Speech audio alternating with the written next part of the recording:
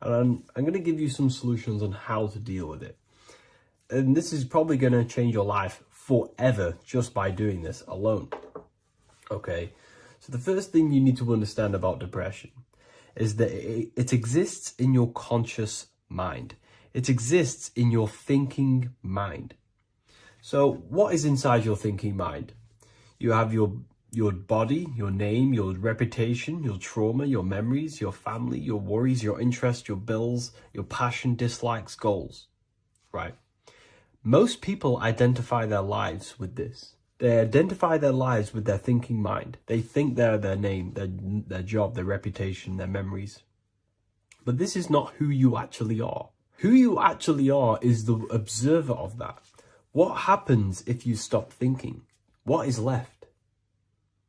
You're left with unconditioned consciousness. You're left with the self, which is what we refer to as I. We are the consciousness, not the thinking consciousness. You are not these labels. You are not your thoughts. You are not your job, your name, your reputation. Okay? And the reason why I'm telling you this is because it's very important, is that we are something beyond this body, beyond this name, beyond our thoughts. We are the consciousness. So depression exists inside of the thinking mind, the conscious mind. Okay? So if you want to get rid of depression, you must learn how to escape the thinking mind. And not only just escape, but that's step one. In meditation, you do meditations, right? We sit still and we have to learn how to control the mind and turn off the thoughts. And when we turn off the thoughts, depression goes out the window because there's no thought present in your mental field of consciousness to be depressed. Okay? You must understand, who is the one suffering from the negative thoughts? Who is the one suffering? Your mind is not suffering because the mind is producing the thoughts. Your body's not suffering from the negative thoughts. You are suffering. And who is you? You are a soul. You are that feeling. You are that person beyond the thoughts, beyond the feelings, beyond that. You are the one experiencing. You are that. Meditation gives us the ability to turn off the thinking mind. This allows us to escape our thoughts, okay? And it gives us, over a long period of time after meditation, you'll be able to turn this switch, and this switch will be able to turn off your thoughts. And by doing this, we will be able to control our conscious mind directly by the hand. So when you notice yourself gaining them negative thoughts, we can then turn off the switch of turning off the conscious mind and rising to our authentic self and knowing the thoughts are just illusions. Now, let me tell you something that's very powerful. Most of your thoughts are coming from beliefs. Most of your feelings are coming from beliefs. So if you have a feeling of lack, this is coming from a belief that you don't have much. If you are feeling alone, this is coming from a belief that you are alone. So what we must do is restructure ourselves. We must restructure the subconscious mind. And we do this in many different ways. We can do this with meditation. We can do this with visualization, visualizing our desired reality as if we are living it. We can do this with affirmation. Now, a lot of people think, oh, I'm trying to speak something into existence with affirmation. No, you're not using vibration to try and change reality with what a lot of these new age people will teach you. Vibration, your words will not have much an impact on reality. That's the truth. But what they do have an impact on is reprogramming and recrafting and refining your mind. If you repeat, I am wealthy all day long, your subconscious mind, that word will be lingering inside your subconscious and you will start to mold that into your conscious. You'll start to be consciously thinking about this. Most of your thoughts are coming from your subconscious. So if you want to get rid of depression, you got to figure out the trigger. What are you depressed about? What are you feeling? What are the beliefs that are making you feeling and thinking this way? And that's what you must restructure. You must restructure your subconscious mind through visualization, meditation, and affirmation. You do these all the time. You do these every single day, and you will slowly, if not surely, restructure your subconscious mind. While by doing the practice of meditation, you'll gain the off switch as well. Sometimes depression comes from not living in your authentic self. You're not doing the things that your soul is telling you to do. We all know what we should be doing at all times. I don't care what you have on. We all know we should be doing something. We all know that we have there's a higher aspect of our mind that tells us, oh, we need to be doing this, but I'm actually sat here on my phone. Oh, I shouldn't be eating this, but I'm doing it anyway. There's always that higher voice. And that is the voice that has to be connected to. And when your body's not acting out the voice of the soul, then the soul becomes sadder, and suffers more and more and more. There has to be a connection between the soul, the mind, and the body. They have to work in unison. Okay? So I hope this video helps with depression, with whatever you're going through mentally. Hello, everyone, and welcome to another lecture inside Ethereal University. In this lecture, you will learn about the death process and how to prepare for it, and why that preparation is so important. So let's get straight into this. You must understand, as a spiritual creature that you are, you have a visible nature and an invisible nature. You never truly die. You are an eternal soul experiencing a temporary physical world. The inner world of thought and emotion is eternal, while the outer world of matter is mortal. Everything that is seen is mortal. Everything that is unseen by the eyes is immortal. When you die, your external physical world will be stripped away, leaving only your pure consciousness in its raw form, drifting within the astral plane. So here you see your physical external body and your internal world. And your internal world is your state of consciousness. It's your state of consciousness. Your thought and emotion is one overall state. Okay? So you must understand these planes. You have the physical body, the etheric double, an astral body, a mental body, and the Buddhic body. When you die, you leave the physical plane. Then you will more than likely leave the etheric plane, because the ether acts as like a portal. Everything comes out of the ether and returns back to the ether. I can break that down in another video in electromagnetism. But electromagnetism is ether, energy coming in and out of the ether. You will, every single day you die, every single day. There's a cycle of life and death occurring all the time. Every single day, you go to sleep, you go back, your consciousness slips back through the ether, and then when you wake up, your consciousness comes back through the ether into the physical plane. Death is just a bigger macrocosm of the microcosm cycle of life and death. So you will return back to the astral, which is the realm of imagination, infinite possibilities, and this is where thought forms start to manifest. Okay, so depending on how advanced you actually are mentally and emotionally, will depend how long you stay in the astral. Now, what we must understand is that there is many different components to the astral. We have the higher astral, the middle astral, and the lower astral. These are all vibrational states. So if your mind and soul is operating in lust, lust, desire, hate, food, physical addiction, smoking addictions, then these are quite heavy. These are quite heavy attachments to your consciousness, and they're quite low level desire, which means they have a low vibration. You will manifest in the lower astral when you're stripped from your physical body. The lower astral is not inherently evil. However, there's just low vibrating things going on there. Low vibration does not mean evil. Okay? So, just like bad doesn't mean evil. Okay? In the lower astral, you are going to see lower astral beings. You're going to see spirits, souls with low level desire. Okay? people who are attached to the physical plane, people that lust, people that do these things.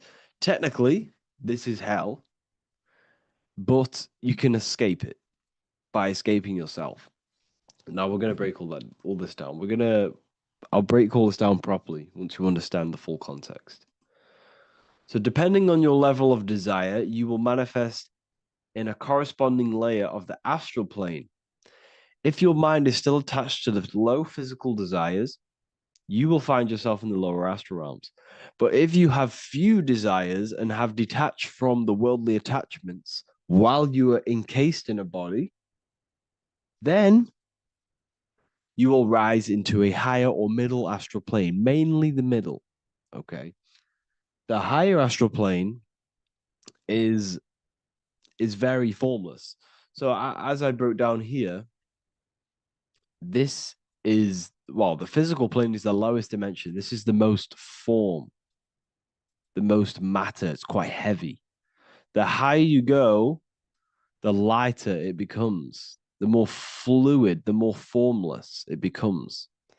So you see here it says denser down and lucidic up. So this is more lucidic in these higher realms. This is more dense in the lower realms. So this is why the ancient Egyptians were always talking about, I'll show you this. This is showing you death. So first of all, we have Anubis, which represents death. Here you have the heart, which represents the soul. And here you have a feather. And this is a scale. You see how this is a balanced scale? So what this is symbolizing, this represents death. This represents your heart, and this is a feather. So when you die, your heart must be as light as a feather, which means your emotions, your soul, should have no attachments to the world. It should be light. It should be detached. This is why the word light and light are the same. Light is in heavy and light is in very bright. Because when you're less attached to the things, your soul shines. You're authentic. You're light.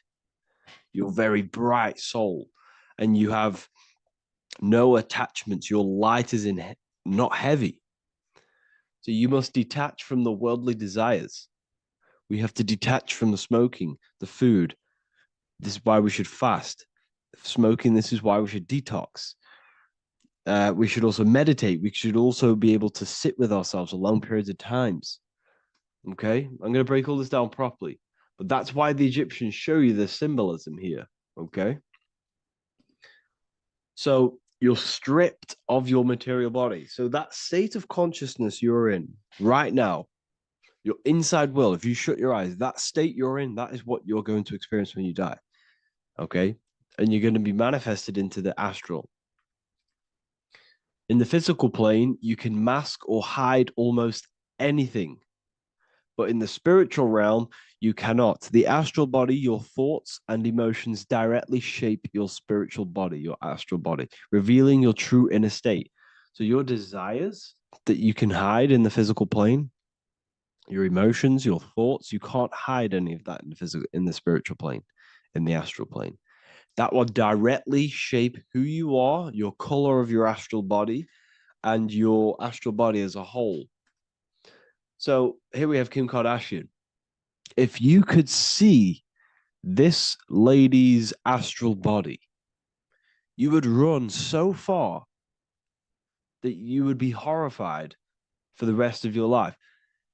If you could see their spirit, their astral form, it would be horrific because their mind is so attached to, physical things, so attached to desire, money, fame, worship, power.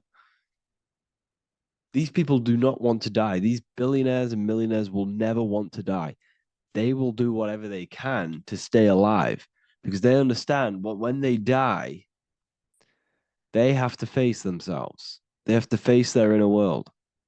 And their astral body, their true authentic self on the inside is horrible and horrific and so low vibration. So this is where it comes in. You must be as light as a feather. This is what the Egyptians are showing you in their artwork. Your soul must be as light as a feather. In order for the soul to ascend to a higher plane and not look at that physical plane and say, I want to go back, or I want to desire things down there, you must detach now and prepare for death. Hell is not a place, it's your own personal suffering born from within. If your mind and soul are deeply attached to mental fixations, emotional wounds, and physical addictions tied to the material world, that pain will follow you into the astral. This is your true judgment day. You judge yourself when you die. You see your authentic self. There's no hiding. Right. Imagine right now that you that everything you cling to was stripped away. No matrix, no electricity, no food, no TikTok, no phone, no possessions, no distractions, no one else. Could you sit alone with yourself for just 1 hour? Could you sit alone with your thought and emotion? That moment of truth is what you must begin to prepare for. Could you sit alone with yourself? Can you sit alone for long periods of time and just think? And if you cannot, then you're running from your internal world. You're running from your thoughts. You're distracting yourself from your thoughts. This is what we must address. Now, don't feel bad if this is you. We've all have problems. We all have internal problems. But this is what we have to face directly in order to prepare for life after death. We must meditate for long periods of time. Not even meditation. We should be able to sit with ourselves with no distractions and just think. This is what the people of the past used to do when we had no technology. People would sit and think for hours. This is what we need. Because if you cannot sit with yourself, imagine sitting with yourself with no physical body. That's the level that's going to happen. And we need to prepare for that. The soul and mind must become as light, as weightless, as radiant as a feather to ascend to a higher plane and move beyond the physical life. To rise, they must release heaviness, attachments, burdens, fears, and desires. The lighter and brighter your inner being becomes, the more freely it can rise into a higher state of existence. Ascension is not about going somewhere, it's about becoming something pure, clear, and luminous. Okay, this is very important. Very, very important. We must detach from the worldly things. So enough of that. How do we do it? How do we attach? How do we prepare? Number one, you must detach from the material things. Start loosening your grip on things, possessions, titles, even identities. They are temporary. Appreciate them, but don't let them define you. Let nothing outside of you define you. Nothing. Your name is not you. Your job is not you. Your reputation is not you. Your bad past is not you. Your good past is not you. Your business is not you. Everything outside of you is not you. Now, what I'm saying is, I'm not saying go full right-hand path and never care about anything physical, never care about your family, don't love your family. I'm not saying that. What I am saying, love these things, love these outside things, but do not become attached and do not let them define you. You must be okay with losing anything that is outside of you. You must be okay with that, because you must understand the physical plane it's promised that everything is temporary. Everything is temporary in this plane. So don't ever think it's going to be there forever, because it's not. And you must remind yourself, not remind yourself, but I think about this sometimes when I start becoming a bit attached to work and stressed. I just remind myself that I'm going to, this is temporary. I'm going to leave this world one day and I'm not going to care. So you must have the balance. Okay. The balance is key. You can go down that right hand path and just fully cut off from the world like a monk and shave off your hair, disconnect from the physical world. You can do that. That's not wrong. There's different paths in life. You have the left-hand path, purely physical. You have the middle path, which is balance between the physical and spiritual. Then you have the right-hand path, which is monk mode, where you fully disconnect from the world. They shave their hair off to disconnect from the physicality. They meditate for long periods of time. This is what they're doing. They're preparing for death. Monks prepare for death. They understand this. They understand that you don't die. Your inner world is the true world. The inner world is the only world that exists. Everything outside of you is an extension of you. Number 2, cleanse the mind. Watch your thoughts. Are they rooted in fear, anger, regret, or craving? Meditation, mindfulness, and inner reflection help purify the mind. The cleaner your thoughts, the lighter your spirit. So your astral body is formed by your thoughts. It's formed by your emotions. If you sit around thinking about eating all day, you're going to have a very heavy astral body. It's going to manifest in the lower planes. But if your mind is thinking about good things with good intentions, love, knowledge, expansion, you're going to manifest even the middle or the higher.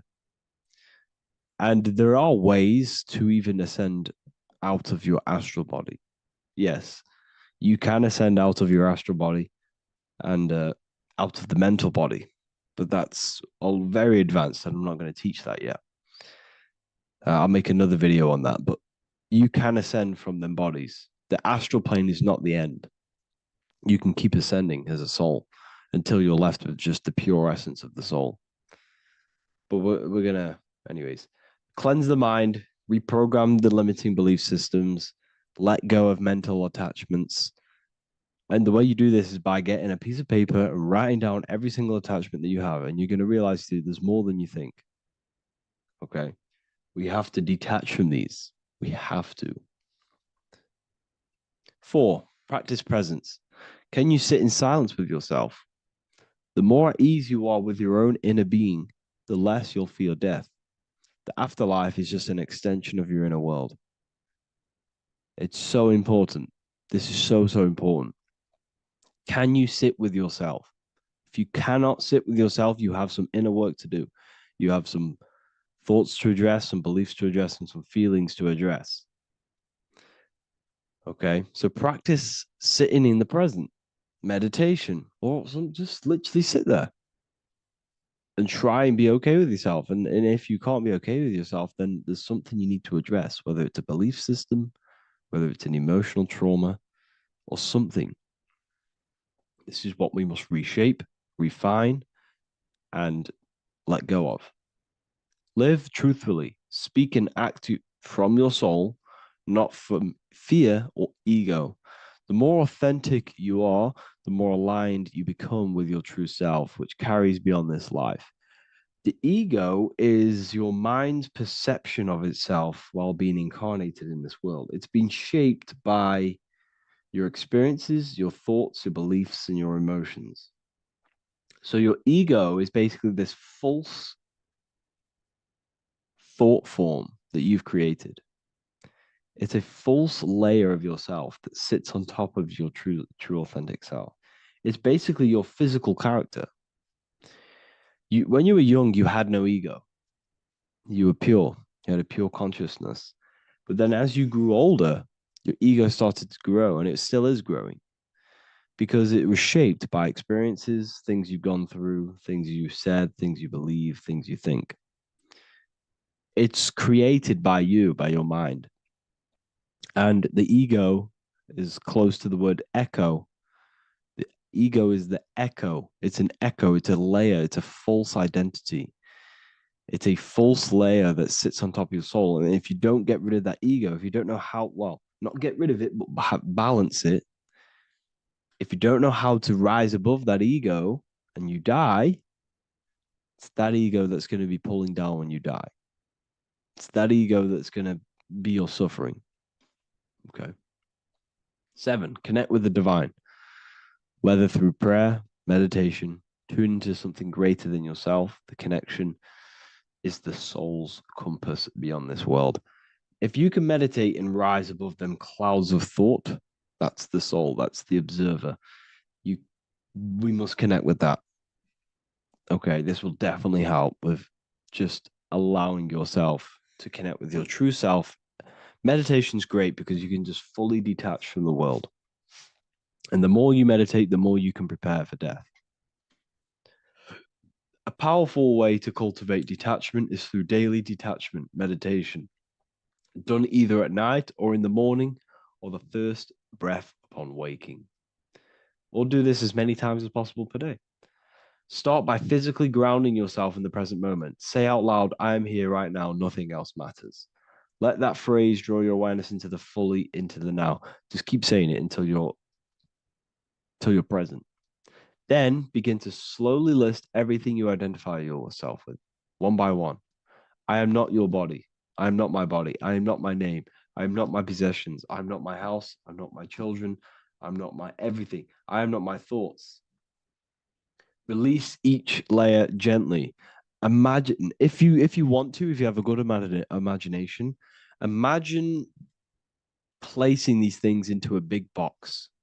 Placing your body, placing your name, placing your possessions, placing your house, your car, your thoughts, your beliefs into a box, and then shut that box. If you have a good imagination, do that. That can help. And you'll be left with yourself. And you're not even that. It goes even deeper. Eventually, you'll reach the mind itself. Detach from the language that the mind is even using. Now, that's very difficult. And not many people have ever thought about that, and they've ever even been there. Detach from the language that the mind is using. Think about that for a second. Your mind is not what you actually think. It goes very deeper. Your mind is not that little voice. It's that voice that the language is using. So even the language is a spell on your mind. Okay, it's an attachment. Eventually, you'll reach the mind itself, detached from the language it uses, the voice in your head, the need to define. What remains is something beyond thought and beyond words. I can't even describe what's left because words, once the language is gone, it's purely metaphysical. All I can say is pure awareness, and it's symbolized. This is why symbols are so amazing because they can symbolize things that are beyond words. A flame, it's just a flame, and you won't be able to understand that until you've been there.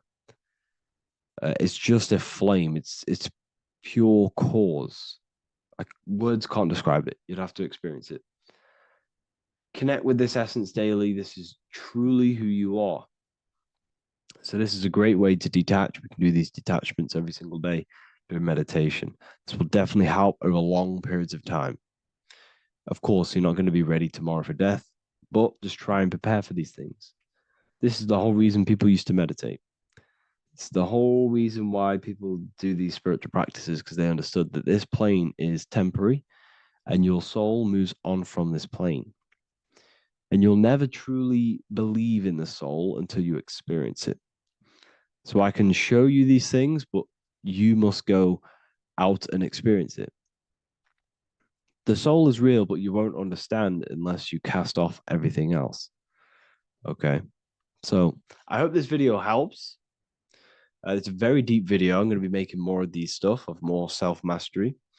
And of course, we've made the self-mastery section now. So I'm going to start filling up this place with lectures.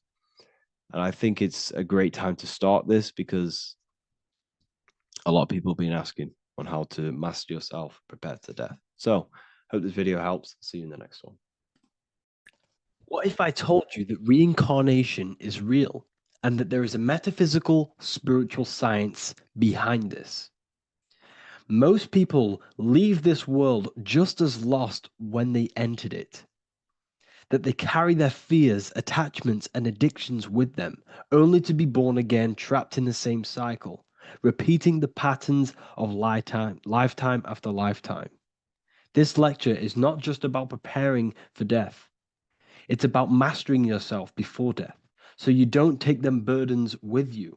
Because the truth is, whatever addictions, fears, and unresolved emotions you cling to in this life, you carry with you into the next. Unless you break free now. You must master yourself before death. Death is not the end. It is the great passage. But how we transition depends on our mastery of the self. This was symbolized by the Ouroboros, the snake biting its tail. Every ending is a new beginning.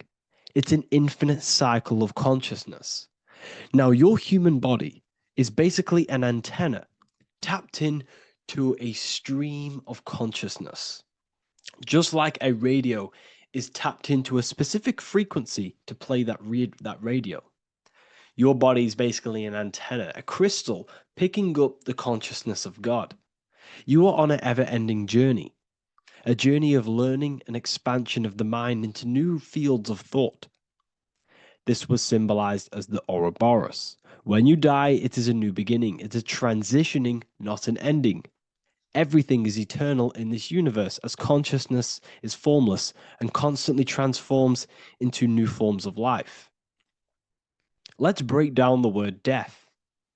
Death contains the word ether. Now, the ether can be found in the word heart or earth. Ether.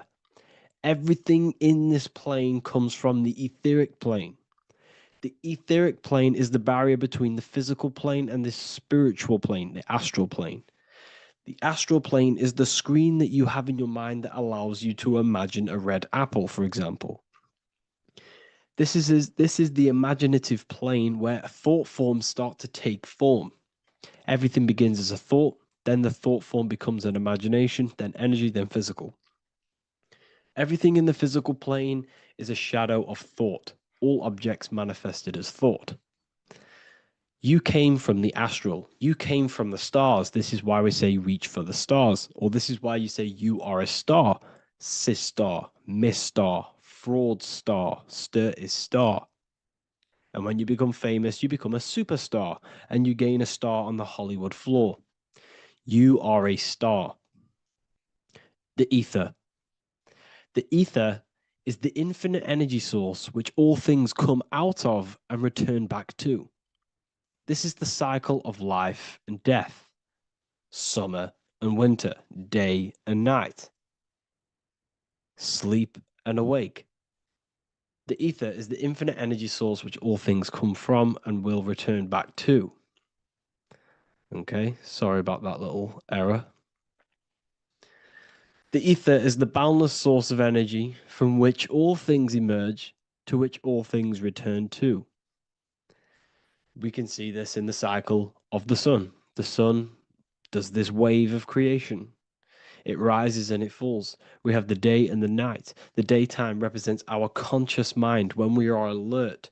The nighttime represents our subconscious mind when we are inside the spiritual realms. The nighttime is spirit, the daytime is matter, spirit and matter. Awake and asleep, conscious and subconscious. We see this in the yearly cycle. Summer is life, winter is death. Spring is the morning, summer is midday, autumn is evening, winter is the night. Everything is a macro and a micro cycle of being born out of the ether and returning back from life and death. Life and death is manifested within the cycles of the sun and everything outside of you, as within, so without. This is why we say sleep is the cousin of death. The macrocosm is death, the microcosm is sleep. Every time you go to sleep, you are essentially it's a miniature death. You're entering into spirit and then returning back into matter in the morning when the sun rises. Everything is a reflection of the macrocosm cycles. Preparation for death. The first thing we must do in order to prepare for death, for life after death, in order to stop being reincarnated in this cycle of materialism, in order to progress as a soul, because remember, you are a soul in a body. Just like the sun gives power and life to the earth, your soul gives power and life to your body. When you say I, you're referring to the soul. And your soul can be stuck underneath layers of false identifications. Who you believe yourself to be is merely a collection of subconscious programs running within your mind. Now that's very deep. That is very, very deep. Who you think you are is a part of your thinking mind. Your name, your job, your reputation, your family, your friends. These things are not you. They're all aspects of the thinking mind. What happens if you meditate and you turn off the mind? Then all these things do not exist. You're left with the pure soul, the pure awareness, the pure observation. If you turn off the thinking mind, you're no longer your body, you're no longer your reputation, you're no longer your friends, you're no longer your job and your labels. You are the soul. That's the true you, the observation of the mind, not the thinking mind. The ego is the echo. It's an echo of your true self. The ego is your mind's perception of itself, shaped by experiences, trauma, emotions, and beliefs. It is merely an echo of your true soul self. The ego is not you. Your mind is not you. You are the soul. And this is the true self that we must express within our life and we must connect with before we die. Because when we die under the echo, under these false layers of the emotions, the traumas, the experiences, the addictions, the emotional attachments, when we die underneath all of this, when we don't know our true self, the soul is still hidden. The true you is hidden underneath these layers of false identification. We must remove these layers of false identifications. We must remove them. We must destroy the echo. Remember, the ego, you never had an ego when you were a child. When you were a child, you were pure. You didn't, you didn't show off things. When you were a child, you were pure. You expressed yourself freely with you didn't hide anything. You didn't hide any aspect of yourself. You didn't suppress any aspect of yourself to fit in as a child, as a baby. Because the ego was not here when you came here. The ego grows with experience. The ego is a false perception of yourself while being incarnated in this material world. It's your mind's perception of itself and it's created through your experience. Remember, you are unconditioned consciousness, and your experiences, thoughts, traumas, emotions, and beliefs have conditioned your consciousness into believing you're only a physical body, but you are the soul. We have to remove these layers. How do we remove these layers? Like I said, the best thing, meditation. Meditation. There is a great meditation that you can do every single morning and every single night time. You can sit there and repeat over and over before you meditate. You can repeat that you are not this, you are not that, you are not this. You can label them one by one. Start with, I am not my body, I am not my job, I am not my name. And then detach from absolutely everything until you are left with nothingness. And when you start to meditate, detach from everything. Nothing matters. I am here right now. And what will be left? The only thing that will be left is the language that your mind is using. Now, this is very deep. Not many people will tell you this, but I've lingered in meditation many times. And I can tell you from experience that the only thing left once you detach from everything is the language that your mind is attached to. So whether that's English, Italian, French. Once you detach the language of the mind that that little voice in your head's using, you're left with the soul. Once the mind is switched off, you're left with the soul, and you have detached from all of these external things. You're left with the soul. That's you. That's the power. That's the source of all creation, where everything you've ever done has come from. Every thought, every idea has come from your soul. Number two, that's meant to say number two. Sorry about that. Mental addictions and emotional addictions. Okay. These two are very important. Mental addictions, this could be thought patterns, this could be the labels that we've just been talking about. Then you have emotional attachments, which is maybe you're too attached to an external thing. Maybe you're too attached to your phone. Maybe you're too attached to family. Maybe you're too attached to loved ones. Yes, I'm not saying don't love them, but what I'm saying is do not rely on anything in this world to make you happy, to fulfill your emotional needs. Everything is found within you. You must look within, and if you're looking without, if you're trying to find yourself in the outer world, you'll never find yourself. You'll constantly be looking around in loops. Because nothing, you cannot find yourself in the outer world. Nothing will give you long-term validation. Seeking validation in the outer world will leave you soulless, leave you feeling empty inside and sad and depressed. You have to find yourself within. You have to detach from everything you are relying on to give you emotional stableness. You have to detach from all. Yes, love your children. Yes, love these people, but do not rely on them. Because everything in this world is temporary. Do not conform to this world. The Bible tells you this. Everything in modern society nurtures the body, but neglects the soul. They keep you addicted to as many things as possible. Smoking, you have to detach. Drugs, you have to detach. Alcohol, detach. You cannot rely on anything. This is why this path is very, very difficult to walk. But I'm showing you the way. These are the things you must do before death. You have to detach from absolutely everything. If you die and your mind and soul is still addicted to these worldly things, then you guess what? You're going to reincarnate. You're going to reincarnate because your mind is still thinking about these material earthly things. And if you are operating in that vibration, you're going to project that vibration and come back here.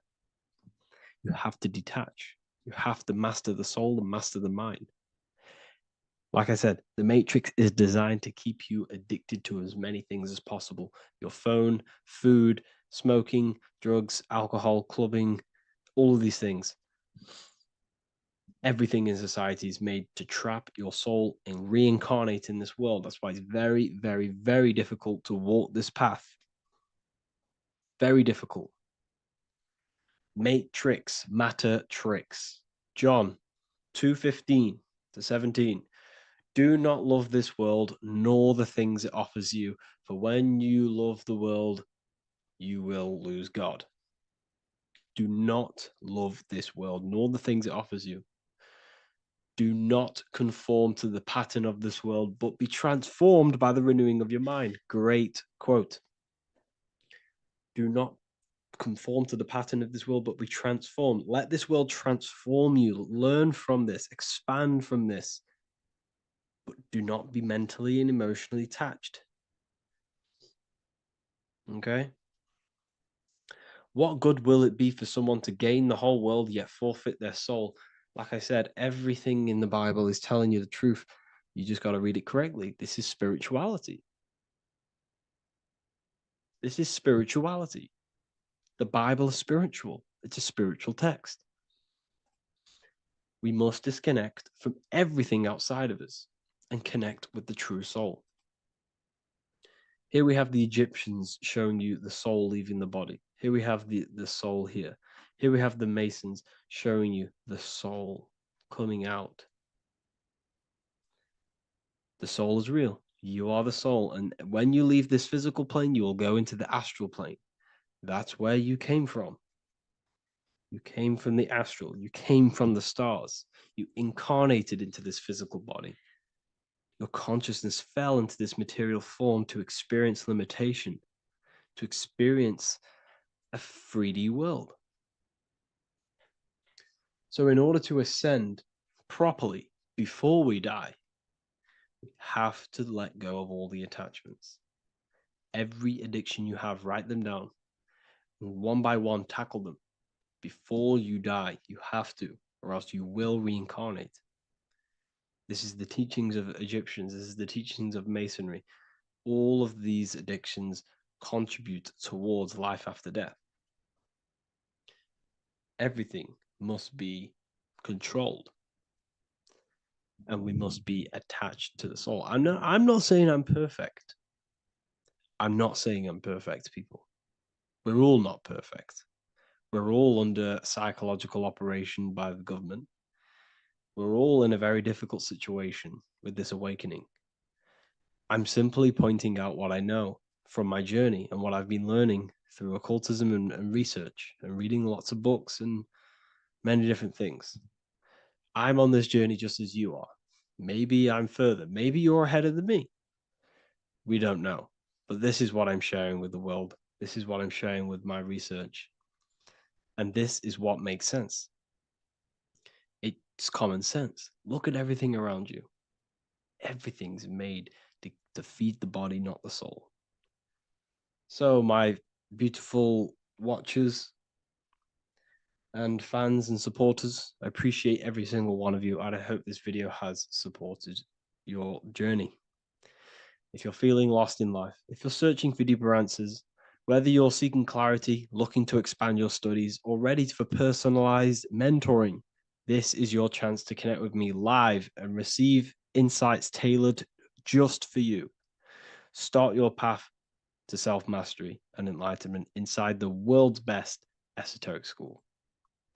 Your journey starts now. Tap the link in the description if you want to join Ethereal University, or feel free to check out my books. I thank you all, and I really appreciate for 100,000 subscribers on YouTube. I love every single one of you. Make sure to drop a like, a comment, and subscribe to the channel if you're new. Let me know some ideas for, lectures, anything that you want to know. I can make lectures on them. Just drop it in the comments. I appreciate every single one of you. Take care.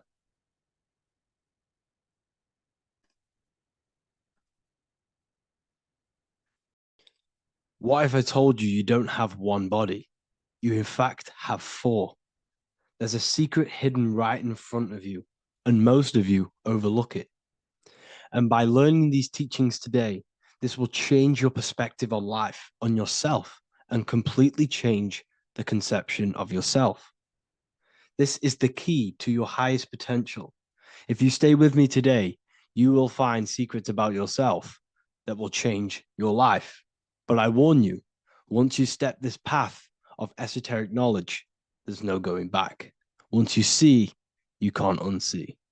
So stay with me, and we will discuss the four bodies of your soul and how you can master yourself to reach your highest potential. The first thing we must understand is that there is a sun. And just like the sun gives life to the earth, there is this life force within the sun that gives life to all matter. We must understand that that matter itself is dead. It has no life potential. It has no ability to create or destruct anything. All of the life comes from above, from the sun, from the life-giving power of this infinite energy source we call the sun. No matter what model you believe, the sun still gives power to this physical realm, giving life to all of the crops, giving life to animals, giving life and growth to all things that the rays come in contact with. This is a macrocosm process. We must understand the teachings of as above, so below.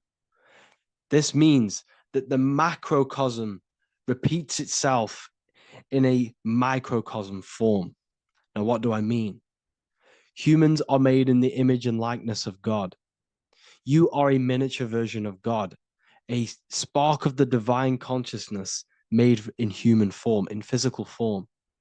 Just like the sun gives life to all physical matter and growth to all crops on the earth, your soul is a miniature sun. And your soul is giving life to the body.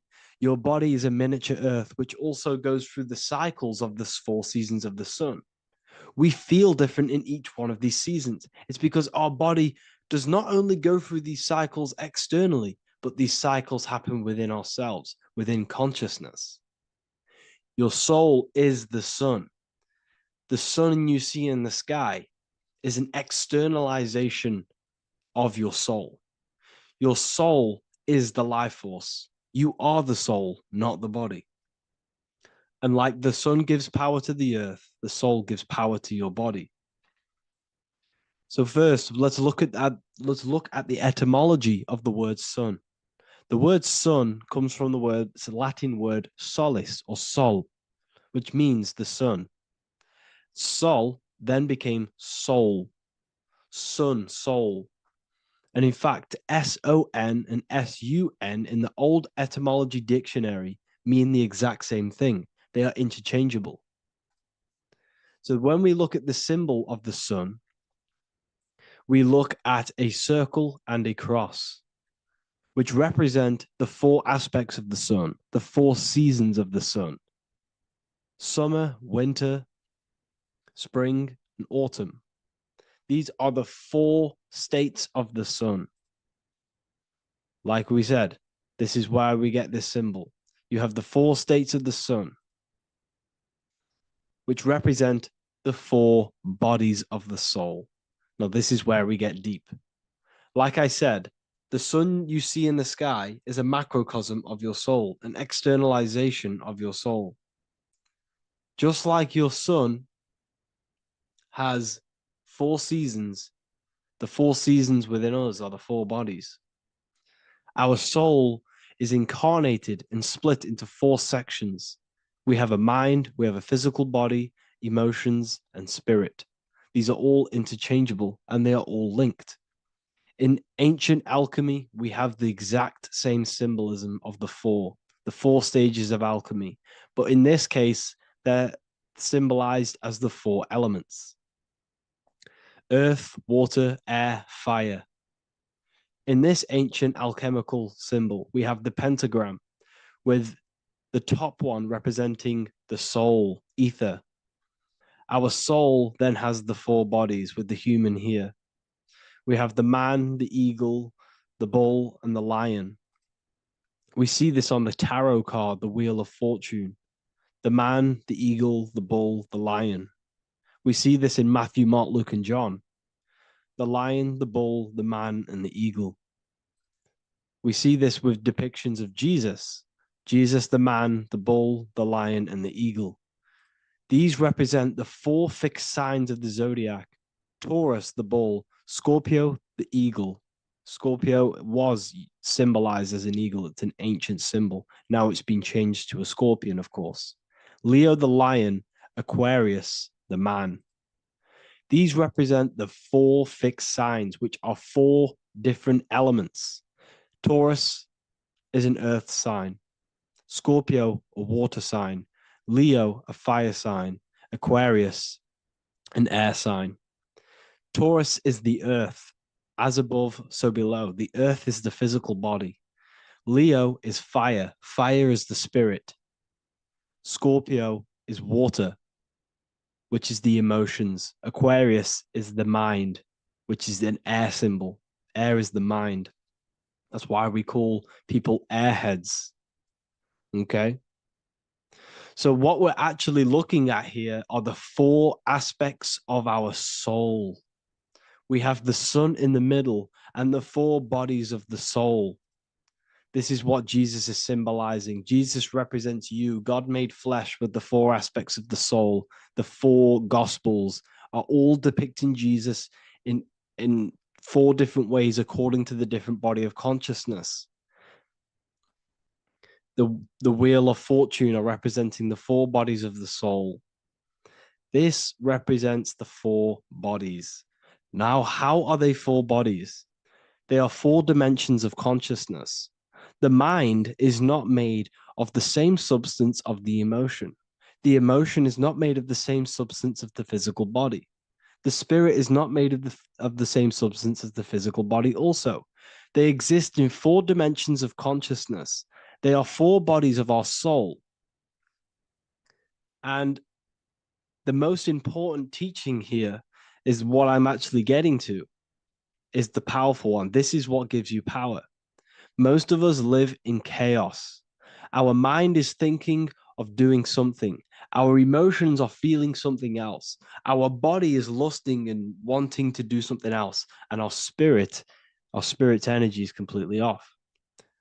Most people live in unbalance. None of these four bodies are working together. This is why we produce chaos in our lives. When these bodies are in balance, are not working together. So in alchemy, they symbolize the four elements, which are the four bodies of consciousness. These are the furnaces with the fire. They represent transmutation of each body. We have to sync these bodies. We have to sync the mind with our emotions, and our emotions with our actions, the physical body, and with our spirit. These four key bodies need to be in line in order for us to create consciously in our life. Because each one of us is a creator, a miniature version of God, creating our own earth, creating our own material reality. And in order for us to create consciously and with effect and power, we must have these bodies unified so that we can create consciously and not create chaos. So this is very, very important. And this is a secret teaching found in all ancient societies. But this is what the hidden symbolism of astrology actually is. The sun is our soul, and the 12 zodiacs are 12 aspects of our soul. And we have the four aspects of the four main bodies. This is what we're looking at. We're not looking at the sky. We're actually looking at aspects of ourselves, aspects of our soul that we must master and transmute in order to become our highest potential. So I hope this makes sense. And it may take a while for you to fully understand this, but the key knowledge in order for you to understand any of these teachings that I've gone through today is the major, major teaching of as above, so below. What is above is below. What is within is without.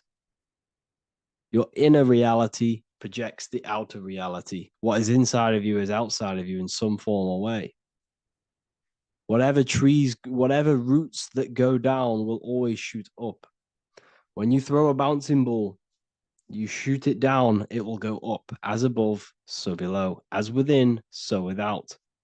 God did not make us a creation separate from himself. We are all extensions of the divine made in physical form. And we are incarnated into four sections. Our soul is separated into four sections. These are the four corners of reality. These are the four pillars of reality that we must control. So in order to access our soul in meditation, we must turn off these four things. Turn off the mind, the emotion, the spirit, and the body. And then we access the soul. So I hope this video helps today. And you can learn all about this in the Book of Wisdom, Volume 2. This book is a revolution in consciousness. I do not recommend everyone reads this book. This book is only for people who are serious and want to transform their lives. This book is a book that will change the scope you see reality. It will change your perspective on yourself because you will resonate with this. This book does not just give you information. It gives you a sense of well-being. It gives you truth, and you will find your power from this information. This information is not just information, it's a key to your path of enlightenment and transformation. So you can find this book in the description of this video. And if you are part of the university, I will see you on the live calls. Thank you, everyone. Please leave a like, subscribe, and a comment, and let me know whatever videos you want me to make next. Anything that you fail to understand or have any confusion with, I can make a video on it. So let me know in the comment section any reviews or anything I should do. Thank you all, people. Have a great day. Mentalism, conscious and subconscious mind. You need to understand that the mind is the root and the cause of all reality. I am mind, you are mind. Every single living creature in this physical plane expresses and manifests mind.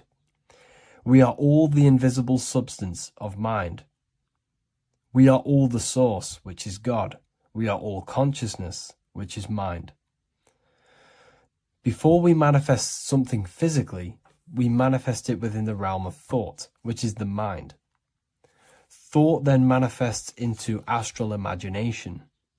This then gives energy within the etheric plane. Then we manifest it physically within the material effect world. Everything begins in the mind, and this is why the government are called government. The word men comes from the Latin word mans, which is an English translation for mind. We see this word in entertainment, government, mentality. It means mind. Govern means control. They are controlling the mind through information. Information creates perception within our minds, and so do the words that we use and the language that we speak. It all creates perception within the mind. It is our perception that creates reality, and our reality is a level of realization. Your reality is realization. Everything begins in the mind. This is why they are controlling your mind through many different things. Okay? So essentially, they understand how the mind works. So this is why they manifest all things through mentally and not physically. Okay? You have a conscious and a subconscious mind. The conscious mind is what you are consciously aware of. It is the 10% of your mind. It is the mind that keeps you alert. A part of your conscious mind is for survival. A part of it is your visual field.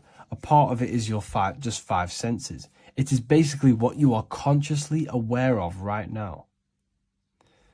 Your subconscious mind is the 90% of your mind. The subconscious mind is what holds all of your memories, your programs, and all things that you have ever experienced is all stored within the subconscious mind. It is this part of you where you draw memories from, where you draw your words from. I am consciously speaking, but the words that are coming out of my mouth are not thought about consciously.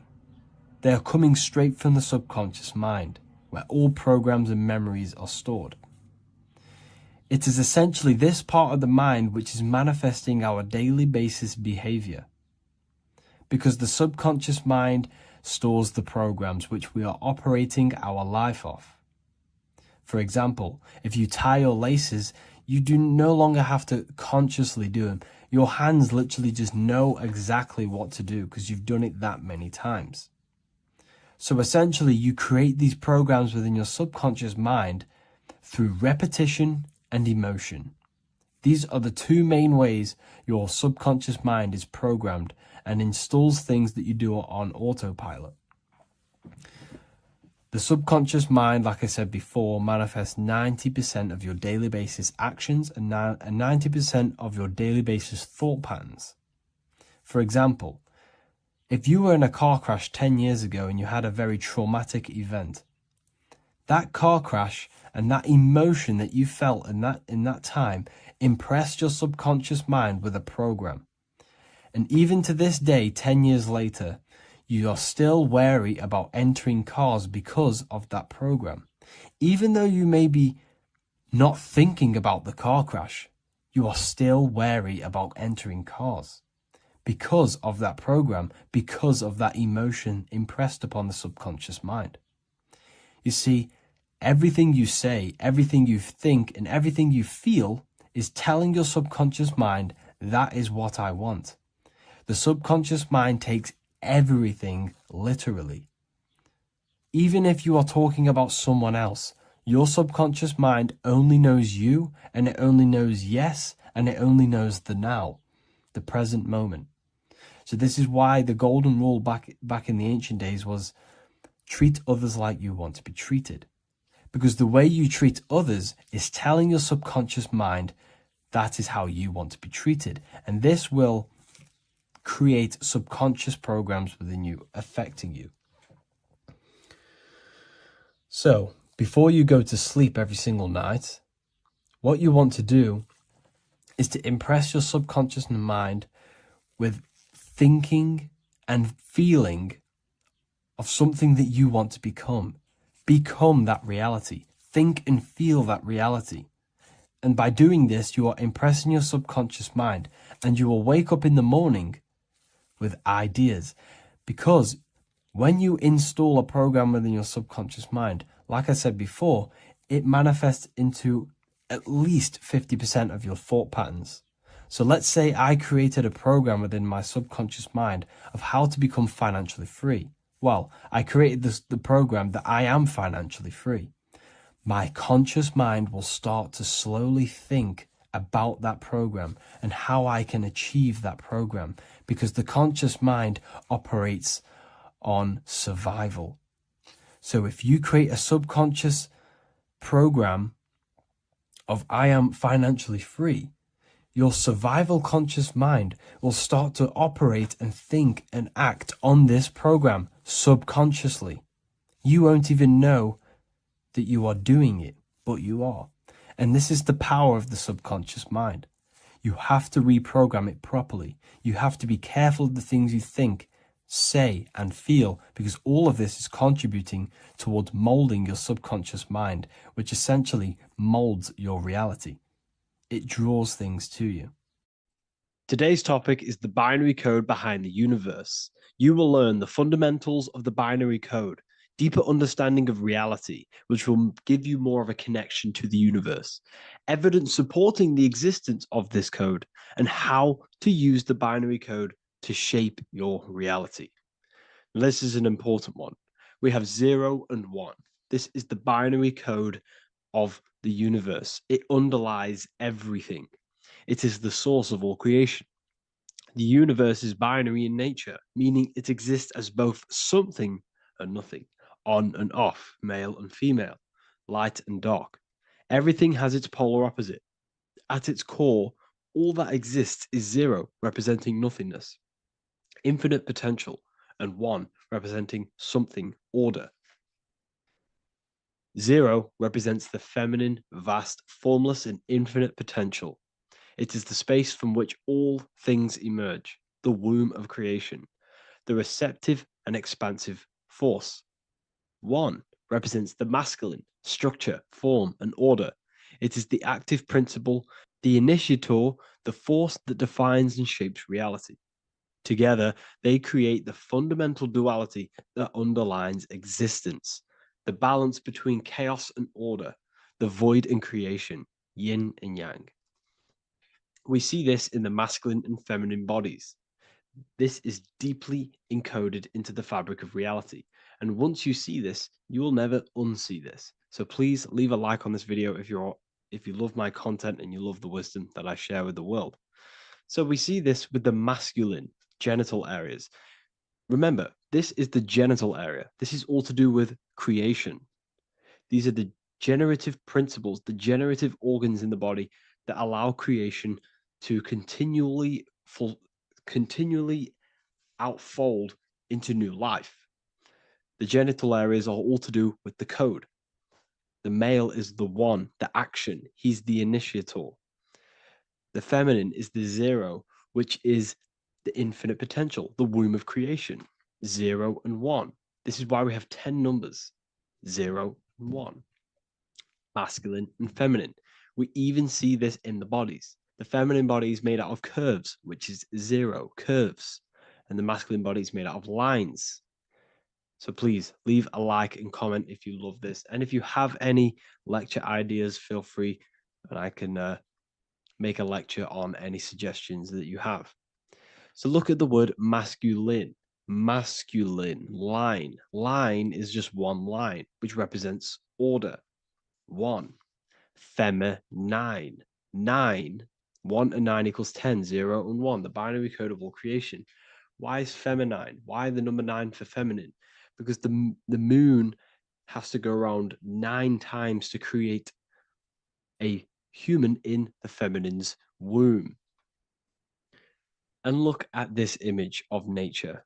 All nature is zeros and ones. Now you can tell. The stick is a 1, it's a line. And here we have curves. It's curves and lines. Curves and lines create reality, creates matter. Everything is 0 and 1. We even see this with the sky. The sky represents zeros. They represent curves, the heavens, the heavenly bodies, the sun. These are circles, the moon, circles, the planets, circles. Down here is matter, representing the square.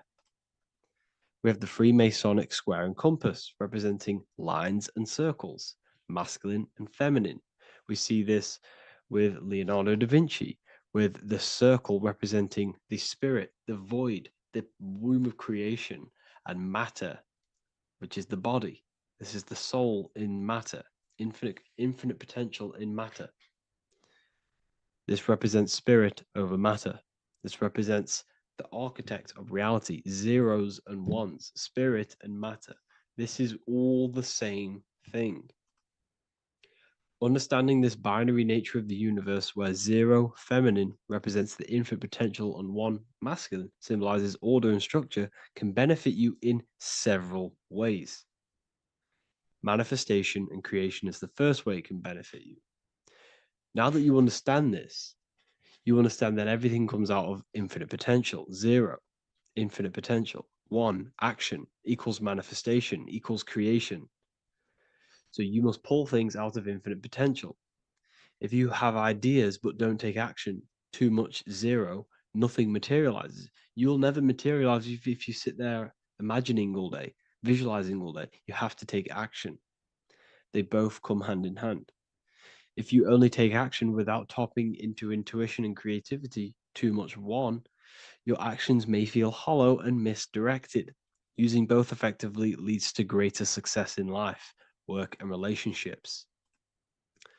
This is the 33rd degree motto, or this is on the 33rd degree of Freemasonry Scottish Rite logo, and it's called Order ab Chaos, order out of chaos. Chaos is the zero, infinite potential. Chaos is the dimension of the imagination. This is where this all ties in now. Imagination is the dimension of infinite potential, pure potential, formless creativity, and the realm of infinite possibilities. It is the void, the unmanifested energy that contains all that could ever be.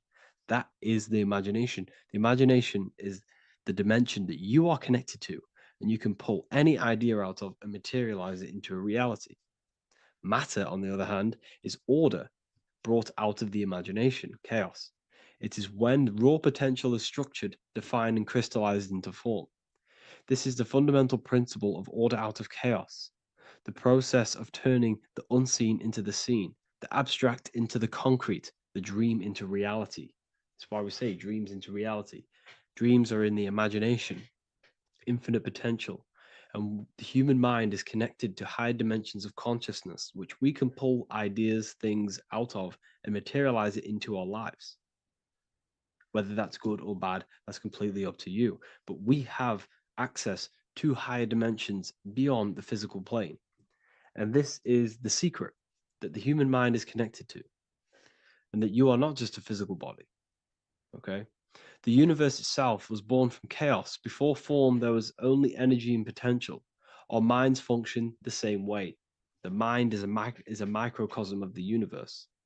Our thoughts exist in an infinite field of possibility, but they only become real when we take action and give them form.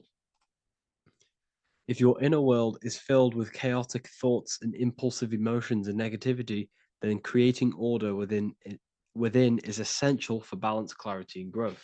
What do I mean? Order out of chaos, zero and one. All creation comes out of infinite potential.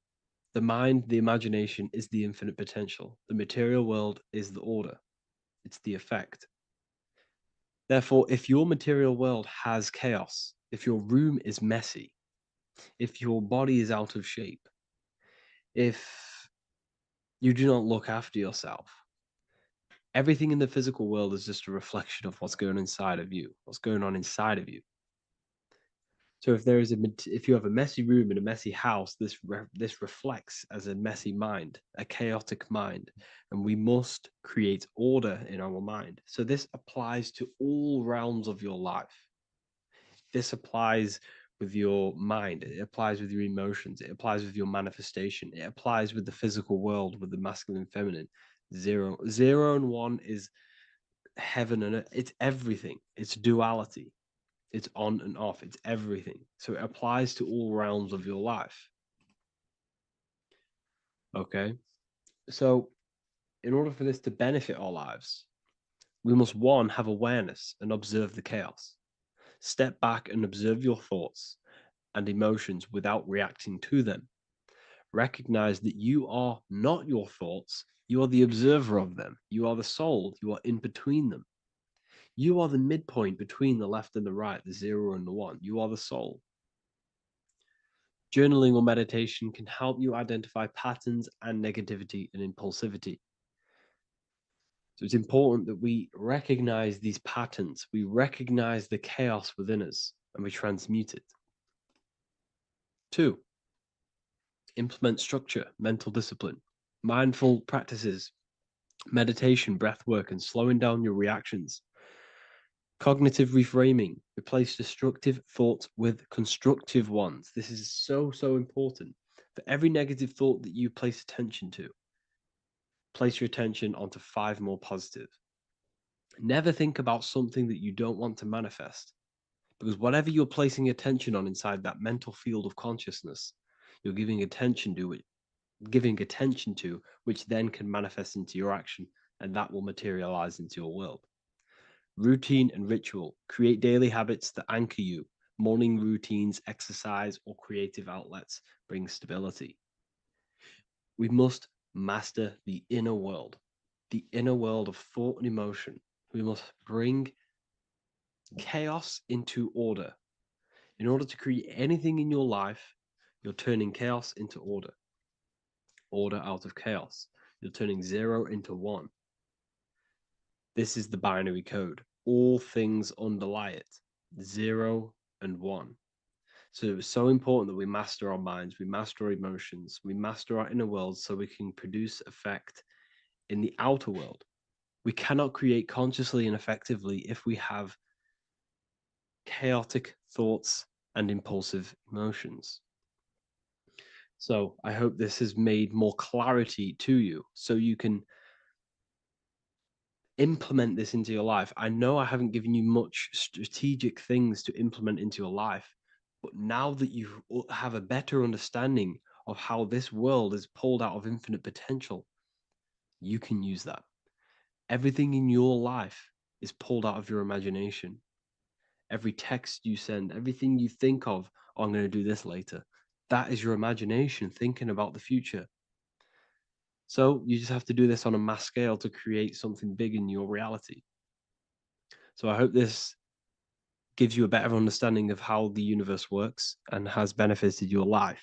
If you have any comments or any suggestions or how this video made you feel, let me know in the comments section. I would really appreciate it. And I'll see you all inside of the Symbolism Masterclass on March the 8th.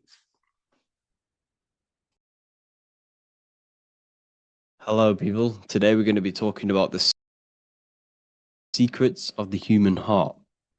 Everything they told you about the heart is a complete lie. There are secrets behind it, and you're going to find out why.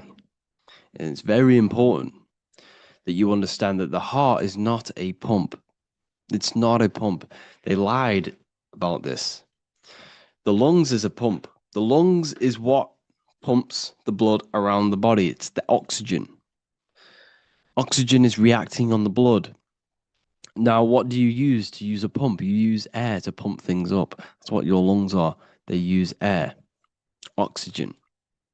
Now, oxygen carries magnetism. If you pour liquid oxygen between 2 magnetic magnets, you find an attraction, as you can see here. So this attraction proves that there is magnetic principles within oxygen, liquid oxygen. So when we breathe, we are essentially breathing in magnetism. Magnetism is the force driving this world. So your heart is a chestahedron.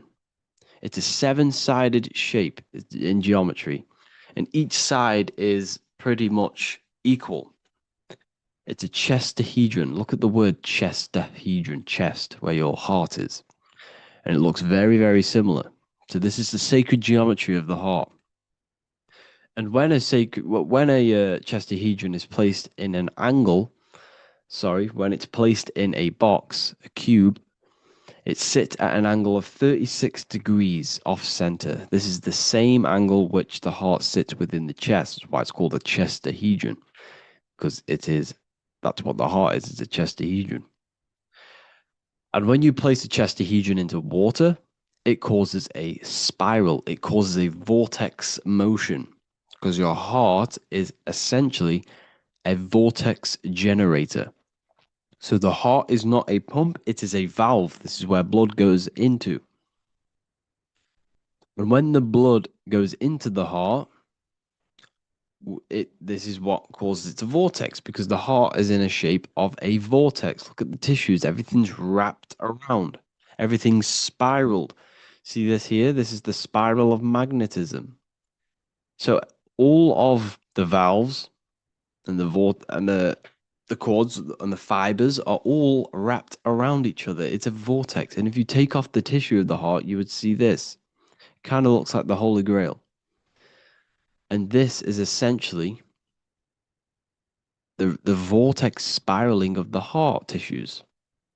And if you unraveled the heart, because your heart is one tissue, it's one muscle. Look at it here. This is a heart unfolded. And it's just spiraled together to create this. That's what the heart is. So the heart's tissues is spiraled here, and the heart itself is all wrapped around each other in a vortex, in a spiral. Because all spiraling is all to do with magnetism. So the heart is a vortex generator. The heart takes blood, so blood enters the heart. The heart charges this blood. It reacts with the heart. The blood is turned into the heart moves through the blood moves through a vortex motion within the heart and then goes back out of the heart. So there is something going on inside of the heart which is very, very crucial that we might be missing. So the heart is spiraling blood, and there's a reason why it's doing this. When you spiral something, it gives it more energy. It gives it more frequency, more energy, more force behind it. So by spiraling the blood, it's turning blood into plasma. That's what the heart is doing. It reacts with the heart, it turns it into a vortex and turns the blood into the fourth state of liquid, or fourth state of matter, which is plasma. Okay? Plasma is proved to be in the blood. Plasma is a part of the blood that carries platelets and red blood cells and white blood cells around the body. Plasma makes up approximately 55% of the blood. So plasma is a state of matter, which they'll never tell you about because they try and hide plasma as much as possible. It's ionized gas. And that's what's going on in the heart. The heart is a vortex energy generator for the blood. And the blood and the body is being fed by plasma. Plasma energy, the fourth state of matter. And if you go and read the Emerald Tablets will tell you this exact same thing. Emerald Tablets of Thoth. They're supposedly thousands of years old, or it was supposedly written by M. Doriel, who was an occultist. Apparently, he translated them. Either way, he was an occultist. So it's either written by an occultist or it's actually 100,000 years old. In the physical are these channels, the blood which moves through the vortical motion, reacting on the heart to continue its beating. So what is that telling you? The blood moves in vortical motion. It's a vortex. Reacting on the heart. What's it reacting with? There's something in the heart that turns blood into plasma. It reacts with the blood, reacts with the heart. Then it says magnetism, which moves through the nerves paths, carrier of energy to all the cells and tissues. So your body's being fed by magnetism, people. They'll never ever teach you this in school. That your whole body is running off magnetism and plasma.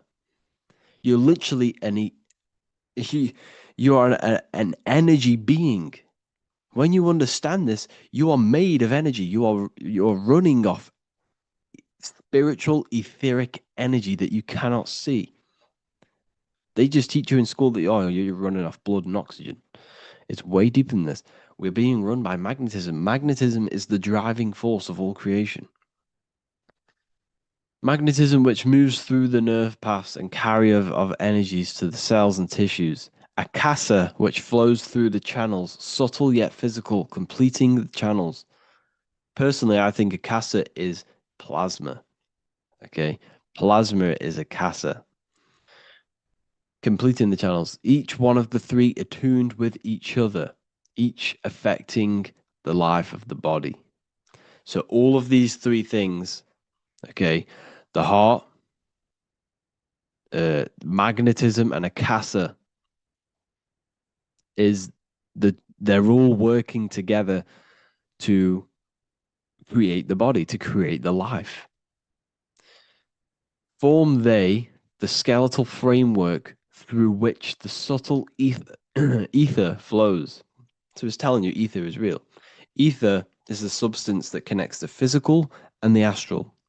It's your etheric body is where your chakras are. So your chakras are your etheric energy body.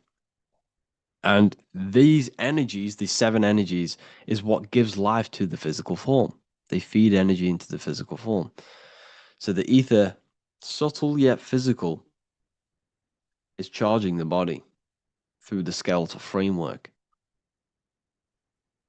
So it's telling you this, and even the word heart has ether within it if you just rearranged A and the E. Put the H on the beginning of, put the H on the end of heart and you get earth. Because what the heart is actually doing, it's taking the energy of the electromagnetic field around us, which is everywhere, that everything is filled with magnetism and electromagnetism. The Earth is a giant electromagnetic Taurus field, and all of this energy from the center is feeding directly into your heart. Because the center of this Earth is the heart of the Earth. The center of you is your heart. And the center of the aurora borealis, whatever you want to call it, this energy that's emitted from the center of this Earth is feeding directly into you, and your heart is transmuting this energy from the earth to react with your blood, and your blood is then feeding your physical body through plasma. That's what's going on. You yourself and your heart is directly connected to the earth. That's why your heart rearranged its earth. You're directly connected to the cosmos. Everything they do to poison you and give you all this stuff is to keep you disconnected from the universe. You yourself are the universe. Your body is directly in correlation electromagnetically with the earth. So the heart is the balance. That's how you connect with things, through the heart. Okay. You see Jesus with the Sacred Heart, always pointing at the heart. Matthew 6:21, for where your treasure is, there your heart will be also. What's that telling you? What's your treasure, your goal, what you're doing in life? There your heart will be also, because your heart is a guide through this lifetime. Your heart has an intelligence. Every single organ in your body has consciousness, and you think with it. You can think with these different organs. You can think with the brain, you can think with the heart, you can think with, the reproductive area. That's why, everyone always says you're thinking with your penis. For if you're a man, you know about this. People say that. That's just a saying, but it's true. You think with these body parts, people, and your heart is a guide. It knows everything that's right. It knows the things that you need to do. So that's why your heart is called a chest, because your treasure chest is in the chest. Sorry, your treasure is in the chest. And what's the treasure? Your heart. All of the wisdom, all of the understanding, all of the guidance is inside of that heart. And you need to follow your heart. That's why we say follow your heart. To find your treasure in this life. Find your purpose. That's what your treasure is, your purpose in this life. So the heart is also producing your electromagnetic field around your body. And the heart is all to do with emotion. So thought happens in the mind, which is not the brain. Then the thought in the mind produces brain activity, electrical signals, and then these electrical signals are sent to the heart, which produces an emotion. So essentially, the brain and the heart are directly connected. You need to sync them. You need to sync the brain and the heart. Why? Because you need to be thinking with emotion behind it. If you think with lack of the heart thinking, also, if you think without the heart, you are only thinking for yourself and not for the empathy of others. You have to think before you take action of the emotion of others and have thought of people's feelings behind. So you must sync the heart and the brain. The actions you must take must be in line with your heart. Your heart tells you everything. Before you do something, you can feel whether it's right or wrong. You can feel it deep down within you. When you quiet in your mind, you can feel it. Where if you know when you're doing something wrong, especially when you're a child, because this, as you get older and you constantly do negative things, then yes, you can block out the heart completely. But deep down within people, they know what they're doing and they know whether it's right or wrong. You feel horrible when you do something bad. You feel it inside of you. And Manly P. Hall said, every time you go against the heart, you are destroying your electromagnetic field. It kills the magnetism of your body every time you go against it. Obviously, I don't know if this is true, but I agree with this. Manly P. Hall was an enlightened individual who understand the anatomy of the body, understand all of the occult things. And essentially, every time you go against your heart, you are killing the magnetism of your body, your cells, and everything about you. Because your whole body is magnetic. You have magnetic attraction all over you. So there's a saying, well, obviously in Christianity, what happens in heaven happens on earth. Well, what happens in the brain happens in your heart. Heaven is the head, earth is the heart. Every thought you think produces an emotion in the heart. Every single thought triggers an emotion. You know, when people say they got a broken heart, because all of that emotion is in the heart.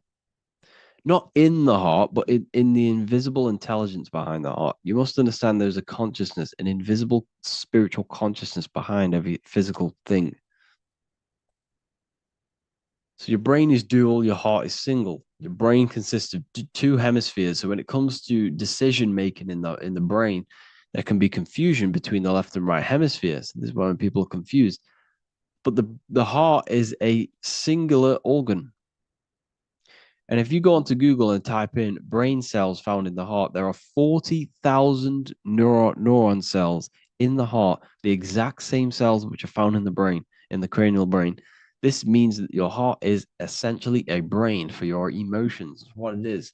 And your emotions tell you what is right and what is wrong. So every thought you think produces an emotion, and whether that emotion is good or bad will tell you whether something is right or wrong. So the heart is the guidance through this life, and your higher self resides in the heart. You have to follow the heart. You have to do what the heart tells you all the time. So I hope you enjoyed this video, people. Please feel free to contact me if you have any video ideas or anything like this. And welcome to the university. I look forward to connecting with you all.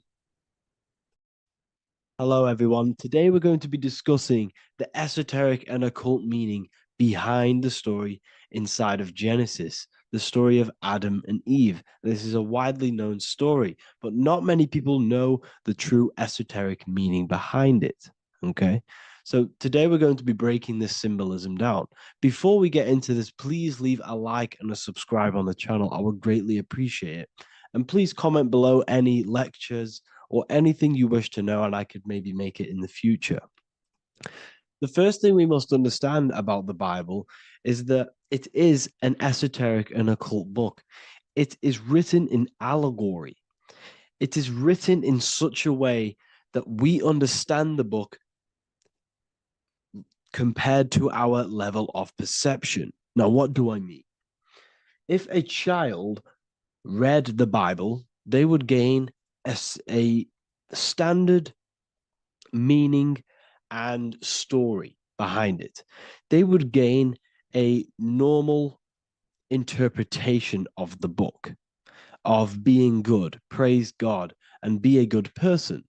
However, me, who have studied the occult and esoteric and symbolism for a very long time, when I read the Bible, I see a deeper meaning. I can read between the lines of the allegories, which means the Bible is written in such a genius way that it speaks to your level of intelligence.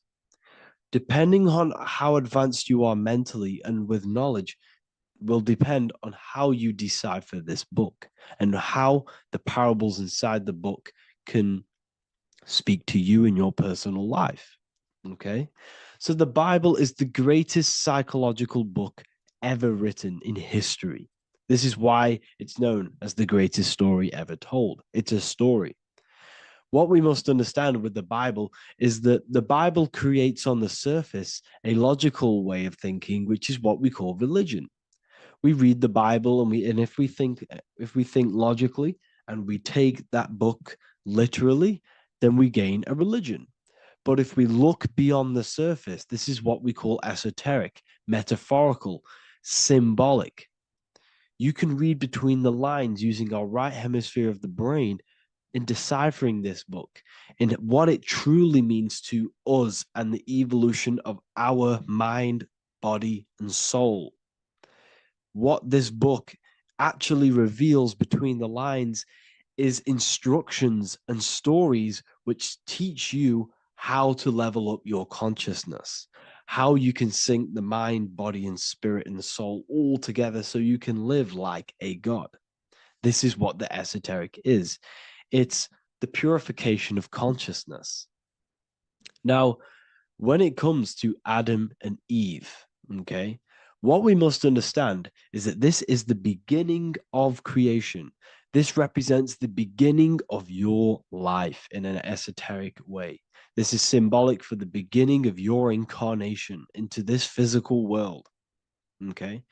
And we have Adam, masculine, Eve representing feminine. These are the two masculine and feminine energies which create the whole material universe. Okay. And as we are born with a pure consciousness. We are born with pure consciousness. Well, now, what do I mean? As a baby, we have no knowledge. We are pure essence of the soul. You know, we don't gain the knowledge of good and evil. We are pure. Yes, we're not happy all the time as a baby, and we're not sad all the time, but we have no ego. This is what I mean. Our consciousness is not split. As a baby, you are whole. You have a whole consciousness. You are yourself. You have no false identifications, no limiting belief systems, nothing. You are pure awareness and the pure soul and the pure mind. Now, this is what Genesis is representing. As we grow older, the more experiences we gain, the more thoughts we start to think, the more knowledge we gain of this world, the more impure our mind, our heart, our soul, our spirit becomes, the more impure our body becomes. As we grow older, we're infected with negative beliefs, negative thoughts, and society norms. This is a big one. As we grow older, we are molded by society. We shut off areas of ourself and we push them away so that we fit in with society. We all know this. We all did this in school. We pushed away parts of ourselves to act cool or to fit in, whatever it may be. whatever type of person you were in school. We all went through this because society and culture is programmed. So as we grow older, our consciousness splits. We gain a persona, an ego, and we gain a shadow self, the subconscious, and we gain an ego. Now, the ego is what you show to people. It's that character that you show, that you put on to your culture, to your family, to your friends. This is a false identification. And we also gain a shadow self. The shadow self is gained through experience. This is the subconscious. Our ego is created through experience. And so is the subconscious and the shadow self. Okay. So as we gain age in this material body, we fall from the Garden of Eden. We gain the knowledge of good and evil. This is what the symbolism represents of us leaving the garden, us eating from the fruit. Now, the fruit represents the knowledge, it represents the insight, the experience, which splits our pure consciousness. Our soul splits. Okay? We lose connection with the divine. We lose connection with our pure self through material experiences. We may lose ourselves in material experiences. We may lose ourselves in lust and material gain, wealth, and all of these lovely things that the material world offers. We lose ourselves in this. Okay? And not only that, there's another symbolic thing that we're missing with being a child. There's another symbolic meaning behind this tree in this story of Adam and Eve. And this is sexual energy. Okay? As we are a baby, we have no ability to create another human life.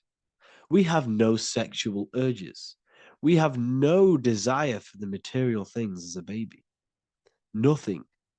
As we grow older, our sexual energy cultivates around the age of, it's like 10, maybe earlier for some people or later for some people. This is what we call puberty, when our sexual energy activates.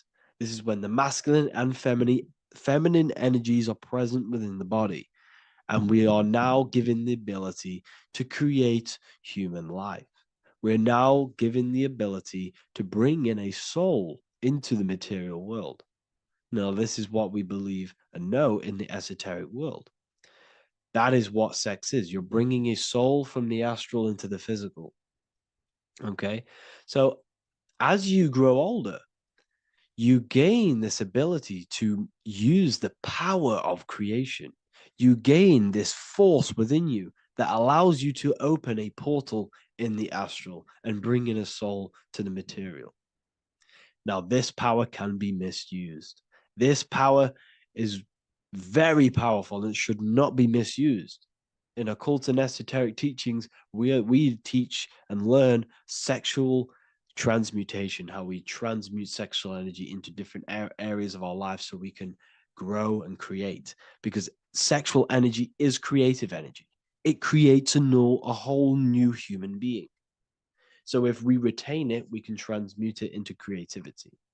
So this energy is kind of corrupting us as well. And now I'm not saying growing up is evil, all this thing is evil. This is a natural cycle that we must go through.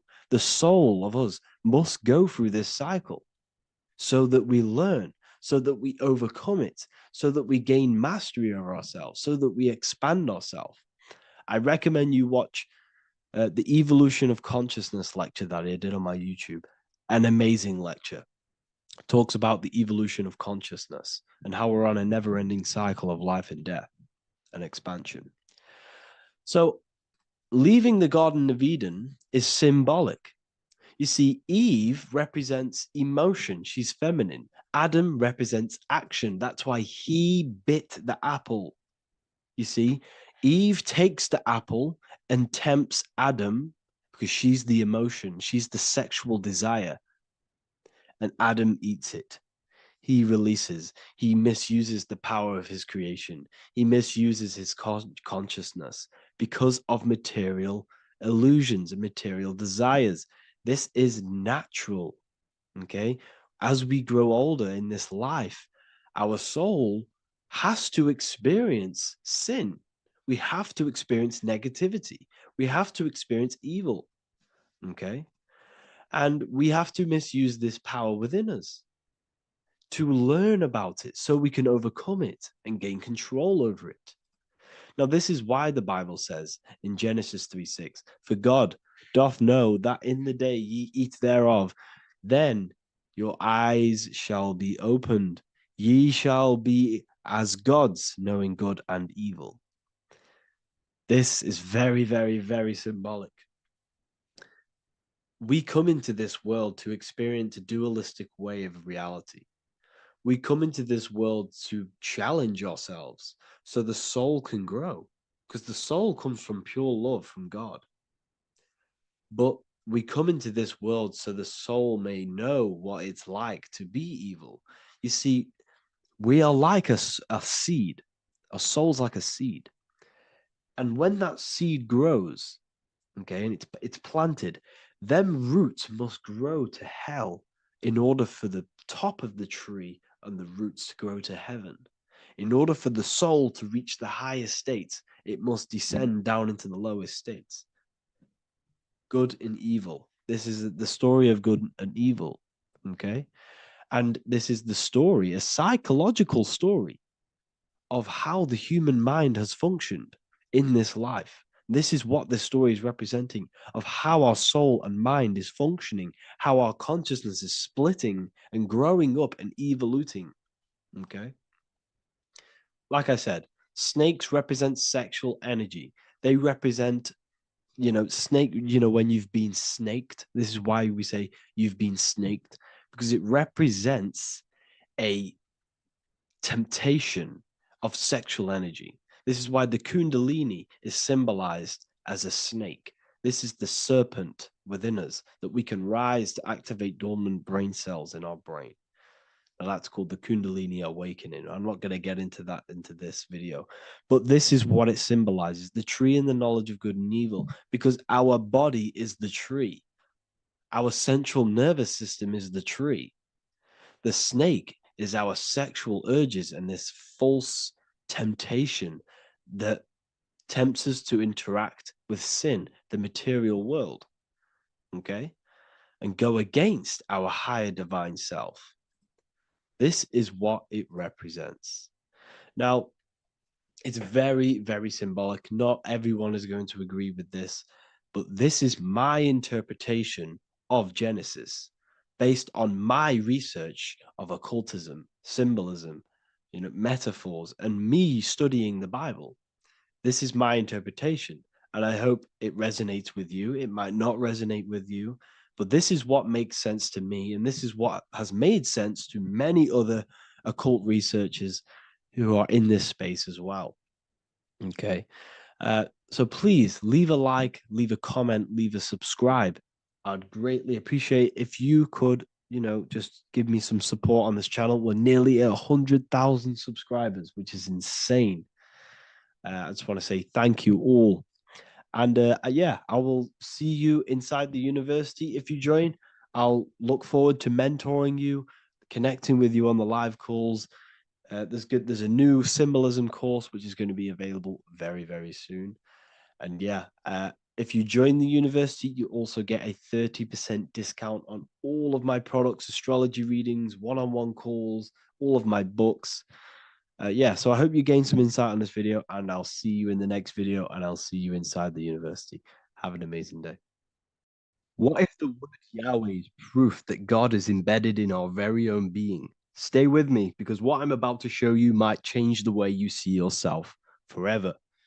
Today's topic is decoding the mystery name of Yahweh, the sacred name of God from the Hebrews. By the end of this video, you'll uncover the true meaning of the word Yahweh and how your connection to it unlocks your own personal power. When we look at the word Yahweh in Hebrew, we flip it on its side we're actually looking at the human body. These are the legs, this is the torso, here are the arms, and here's the head. So if we actually switch this on its side, we see the human body. The Hebrew name Yahweh often translates to I am. The I am. Now, what is the I am? The I am, when you say I, you're referring to your highest self. Everything with the letter I in the beginning, most of them words are referring to our inner self, inside, intelligence, internal, in. The I represents the inside self, the invisible self. You cannot see the I am because this is the spirit, this is our consciousness. It's the intelligence controlling the human body. When you say I, you're not referring to your name, your job, your reputation, your ego, or your thoughts. You're referring to the observer who is beyond the thoughts, the one who's observing the thoughts. That's the soul. Look at the word Yahweh, Yahweh, the sacred name of God. Yahweh can be observed in the natural rhythm of the human breath. When inhaling, we subtly hear Yah. When exhaling, we hear Way. Do this yourself. Breathe in through your nose, you'll hear Yah. Breathe out, you'll hear Way. And in fact, the letter H, H, when it's pronounced, it carries the soft sound of wind or breath, a gentle exhale that mirrors the very essence of life, giving air. Breath is the spirit of life. It's what connects us with consciousness. If we stop breathing, we lose consciousness. The body shuts down. We're breathing the spirit of breath. We're breathing in the spirit of life. It's the very essence that gives us physical existence, and we're constantly staying connected to this breath at all times. Now let's look at Yahweh. 1, 2, 3, 4. There are 4 letters. The Tetragrammaton is the 4-letter Hebrew name for God. Okay? Tetra meaning 4. We have 4 gospels of Jesus. Jesus is depicted with a cross with 4 sections. Jesus has the 4 sacred animals around the side of him, always depicted with these 4. A bull or an ox, an eagle, a man, and a lion. These are the 4 fixed signs of the zodiac. Aquarius, the man, Scorpio, the eagle, Leo, the lion, Taurus, the bull or the ox, which are related to the elements. Leo is a fire sign. Aquarius is an air sign. Taurus is an earth sign. Scorpio is a water sign. These are the 4 elements. And the 4 elements correspond to the 4 bodies of consciousness, as we see here. This is fire. This is air. This is water. This is earth. So we are made out of the 4 elements, which represent the 4 bodies of consciousness: mind, emotion, spirit, and body. The soul is incarnated into 4 sections. Hence why Jesus has 4 gospels. Hence why Yahweh is a 4-named word, because we are tetraform. We have 4 bodies of consciousness. There are 4 pillars to reality: the mind, emotion, spirit, and the body. So what we're actually looking at here is the name of the very essence of the self. Yahweh represents the universal consciousness that we're all tapped into, because the body is like a radio. The body is basically a radio antenna, which is picking up the stream of consciousness, and we're all the same consciousness, just experiencing it in a different body. And Yahweh is the name for this intelligence that we're all acting out, that we're all manifestations of. So now let's look at the word Yahweh, where we read it this way in Hebrew, which is 10565. 10565 in the Hebrew letters and the numerical values. And the DNA is made up of 4 bases. These 4 things which create the DNA. This basis is the genetic code for all living things. Each DNA strand is held together by sulfur bridges that appear in a repeating pattern of 10565. This pattern matches the numerical value of the Hebrew letters of Yahweh, Yod, He, Vah, He. which are 10,565. This means the structure of DNA, the code of life, follows the same number sequence as the sacred name of God, Yahweh. This is a factual observation. So we're looking at 10,565. So let's look over this one more time. Yahweh represents the breath. Yahweh, inhale, exhale. It translates to I am. It's written in our DNA. The word Yahweh on its side looks like the human body. Now, this is where things get a little bit deeper. 10,565 adds up to 26. The number God, well, the word God adds up to 26. Allah adds up to 26. There are 206 bones in the human body, 26. 26 adds up to 8. 8 is the number of infinity. We are all the infinite consciousness. Consciousness will never die. It's immortal. It's infinite. We are all infinite. We are not these skeletal structures. We are Yahweh, the universal consciousness. The creator of all things is our essence. We're all God with individual identities, but the highest versions of ourselves is God. The ego is our own personal experience of God. Does this make sense? So in conclusion, Yahweh is not the name of a separate God from us, but rather the reflection of the divine consciousness manifesting through the human form. The human body is like a receiver acting as an antenna that tunes into the infinite intelligence and life force we call consciousness or God. This means that rather than being external, the divine presence is within us, expressed through our very existence. It's very interesting when we look into this, and what religion has done has flipped all of this knowledge. All of this sacred knowledge has been externalized. They've externalized God so that we worship God and we view God as something separate from the human experience. They do this so that we don't find the God within us, so that we don't find that we have the power of creation. The mind is the creative force of God. The body is the will to act out that thought. They don't want us to figure out that we are creators and we're all creating our own earthly experience. We're all projecting this reality. And they don't want us connecting with the divine intelligence within us because they want to be the creators. They want to keep this knowledge. They don't want the masses to wake up to this powerful knowledge. So what they've done is that they've taken the scriptures, they've externalized it so that we start worshiping and giving away our power to these external things. And when God is external, we start to fear God because we start to think that God has power over us. He can send us to hell or heaven. So this is what's going on. They've been externalizing this for thousands of years to keep us in a suppressed state. Okay? Humans are very advanced because we possess self-awareness. We possess the ability to move our awareness and our thoughts outside of the instinctual nature. For example, a cat or a dog. These things can only live in their instinct. They live based on instinct. They smell, they eat. That's pretty much what they do.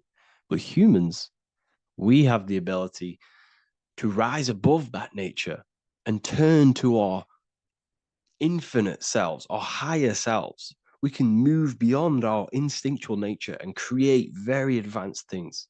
That's why humans are made in the image of Yahweh. We are literally God in human form. So this is what we all need to realize. And I hope this video has helped. Please leave a like, a comment on inside of the description. I'll have some links to my books and my university. The people who have read them have just absolutely changed their lives. You could probably see that in the comment sections if someone leaves a review of the book. We also have Trustpilot. But yeah, I thank you all. And I'll see you in the next one. There's an ancient symbol hidden in plain sight, one that holds the key to transformation, power, and unlocking your true potential. It's been used for centuries by mystics, rulers, and even modern science, but almost no one understands its true meaning. Once you do, it will change the way you see yourself and the world forever. Stay with me, because this could be the key to your own awakening. The symbol of the snake, or the serpent, is a very powerful symbol that refers to something within you, that we all are on this journey. So first of all, we see this symbol in ancient Egypt on the top of the pharaoh's head. We also see this with Buddha, with the snake on top of the Buddha's head and below. We also see this in Rome, with the Roman god Mercury holding the staff with the snake. We see this in Adam and Eve's story, with the snake tempting Eve. We even see this today on the medical facility. But what does this mean? Why is this symbol being used for thousands and thousands and thousands of years? It has a very deep esoteric meaning. We see this in the caduceus staff, and we even see the snake representing the Kundalini. What does the snake actually mean? A lot of people think it represents the Kundalini, which it does. However, there's a deeper interpretation of this symbol, and it goes very far beneath the surface of what the snake actually represents. Okay? So first of all, when looking at symbols, we need to observe what the snake does in nature. The serpent sheds its skin. The serpent shedding its skin is a sacred symbol of an inner transformation. It transforms from its old self to a new self. It sheds layers of itself. As the snake discards its old exterior, it mirrors our own journey of realizing outdated beliefs and patterns, paving the way for a renewed, authentic self on the esoteric path of awakening. Essentially, it represents transformation, but not transformation of our physical bodies, transformation of our inner world. Now, this is where things get a little bit tricky and you may become a little bit confused, but I'm going to make this very clear for you. The snake symbol, or any symbol, can be used for different context. For example, the Kundalini. We see the snake representing the Kundalini. We all know that energy can't be destroyed, only transferred. Like I said, this is a transferring of energy. It's a changing, a transforming, shedding its skin. It represents transformation. Sexual energy is energy, and we can transform the sexual energy into a Kundalini awakening to activate dormant brain cells in our brain, and to activate the human light body, which is the spirit. We can cultivate, save, and retain our sexual energy, transmute it up the spine to activate the brain.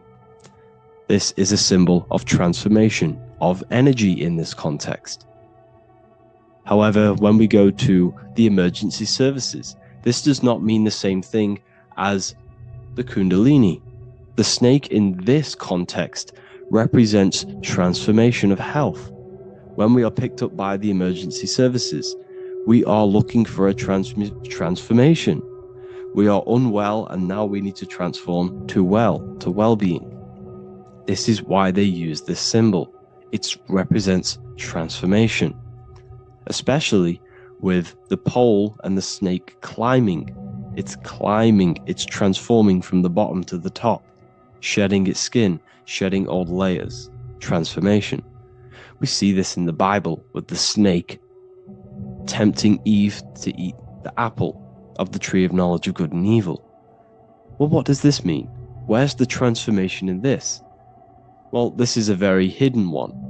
The transformation takes place in Adam and Eve's consciousness and their mind.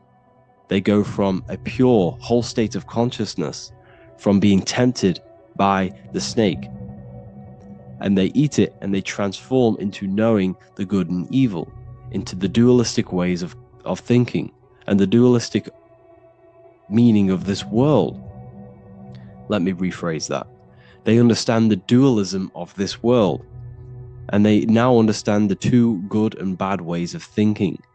They know the knowledge of good and evil, of duality. They shifted from a whole state of consciousness into their consciousness being split into good and evil. This represents the journey of every single soul that incarnates into this world, including yourself. When you were a child, you were whole. You had no understanding of good and evil. But as you grew older, you eaten the fruit. You grew to understand the knowledge of good and evil. Your consciousness split from a whole into a separate and divided way of thinking and divided understanding of the world. We suppressed aspects of ourselves to fit in with society norms. And we just limited ourselves with limiting belief systems. We knew the knowledge of good and evil. Our consciousness split from a whole state. This is what Adam and Eve is symbolic of. We see this with the Roman god Mercury, with the snake. Mercury represents intellect, communication. He's always flying in the air, which represents the air, the mind, the intellect. He's holding the snake to represent transformation of the mind. This is what we call mental alchemy, turning base metals into gold, turning the unenlightened aspects of our mind into enlightened ones, turning our negativity into power and control. We see this with Buddha, and Buddha is all to do with transformation of the inner world, transformation of the mind and the soul and the emotions. And it also represents the Kundalini. We see this in ancient Egypt. We always see the snake on the head, representing the place where the third eye is, representing the intellect or the mind's eye, the third eye, whatever you want to call it. This is the place of the invisible intelligence within us. This is our mind or intellect. And this is the transmutation of the mind. This is why the snake is on the head, representing the transformation of the mind, going from the unenlightened into the enlightened, going from the uncontrolled to the controlled mind, so that we can control the very fabric of reality. I've kind of just given that away. Why is this important?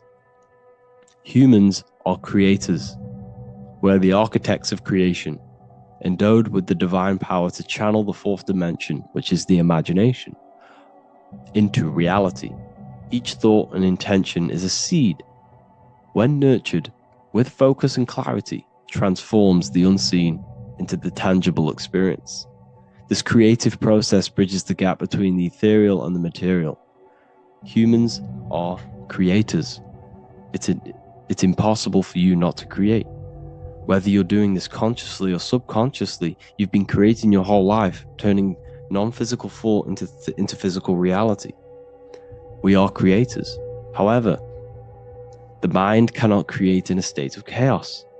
The mind cannot create with limiting beliefs. The mind cannot create with thoughts that come and destruct our minds. The mind cannot create consciously and effectively if there are impulses within our mind and we have no control over the mind. So this is where self-transformation comes from within. This is where the snake comes in. The snake represents the transmutation of our mind from the uncontrolled to the controlled.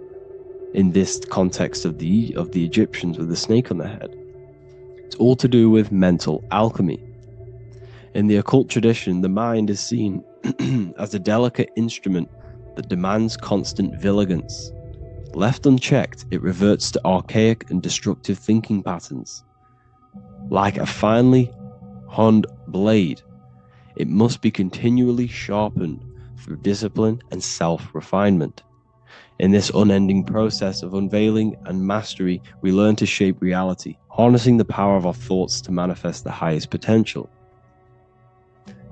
It's all to do with mental alchemy, and this is how the snake is connected to you.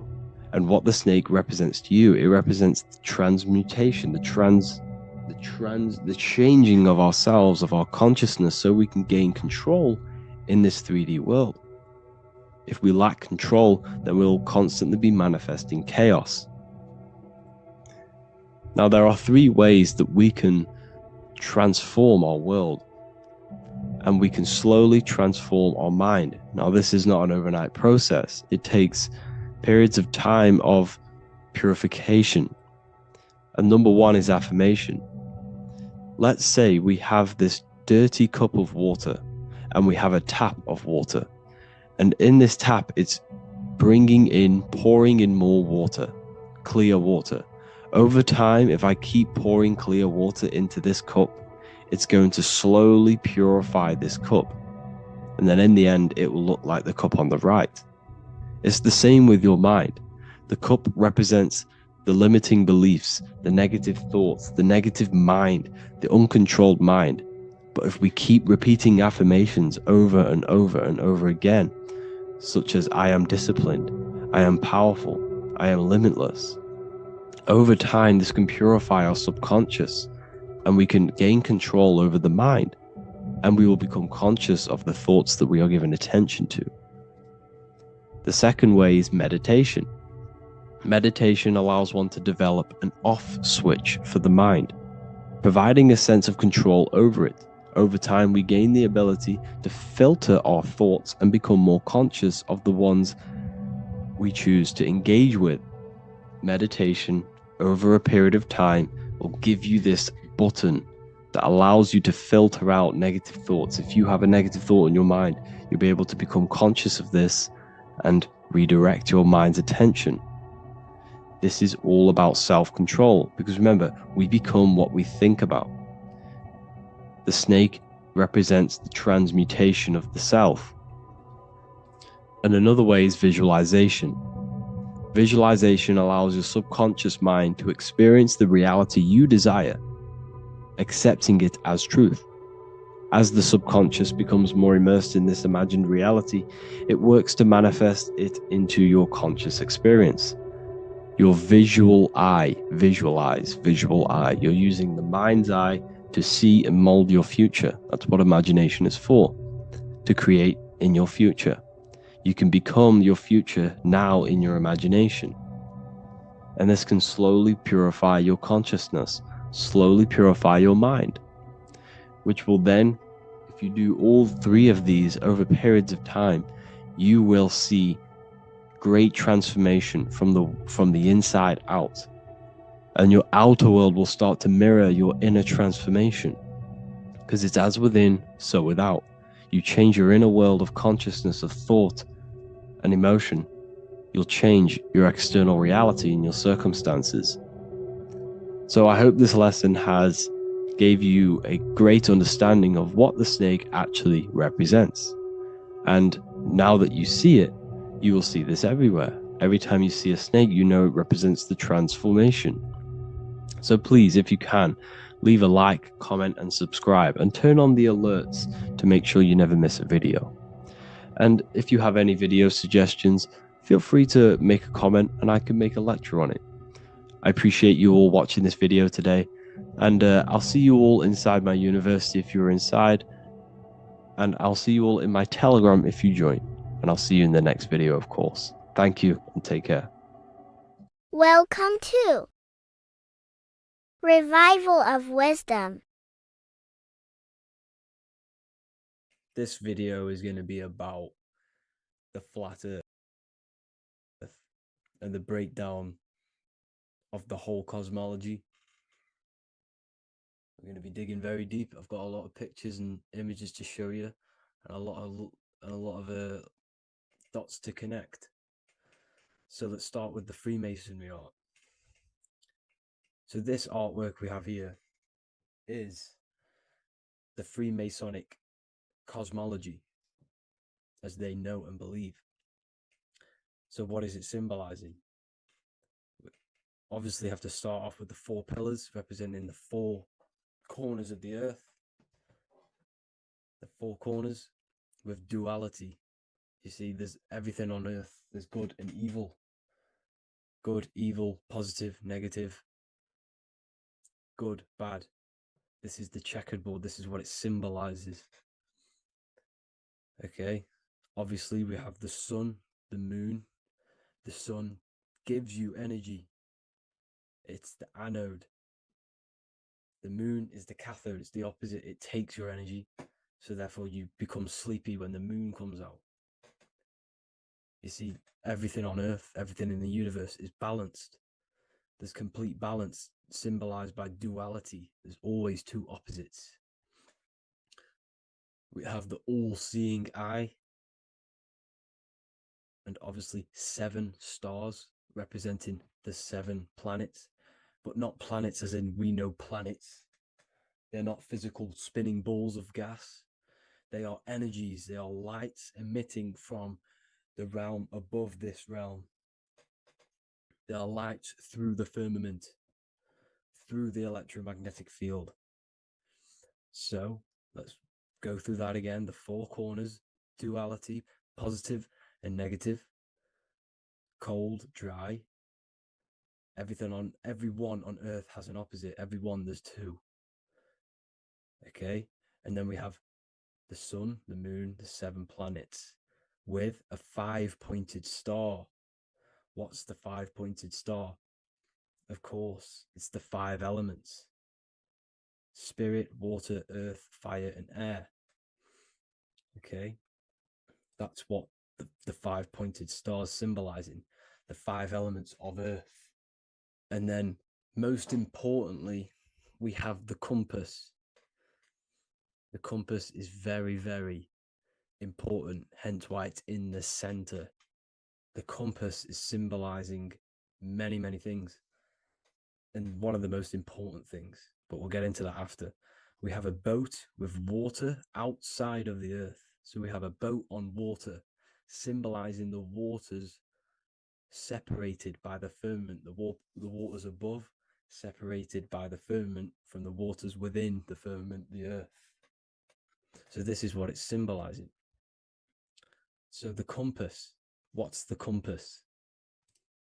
This is where the compass comes from.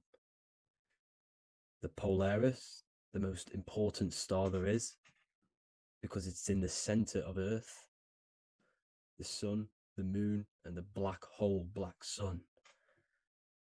Because all creation comes from center, the seed center. Okay, but we'll get into this after. But also, this is a very important Masonic symbol because they use this symbol a lot. This is one of their main symbols, hence why Neil Armstrong has the Masonic ring with the compass on it. The people who supposedly went to the moon, which obviously they faked to push this globe model, because the globe model is based upon fear. Because the globe model, if they can sell you the globe model, they can sell you anything then. You don't know where you actually are. The globe model is to push fear upon the masses, because the globe model means there's not enough resources. There's also risks of asteroids hitting the planet. There's also risks of space extraterrestrial invasions, global warming, asteroids. You see, this is all the fear that they can gain off selling you the globe model. Okay, because they don't want you to know that this is an intelligent design. And also, they're hiding God, the creator, the source. This is why they are satanic. They are opposites. They are lefty, Lucifer, right, righteous, godly. Hence why they do the symbolism on their eyes. 666. This is another famous, famous astrologer, astronaut. This is another famous astronaut doing 666, showing that he's in the alliance of the occult. But even look at their 10th anniversary stamps. They have a Masonic compass on there. Also, the Order Out of Chaos. Order Out of Chaos, double-headed eagle. Okay, the Order Out of Chaos ring, which they wear. So all of these astronauts are in the occult. They are lying to you. They are in with this order, this Masonic New World Order, whatever you want to call it. So let's break this compass down a lot more. Because as I showed you here, the center, okay, this is what the compass is symbolizing. Let's go into the North Pole map. This is from 1595. This is a rough estimate of where this map came from. It's from around the 1500s to the 1600s, maybe 1400s. There's not an actual set date on this map because obviously our history has been tampered with. But let's break down this map and the symbolism that they use towards this map, because this map is the map of the North Pole. Okay, so in the center, we have the black rock symbolizing the tower, the pole, North Pole. And what's on top of the North Pole? Obviously, it's Polaris. North Pole and Polaris. Okay, with the 4 islands around the center. Okay, 4 islands around the center. And this is what blew my mind, right? They say that Santa sounds similar. And if you look at this pole that's pointing to the North Pole, you see this line here. So this is obviously from the 1600s. What color is Santa? He's red and white. Just like this map pointing to the center is red and white, and Santa comes from the North Pole. So it's not a coincidence that they use red and white. They're mocking this map because obviously they took over after the 1500s, 1600s. They took over around the 17, 1800s. So they're mocking this map with Santa coming from the North Pole with this red and white line to the North Pole. Notice the 4 islands. Okay. Like windows, their symbol, they obviously in the occult, they're part of the New World Order, is symbolizing these 4 islands with the blue behind it for the water. Okay, so this is another occult logo. They're symbolizing this center because the center is so important. Okay, we'll get into that. Also, we have the Mayan cosmology. This is the Mayan cosmology. This is what they created. This is their artwork, with also 4 major lands around the center. You see this 4 with green in between them all. 4 major lands with the underworld. You see this underworld is also symbolized by the Masons with the coffin of the skull and bones, the deceased, the dead. Okay, so this is also mentioned in the book of Enoch. Okay, and it's called Sheol. Sheol, the underworld. Okay, and in the book of Enoch, it says all spirits of the dead go to these hollow places, that they will wait until their appointed time of judgment.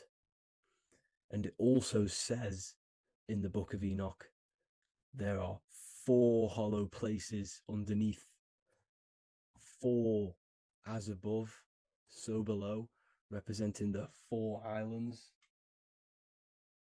As above, so below. That's where that could link in. Okay. The book of Enoch is very important because it was found in a cave thousands of years ago. And there's a lot of truths about this realm and about this world we live in. So let's go back to the Mayan cosmology.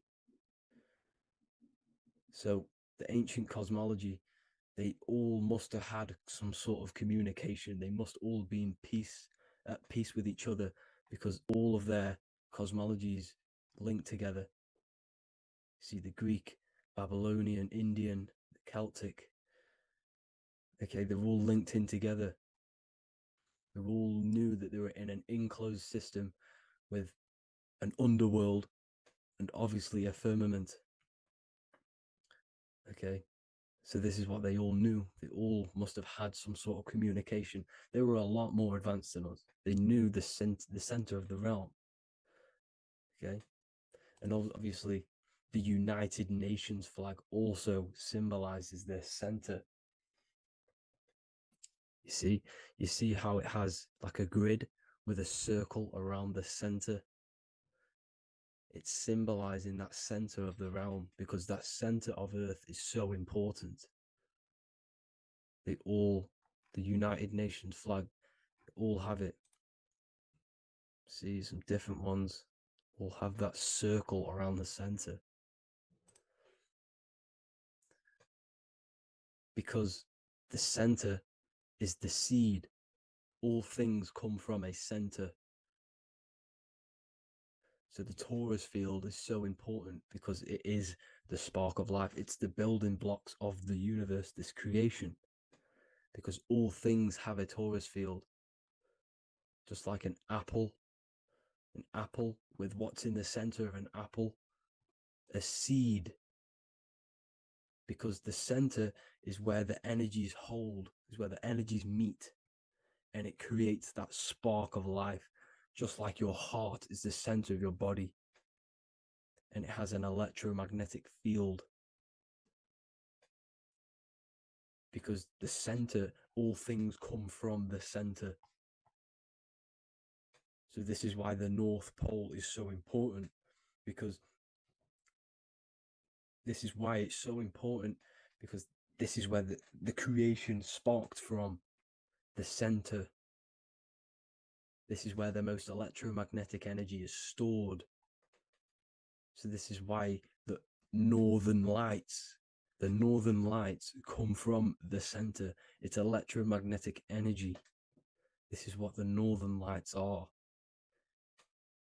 It's being emitted from this black hole in the center. Okay? And obviously what else is on the center? Polaris. Polaris is the center star. Okay? So the center star is what sits on top of this North Pole, Polaris, because it's a pole of electromagnetic energy, symbolized as a black rock, a black hole, pole. You see, because all creation comes from void. Light is born from darkness. Without light, darkness can't be born from light. You see, but light can be born from darkness. This is why darkness is so important. And this is why there's a black hole in the center of our realm, like the black sun. The black sun. The Polaris star, the North Star. You see, so this is this North Pole, Polaris. This is what they're talking about. And this is why compasses are an 8-pointed star, because Polaris is symbolized as an 8-pointed star. This is where a compass will point you to. It will point you to that center. So notice how a compass has this black hole in the middle. You see? And it will point you to this meeting point, the north, because in the center is the center of the Taurus field of the Earth. This is where the most electromagnetic energy is. You see, everything gets sucked into the black hole. Okay, this whole reality is being projected from that center point, just like your eyes suck in light. It's a black hole. Your eyes suck in the light of this light being emitted from this center place, this electromagnetic energy at the center, which is the seed of everything, of everyone.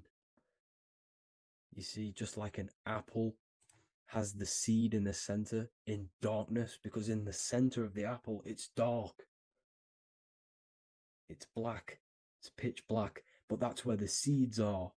That's where the life is. But Polaris is so important because it's that center star which lines up. It is the pole, it's the top of the pole of the Taurus field. So Polaris would be here at the very, very top. And this is where the compasses point you to. And this is why the star of Ishtar, the 8-pointed star of the Sumerians, also talked about this 8-pointed star. and it's called the Star of Ishtar. Okay, and who is Ishtar? Ishtar is the goddess. Okay, so she's not a male, she's a female, because every creation is brought through a female, a womb. Every single human on earth is brought through the womb, the sacred feminine energy. And the womb is pure darkness. There's no light in a womb, just like the center of our realm. It's a black hole. Okay, and guess what? She's the god of fertility and sexuality. She is responsible for all life. Okay, so the Star of Ishtar is the Star of Polaris, which is symbolizing the responsibility for all life, the center of our realm, the black sun, the black hole. Okay, so this is what that god of Ishtar of the Sumerians is talking about, the goddess, the womb, the seed of creation. So this would be the portal, more than likely the portal in and out of our realm, because it's the top of the Taurus field. And what's above this realm is the heavens. So this is where you get sucked in from the heavens. Your soul gets sucked in and brought onto this plane of existence called Earth. These are some space NASA symbols. Look how much Polaris symbolism there is. And notice how it's at the center. You see this circle? This is like a half circle.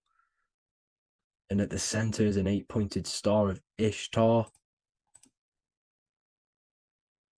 It's the same thing. It's Polaris. It's at the center. And notice on some of these, look, this one is a bear holding the key and an arrow pointing to the Polaris star, so that they hold the key to Polaris. Another one with like a demon holding a key to the what? Polaris on top of him. Also an eagle, which is a Masonic symbol, the eagle holding a key on top of the center, you see. And notice how there's an arrow going up to the Polaris and an arrow down, as above, so below, to Earth. So you can go out to Earth, out of Earth, and into Earth through Polaris. And the eagle holds the key. You see? The eagle holds the key, just like this. This demon dragon holds the key to Polaris. And look at this one, Earth, with an arrow up to Polaris, an 8-pointed star. So Polaris is more than likely that portal which the Anunnaki used, the Sumerian gods used, because the Anunnaki symbol is also an 8-pointed star. Okay, and like I said, that center is the seed of creation. The center is the black hole. Okay, just like your pineal gland is at the center of your brain. The pineal gland is at the center of your brain, and that's what connects you to that spirit realm, to the source. That's it for this video, guys. Thank you all for tuning in. I hope you all learned something today. Please leave a like, a comment, and please subscribe to the channel for more content. God bless you all.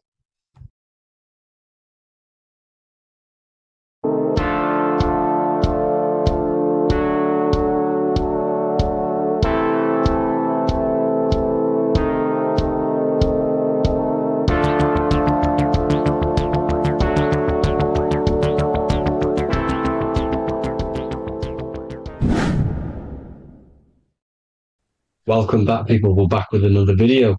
Let's jump straight into this. Make sure to tune in till the end, because this It's got so much information in this video. So sit back and enjoy. So everything's Taurus fields. The Earth's a Taurus field. Everything's Taurus, which is electromagnetic field, electric and magnetic.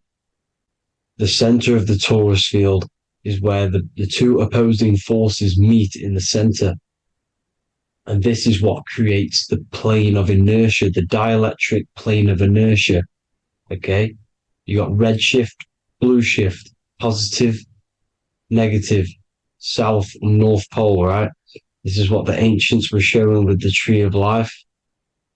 As you can see here, this is the plane of inertia, and this is the Taurus field.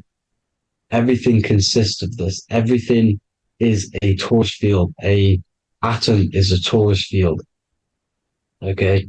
Now, the inertia is the 0 point. So this plane is a 0 point.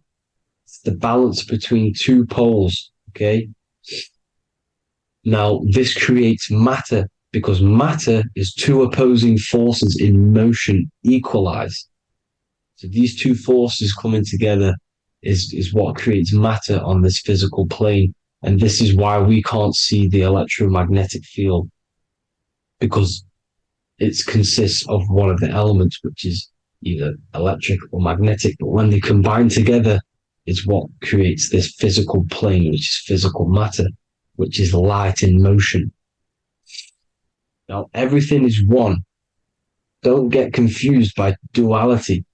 Duality is two opposing forces, but them two opposing forces are created by the same substance. It's two aspects of the same substance.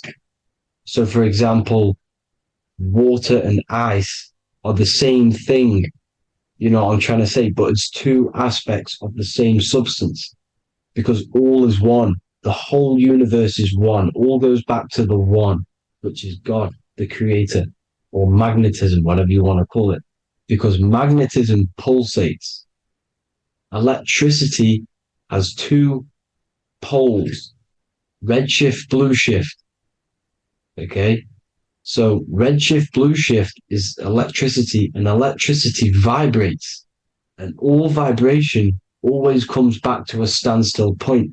But magnetism is what pulsates. This is why your heart pulses. You breathe, which is a pulse. This is the breath of the universe, magnetism. Now, this is why the earth is green, okay? Earth can be spelled heart. If you just move the H to the beginning, it spells heart, okay? Because the heart is the center of the Taurus field, which is the heart chakra for us humans, okay? We consist of the same field, as you already know.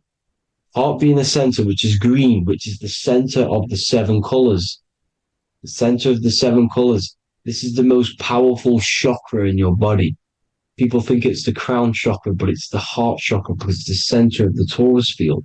You must align them all and combine them all into one, which is the heart chakra. Now, Earth is green. Nature's green.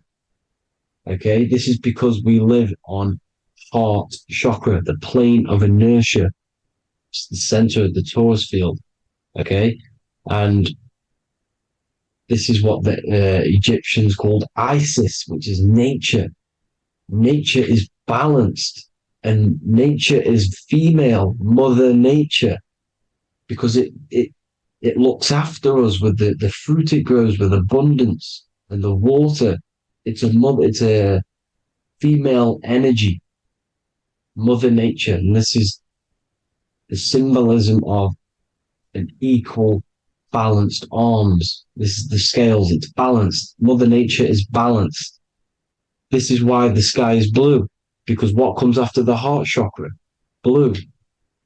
Sky is blue. We live in Midgard. This is what the ancients called Midgard. You don't have to take this tree literally. It's a metaphor. We live in Midgard, where both positive and negative duality here.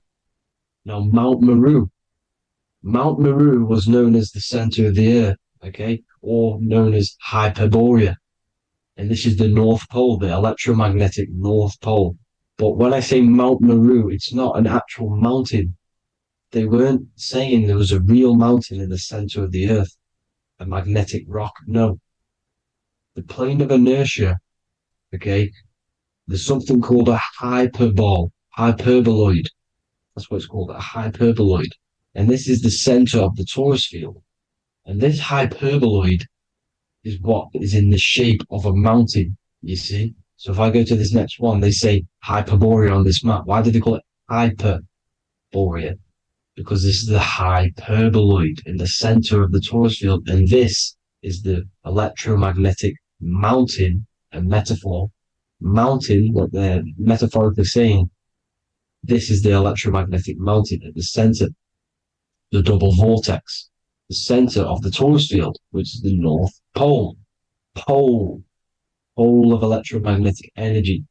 So this is why they call it Hyperborea. It comes from the word hyperboloid. And the center of the earth is so sacred. And they symbolize this with, obviously, the North Star, which is Polaris. And this is where the swastika comes from, because it's the 4 seasons moving around the North Star.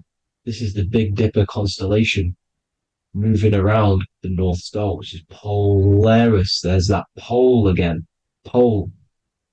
Magnetic pole of the Taurus field. And this is where the green, emerald green, aurora borealis comes from. It comes from this center hyperboloid at the center of the earth, where the most electromagnetic energy is stored. The center of the plane of inertia, the center of a plane of inertia. This is the all-seeing eye as well. As you can see, they got the sun, the moon, this is the Masonic cosmos, the sun, the moon, and the all-seeing eye, because the eye is Polaris, the eye of the stars. It's all a big eye. Now, the eye means a lot more as well. It's not just that. There's different ways you can interpret symbols. Now, this is the emerald tablets. Deep in Earth's heart lies the flower, the source of the spirit that binds all in its form. Okay? The flower of life is thine own place of thine spirit, and stream through the earth as thine flows through thy form, giving off life to the earth and its children, renewing the spirit from form unto form. This is the North Pole. That is what he's talking about. He's talking about the aurora borealis. Aurora borealis. It's the Earth's aura. Emerald green. Heart chakra. Plane of inertia. Green. Earth. Heart. You see? All related. Now, there's many symbolism of this. So much symbolism of the ancients. The 7 layers of heaven. 7 layers of heaven, which are the 7 planets. Okay? These planets are the solar system.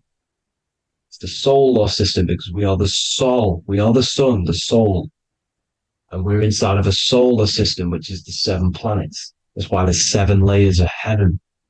Okay? The rings of Saturn, the rings of the planets are moving around us. Okay? So this is what the ancients were depicting in their cosmology. Now this is the Hebrew cosmology of the earth. This is the Mayan cosmology of the earth. You see, it's all an enclosed system. We live inside of a giant Taurus field. All is atum. It's what the ancients said, ancient Egyptians said. All is atum. Atoms are Taurus fields. Don't be tricked by the modern science today with the current model of an atom. It's completely wrong.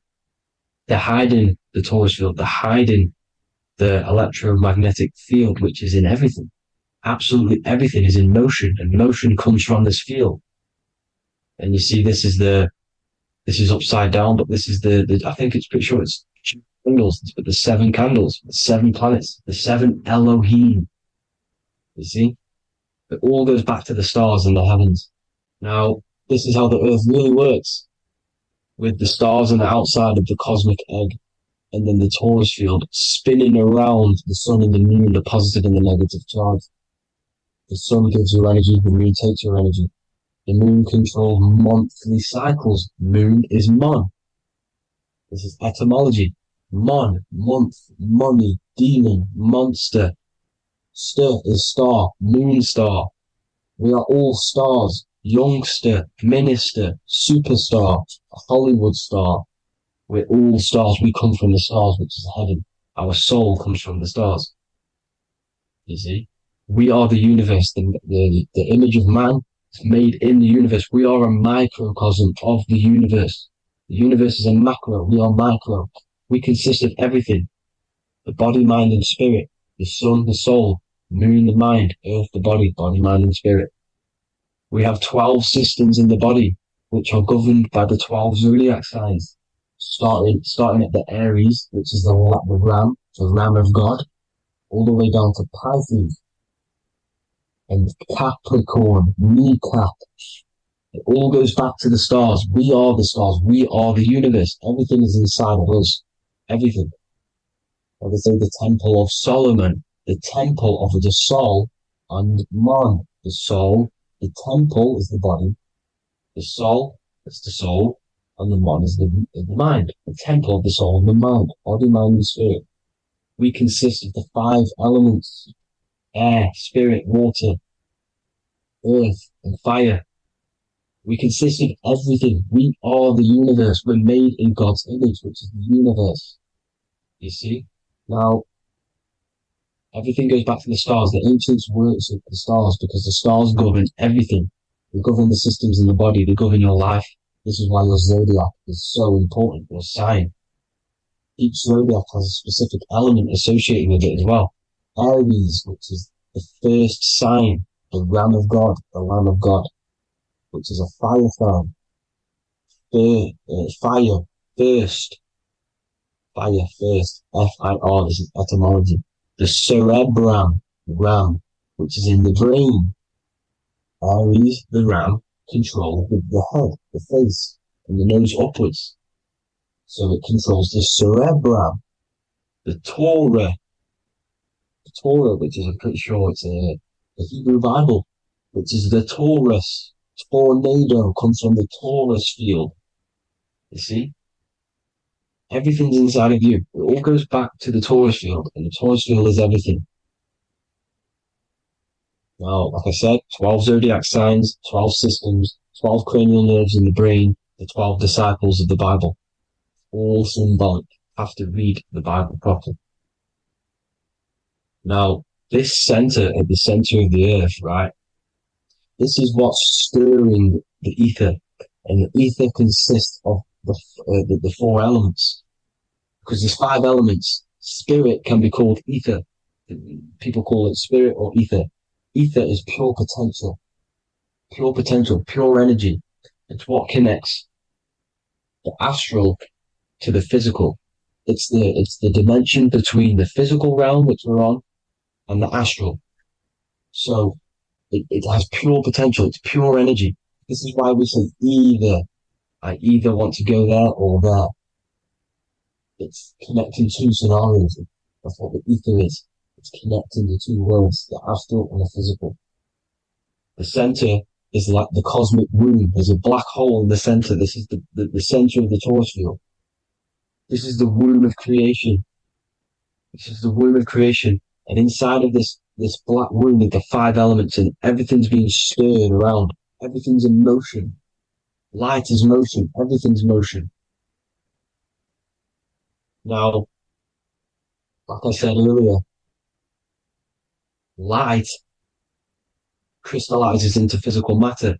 They are the same substance. Spirit and matter are the same substance, but different variations, different aspects of the same substance. Low vibrational spirit turns into matter. High vibrational matter turns into spirit. Or light, whatever you want to call it. Matter is light crystallized. This is where we get the 7 metals from. The planets. The planets are light. Specific frequencies and vibrations of light. When these lights, or the planets, materialize, material metals materialize, they turn into the 7 metals. Saturn turns into lead. That's why lead is red. Saturn is red. The sun turns into gold. That's why the gold is yellow and the sun is yellow. You see, Saturn is the time god. What happens in autumn? The leaves turn red and they die. This is why Saturn, Satan, time god, the reaper, everything is crystallized till it's death. and then reborn again. You see? Rust. When things rust, it turns to red. Because it's Saturn. Saturn crystallizes everything. He's the Reaper who comes around in winter. You see? He's Satan. Jesus and Satan, the Sun and Saturn. They say we live in a solar system. The solar system. I think I've already just broke this down. The 7 planets are the 7 chakras. Everyone already knows this. But I'm going through it anyway. But this is where we get the 7 planets from. And the 7 metals. You see, all the ancients knew it was an enclosed electromagnetic system. It's not a spinning ball in the middle of space, people. They want you to believe this so you get stuck in this material world. Because if you believe everything's material, you can never affect this plane effectively. You can never create your life effectively if you don't understand the planes of existence. Because the mental plane is a higher plane. And it breaks down and it controls the planes below it. The mental plane, hold on, I've got it here for you.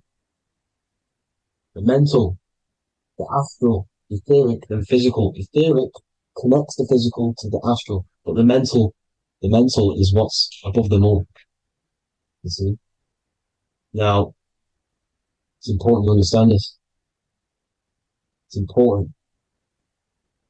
However, the ancients always talked about the enclosed system. Only NASA, which is introduced around the Roman times, not NASA, but the globe Earth was introduced around the Roman times. Okay? By these Masons. These Masons introduced this because they wanted to take over the minds of the masses and control them. These people worship the physical realm. They know how it works. They know the ins and outs of it. They know how to do the magic. They know how to do it all. They understand it all.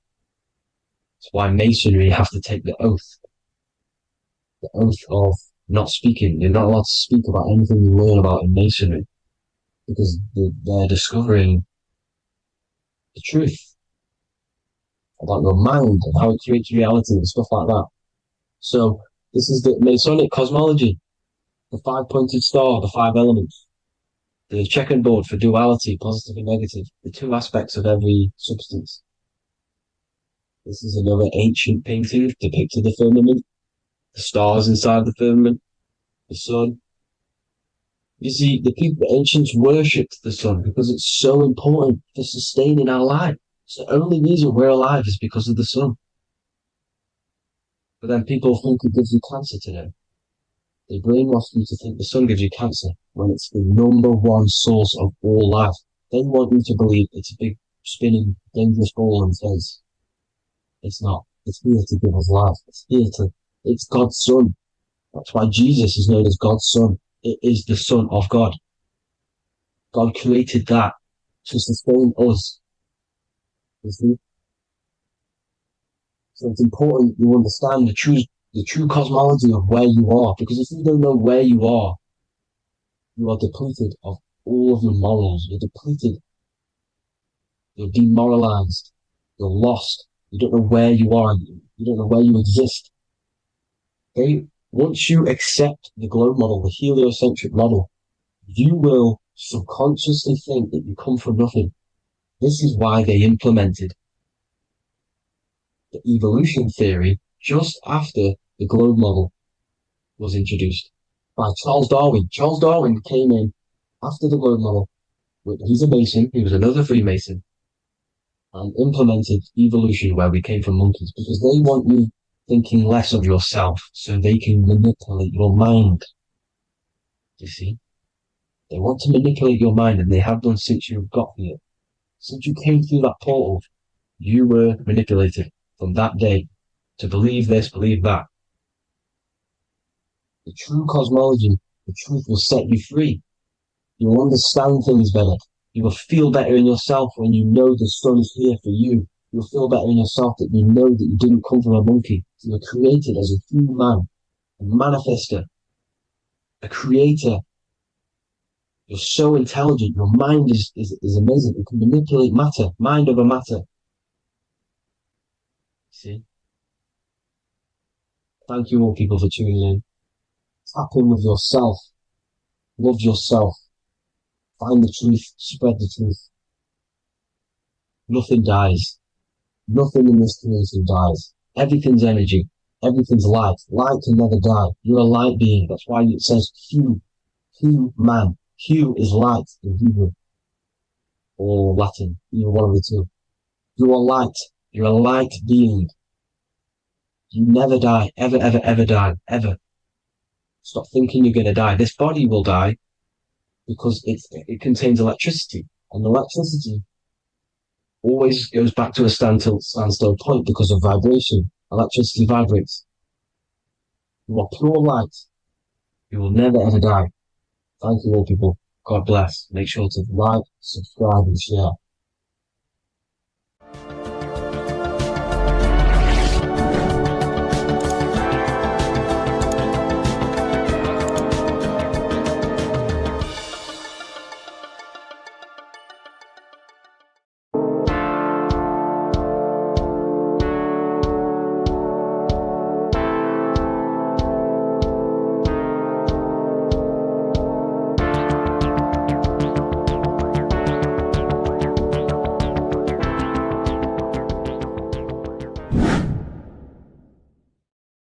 What's good people? We're back with another video.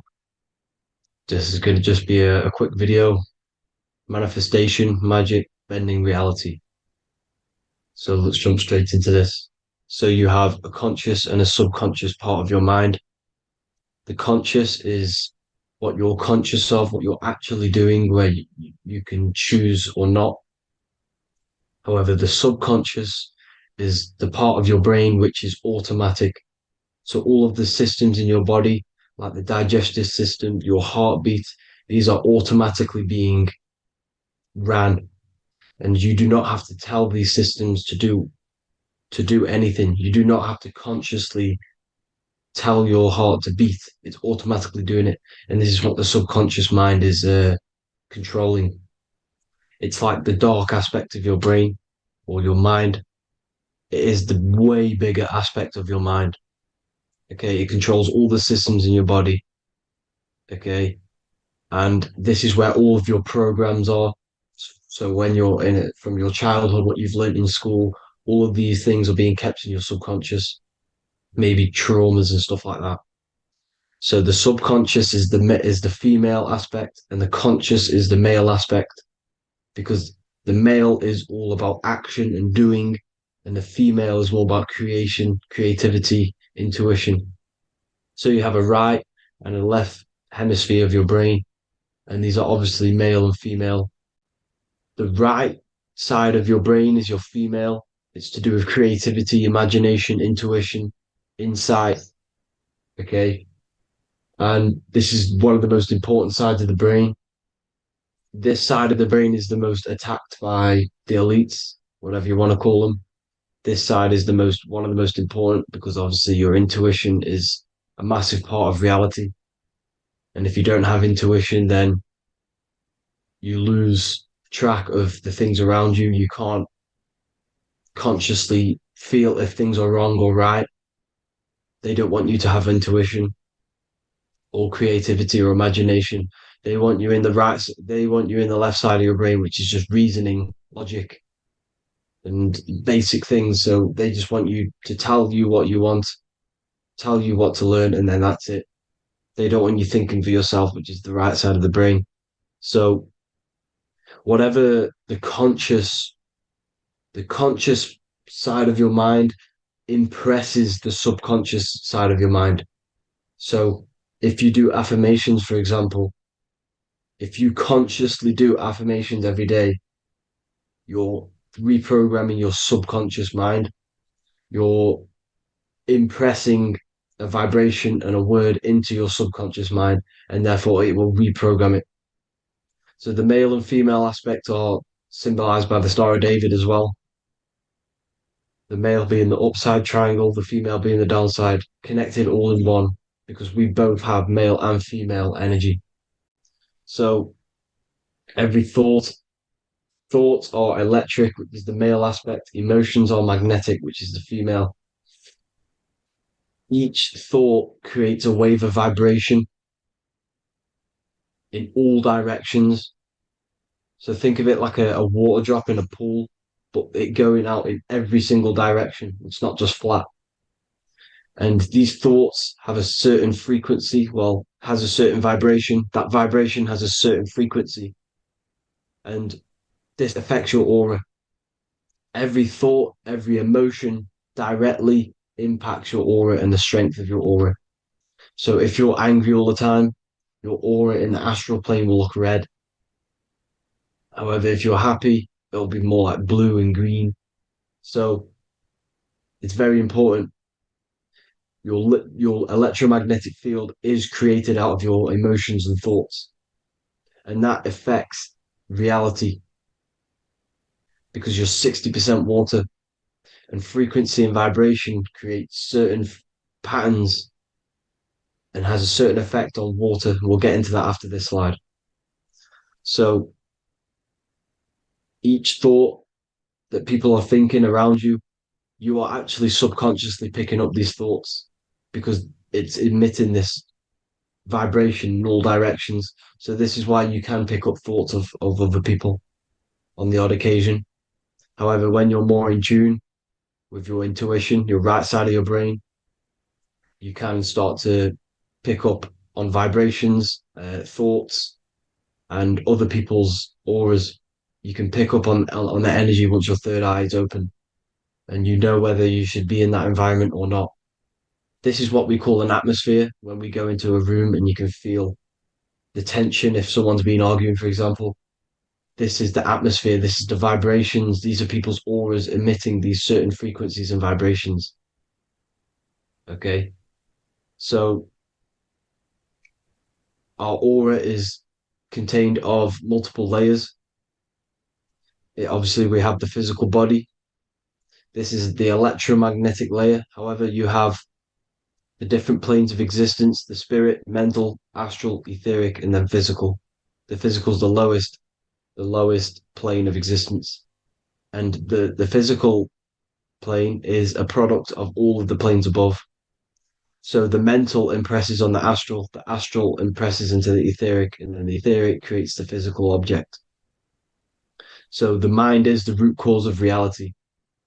The mind is the cause of everything. Your consciousness is pure cause. There's no effect. Everything you see in this reality is the effect. Everything that you experience is the effect because the root cause was the mind. The decisions you made you experience that certain experience. And that decision was created on the mental plane. And this is just pure thoughts. And thoughts are things. If it exists in your mind, it is a thing. It's a certain frequency. So if you have a certain level of thoughts, if you're thinking positive, for example, you're going to have a strong aura, you're going to have a higher vibration. And that attracts like. Like attracts like when it comes to thoughts and vibrations and electromagnetism. So if you're thinking positive all the time, speaking positive, doing positive, you're then creating a higher vibration, and that's going to attract people on that similar frequency to you. Everything is electromagnetism, frequency, and vibration. Everything. You see, so this is why, for example, if I put my hand to a TV screen, if my finger was the same vibration as the TV screen, it would go straight through it. However, the particles in my hand and the particles on the TV screen are two separate vibrations, and this is what causes the friction to stop and not my finger to go straight through it. So, like I said, when you don't feel the vibe of someone, when you don't feel right, you don't really get along with someone, this is a vibration. Your vibrations are not matching, they're not similar, they're two complete different vibrations, and they're not aligning properly. So music has a massive part on this. Music is a massive, massive tool for the elites because music is frequency. And in 1975, the musical instrument are all tuned to 440 hertz. So Spotify, Apple Music, most of the music on YouTube is all set to 440 hertz. And 440 hertz is not divisible by 3, 6, or 9. And when you can't divide a frequency by 3, 6, or 9, it's not a natural frequency.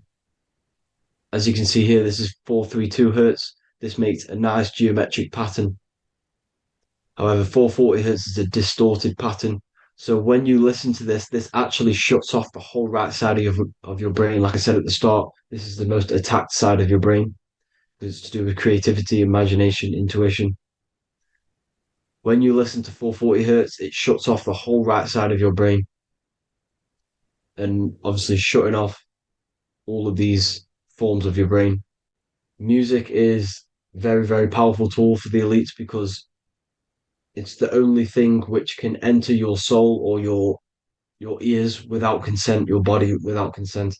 Everything else has to be through consent. You choose whether to eat something, you choose whether to drink something, but frequency, you're going to hear it no matter what.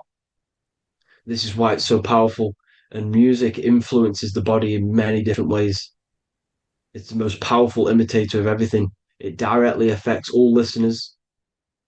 It directly affects intentions, gestures, movements, and actions. It stimulates your mind, and certain songs, certain catchy songs, can reprogram your subconscious mind, invoking certain emotions. This is why when you listen to slow beat songs, it makes you feel more sad. When you listen to upbeat songs, you feel more energetic. This is because these frequencies have a profound influence on reality and on how you feel. Because like I said, you are 60% water. And as you can see here, each frequency creates a different geometric pattern. And inside of you is 60% water. So like I said, 440 hertz is going to make a distorted pattern in your water. And this is going to have a profound effect on your emotions and your reality. So like I said, health is not just the body. It's you are made of body, mind, and spirit. You need to look after what you put in your body. You need to look after your spirit and look after your mind. It's very important to keep all these in balance because once one of these are unbalanced, it affects the other two. So if you're eating wrong, it's going to affect your spirit and mind. If you're thinking wrong, it's going to affect your body and spirit. These are all interlocked. You have to look after them all. So it's very important you understand music. Stop listening to low vibrational music. To be honest, you want to listen to music without any sort of speaking inside of it. You just want pure frequencies, which are the solfeggio scale, like one of these, for example, 432, 528 hertz. These are all good frequencies. It's called the solfeggio scale. And these frequencies make you more in tune with nature. 528 hertz is what the earth vibrates at. So it's very important. And the Rockefellers are the one who changed this to 440 hertz. The Rockefellers, one of the elite families. So if you want to manipulate reality, it's very important to have your chakras aligned and having a high vibration, because the higher your vibration, the more powerful your words and your intentions are on reality. So the lower your vibration, the harder it is to affect reality because you're on a lower state of consciousness. Like I said, you have the mental, astral, etheric, and physical. Everything is a product of the one above. As above, so below. This is what Hermes Trismegistus was saying in the Egyptian days. This is where it comes from. As above, so below. If you affect above, it directly affects below. So like I said, meditation helps on this, helps align your chakras. Think positive, feel positive. Like I said, your feelings are magnetic, your thoughts are electric. So once you combine these two together, you're then creating an electromagnetic frequency. And that will have profound effect on reality. So the law of cause and effect. The law of cause and effect. Every effect has the root cause. Like I said, your mind is the root cause of everything. Every decision you make is having a different effect on reality. Everything happens for a reason due to the root cause, which is your mind. You choose everything that happens in your life. Okay? So it's very important you understand this and you constantly make the right decisions, the good decisions to have good effects on your reality. You have to be very conscious of this law because nothing escapes this law. This is the law of all consciousness.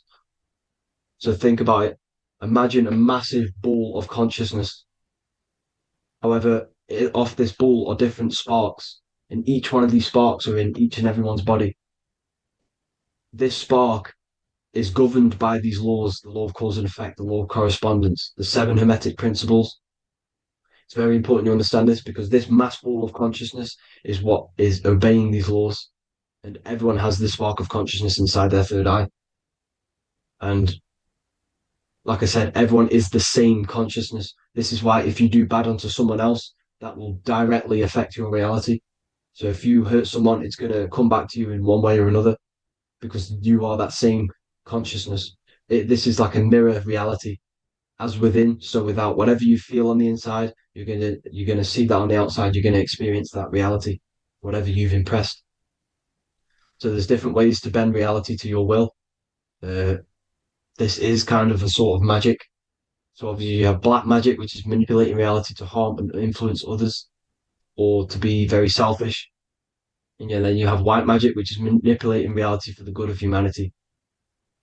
So you do have to be very careful with your intentions, people, when you're trying to manipulate reality, because this is nothing to be played with.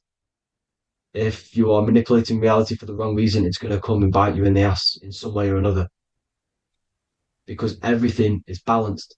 Everything balances out in this reality. Nothing escapes the laws. Not one thing escapes the laws. So if you're stealing from yourself because it's just going to come back in one way or another. Inside of everyone's heart, you know whether you're doing good or wrong.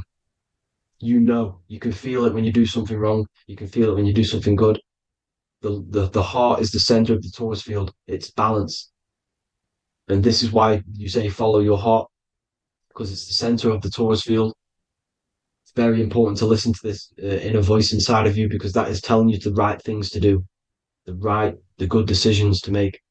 And when you keep following that voice, that good voice inside of you, it takes you to your life path. Very important to follow that voice. However, don't let the ego get in the way of it. Don't care what your friends are going to say. It's very important to understand this. So you have different ways of manipulating reality. You have sigil magic. This is where you create your own sigil or symbol. You create your own sigil and symbol, and then you charge it. You behind that symbol, you have an intention. So, for example, if you want to manifest wealth, you create a sigil which represents what you want. You create that sigil, you draw it out, you charge it because wherever your attention goes, energy flows. So whatever your attention is, you're sending energy that way. So what you do with your eyes and your hands, you place attention on the sigil. Imagine that it's glowing. Imagine that you're sending energy to the sigil. And then you burn the piece of paper once you've done this. And then after this, you meditate on that symbol. You constantly think about that symbol because that symbol is the frequency, is the thing that you want to manifest. So that's one way. Or you can just meditate on your reality. So imagine yourself having already what you have. This is what they call a mindset. You must set your mind to the frequency what you want to manifest. Okay. So if you want to manifest wealth, for example, imagine yourself being wealthy. What would it feel like? What would you be doing? Imagine a scene in your mind. Constantly do this, and you're putting out that frequency. Like I said, you must think because the thoughts are electric, and then you must feel, which is magnetic. Together, this creates an electromagnetic frequency, and this is how you attract things to you. You will attract the certain people to come in your life to bend reality to your will. Okay. Or you've got mirror magic. Stare yourself in the mirror because a mirror reflects light. It also reflects energy. So you've got to be very careful with what you say to a mirror. You've got to be very, very, very careful because whatever you send into that mirror is directly sent straight back to you.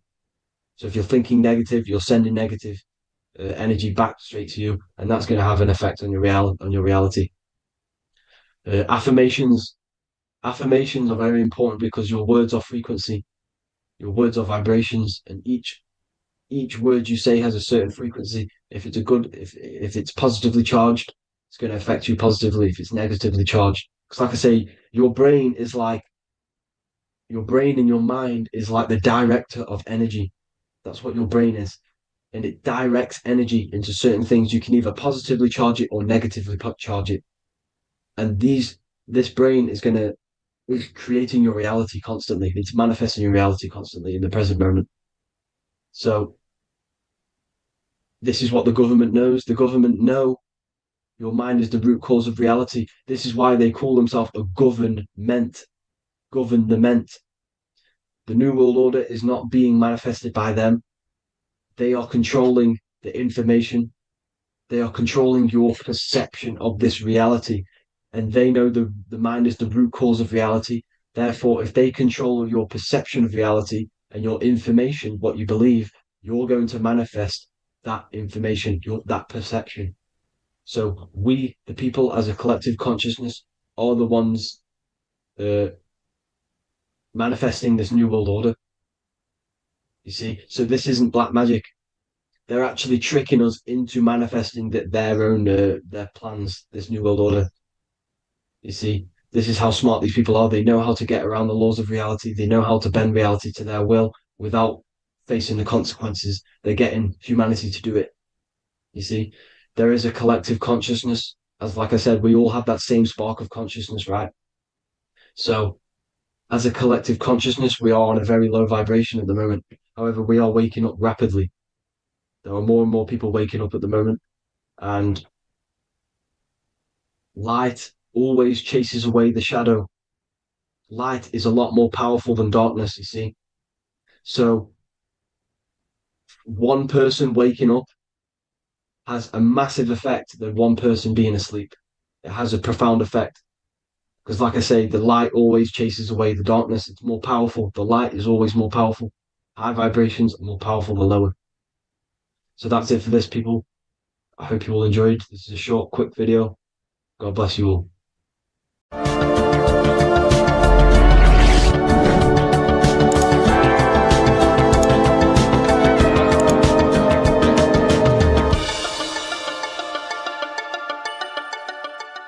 Welcome to Revival of Wisdom.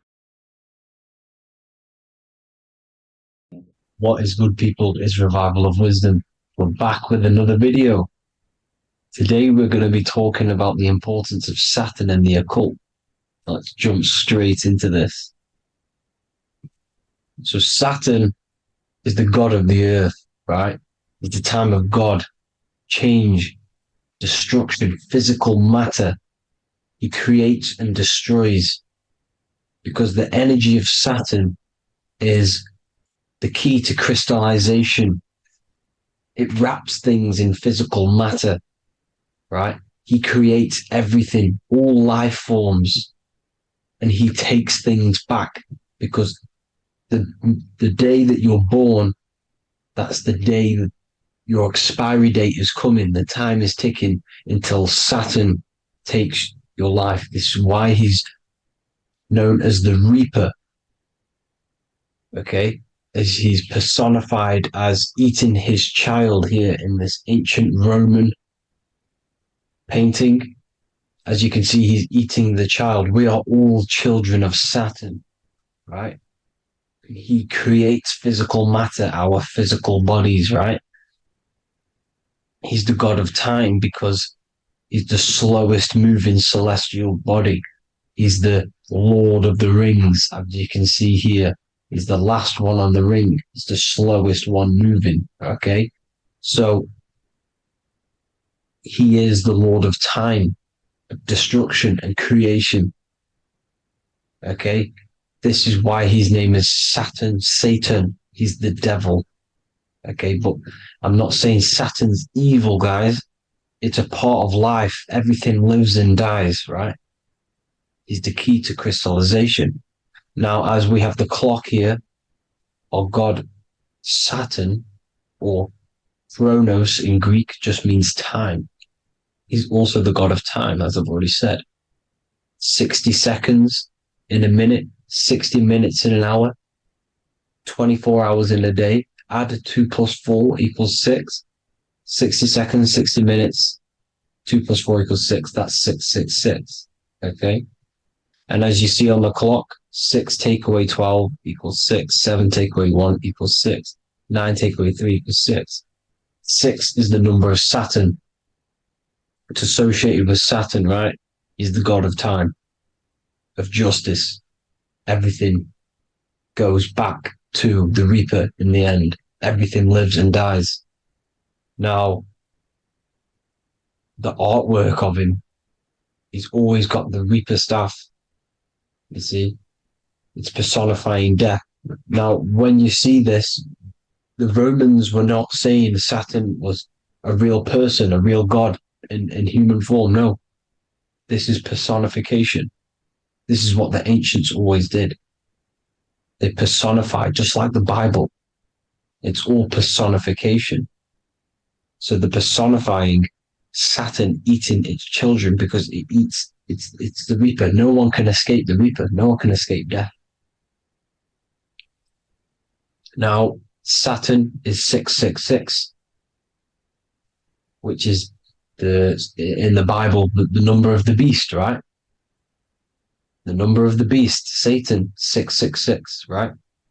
So on the North Pole of Saturn, you have a hexagon which makes a cube, right? Now this hexagon, when you join up all the corners, creates the 6-pointed star known as the Star of David, right? In the Jewish religion. Now, as you can see, the 6-pointed star has 6 points, 6 mini triangles, and a 6-sided hexagon. That makes 666. And also, you have Saturday is named after Saturn, the 6th planet, the 6th day of the week, and has a 6-sided polygon on its North Pole. That's also 666. Now, this Star of David, this symbol goes back thousands of years, and it originates from Saturn. It's not the Star of David, right? It originates from Saturn. It symbolizes the physical and spiritual aspect combined into one, which makes us humans, right? Also symbolizes the male and female combined into one. These two sacred energies create the human. We consist of both male and female energy, also known as the Seal of Solomon. And we all know if Solomon was a real person, he talks about communicating with 72 demons. He could apparently, in the text, he could communicate with 72 demons, and this is sorcery. This is black magic.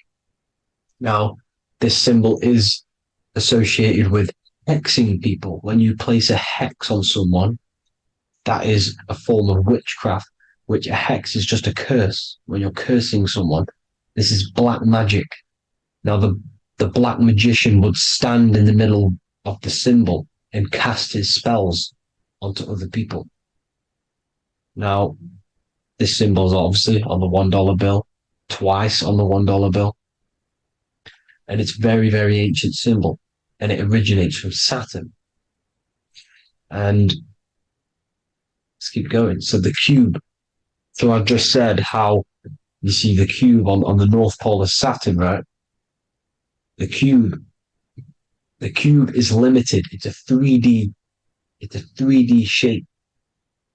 It symbolizes limitations to the physical 3D dimension, the third dimension, the physical realm which we are in.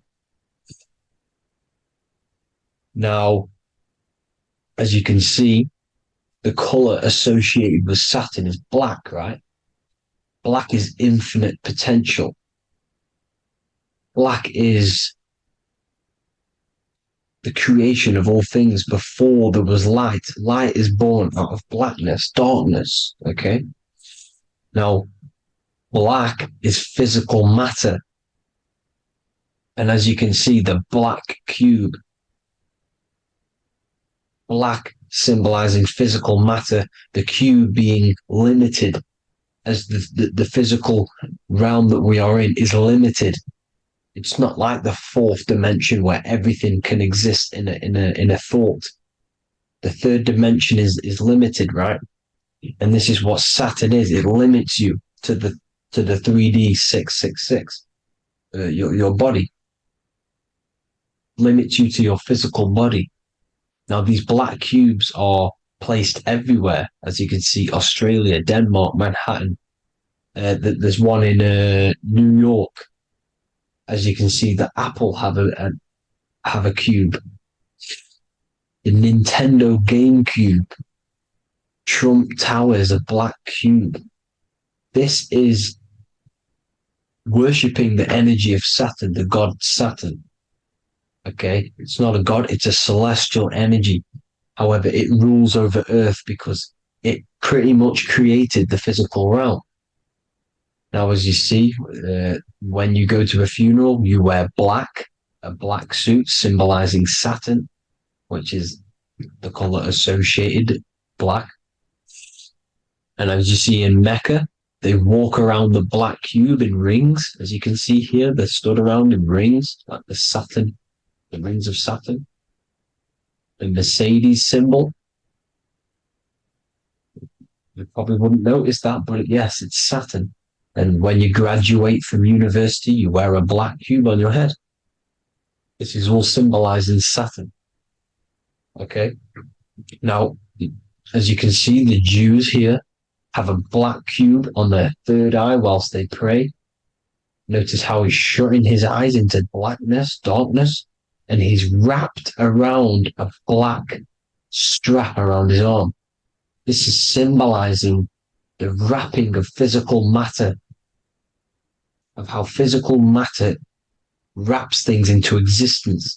And as we all know, the Star of David is a Jewish symbol.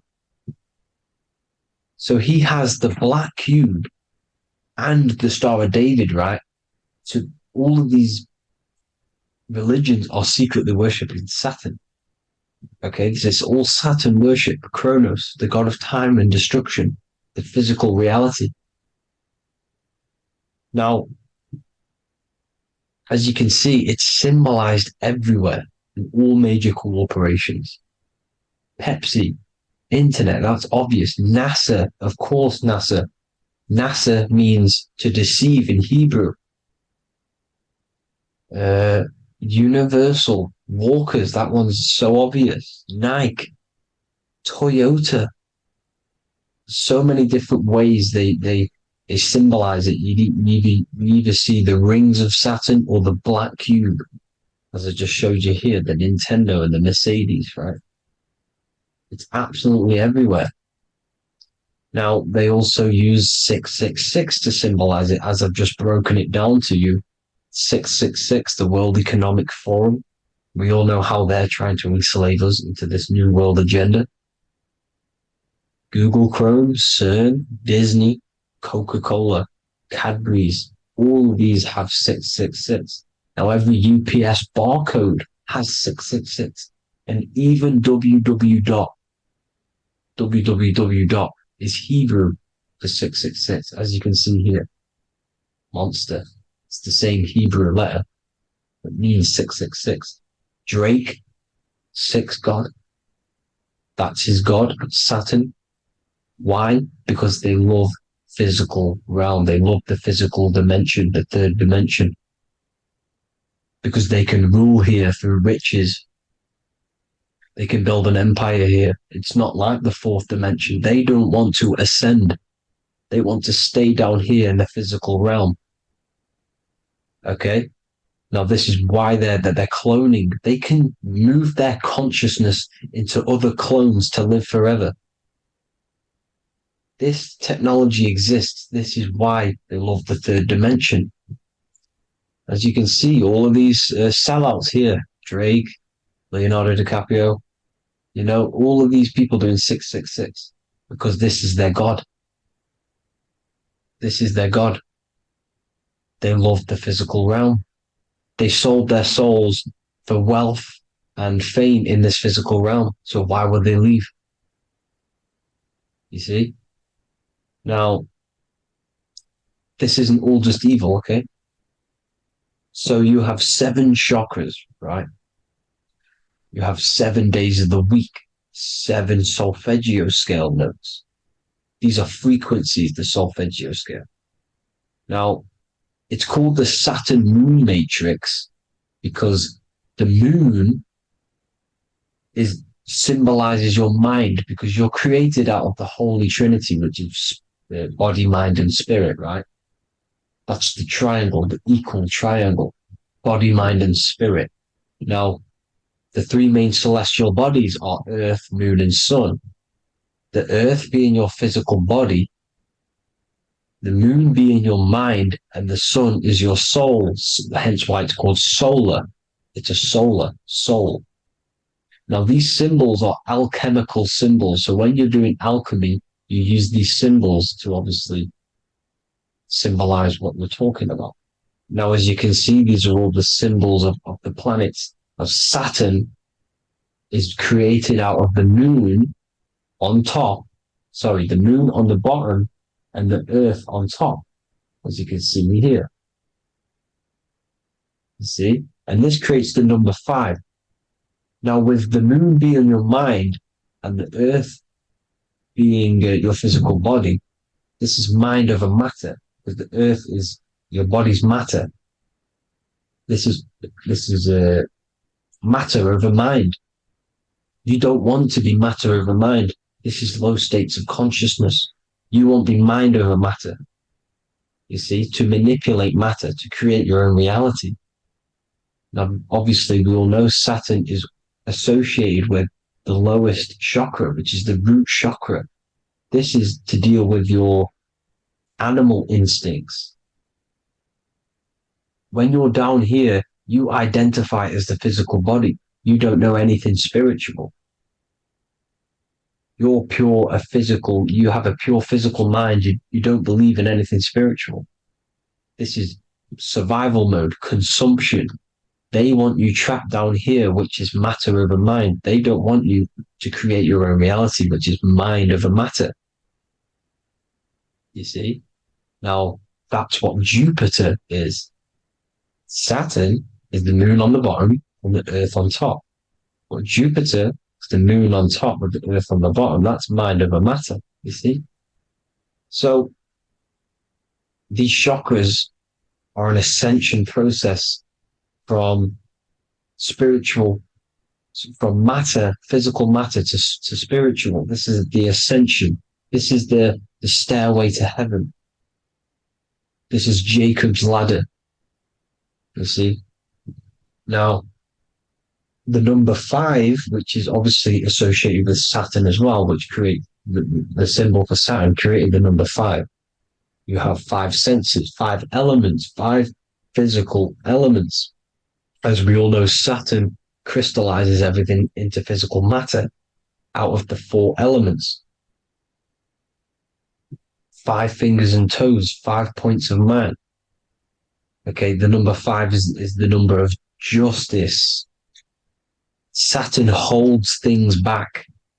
He restrains things from you, makes you learn the lesson. Now, 666 is not all evil. 666 is the atomic structure of the carbon atom. 6 protons, 6 electrons, 6 neutrons, right? We are carbon-based life forms. All life forms are based on the bonding properties of the element carbon. Because Saturn crystallizes everything into physical matter. Now, the Masons symbolize this with the checkered boards. They have the black square, which is obviously matter. As I just said, the black cube. And spirit is the white square. Because white is eternal light. White and light. You see? Black is physical matter. Now, this is what we are. The point of our soul is to transmute from matter to spirit. But these are interchangeable. This is the constant cycle between spirit and matter, High vibrational matter turns into spirit. low vibrational spirit turns into physical matter. You see? Now, we are carbon-based life forms. This is what 666 is, the number of the beast. Well, when I say we, the physical body is the beast. It's the animal. It's the carbon suit to operate in this physical dimension, in this physical realm. See? It's the vehicle used to operate in this physical realm. But your mind isn't from this physical realm, you see? The brain is the physical manifestation of the soul. Okay? So, as you can see here, the spine is an extension of the brain. Everything goes back to the brain. This is literally what your physical body is. You see, this is the nervous system, and everything reports back to the brain, and everything's controlled from this control center. And this spinal column, at the top of the spinal column, is your third eye, which is known as the pineal gland. And this is the seat of consciousness. It's the center of consciousness. That is your true self, pure consciousness. This body is just a physical body. This body is mortal. This body runs out, but your consciousness lives forever. They don't want you knowing this. This is why they keep you down here in your lower chakra. They want you to believe everything is just physical. They don't want you to believe in the spiritual side of reality. Because this way they can manipulate you, right? They want you matter over mind because they know your mind creates reality. They know your mind is the root cause of reality. You manifest your own reality from the inside out. So this is why they control your perception of reality. They control your information in order to manifest their new world order. You, who are ignorant to knowledge and wisdom, you who are ignorant are manifesting their agenda because you accept their information and their perception of this reality. Now, this is why they tell you the globe model, the heliocentric model, to trap you into physical matter. Now, if you understood about this true form of this realm, you'd understand that there's a spiritual side behind everything. The spiritual side, something has to exist. The root cause of reality is higher planes of existence. It happens in the mind before it happens on the physical plane. You see? They don't want you knowing this. They want you matter over mind, which is the symbol for Saturn. Moon over Earth. The Holy Trinity.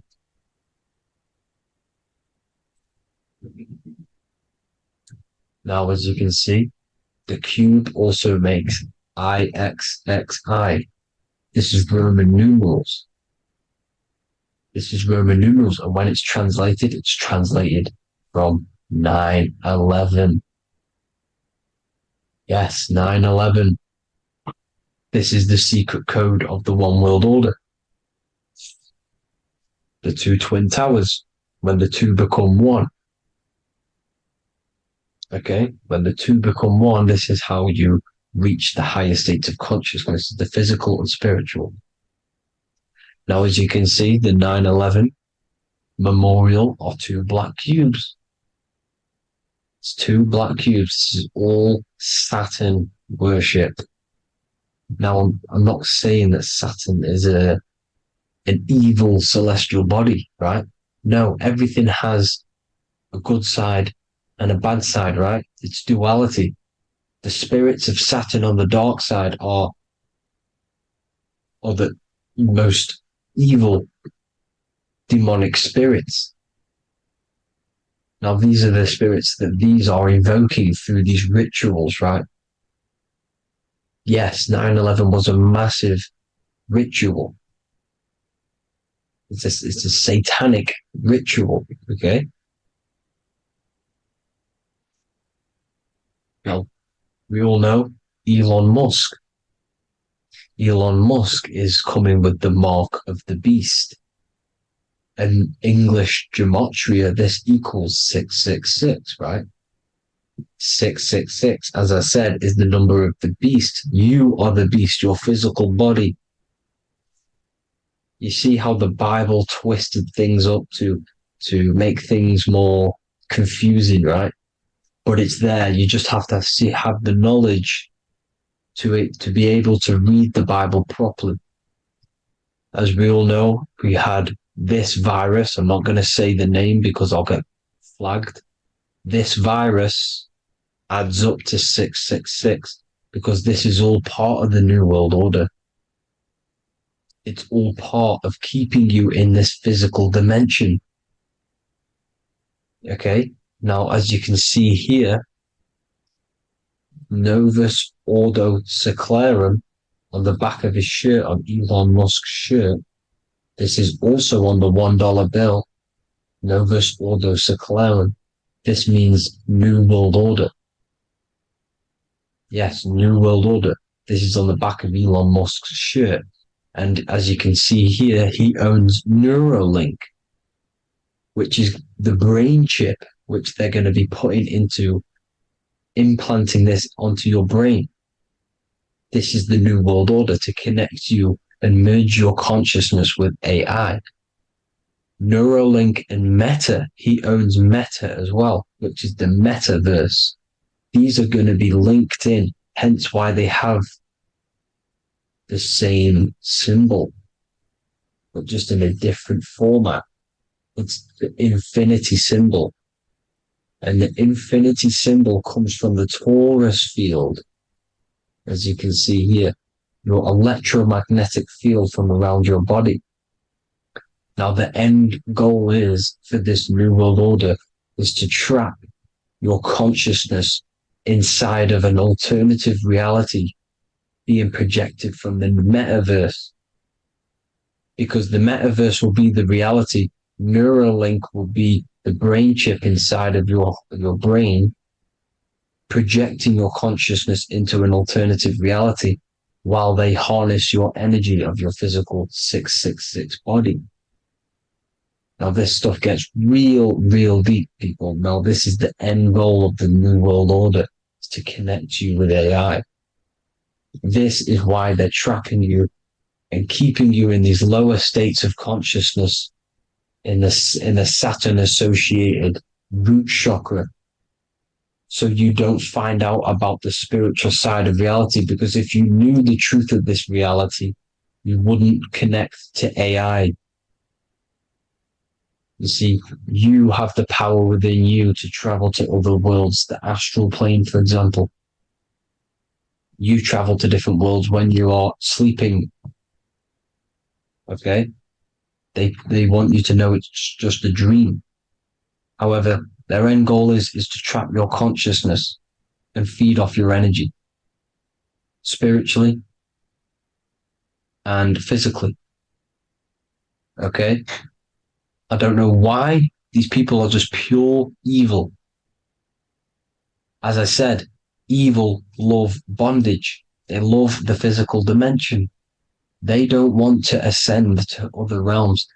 These evil love the third dimension. This is why evil spirits will inhabit bodies, exorcisms,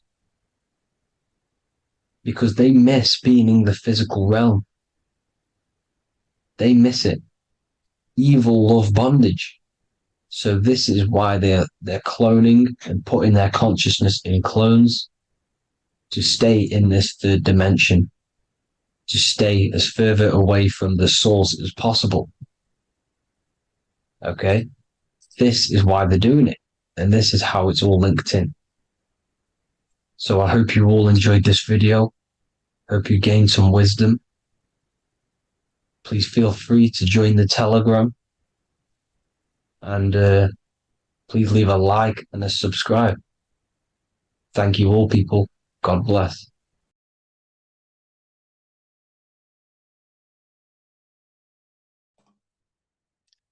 So this is known as the bag of the gods. This symbolism is widely known, but no one knows what it truly symbolizes.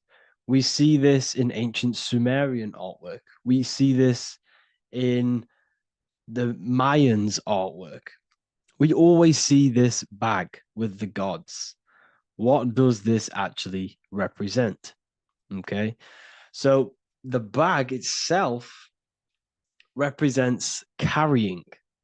Carrying what? It represents information, represents knowledge. Your mind is the carrier of the information. So this is why in his left hand, he carries the bag, and the right hand has the pine cone. This represents carrying of information. Why is it a bag? A bag can be passed on to someone else. The information can be taught to someone else. This is the information of activation of the pineal gland or higher consciousness of humans. Because as humans, we all possess an animal nature, the nature that tells us to eat, to steal, to gain material wealth, to survive, to hate. This is our animal self. This is our animal behavior. But we also have a divine nature of consciousness, which we have access to, the higher planes of consciousness, the planes that manipulate this material world and create all things in this material world. The human mind has access to. The animal does not. The animal has no idea he exists. The animal has no inner dialogue, but humans have the inner dialogue. Humans can create infinitely. We can expand our minds infinitely into new realms of thought.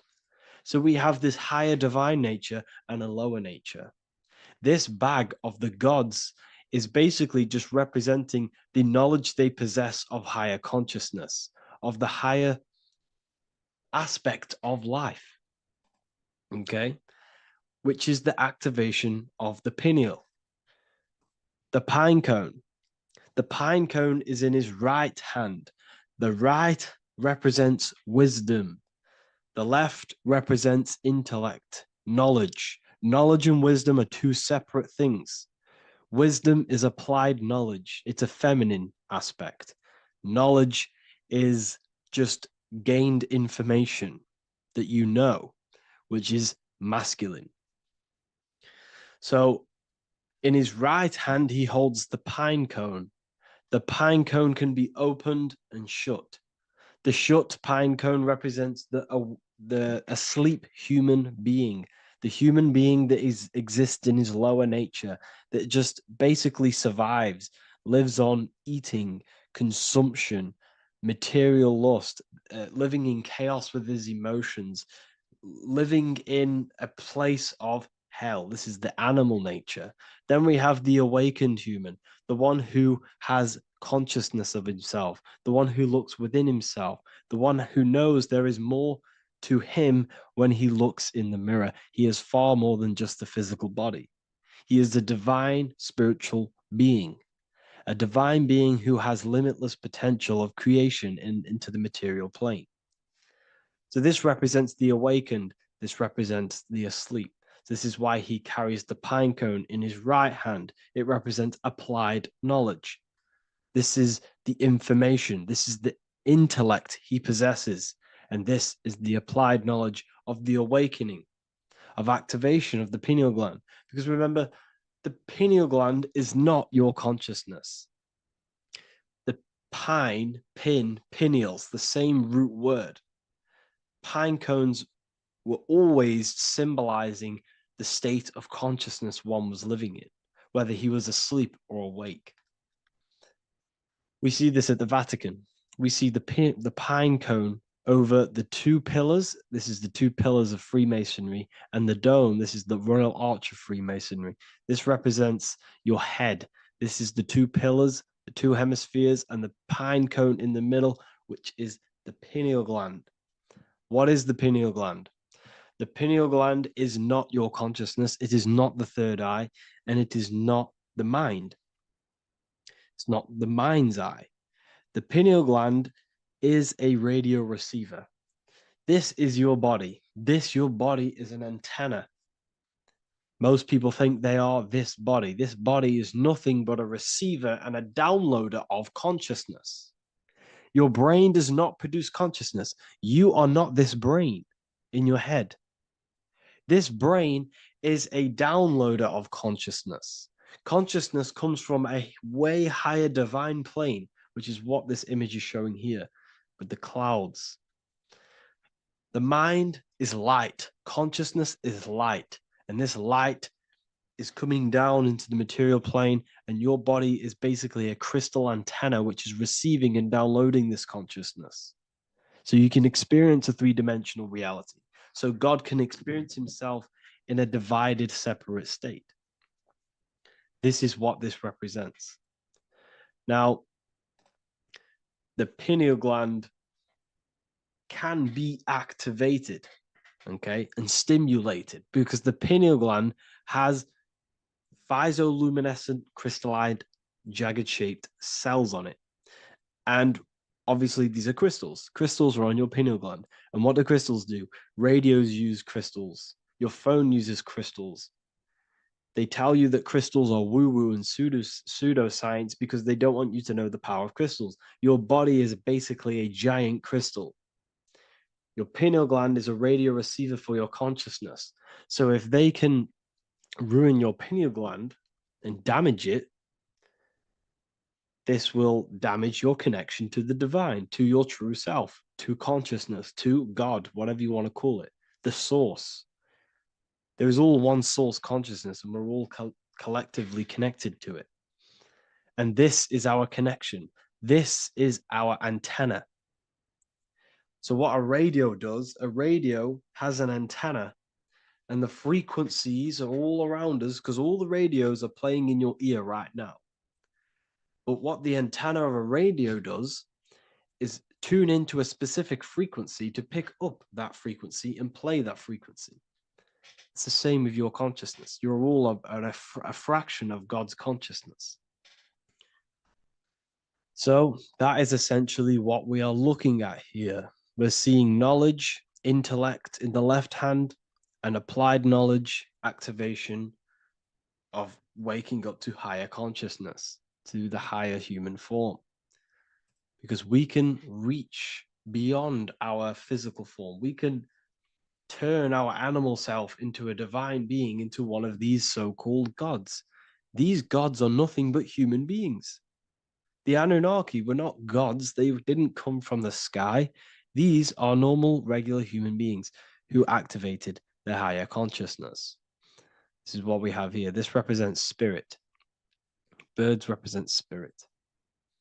So do we have any questions? I'll take some questions now. That was just a short lecture on what that symbol truly means. Okay, so if we have any questions, feel free to go ahead and ask some questions. Anything that you don't understand, anything that you want to know. Okay.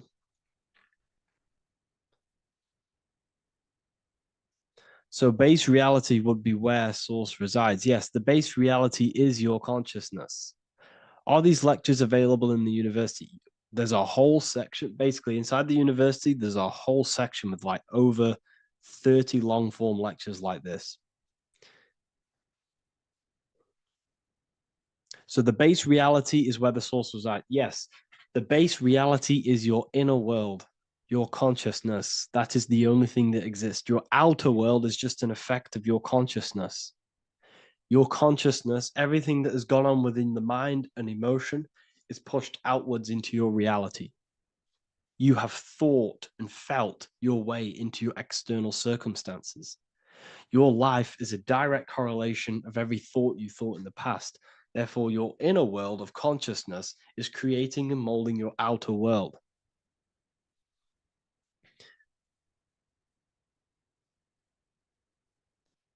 The best way to keep connection consistent, the best way to keep your connection to the divine or the higher planes of consciousness is through meditation and through imagination. Imagination is the fourth dimension. It is the astral plane. That screen that you have in your mind is not a physical screen.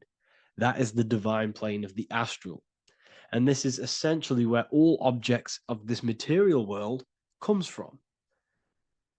The phone that you are holding, the laptop you're watching this on, whatever you're doing, every single object you see in your room that you are in right now began inside of the plane of imagination. This is not a physical plane. This is a metaphysical plane that you have access to.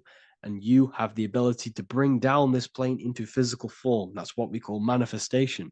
That's what the ancients called magic. This is what we now call in science metaphysics. It's all the same thing. So yes, you all have access to the divine planes. Unlike animals, this is why humans are so advanced.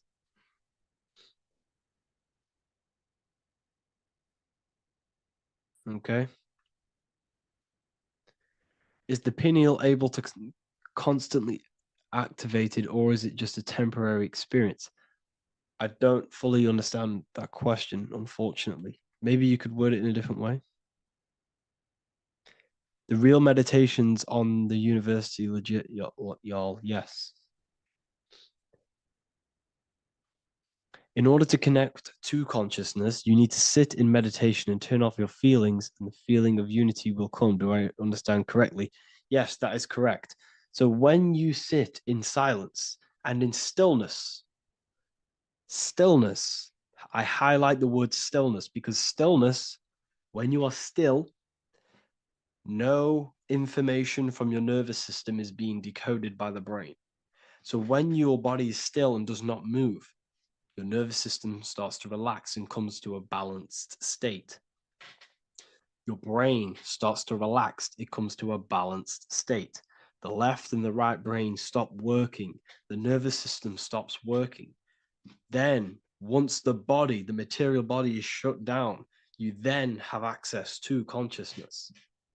You can't access consciousness if the body's in such a busy state. If electricity is being fired every 2 seconds, your whole body's electrical. When you move your foot, that's electricity being fired from the brain to the foot instantly through the nervous system. Your brain, your whole body is a technological machine. So you must shut down the technological machine to access the divine that exists beyond the technological machine. Do you understand that? Did we create ourselves from the higher plane? When you say yes, you created yourself, you manifested yourself in this material form for a reason in this specific time and place. Wisdom books, are these available inside the university? Yes, they are. So anyone who joins the university, they all gain 50% off the store. So you can get anything you want inside the store for 50% off. Plus, you get the Book of Wisdom Volume 1 PDF for free. You get the Human Health Guide. Plus, you get all of the library books. There's a load of different books on occultism, symbolism, esotericism. Do you need to place your attention somewhere specific during meditation? You can do. Okay, you can do. So if you struggle, when you first start to meditate and you struggle to turn off the thoughts, think of the back of the brain, the back of your head. Don't think of it, place your attention on it. Okay, so when you place your attention on the back of the brain, this now shuts off thought because the back of the brain doesn't have any activation to do with thought. The front brain does, the neocortex.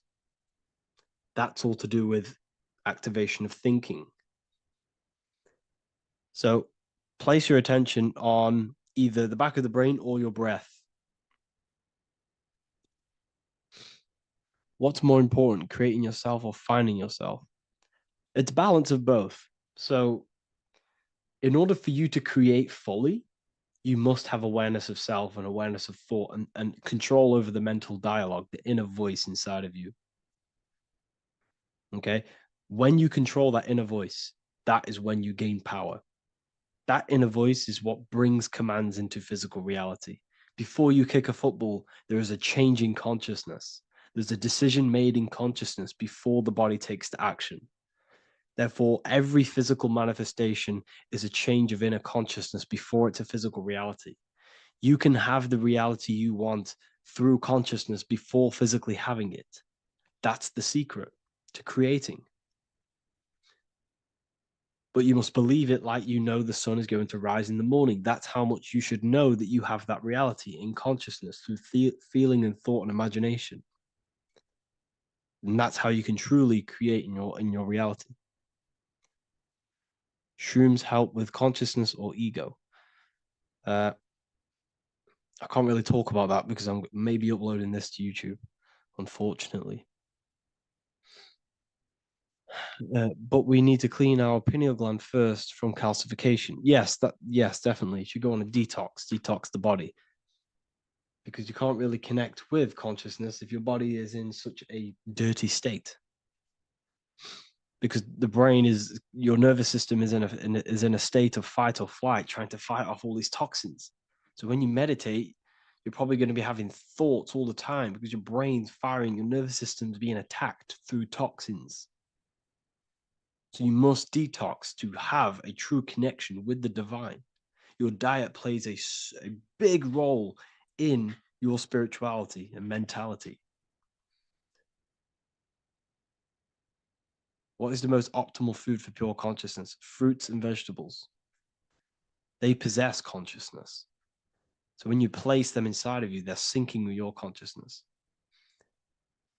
How to check the cleanliness of your body, your skin, your teeth, your tongue, your mouth.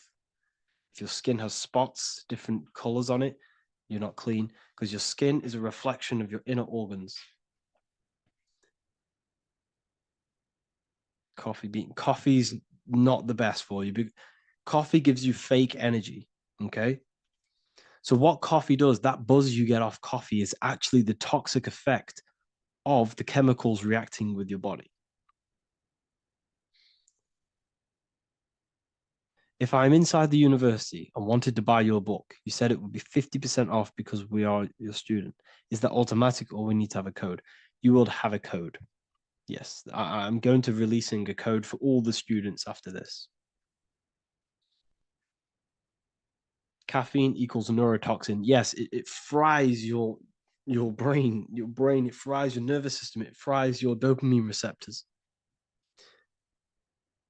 Will the Q&A last week about money symbolism be posted? Oh, I didn't post that. That's my bad. I totally forgot. I will post that after this. Thank you for reminding me. How to detox the body. The best way to detox the body is going through a week cleanse of fruit. So only consume fruit, sea moss, and cayenne pepper, and lots of freshly pressed juice. Do that for a week or 2 weeks, depending on how you feel, and then start to fast. You will lose weight, but you're not losing weight. You're losing impurities. It's good to do this every couple months, to just go on a raw fruit diet, cleanse the body, push everything out, and then start to fast while consuming sea moss and having lots of freshly squeezed juices. What is an alternative for coffee? Something with high energy levels. Okay. We're not taught the most simplest thing about the human body. It is an electromagnetic machine. It's electrical. It runs off electricity. The only energy you need is electricity, and that is found in fruits, vegetables. If you want energy, drink pure, fresh, pressed juice. That will give you more energy, more electricity than coffee. Can we cleanse ourselves through oil pulling? Do you recommend it? I do oil pulling every day with coconut oil in my mouth. Celery juice is a good one, very good one. Yeah, celery juice.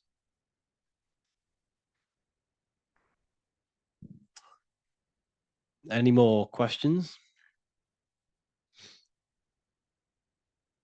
What kind of music do you listen to when lifting? For me, rap, hip hop push me work harder, but I know it's terrible for my subconscious. Yes, very. At least you're aware of it. You should be definitely try and stay away from the hip hop music. Try and stay away from anything that's talking about anything negative because it's all programming your subconscious.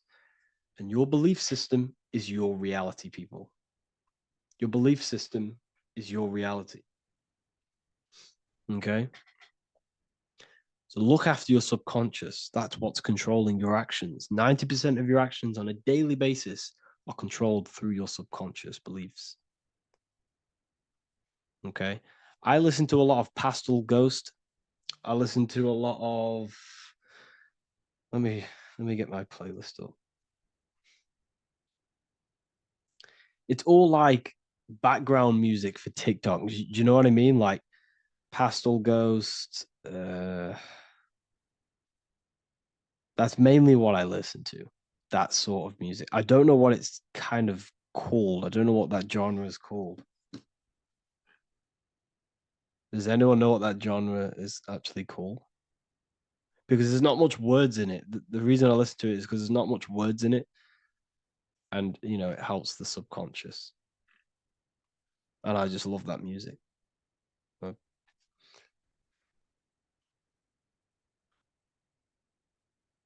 Like lo-fi, yeah, a bit of lo-fi.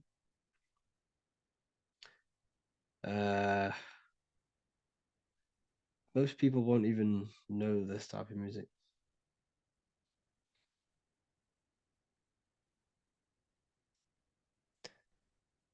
Can you tell us how you use cayenne pepper? So I mix it with freshly squeezed orange juice every morning. So the first thing I have, empty stomach, I have a teaspoon of cayenne pepper, mix it in and just down it every morning. And sometimes at night. The feeling you get in your stomach after putting cayenne pepper on an empty stomach is absolutely amazing. It tingles in your stomach. It kills parasites. It kills all horrible organisms.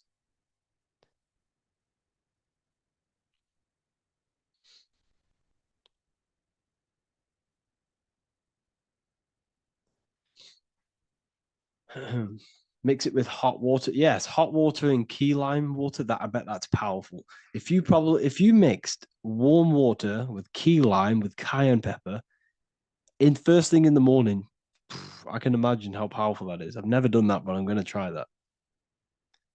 Do you use sea salt? I don't know what to think about sea salt, to be honest. I try and stay away from it. I don't know whether it's good, don't know whether it's bad. I'm kind of mixed on it. Mixed information.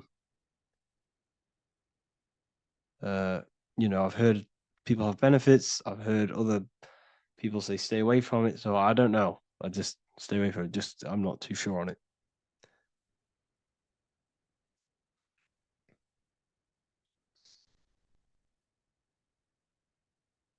I drink fresh pressed celery juice every morning. Yeah, definitely. Is there any chance we could like move to like esoteric occult questions? The only reason I say that is because I might be posting this to YouTube, so it's like I don't want them thinking I'm giving health advice because I'm not. This is what I do. I'm not giving anyone medical advice. This is what I would do to myself. Because I can probably get in trouble for that. So the subconscious is the all-knowing. It is the all-seeing eye. The subconscious knows everything. Your conscious mind does not. Your subconscious knows every single cell in your body. Your subconscious is making your heart beat. It's talking to your heart. It's talking to every organ, every cell in your body is being connected and spoken to by your subconscious mind. It is the all-knowing. The subconscious has access to the astral plane, imagination, the fourth dimension. It has access to the mental plane, thoughts. It has access to the ethereal plane, energy. And has access to your physical body. It's the door. It's the portal. The subconscious is the portal to the divine. You must go through the subconscious in order to access the divine. Any coupon codes for book 2? Yes, inside the university, there will be a 50% off coupon code. Speaking of ancient civilizations, why did they use symbols to give us true knowledge? This is a very, very good question. Very good question indeed. The reason they use symbols is because symbols are their keys. They hide meanings. They hide things. For example, if it was written down, if all of this sacred knowledge that I'm speaking now was written down, it can be easily taken. It can be easily misused. Someone can take it, read it, and steal it and misuse it and abuse the world and create horrible things. The reason they use symbols is because they're hidden. They hide the teachings. Only the ones who possess the key, that possess the knowledge, can read the symbol. So the symbols act as a guard towards this higher wisdom, this higher knowledge, which gives you power. All of the knowledge I teach you gives you power. And you can misuse it. You can misuse your imagination. You have no clue, unless you've put this into action, how powerful your inner consciousness is. You can become a Okay, listen. If you hate your job, it's not the job that you hate. Think about it. It's not the job that you hate. The hate is coming from your inner consciousness. It's the state of consciousness that you hate. So what does that tell you? You can change that inner consciousness to another reality, the feeling of another reality. You can become that consciousness within before you actually externally have it. And by becoming and knowing that reality, that's what produces effect on shaping your outer world. When you really, truly know that reality inside of you, of being free, of being wealthy, of having abundance, your outer world has no other choice but to rearrange itself to your new inner state of consciousness. That's what magic is. It's manipulating your inner state of consciousness. It's convincing yourself that you already have it, not believing it, knowing it. Okay? Knowing is different than believing. Believing is a lie. You should know thyself. Okay? So we can say that human overpopulation is intentional. There is no human overpopulation. We're all cramped in these cities. We're all cramped into one little place. We're not supposed to live like that. We're not supposed to live so cramped. This is why there's so many weirdos out in public. So many weird people doing weird things. This is when things start to go weird, and we shouldn't be living in this state, in this condensed state. We should be spread out. Okay. There is no overpopulation. It's just an illusion, because we all lived in such. Have you ever been on a plane? Have you seen how much land there is? It's crazy. There's no overpopulation. And how many people do they say there's in the world? There's not that many people in the world that they say. I think it's like 8 billion. I think they say there's 8 billion people. There's not 8 billion people. There's probably more like 2 billion.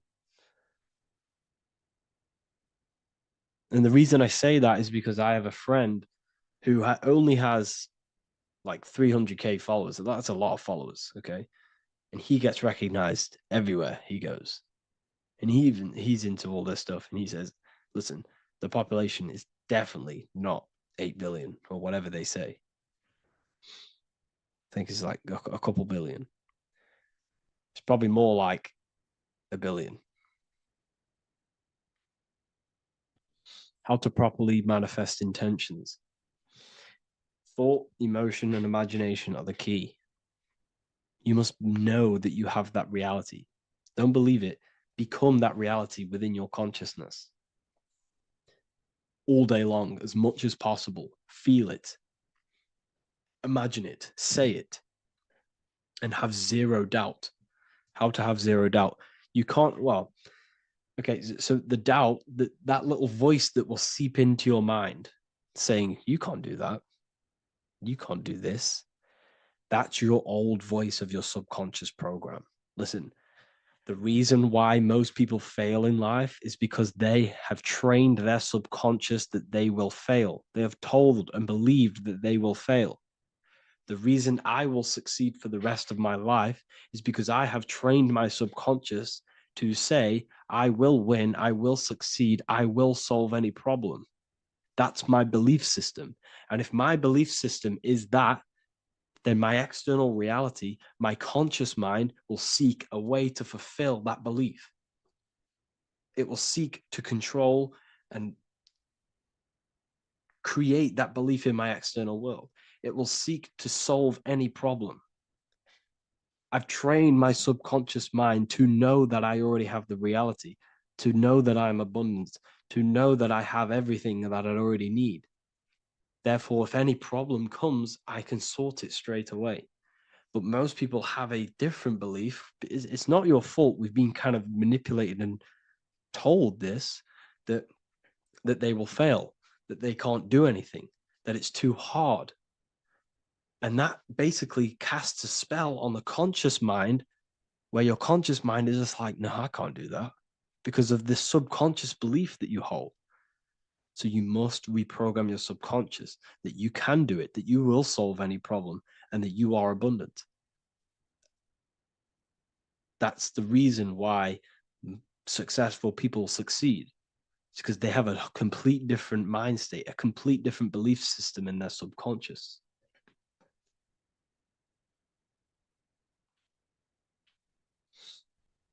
Do you offer mentoring? Yes, I do offer mentoring, but it's mainly for people who want to grow their online presence, and for the amount of value and transformation that I can place into your life, and the time that, well, the price of my time, it will be a higher price tag, but your life will completely change if you join my mentoring, because I will transmute your life, I will transmute your mind, and I will transmute your whole reality, because I could tell you exactly what you need to do.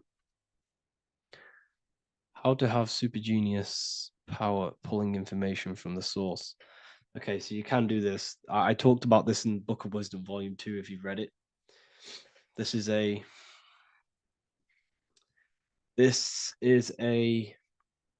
technique that Albert Einstein used. This is a technique that Thomas Edison used. This is a technique that all of the ancient geniuses have used. So you get on a chair, you place metal below you or plates, and you hold a metal ball in your hand, and you fall asleep. And every time you fall asleep on the chair, you're going to drop the ball because your body will become unconscious, and you will basically drop the ball and it will wake you up because it's going to hit and make a loud bang on the plate. And every time you go to sleep, basically what this is actually doing is shifting your consciousness from conscious into the subconscious. So from physical into the astral, your consciousness is shifting between these two planes. And as you do this, you can bring down great ideas from these higher planes. So when you fall asleep, have an intention. And when you fall asleep, you'll drop the ball. And when you wake back up, you'll have an idea, and you got to write it down.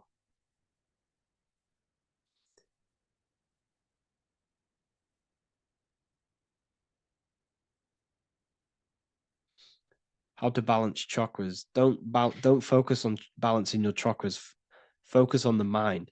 The mind is the cause of the chakras being blocked. If you have a blocked throat chakra, this is a problem in your mind, not the chakra. You see, the chakras are a result of the mind. You transmute the mind, you can transmute the chakras and cleanse them.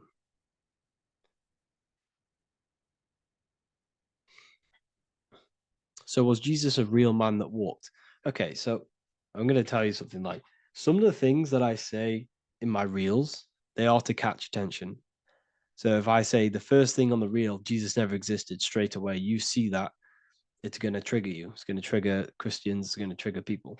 So yes, I do say things to catch attention. The reason I do that is because I have to in order to catch attention. Maybe there was a Jesus who walked. So in the past, I have said Jesus never existed. Yes, this is to catch attention, to boost the reels, views, and comments and stuff like that. Maybe there was a man who was called Jesus and walked the earth. But listen, he was not the Son of God. You are all the Son of God. Jesus represents an archetype. He represents morals. He represents a way of living that you should embody in your life, not to worship. We shouldn't be worshiping this man. We should be embodying his qualities into our lives so we can become Christ consciousness, so we can live in harmony with our mind, emotions, body, and spirit. Okay? He was not the Son of God. You are all the Son of God. We are all God experiencing himself in a three-dimensional divided form. God is oneness, and he created a divided world so he can experience himself. Why do you quote from the Freemasons oft times? I don't recall me looking at Freemason quotes and quote them. I just simply, when I post a quote, I literally just, whatever comes to my head, I just whack it into Telegram or Twitter. Are dreams tied to your subconscious, and how do you understand them? Okay. Dreams and astral projection are two different things. Astral projection is your soul leaving this plane into the collective consciousness, into the collective mind, the collective astral plane. But dreams are basically the astral plane, but it's your personal astral plane in your personal subconscious. So when you dream, you're entering your own consciousness, you're entering your own subconscious.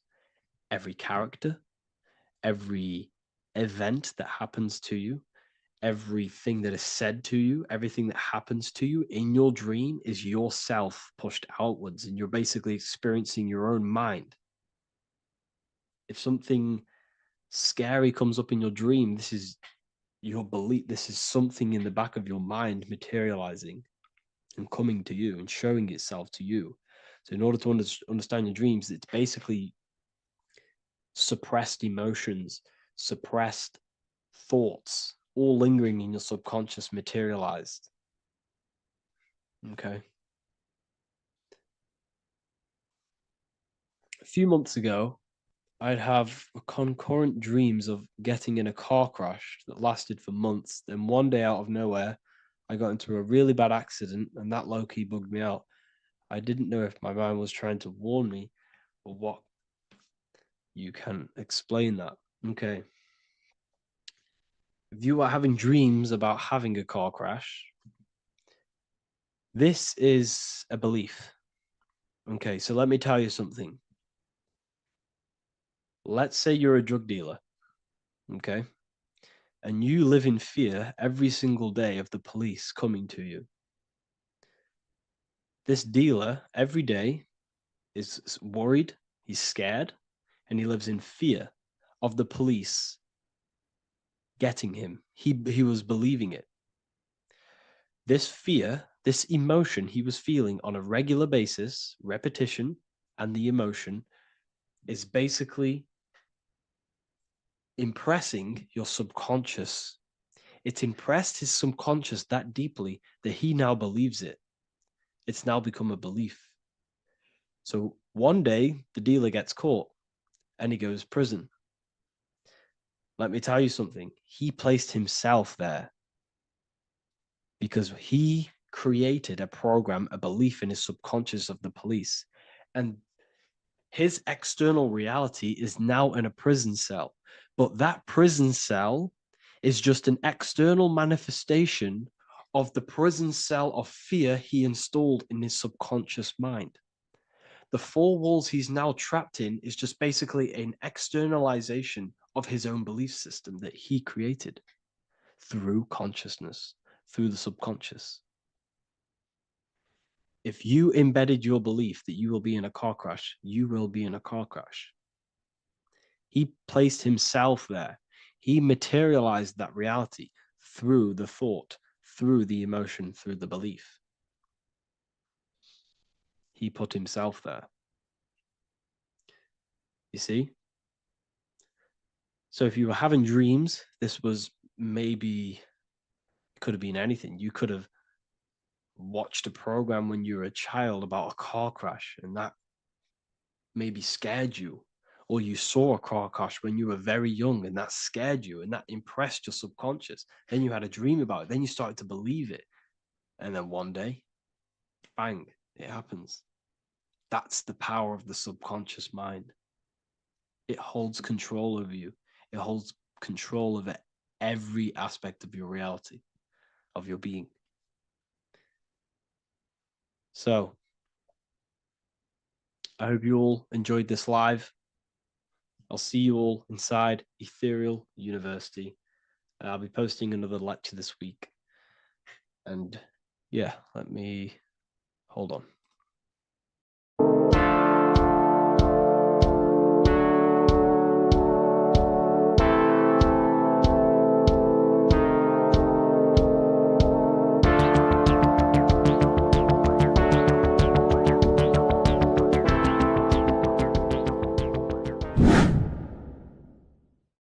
What is good, people? We're back with another video, and this is going to be talking about the connection between the micro and the macro. You know, you are the universe, everything is inside of you. So the first thing you need to understand is that the law of mentalism, we are a thought in the creator's mind, everything's being thought into existence. We have a spark of this mind, this same mind of the creator. And everything is a state of mind. Particles or atoms, whatever you want to call them, are a mental thing. They're a product of the mind. Everything's thought into existence. Thoughts influence everything. Thoughts are energetic effects which send out waves into the quantum field around you. And your consciousness is actually the universe experiencing itself, expressing itself, and viewing itself. So we are the creator, but viewing itself in separate bodies. And this is why they call the material world the world of illusions. Because everything's separate here, but we all forget that we are all one. We've all been brainwashed to think we're all separate, but we're all one. We're all the same mind, the same consciousness, everything. So everything's created out of toroidal fields. God created the toroidal field. That's the only thing that exists because the atoms are toroidal fields. And it's the basis behind all creation. As you can see it in the owl's eyes. It creates the infinity symbol. And this was the apple. That apple is a toroidal field. And the toroidal field is made out of dielectricity, which is ether. Ether is black light, and this is counter space. This is another realm. This is what creates God to be omnipresent, to be everywhere at one place at all times. He is everywhere because ether is everywhere. And ether is infinite potential. It connects everything together, and that's what energy moves through. It moves through the ether, and that's black light. Everything is light, as it says in John 4:2. God is light. Everything's a vibrational state of light. So the Taurus field is made out of dielectricity, ether, black light, magnetism, which is white light, which is the center of the toroidal field. And magnetism radiates, it has no vibration. And then when white light splits, it turns into electricity, which is physical material, and that has a vibration. This is the Holy Trinity, the sun, the moon, and Saturn. Saturn, the god of materialism. If you've watched my videos on Saturn, you know that Saturn is crystallizing everything into physical matter. And that's why his old name was El. The ancients called him El. And this is why we get El electricity. This is where El electricity comes from. Because El electricity is only a product of the physical world, which is redshift, blueshift, Adam and Eve. And this is what creates the redshift, blueshift is what is a product of magnetism. When magnetism, white light splits. And this gives us vibration. And this is what creates the toroidal field, which is the basis of all physical creation.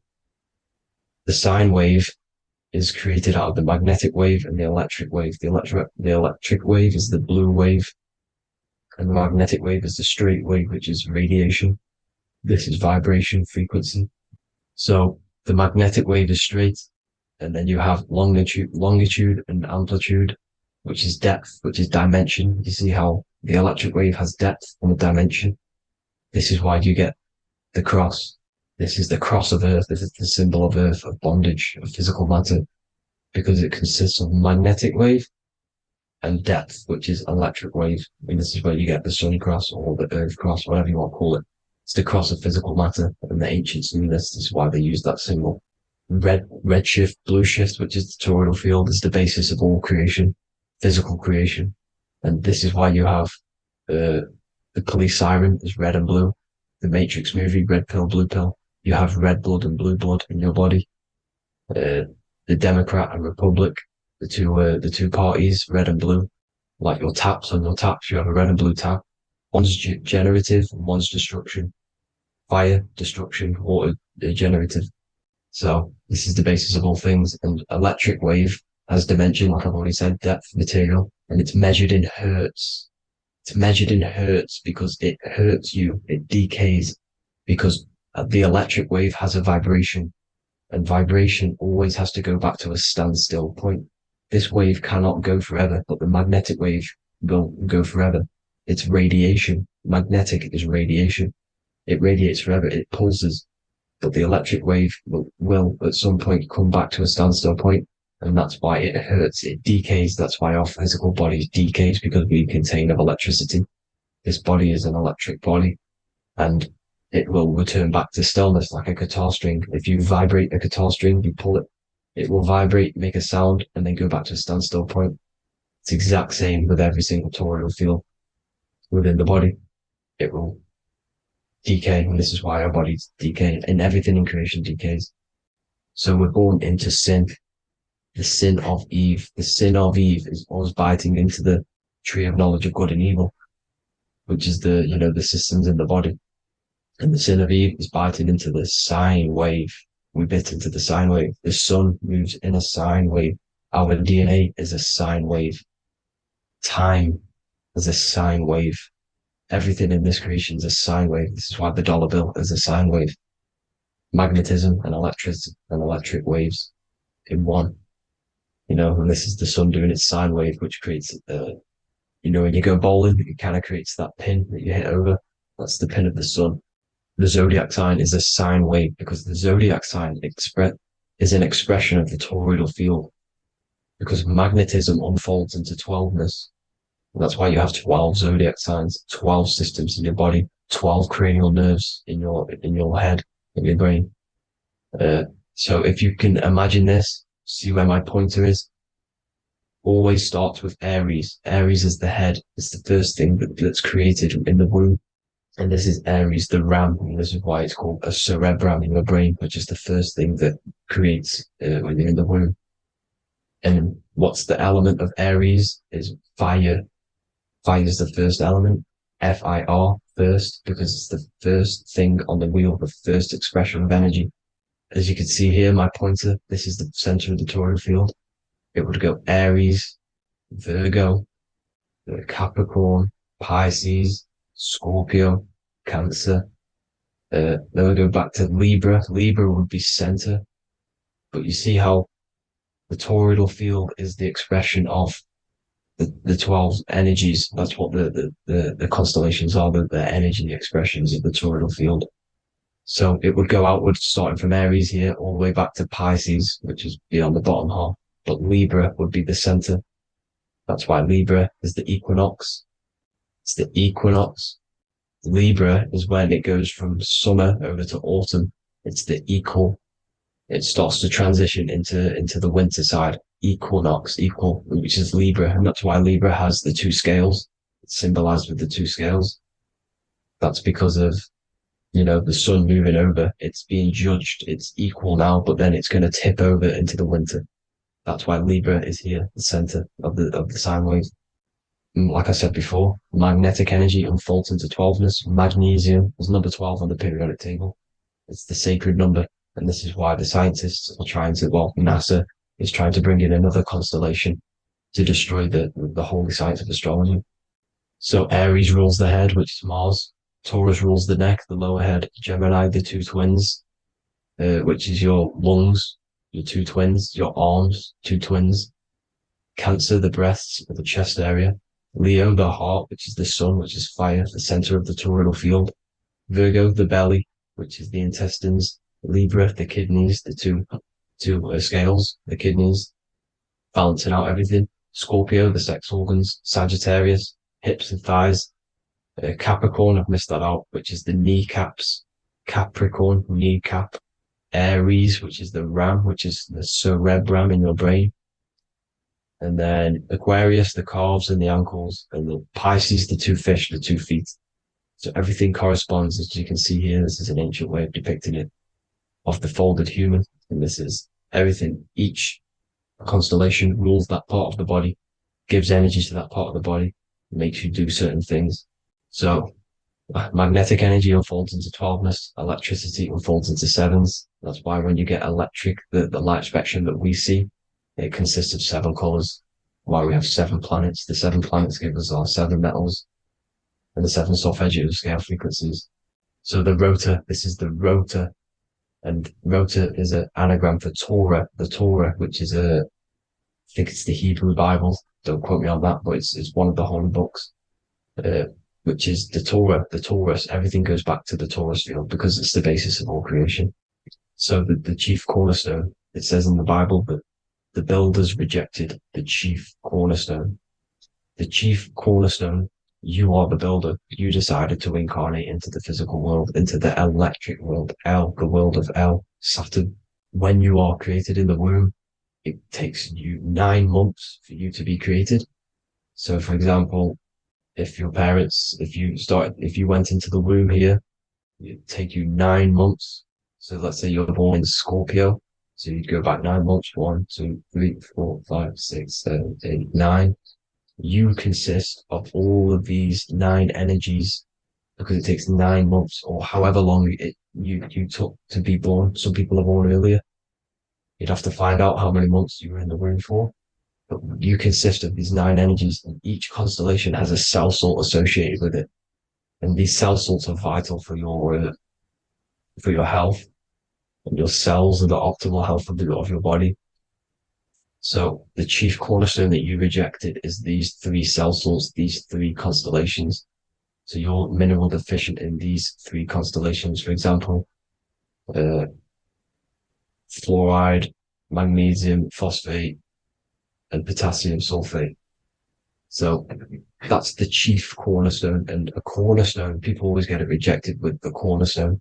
The cornerstone is not, it doesn't say the cornerstone in the Bible, it says the chief cornerstone. The cornerstone is a cornerstone of a building, but a chief cornerstone is the top of the pyramid.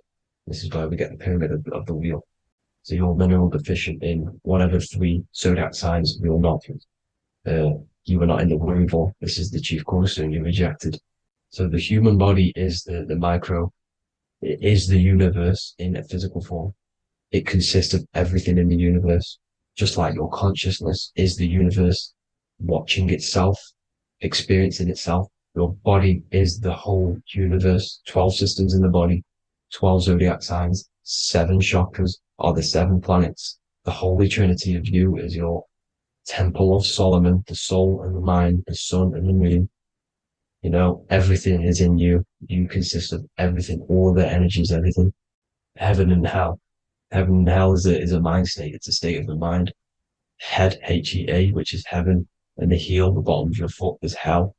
And the bottom of your foot is the soul. So they're basically saying, well, it's wordplay. They're saying that your soul is in hell because, you know, with the elites being in control. So they call the bottom of your foot the soul, trying to say that you're in hell. The Christ is in you. And this Christ is Greek for what? Christos.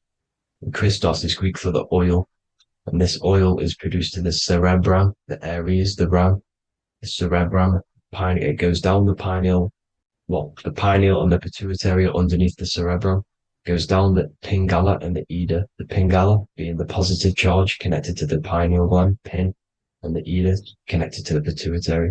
And this is the 2 serpents going down the spinal column. And this is why Jesus goes from Nazareth to Bethlehem, and then Joseph and Mary are waiting for Jesus in Nazareth. Joseph and Mary are the pineal and the pituitary gland waiting for Jesus to come back up the River Jordan, your spinal column. So this is the oil. This is the story of Santa as well. Santa comes from the North Pole. Why? Because the North Pole of the Earth is the center of the toroidal field, and the North Pole of you is your spinal column, which is the North Pole of the toroidal field. The North Pole, he comes from the North Pole. This is the North Pole. This is the South Pole of the toroidal field. Comes from the North Pole, which is your mind. And he goes down the chimney and then back up the chimney. This is the chimney. And he drops off the present, which is the Christos, the oil. And this is why Jesus is crucified at 33, because he crosses over the vagus nerve at the top of your spine. When this oil comes back up to 33 vertebrae, these are your vertebrae here. When it goes up to the 33 vertebrae, it gets crucified at 33 because it crosses the vagus nerve, and he's crucified on a cross at 33. This is the story behind Jesus and Santa. The Ark of the Covenant in the Bible is the two hemispheres which cover the vital parts of your mind, the brain side, which is the cerebrum, the pineal, the pituitary, etc. So the two hemispheres are the two angels, the Ark of the Covenant. This is the Ark of the Covenant covering the two vital parts of your brain. So these are the optic thalamus is another part, and it protects the Christ oil, which is inside at the center of the brain.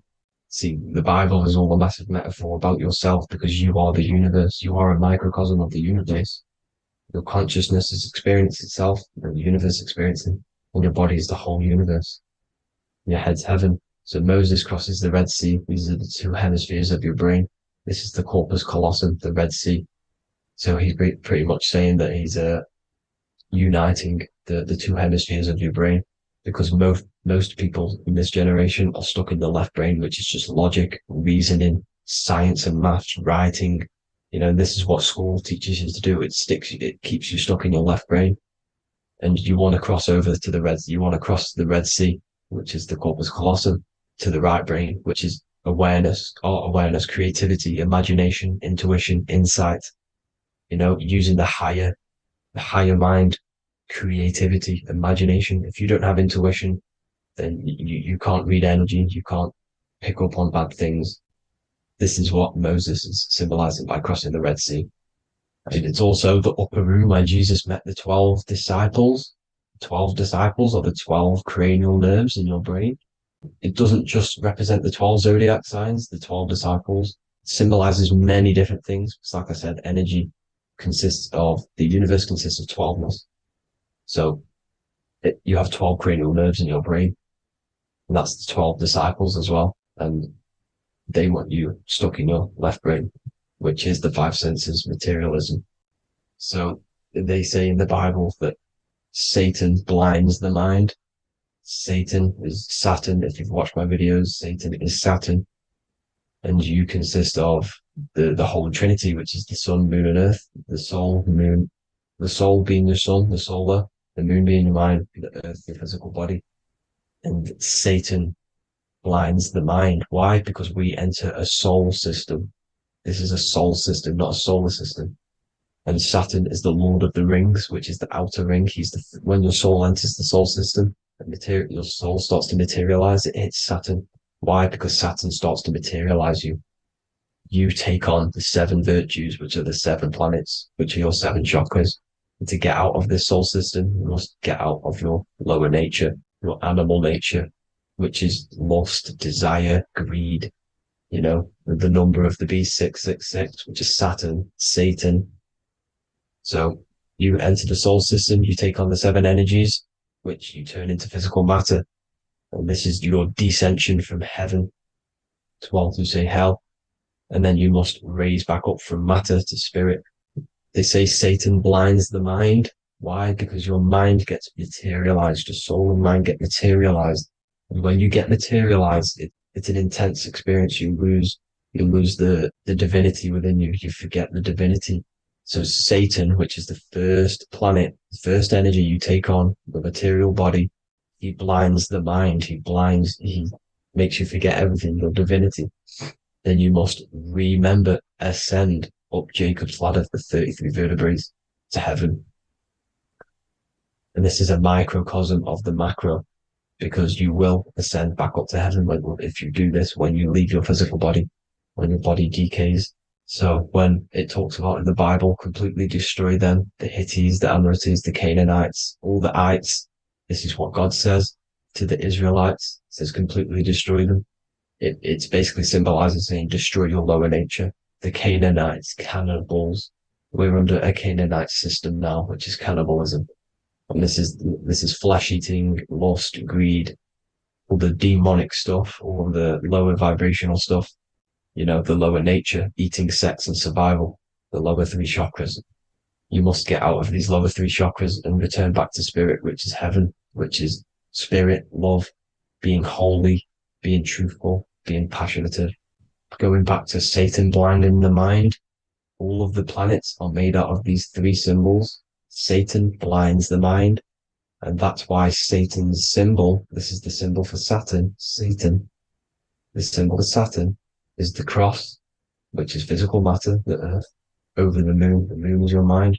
So the Saturn symbol saying matter over mind. He blinds the mind. Satan blinds the mind once you enter the soul system. And you must remember, in the Bible, it talks about the Genesis, which is Eve, the sin of Eve, which is biting of the tree of knowledge. The serpent, which wraps around the tree. It says the serpent placed himself on the tree. Well, the serpent is the spinal column. It's the serpent telling you eat from the tree of knowledge of good and evil, which is your nervous system. And eating from the tree of knowledge of good and evil is doing bad things. For example, over-sexualized, overeating, eating the wrong food. That's eating from your nervous system. It's decaying you. And it's preventing you from achieving the God self, the God consciousness. This is the symbolism of, the tree on the serpent, telling you to eat from the left brain, with the left brain being the sinister. Sinister is Latin for left. That's sin. Sin is left. And left is lefty Lucy, Lucifer, right, righteousness, right, God, godly. The tree of knowledge of good and evil, which is your nervous system, because it determines good or bad. That's the only thing you experience in this world is your nervous system. And then the tree of life is the cardiovascular system, and the Garden of Eden is your body. So that's it for this video, people. I hope you've got a greater understanding of how you are the universe and everything is inside of you. Just keep in mind you are the universe experience in itself, and your body is a reflection of everything. The 12 constellations, the 7 planets, everything's inside of you. This world is an expression from the inside outwards. You can't affect the outside world to manipulate reality. Everything's inside of you. I hope you got a greater understanding of this. God bless.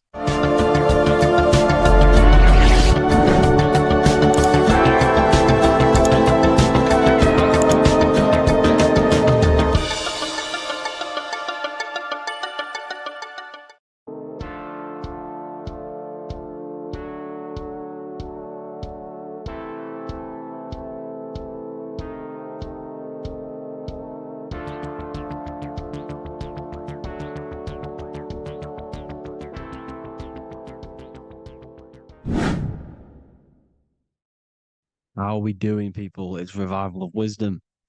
We're back today talking about sun worship. Okay? And please enjoy, sit back and enjoy the video. First thing we need to understand is that the sun is the risen savior. It's the light of the world. Without the sun, we have nothing. Now, the sun is the Son of God. We didn't make the sun. No one owns the sun. But who created the sun? Obviously, the Creator created the sun. Therefore, it is the Son of God. And that is what Jesus is symbolizing in the Bible. The Bible is a metaphorical story. That's why it's called the greatest story ever told, because it is a story about the sun, the zodiac.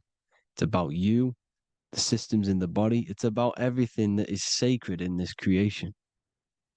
Now you can see the suns behind Jesus' head in all of the ancient portraits, even the ones that are more modern, you still see a sun on the back of his head because he is the sun.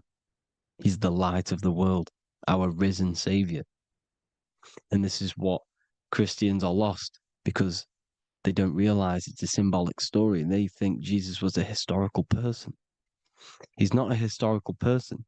Okay, this is what we need to get out of our mind. This wasn't a historical person. It's the Son, our risen Savior. The Son is the soul. It's the soul of this creation. Because what is a soul? A soul is pure life force, pure energy. Whatever a soul inhabits, it gives life to. Like our soul feeds our body. The sun feeds the earth because the sun is a soul, and that's why the ancients called it Sol. Because it's the soul and it's in you and it's the light of the world. It's the light of everything. It gives life to all things. Here's Jesus and his 12 disciples. The 12 disciples symbolize the 12 zodiac signs. Aries, it rules the head region because the 12 zodiac constellations rule specific regions of your body. Aries, the ram, you have a cerebrum in your head. This is Aries on the head of the table. His Gemini rules the arms and the lungs. The two twins, Gemini. He's holding up 2 hands for the 2 hands and arms. The twins. Cancer has a knife in his hand. It's not so clear, but he has a knife in his hand. Cancer is the crab. Crabs have claws. And he's pointing at Virgo's Adam's apple, saying there's no Adam's apple there. It's a woman. Who's the 6th sign? The 6th sign is Virgo, the Virgin, the only woman in the painting. Now notice how there are 3 people in 4 groups for the 4 seasons and for the 3 months and 3 zodiac signs in each season: spring, summer, fall, winter. Matthew, Mark, Luke, and John with the suns on the back of their heads because it's the 4 states of the sun. The 4 states of the sun. Now, 6th sign, Virgo, the Virgin, the only woman in the painting with no Adam's apple. Then we have the sun, Jesus, red and blue, red shift, blue shift. Electromagnetism. The ancients knew this. He's got one hand open, one hand down, because the sun gives and retrieves. The sun rises and it falls. It gives, then pulls away. That's what the sun does, and that's what he's doing. His arms are out, symbolizing the rays of the sun, casting down onto the earth, giving and then receiving. Libra, his 2 hands are equal. He's holding his arms out equally because Libra is the 2 balanced scales. Libra is when the sun is balanced between the summer and the winter. It's being judged. The sun isn't balanced. That's what Libra is, the 2 scales. Capricorn is the goat. Goats have 2 horns, and you can see the 2 horns on his head here. See? So this is astrology. This is what Leonardo da Vinci is depicting here. It's astrology. He knew the story of the Bible is all astrology. It's all based on astrology. The Son of God, the real Son. Now here are some Bible verses. I am the light of the world. Obviously, that's the sun. What other light is there that lights up the world? The moon can't do it. It's the sun, the one and only Son, our risen Savior. Because if the sun didn't rise, we'd all be dead. So it's our risen Savior. And it dies for our sins every night and then gets reborn every day. Now Jesus calms the storm. Mark 4:35-41. The disciples are all on a boat and there's a heavy storm. But Jesus is asleep. The disciple says, Jesus is asleep. We need to awake him. They wake up Jesus, and Jesus got up and rebuked the wind and said to the waves, quiet, be still. Then the wind died down and it was completely calm. Well, when Jesus was asleep, this is the sun not being risen. It's not risen yet. Because in the night times, that's when the storms happen on the sea, in the ocean. And when they awake Jesus, Jesus rises because he's the sun. He rises and everything calms. Because when the sun comes, the storms go. You see? So it's the sun. It's all about the sun. Here's another, Luke 22:10. A disciple asked Jesus, when will we know it's the end times? And Jesus says, as you enter the city, a man carrying a jar of water will meet you. Follow him to the house that he enters. Well, this is clearly talking about astrology, the topic that Christians think is satanic, when they don't realize the whole thing's based on astrology. Because the end times is the end of Pisces, which is the two fish, which is the age we've just gone out of. And you can see all these ancient churches here with two fishes, because they knew it was the age of Pisces. There's an ancient photo, ancient artwork with the two fish, Pisces. And the end times, as it talks about in the Bible, and Christians think the world's going to end or something. But no, it's just the end of Pisces. As you enter the city, a man carrying a jar will meet you. Follow him to the house. The house is the zodiac sign that he enters. And the zodiac sign is Aquarius, because that's what it is, a man carrying the water. We know this is astrology because a woman, that is a woman's job in the ancient times. In the ancient times, the woman used to get the water. You would never see a man collecting water back then. That was the woman's job, whilst the man builds the houses, for example. You see, so we know it's talking about astrology because astrology is the man holding the bucket of water. It's the end of Pisces. Now we are in Aquarius. And of course, Luke 24:36, the risen Savior, the Son. Now, the Son is also born on the 25th of December, a virgin, just like Horus, Mithra, Buddha, Krishna, Hermes, and thousands of other gods, all born on the 25th of December. Well, it's because the sun moves 1 degree northward on the 25th of December. And on the 22nd to the 24th, it stays in the same degree because it's moving south. But then on the 22nd, it stays in the same degree on the Southern Crux constellation. And the ancients called this the sun dies on a cross, because the cross is the Crux constellation, the Southern Cross. And it stays on that same degree for 3 days on the cross. The sun dies on a cross, and then on the 25th, moves 1 degree northward, bringing back the summer, the light, the warmth, the growth of crops. And this is the sun being reborn again, a virgin, because it's pure. And here's Mithra, another sun god before Jesus was around, before Christianity. It was Mithraism, and Mithra, Ra is Ra, the sun god, Egypt. It's all about Ra, the sun. You can see the crown of thorns on Jesus's head, symbolizing the rays of the sun. And here are the rays of the sun on the back of Mithra's head. Krishna, the sun. Buddha, the sun. Horus, horizon. All born virgins, all did miracles, all resurrected. Dead for 3 days. Well, here he is, dead for 3 days on the cross. And resurrected, because it's the most ancient religion ever been on the face of the earth, the worship of the sun. And we should worship the sun, because without the sun we are nothing. The sun feeds us, feeds the earth, feeds everything. Without the sun we are nothing. It's been reversed, and now we're worshipping man, when we're worshipping a man called Jesus was never real.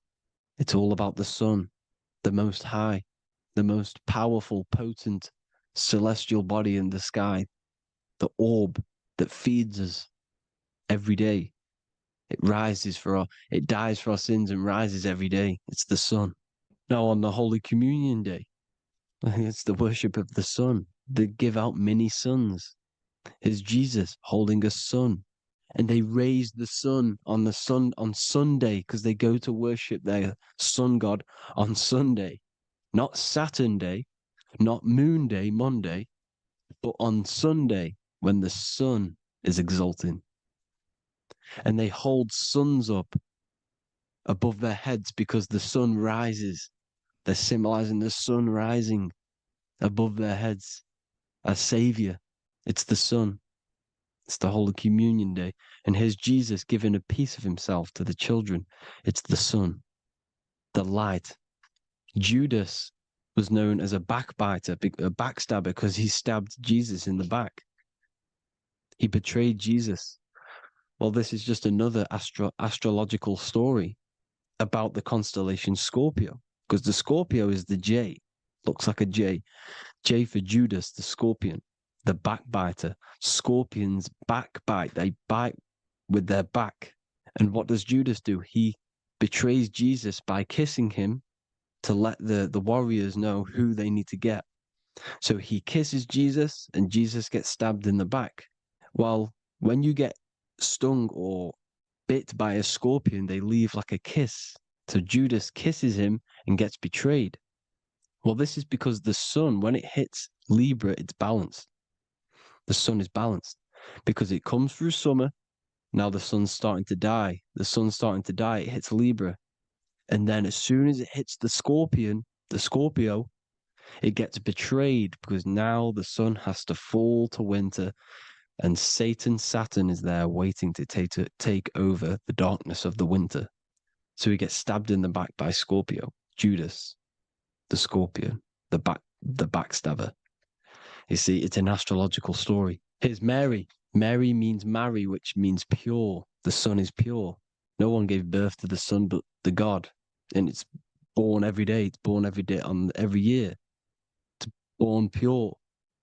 There was no controversy. There was no, activity for the sun to be born. It's pure. Now, the 7 metals come from the 7 planets. The sun gives you gold, and this is why the sun is golden. It looks gold. And this is why the banks are backed by gold, because gold is the most valuable metal, because it's the sun, the most valuable celestial orb in the sky, in the heavens. Well, here's Jesus, another ancient symbol of him being crucified on the cross with the big sun, the Southern Crux constellation. The sun dies on the cross constellation.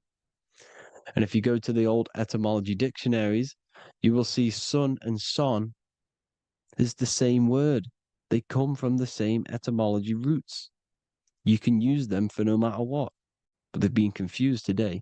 But if you go back to the old dictionaries of etymology, they are interchangeable. You can use them. Son, sun, sol, it's all the same thing. The 12 disciples, 12 brothers of Joseph, 12 tribes of Israel, 12 breastplates on the stones, because it's all the 12 astrological signs. They could have used any other number, but there's 12. Because 12 is the mind, which is God. 7 is the number of matter, which is man. 7 energy centers in the body. 12 cranial nerves in the brain, because it's the mind. 12 is the 12ness. The zodiac is literally the mind of God, the signs of God. Now here we see here, Job 38, 31 to 33. Can you lead forth a constellation in the season? He's asking you, can you read the sky? Can you read the heavens? Canst thou bring forth the Mazzaroth in its season? Mazzaroth means 12 signs, the zodiac. Why did they translated every single Hebrew word in the Bible into English, but they decided to leave out Mazzaroth? Why? It's because if that said zodiac, Christians would have a different view on the Bible, but they leave that out. But Mazzaroth actually means the 12 signs, the zodiac, and the stars means sign. The word stars means sign because the stars are signs, things to come, which is off in Hebrew, which means sign, things to come. You see a sign on the road, it's something coming. But God is saying, what does he say? To qualify as a director, a judge of man's life on earth, one must be able to govern the heavenly bodies that rule the earth. It's telling you to read the heavens. We need to read the heavens. Astrology, the 12 zodiac signs, the mind of God. It's telling you, read the Mazzaroth, read the zodiac, because they are things to come in your life. They are signs. It's not satanic, it's made by God. God said, let there be lights in the firmament of the heavens to divide the day from the night, and let them be for signs. Signs are things to come. The 12 zodiac signs. It's all about astrology. Here's Mary holding the sun. His son, her son. It's the sun in the sky. The one and only, the most high. The soul, the solo. solo because it's on its own. The most powerful, Ra, radiance. Here's the Pope holding the sun. All three popes holding the sun because they're sun worshippers and they know the true meaning and origins behind Christianity. Sun worship. Here's the Vatican is a sundial. Yes, this is literally a clock. Your watch is a sundial. It's got 12 sections on it for the 12 zodiac signs. 12 hours, 12 Horuses. Now here you see Jesus walking on water. Well, it's the sun, and here's the beard of the sun. Here's the pyramid of the sun, the illuminated one, the all-seeing eye, the sun. Here's the Ankh. The sun creates these symbols. The ancients knew this. Now, when you see these headdresses, these are actually the days of precession of the sun. Aries, Cancer, Libra. It's all about the sun. Here's some more sun worship going back to Egypt.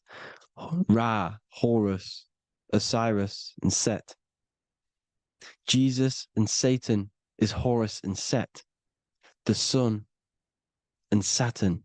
Saturn rules the winter, Satan. Jesus, the sun, the light of the world, rules the summer, rules the day. Satan's the night, Saturn's the night, the sun is the day. The evil brother, Satan. Well, Horus this is where we get the word hours from. There are 12 Horuses. The sun moves in 12 Horuses, 12 hours. Where's Horus? What hour is it? Where's Horus? His Ra, 12 noon, Ra, radiates, powerful, the most high sun. That's why he has a sun on the top of his head. These are the 4 states of the sun. Set, sunset. This is why we say sunset, because the sun is setting. His sunset, his Horus, horizon, the Horus is rising, Ra radiating, and the sunset. Then midnight is Osiris. Here's another ancient symbol for the sun, the scarab. Ra, the sun, scarab. It's got the word Ra in it because it's the sun. And here's the sun on top of the scarab with the wings. Because scarabs roll dung up hills and then they'll let it fall down the hill to gain more matter. To gain more bigger, like a snowball effect. And the ancients saw this as a process of the sun because the sun climbs up the hill and then it falls. So they used the scarab to symbolize the process of the sun. The sun climbs and falls. Here's an ancient Egyptian cat cutting off the head of the serpent. Well, the cat is cutting off the head of the serpent, symbolizes the sun cutting off the nighttime. When the sun rises, it cuts off the nighttime. It cuts off the serpent. The serpents represent darkness or evil. Oh, there's some more symbology of the sun and the heavens, the arch, the royal arch, the firmament, the sun inside the firmament. These are all ancient churches, and they all depict the firmament with the sun inside. Is the ancient cosmology, you see, because it's all about the sun. Everything's about the sun because the sun is our orb made for us to sustain life and this inside of this creation, inside of this firmament, the royal arch of heaven. Here's the Freemasons depicting it. Here's the Masonic royal arch. But you can even see the zodiac signs. Here's Cancer, the checkered board. It's the royal arch of the firmament. Obviously, they don't want to tell you that. You live in space, apparently. Some more sun worship. Here's the beard of the sun on the water. They all have this long beard. And why do they say amen? Amen at the end of every prayer. Amen is a sun god, a creator god. It's all about the sun. So thank you all, people. Hope you all enjoyed. Hope you all gained some knowledge and insight. Please give me a follow, drop a comment, drop a like. Have a good day. Love you all.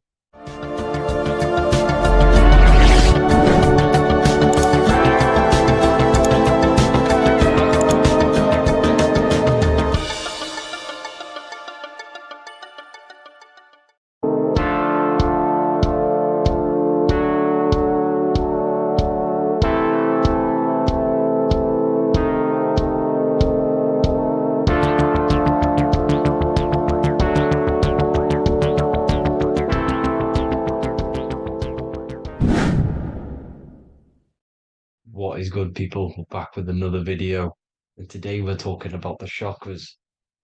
Let's jump straight into this because I know there's been a lot of requests for this video. So let's jump straight into this. So you have 7 chakras, right? 7 chakras, and these chakras are feeding off your electromagnetic field, known as your aura. This is both positive and a negative pole, male and female, right? This electromagnetic field is made out of electric and magnetism, and together they come as electromagnetic. Now, your chakras, the word chakra just means wheel, spinning wheel, because that's what they are. They are spinning wheels of energy. They do not exist on this physical plane. They exist on the etheric plane. Okay. Now, these energy centers are known to regulate your emotions, and each energy center controls the organs and cells in that particular area of the body. So, for example, your sacral chakra will control the cells and organs of your sexual reproduction area. Okay, the navel chakra or solar plexus will control the digestion in your body. Same with the heart, same with the throat, right? So they are like mini brains for each center of your body. They run along up the spine, but notice the crown chakra exists outside the body. It's just above the head. Now, this process of the chakras is obviously the 7 colors of the rainbow, starting from red, which is the lowest vibrational color, all the way to violet, which is the highest vibrational color. This, like I said, these energy centers are feeding off your electromagnetic field. So if these chakras are unbalanced, they are taking too much energy from your electromagnetic field, making it weaker. Now, this is the North Pole. As you all know, the Earth is flat, and we live inside of a giant Taurus field, and the North Pole is the Earth's heart chakra. And this is why the aurora borealis, or the northern lights, whatever you want to call them, that's why they are green, and they are being emitted from this center point of the Earth, because it's symbolizing the heart chakra, which is green, right? Now, you do work your way up to these. However, this is a Taurus field. You are a Taurus field. You have different layers of this Taurus field, right? And you need to balance all of these chakras, but you can't move up these chakras until you open the one below it. So it's like a stairway. You can't go to your solar plexus without going through your sacral. You see? So you have to work up these. However, you have to work up these and then live from the heart, because the heart is the center of the Taurus field. It's the balance between male and female poles, positive and negative poles. So you have to balance all of these chakras and then bring them all into one, which is the heart chakra. Now, they exist on the etheric plane. They exist on the etheric plane, and the etheric plane is a layer of the material plane. It's the one higher than the material plane.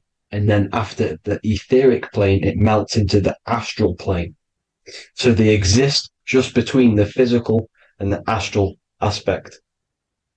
Now, this is the yin and yang matter, which is the lowest root chakra, physical matter, and then to spirit, because high vibrational matter turns into spirit, low vibrational spirit turns into matter. So they're interchangeable. This is the yin and yang. Now, when you see ancient paintings with the halos, you see this is like a toroidal field coming out the top of his head, you see, with a halo. This was symbolizing in the old days, in the ancient days, that they've aligned their chakra, they've reached Christ consciousness, which is God consciousness, right? Now, this electromagnetic field is the the apple that we bit out of in the Bible.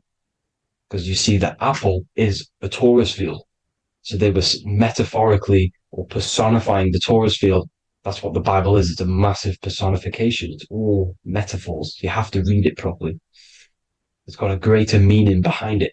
Now, when we bit from the apple, we ate from the tree of knowledge, which is good and evil.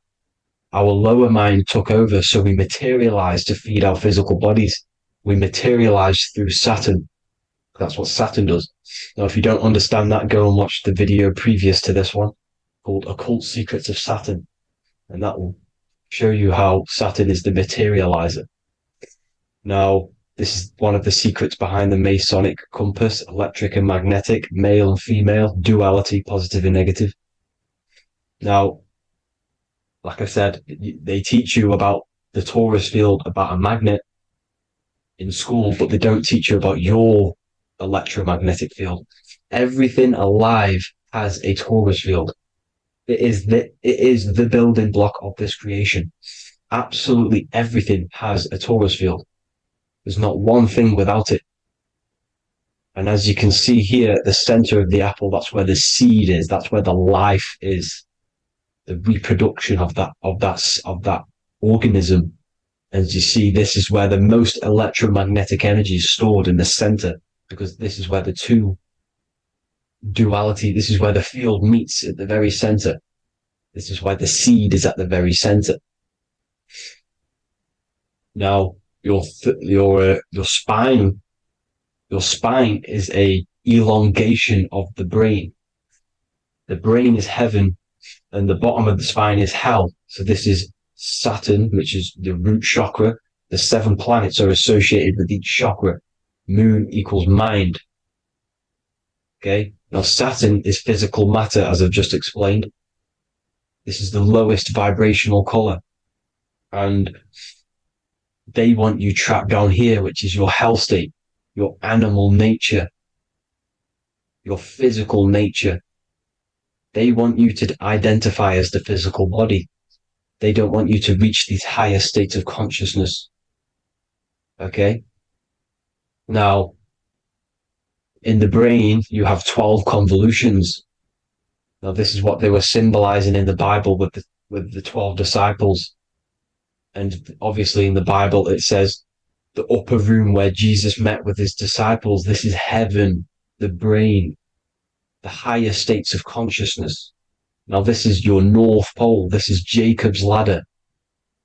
Okay. This is why you have 33 levels of Freemasonry, because it's symbolizing the 33 vertebrae, which are these little things here on the back of your spine. Because once the Kundalini energy from the bottom of your spine rises to the top, this is when you get enlightenment and opens your third eye. Spiritual enlightenment. As you can see here, this is Jacob's ladder.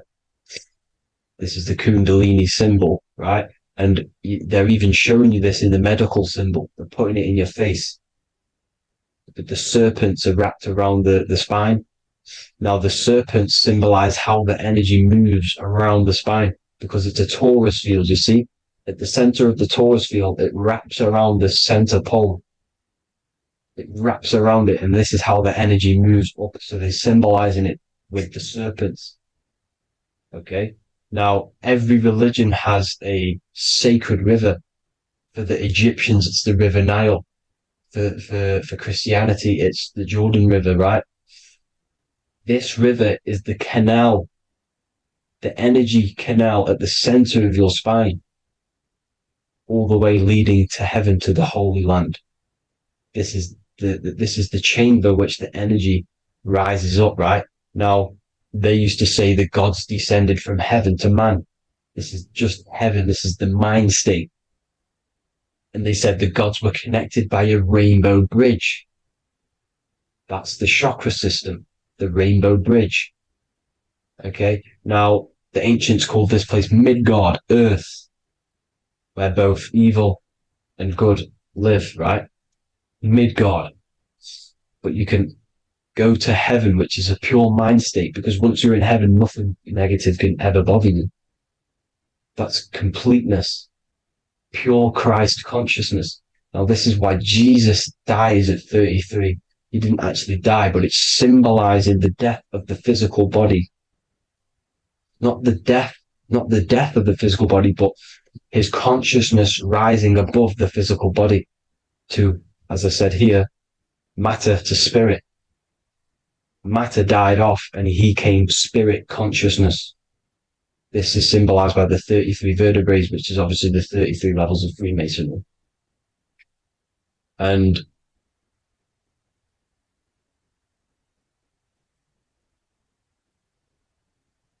now the pineal gland, which is at the very top of this Jacob's ladder or the River Jordan, the canal, your 33 vertebrae on your spine. This is where the pineal gland sits, right? At the very top, at the center of your brain. Now, there's multiple ways this was symbolized. The Eye of Ra, which is used by the Egyptians. Now, this pineal gland is the seat of consciousness. This is where your consciousness is stored, right?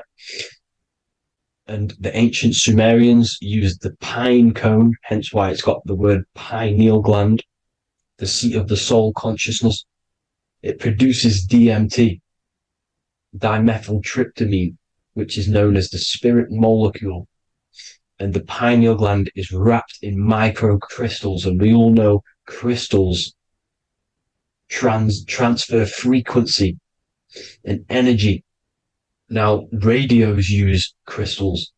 A radio is a frequency transmitter, turning a frequency into a frequency that we can hear with our ears, right? Because all the radios are actually playing right now in your ears. However, our ears can't pick it up, so the radio transmits it into a frequency that we can hear using crystals. So this is the power of crystals, and this is what our third eye is wrapped in, crystals. Now, this third eye is not actually your third eye, it's your first eye. When you're being materialized in your mother's womb, this is the first gland that is produced, and everything's built around it, because it is the consciousness. It is your consciousness. Your consciousness never dies, ever. It's an eternal essence. It lives forever. You never actually die. Only the mortal body dies. Now that's what we call life. Life is abided by time, and time is change. And change is what we call life, because everything's constantly moving and transforming into different things, right? Now let's not get off track. The pine cone is obviously, this is in the Vatican here. The pine cone is symbolized as the pineal gland, pine. And this is the opened pine cone. The opened pine cone means or symbolizes the awakened man, the awakened third eye. But the ones here, which the Sumerian gods are holding, these are shut pine cones, symbolizing the unawakened man. But let's not get confused, people. These gods were not gods. They are human beings just like you. They reached Christ consciousness. They are nothing more special than you. They just had the ability to reach Christ consciousness. And obviously their knowledge was far more intelligent than ours, far more advanced than ours. They knew the truth about this reality to the depths. Now, the ancient Hindus had a goddess called Kundalini, which is said that she descended by the means of a ladder or a cord from heaven, which is symbolizing the spinal cord. Now, this is what Hickory Hickory Dock, the mouse went up the clock and came back down. This is all these stories, like Santa as well. Santa comes up and then down the chimney. This is symbolizing the Christ oil. There's an oil which is produced in your pineal gland, right? And this oil travels down the spine. And once it's down on the spine, you must have to raise your consciousness, just like I said, but the chakras, you have to raise your consciousness, raise your vibration to heat up this oil and turn it into a gas. And it travels back up the spine through like the serpents up the spine, And this awakens the third eye once it's coming back up the spine and hits the pineal gland. This is the secret behind Santa and Hickory Hickory Dock, because Santa comes down and feeds the presents and goes back up the chimney. And he lives in the North Pole, the positive pole. This is the North Pole, people, and the presence is your sacred oil. This oil, your physical body, is the furnace. It's the spiritual furnace, which you have to heat up this oil by raising your frequency and turning it into a gas to rise up this chamber, the River Jordan, to your third eye, right? Now, this is an alchemical process. Your body is the alchemical furnace. It says in the Bible, if therefore thine eye be single, thy whole body shall be filled with light. I shouldn't have cut that out, but that's what it says. The light of the body is thine eye. If therefore thine eye be single, thy eye shall be filled, their body shall be filled with light. This is symbolizing the pineal gland, enlightening the body, the spiritual body, filled with light. Now, as I said, they want you kept down here, which is the root chakra, which is your animal nature, which is obviously mind, matter over mind. This is the symbol of Saturn, right? As you say, we're built of body, mind, and spirit, the Holy Trinity. That is the sun, moon, and earth. The sun's your soul, solar. Moon is your mind. Earth, which is the cross, which is your physical body, the 5 elements, right? So body, mind, and spirit. So the Saturn symbol is actually made out of the cross on top, which is the earth, and the moon on the bottom, which is symbolizing matter over mind, because earth is physical matter. You don't want to be matter over mind. You need to be mind over matter. See, they want you identifying as your physical body. They don't want you to realize you're an eternal consciousness. You're an eternal essence of consciousness which never dies. They want you trapped in your animal nature. And this is why the Baphomet has a goat head, because it's symbolizing your animal nature, which is evil. Not evil, but you're more likely to do evil things, right? Which brings bad karma. That's your animal side. This is why the Baphomet has an animal goat head. As you can see here, he's got the Kundalini energy here. So when you see the inverted cross, the cross is your body, as you can see here. The inverted cross means your chakras downwards, down here. Your head's down here. Your mind is down here. But your mind needs to be up here, which is the upwards cross, which is Christ consciousness. And as we all know, 7 colors of the rainbow, 7 planets, 7 chakras. Red light is low frequency and long range. This is why Saturn is the slowest moving celestial body. And it's the lowest chakra, because it's low frequency, long range. The moon being the crown chakra, which is high frequency. This is why the moon moves around the quickest. The moon is your crown chakra, which moon in mind. See, so there are multiple ways of your chakras becoming blocked. Now, each chakra has a specific intelligence. It has a specific thing that it's doing for the body, right? Now, this can be overused. It can be abused. For example, masturbation. That keeps you down here in your sacral chakra, because you're abusing the energy center. You're abusing your sexual energy, which is then becoming unbalanced. So this is how energy, this is why these centers are pulling more energy out your electromagnetic field, because these centers are wheels. The chakras just mean spinning wheel of energy.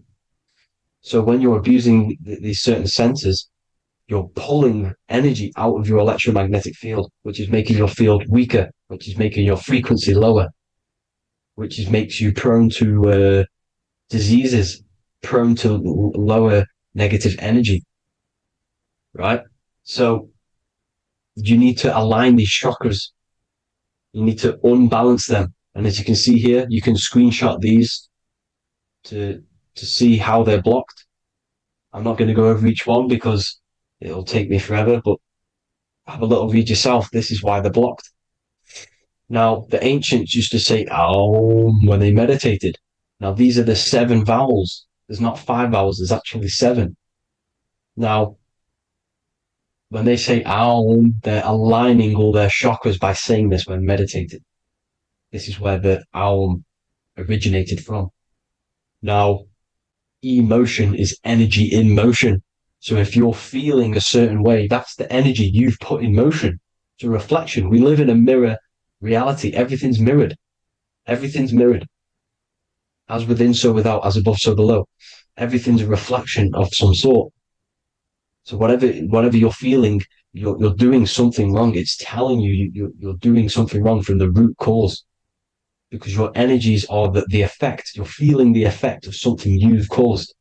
The law of cause and effect. Nothing escapes it. Now, the Jehovah's Witness believe that exactly 144,000 faithful Christians go to heaven or be resurrected, right? This is not true. This is symbolic. 144,000 go to heaven. Now, the petals on the chakras, this is the root chakra, this is the crown chakra. Now, if you add up the first 5 chakras, the petals, add up the petals on the first 5 chakras, you get 48. And then you get to the third eye, which has 2 petals. 48 times 2 equals 96. 96 plus 48, which you got from here, equals 144. The last chakra has 1,000 petals. Times 144 times 1,000, you get 144,000. This is a frequency. This frequency is the frequency of the ascension up your chakras. This frequency is a high frequency, which turns that oil into gas, which rises up the spine, activating your third eye. Right? So this is all the religions are all symbolic for this sacred secret of Christ consciousness. As it says in the Bible, the kingdom of God is within. It's not out there, people. You must look within yourself. You are God. You are a spark of his consciousness, infinite consciousness, right? So 144,000 is a frequency, and you must achieve this. Like I said, these people in the past, they're not gods, people. These were just humans. Nothing special. They just reached Christ consciousness. Now, they keep you in these lower vibrational states with the food, right? And as you can see here, all of these fast food restaurants are mainly are red and yellow, which are these lower states, these lower 2 chakras, lower vibrational colors, because they want you trapped down here in matter.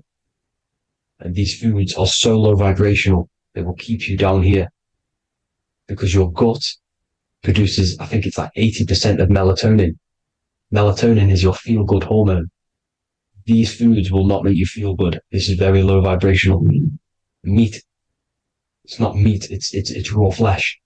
These animals are stripped from their family, put on a conveyor belt, watch their friends be tortured, and then get slaughtered in a slaughterhouse. Think of all the fear that's running through their blood, all the hormones, all the fear, and you're going to go and eat that very low vibrational energy. As you can see here, this is the light photons within fruit. You can see the life force in this fruit. You must think, feel, and do positive to raise your vibration. As you can see, earth equals heart. If you rearrange it, everything in nature is green, right? The aurora borealis is green. You must align all these chakras and then live from the heart, because the heart's the center of the Taurus field. You must become the consciousness in the center. So that's it for this video, people. Thank you all. God bless.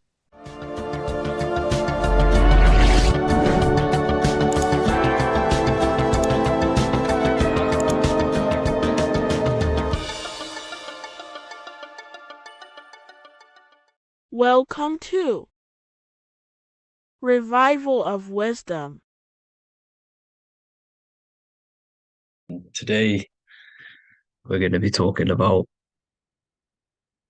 portals, portal symbolism, and what portals are, okay, and how they show them to us. because they have to tell you the truth, guys. This is the thing with the universal law. They have to tell you the truth. And they tell you through symbols, they tell you through movies, and different things like that. But let's jump straight into this. So first I want to talk about the Freemasonry symbols. Okay, so first we got, obviously this is some Freemasonry art, but notice how you've got the ladder with a key. Okay, so this is ladder symbolism with a key. So maybe this is talking about ascending. Okay, because look, because this is ascending into the heavens, because it's a ladder with humans going up it with a key. In order to ascend, you must have the key. Okay, so what else do we have with a key? Well, the Netflix show Lock and Key, which is all about portals and keys. Because what do keys do? They open doors, gateways. Okay. So what's interesting about this is that they've got this key here, which represents the Kundalini energy rising up the spine. Okay, but we'll come back to this. But it's that same portal key symbolism. We've also got the Vatican. The Vatican is in the shape of a key. Okay, so you can see the start of it here and the end. So this is key symbolisms. Keys open doors. And notice how it's got the 8-pointed star. Okay, what is the 8-pointed star? Okay, we'll come back to this. This all ties in, guys. I'll break it all down for you. But then you've also got the god Janus. Janus, okay, is known as the god of the doorways. He's an ancient god of Rome, and they worshipped him. However, he's not a god, he's more like a high-level ranked demon. Because he is the god of the doorways. And notice how he's got two faces. Because doorways always have two sides. You're going into somewhere, there's always two sides of a door. And he's always depicted with two sides of a face and a key, because he holds the key to the doorways, to the portals, to other worlds and realms. Okay, as you can see, he's always got two faces and a key. Okay, so now we have the Sumerians, the Anunnaki, and they are always depicted with the two faces. Why do they have the two faces? Because they're symbolizing doorways, and the Anunnaki come to Earth through doorways and portals. So these are what these gods are symbolizing in their artwork. But they always have the 8-pointed star. Okay, what is the 8-pointed star? You see how they always have, look, let me try to find another one. It's the 8-pointed star. This 8-pointed star is Polaris. Okay, Polaris, just like the Vatican has the 8-pointed star with a key. Polaris is the center star. Polaris is a fixed star, it doesn't move. Okay, so the Anunnaki's symbol is also the 8-pointed star. So this is symbolizing the portals and doorways that they come through in order to get to the earth. But Polaris is that center star which does not move. It's always symbolized with the 8-pointed star, just like a compass. Why is a compass the 8-pointed star? Because at the center of our realm is where the most electromagnetic energy is stored. as you can see, we have an aura field, an electromagnetic aura field. So does the Earth. And in the center, so like our heart, for example, is where the most energy is stored. And like the center of the Earth, this is why all compasses point to the center, because this is where the most electromagnetic energy is stored. It's at the center of our realm. Okay. So like I was saying with the lock and key series, see this here? The Kundalini energy rising up the spine, just like your Kundalini energy rising up the spine. Let me try. I can't zoom in, but you know what I'm trying to say here. Let's go back to Polaris, because at the center is where pole. Can you see the pole of electromagnetic energy? Polaris, the North Pole. It's symbolized. The truth is in the words. It's like a pole of electromagnetic energy. And this is where the aurora borealis comes from. Notice how it's got the word aura in it, because it's the Earth's aura, electromagnetic field. Just like you have an aura, also known as the northern lights, because it's coming out of this center hole in the center of our realm, where the black sun is. And this is where the electromagnetic energy is coming up from. And this is what the aurora borealis is, or the northern lights. It's just electromagnetic energy. And it's symbolized through our symbols, the original O. Okay, because it's like a pole through the middle. Polaris. So this Polaris is the sky vault. It's the portal into this realm, because this is what the Anunnaki are always talking about, always symbolize it with the 8-pointed star. And just like a compass, it's the 8-pointed star pointed to the center, to Polaris. Okay. See here on the Sumerian tablets with the 8-pointed star again. And how we know it's talking about portals with this 8-pointed star is because CERN 666 are opening up portals to the underworld, letting in demonic entities into this realm. How do we know it's a portal? Because their Hydra Collider has 8 points, just like the 8-pointed star. So they are creating synthetic portals to the underworld to let these demonic entities into our realm. But what is the key? Because if we're talking about ascending through Polaris, notice how here on the masonry art, this luminary here, so this is the sun, that's the moon, this is Polaris, because it's a luminary with what? 1, 2, 3, 4, 5, 6, 7, 8 beams coming off the luminary, just like the 8-pointed star. So you see the ladder with the key going up to Polaris. It's symbolizing ascending out of Earth. So what is this key that they're keeping from us? Because it's a human holding a key going up the ladder to Polaris. Well, chakras. We have 7 chakras. Okay, so this is what they are telling us in the lock and key symbolism. The Kundalini energy rising up the spine.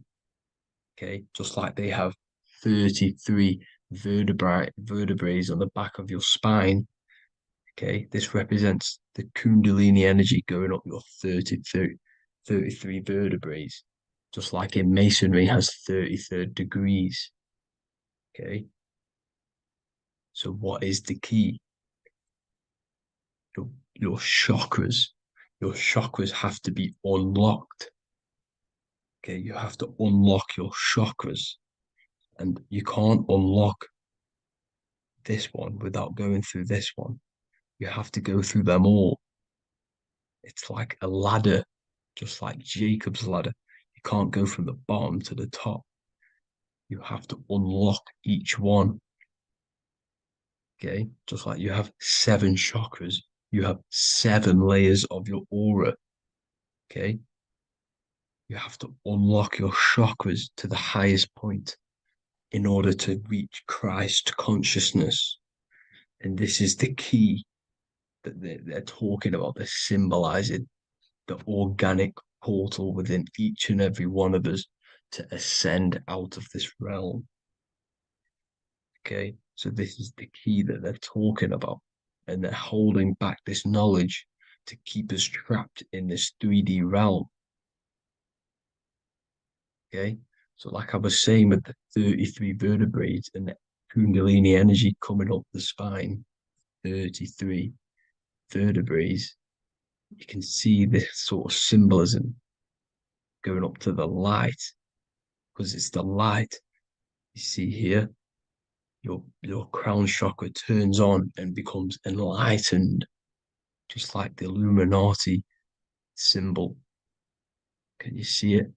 But also, Jesus also died at 33. So this is symbolizing, okay?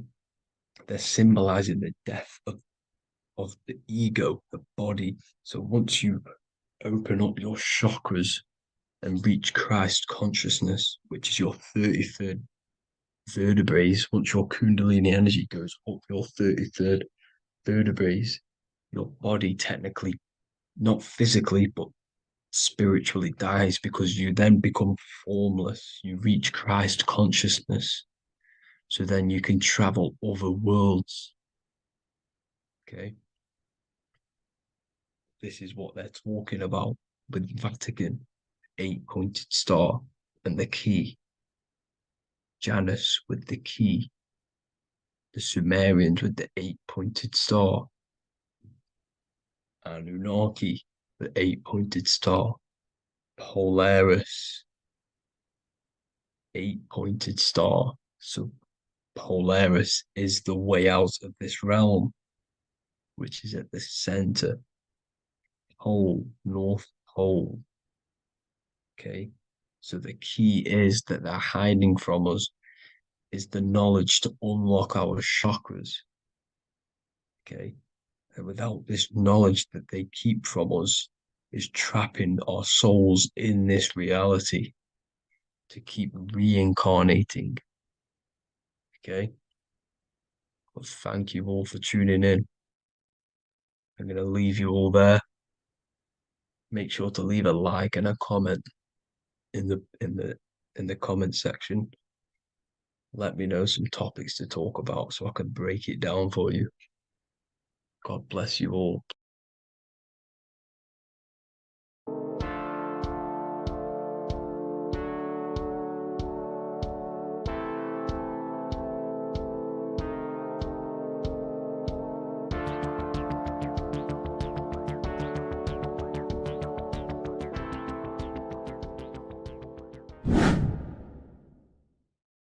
Hey people, how are you all doing? It's Revival of Wisdom, and today we're going to be talking about your birth certificates and how we are slaves to a system and how they have trapped us into this system.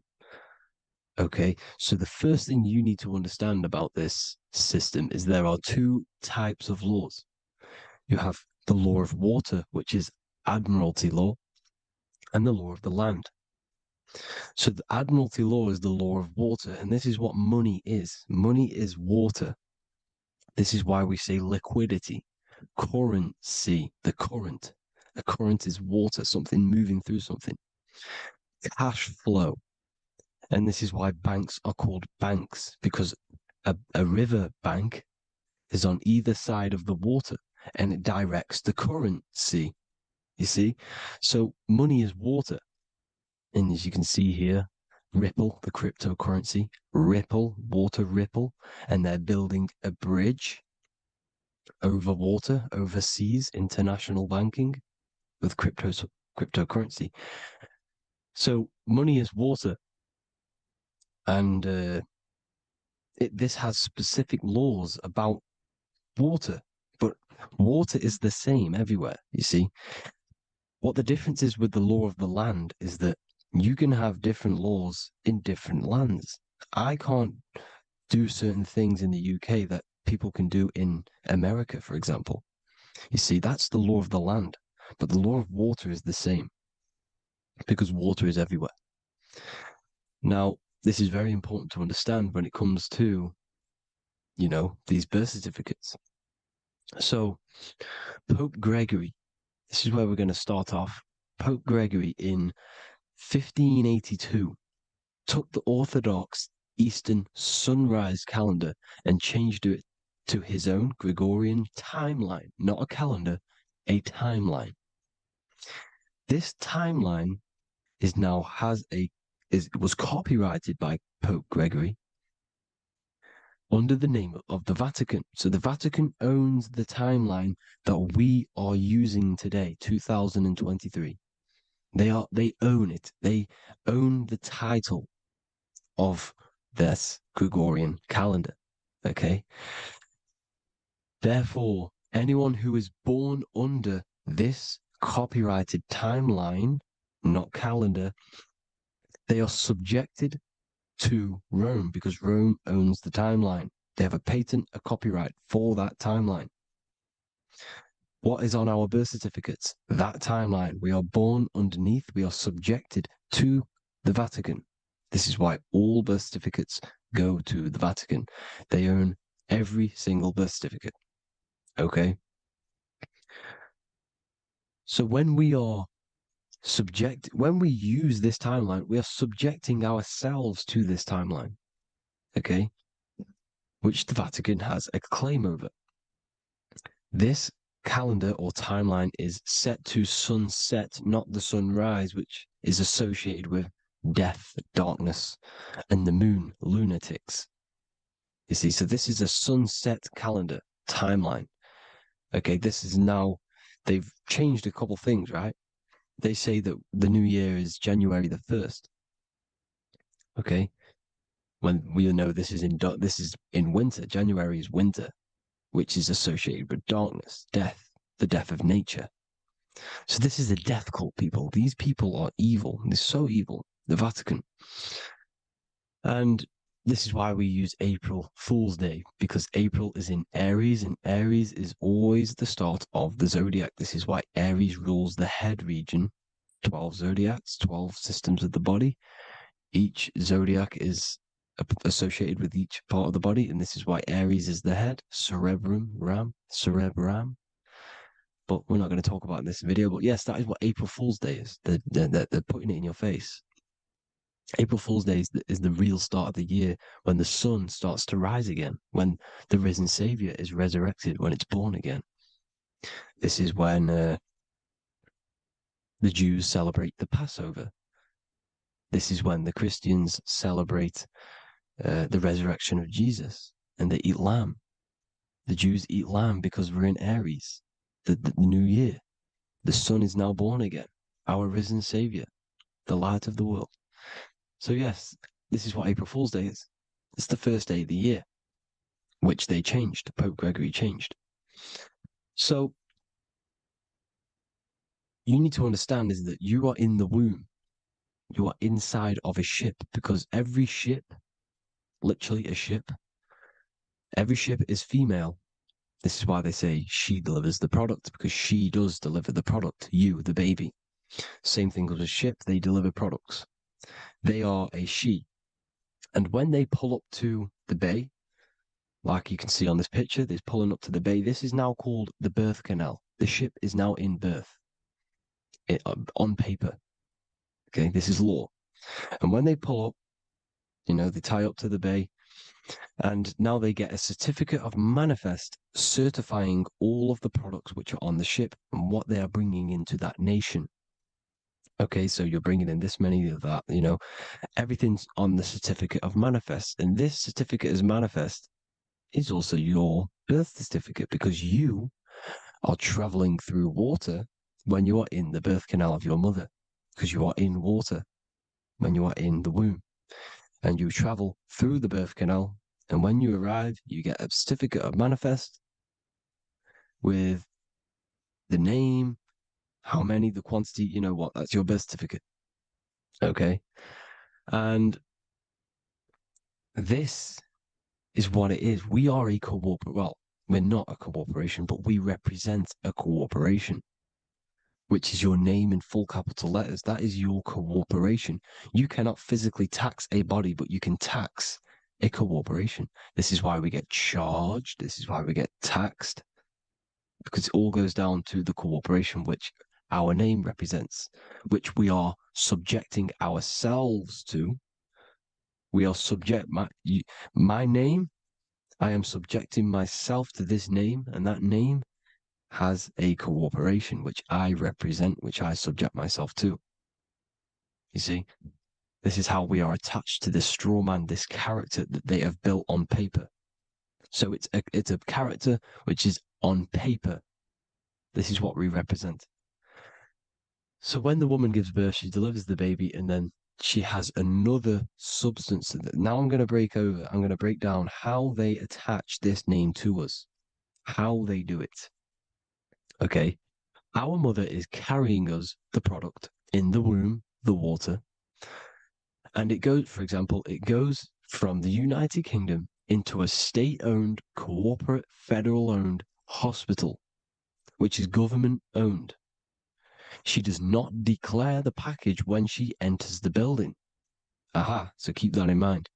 When she delivers the package in the federal territory, she does not declare the package either when she leaves. Therefore, there is no evidence that we exist when we arrive on paper.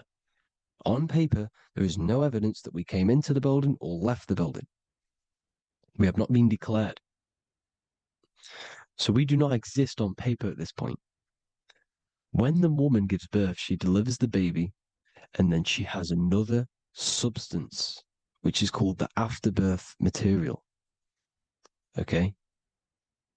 This afterbirth material has the same DNA as our physical body, with the body, mind, and spirit. Okay? This is how they get this corporation. Hold on. The afterbirth material does not get claimed by the mother nor anyone. Therefore, they salvage that substance, because we are under the Vatican. Every state is all Catholic. Your birth certificate is Catholic. No matter what religion you think you are, every single birth certificate is Catholic, because we are subjected to Rome.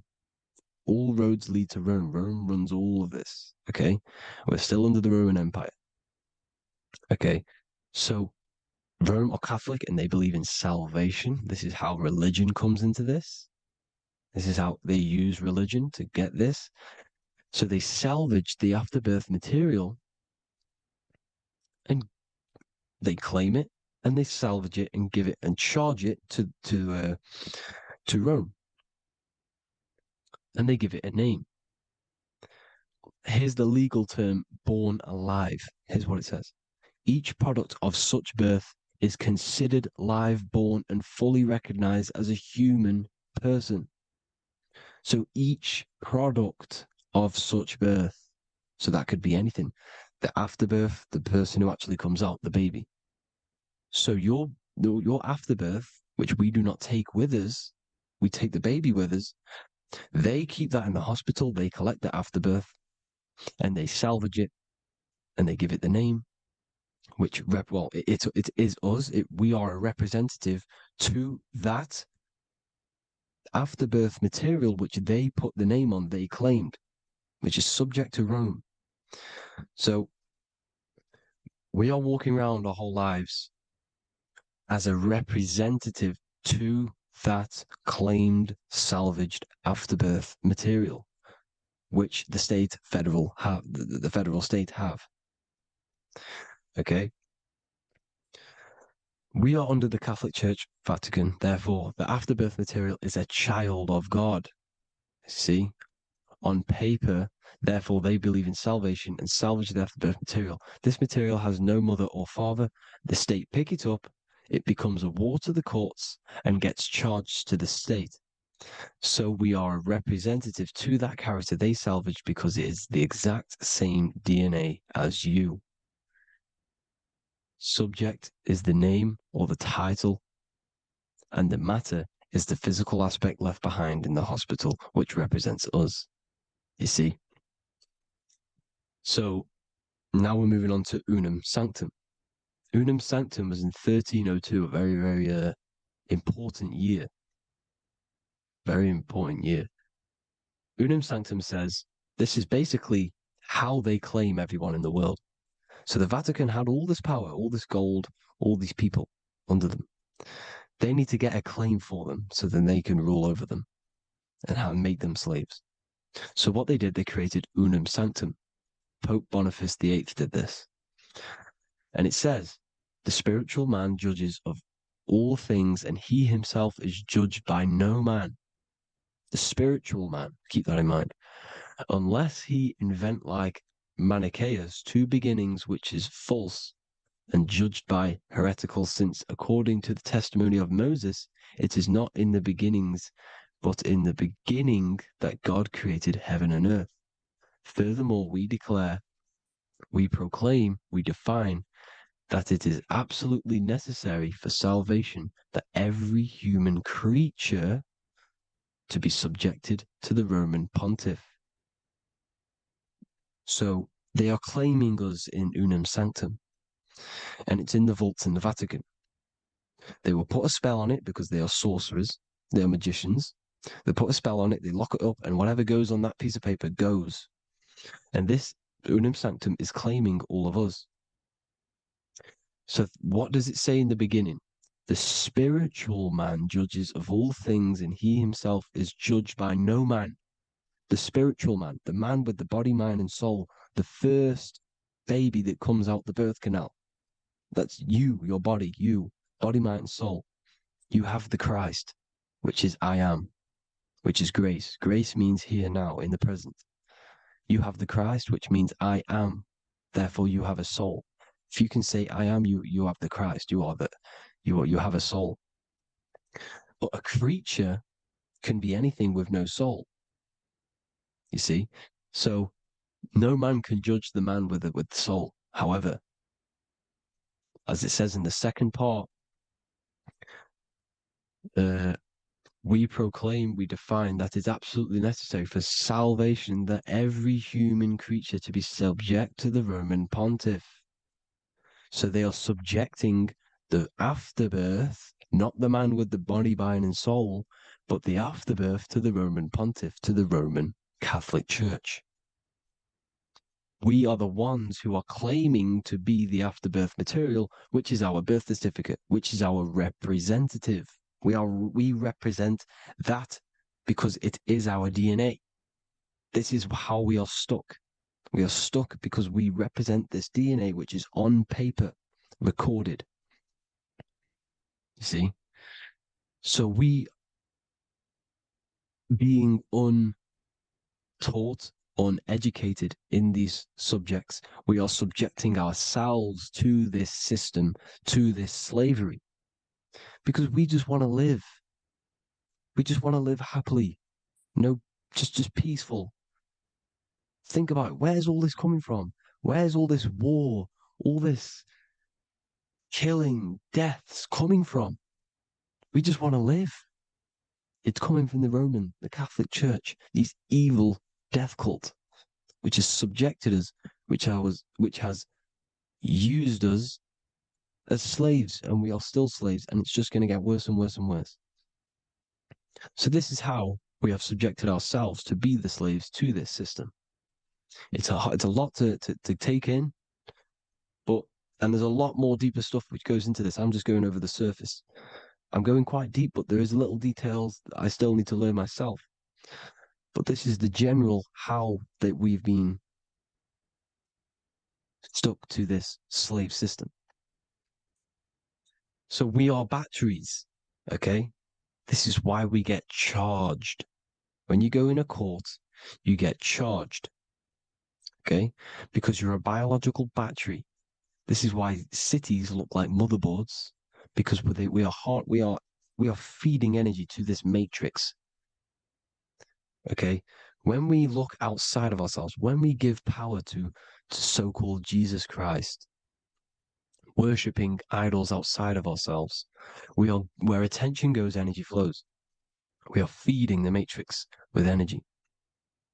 By looking within, placing your attention within yourself, you are taking back your power. Because the I am is Christ. The you, the soul, is Christ. It's God. The awareness is God. Okay? However, we are subjecting ourselves to this system. We're subjecting ourselves to this system and the feeding of our energy. So what we need to look for the future is that, think about it, with the end goal is to change our DNA, is to literally make us robots, transhumanism, slaves. This is why we have smart cars, smartphones, smart watches, smart meters, smart cities. And all of this is going to be connected by the smart grid, which is 5G. This is why 5G is rolling out. 5G is going to connect all of these technologies to one. It's like a big net system. And you know why they're doing this? It's because all of this is going to be connected through AI, through this 5G, and that 5G is going to be controlled by the elites. So you say anything wrong, you do something wrong, you say the wrong thing online, they'll turn off your car, they'll turn off your phone, they'll turn off your smartwatch, they'll turn off your TV, because it's all going to be connected and controlled by the smart grid. And this is what the Great Reset is, people. But they're going to trap us inside of these 15-minute smart cities so we can't leave the area, because they're going to use climate change as a tool to enslave us to not travel because of so-called climate change and the fumes that we are putting into the air, which is all BS. They're doing this to push these new cities, to push all of it. But listen, they're trying to get inside of your body. The only way they can do that is to get you addicted and using this technology. First, they got on the body with the smartphone.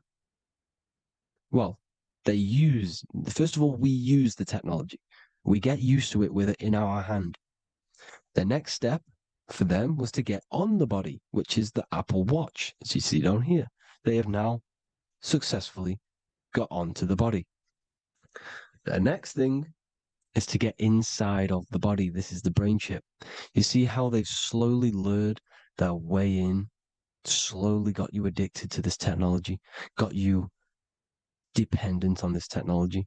And what they're going to do is that they're going to mold society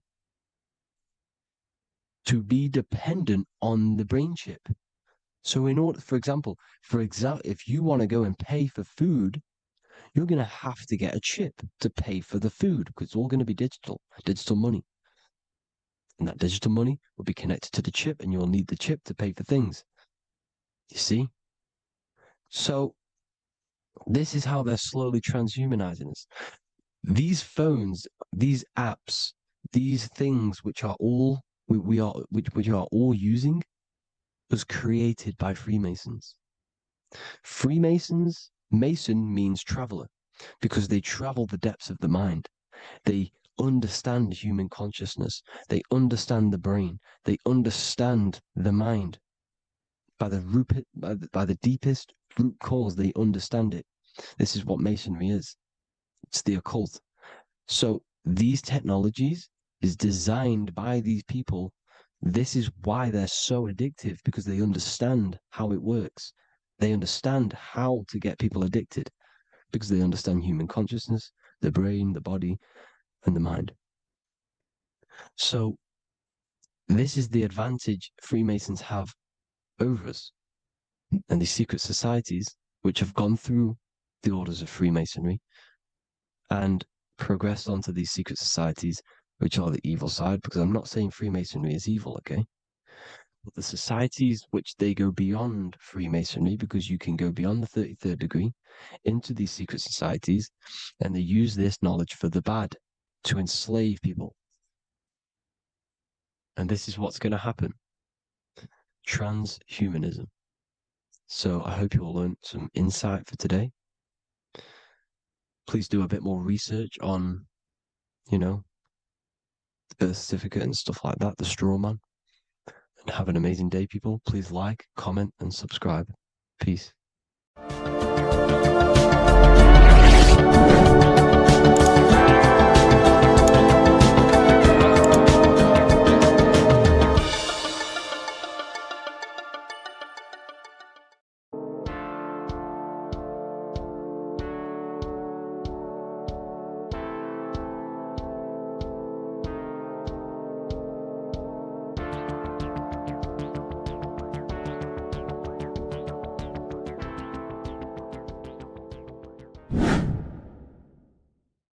What is good, people? It's Revival of Wisdom. Today we're going to be talking about Saturn.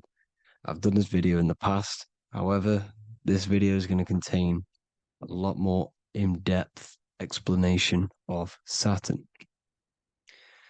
So the 33rd degree Mason, Manly P. Hall, said, Saturn is the key to crystallization, physical matter.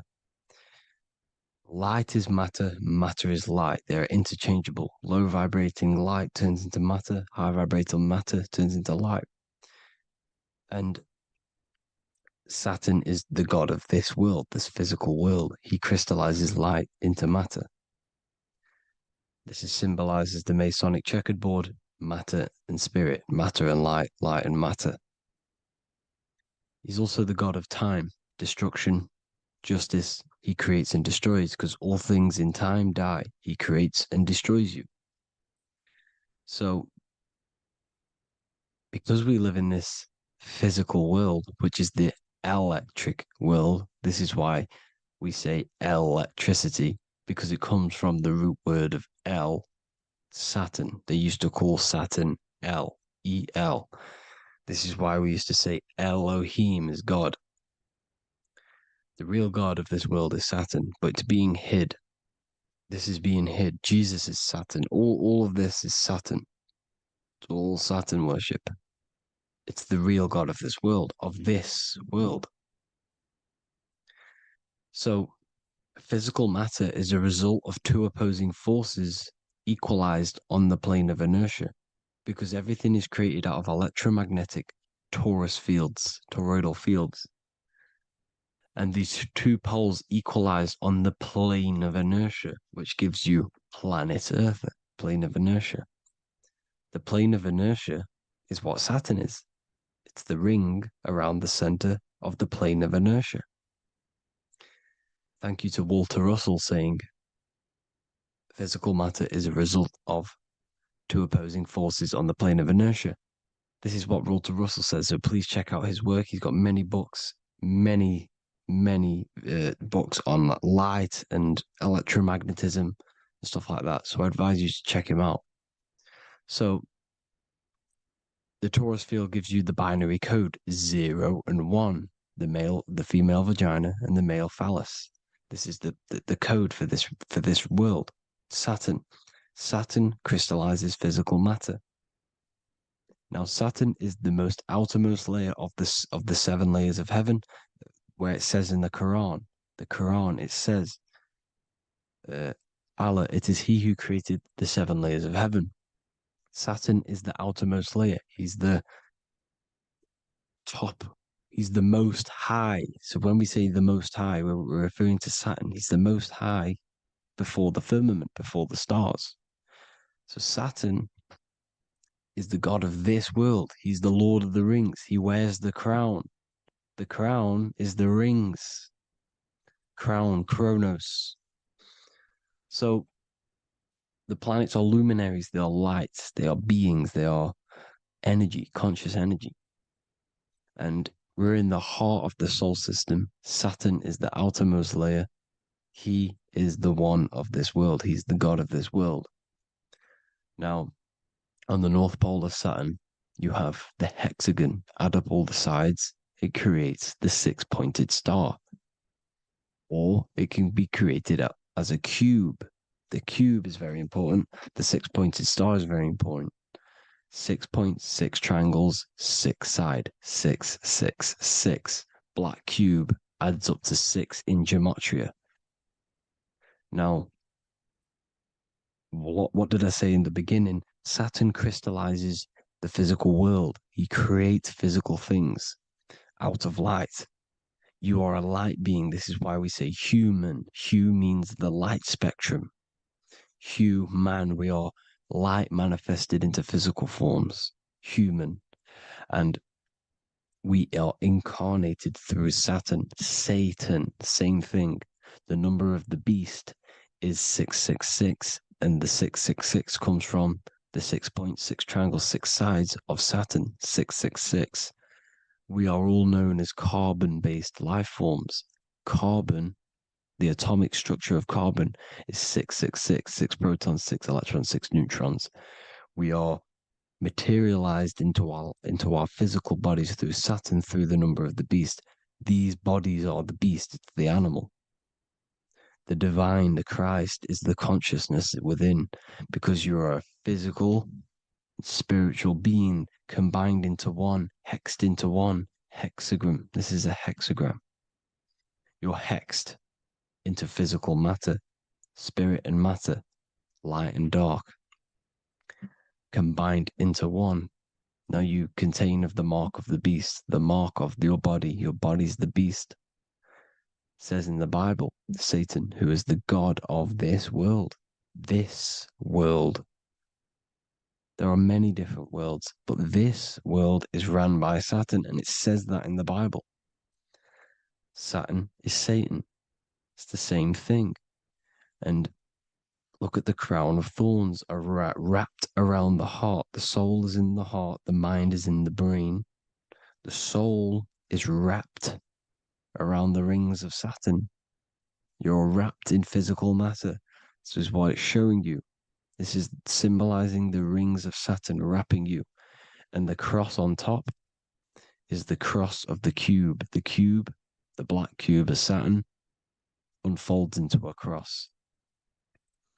So Satan, who is the god of this world, Corinthians 4:4 in the Bible, Satan, who is the god of this world, has blinded the minds of those who don't believe. Saturn blinds your mind because the god of this world materializes you, and he blinds your mind when you incarnate into physical matter. When you enter this soul system, not the solar system, you hit Saturn first. He materializes you.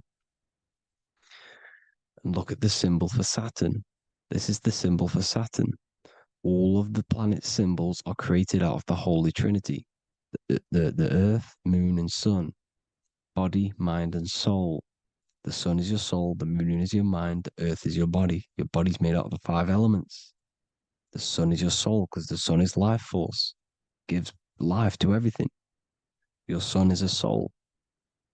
Your soul is the sun of your body. The moon is the mind. The moon is the moon of your body, the mind of your body. Intelligence. So all of the symbol of the planets are created out of these. The Saturn symbol is created out of the Earth cross, matter, and the moon crescent, moon, mind, matter over mind. This is why Satan, who is the god of this world, has blinded the minds of those who don't believe. He blinds your mind. Look at the symbol, it's showing you. The Saturn symbol is matter over mind when it should be mind over matter.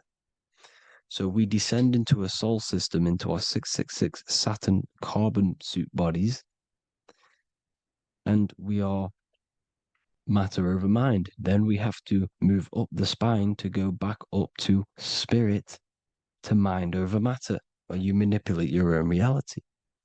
Now look at this. It creates the number 5. 5 is the number of change. You're moving from this side of the number sequence over to the right side. You're moving from the spiritual into the physical world. You're incarnating into the 5 elements, the 5 senses. So the cube, the black cube of Saturn, is another major symbol. Very important symbol.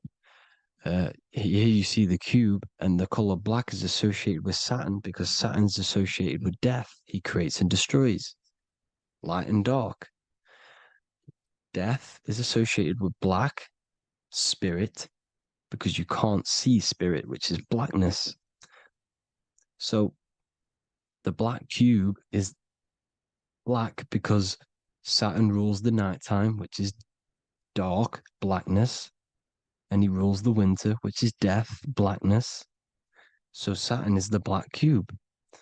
Cubes have 6 sides: up, down, right, left, back, and forward. Cubes are 6-sided. Everything is 6-sided inside of this creation because you're incarnating, you're materializing, crystallizing into the cube, the world of the cube. Everything's a cube. Everything's got 6 sides. Here's Leonardo da Vinci showing you that you're in the cube. Leonardo da Vinci did this famous painting.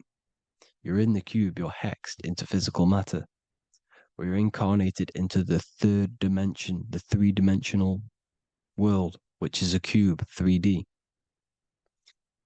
And black cube adds up to 6 sides of the black cube. The Kabbalah means cube god in Arabic. And look at what they do. They worship the cube, the black cube, and they stand in rings like the rings of Saturn. Australia, Denmark, Manhattan, Santana all have these black cubes. You go to New York, you will see the black cube there as well. These black cubes are everywhere because it is the real God of this world, So look at the cross. The cross unfolds into the cube. Xbox, Nintendo GameCube, Sega Saturn, anything to do with a simulated gaming reality, they put Saturn in it because we're in the simulation of Saturn. This is a simulation. And this is why they reflect this through the Xbox, GameCube, Sega Saturn, anything to do with gaming, simulations, is all Saturn. Because we're in the cube of Saturn, the black cube. We're in the GameCube, the Xbox, the Sega Saturn. As above, so below. So they reflect it through the simulations that they create inside of this simulation. Cubes have 8 points for the 8 points of time and space. 8 is the number of time. Everything's cycling, infinity. So look at the cube. The cube is symbolized as in Judaism. The Judays have the black cube. They wrap themselves in a black band and they cover their eyes into blackness. The black cube, for the black cube of Saturn, they use the star of Saturn and they worship their god on Saturn Day because it's all Saturn worship. And look how the Saturn god is wrapped around with these thorns or leaves, just like Jesus is wrapped around his heart. And Jesus on the cross is us on the cross. We are in the cross. We are in the cube. The cross is the cube. And the cross is even in the Saturn symbol. This is another symbol for Saturn. There's 2 symbols. You got this one, the one I've just broke down. And there's this one. This is the cross of Saturn, the cube god, the simulation, the game cube. Now, Chronos is another word for Saturn. Chronos means time. When you clock into work, you go to the Chronos machine. Well, I did anyway. And I tap my card on the Chronos because Chronos is time. Anything to do with time is Saturn. He creates and destroys. Look at the artwork of Saturn with the sand, the time. Look at this, how he's cutting off the baby's wings. He's crystallizing the spirit into matter. He's cutting off your wings. Satan, in the Bible, he falls from heaven into earth and he loses his wings. He becomes a serpent. You see, it's all symbolic for us. We are the fallen angels, fallen angles of light. We're fallen angles of light. We are light beings. Now we've fallen into physical matter. Saturn's chopped off our wings. He's chopped off our spirit wings, because when you astral project, you can fly. You will fly around. He's got the Reaper staff here, always depicted with the Reaper staff. Now look at the clock. Saturn day is the 6th day, the number of the beast, 666. Look at the clock. 6 take away 12. 12 take away 6 equals 6.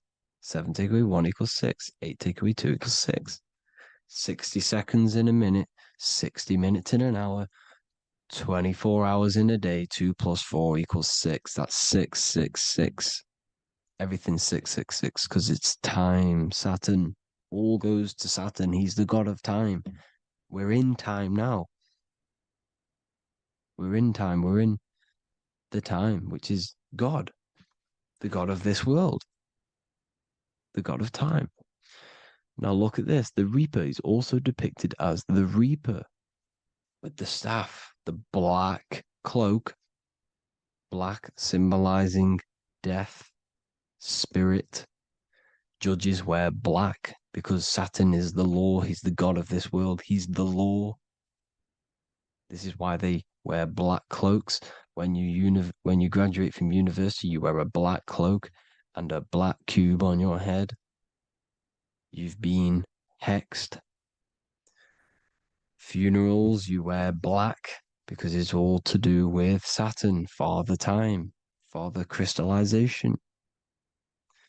Now Saturn, here's another one of him cutting off the wings of a child, because he cuts off the wings. He creates and destroys your body. We're in the electrical world. Everything that is electrical vibrates. All vibrations have to come back to a standstill point, which is death. This is why your body dies. Your atoms stop vibrating. Corona. Look at the crown. The crown is the corona. Corona means crown. And look at this is an alcohol brand for beer. You can see the staff of Saturn in the symbol with the moon crescent. Corona, which is the crown, Saturn, the crown on Saturn, the rings. And then you've got the staff. It's all Saturn worship.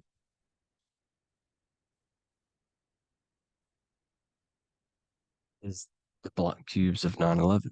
2 black cubes. This was a ritual for Saturn. It's all ritualistic.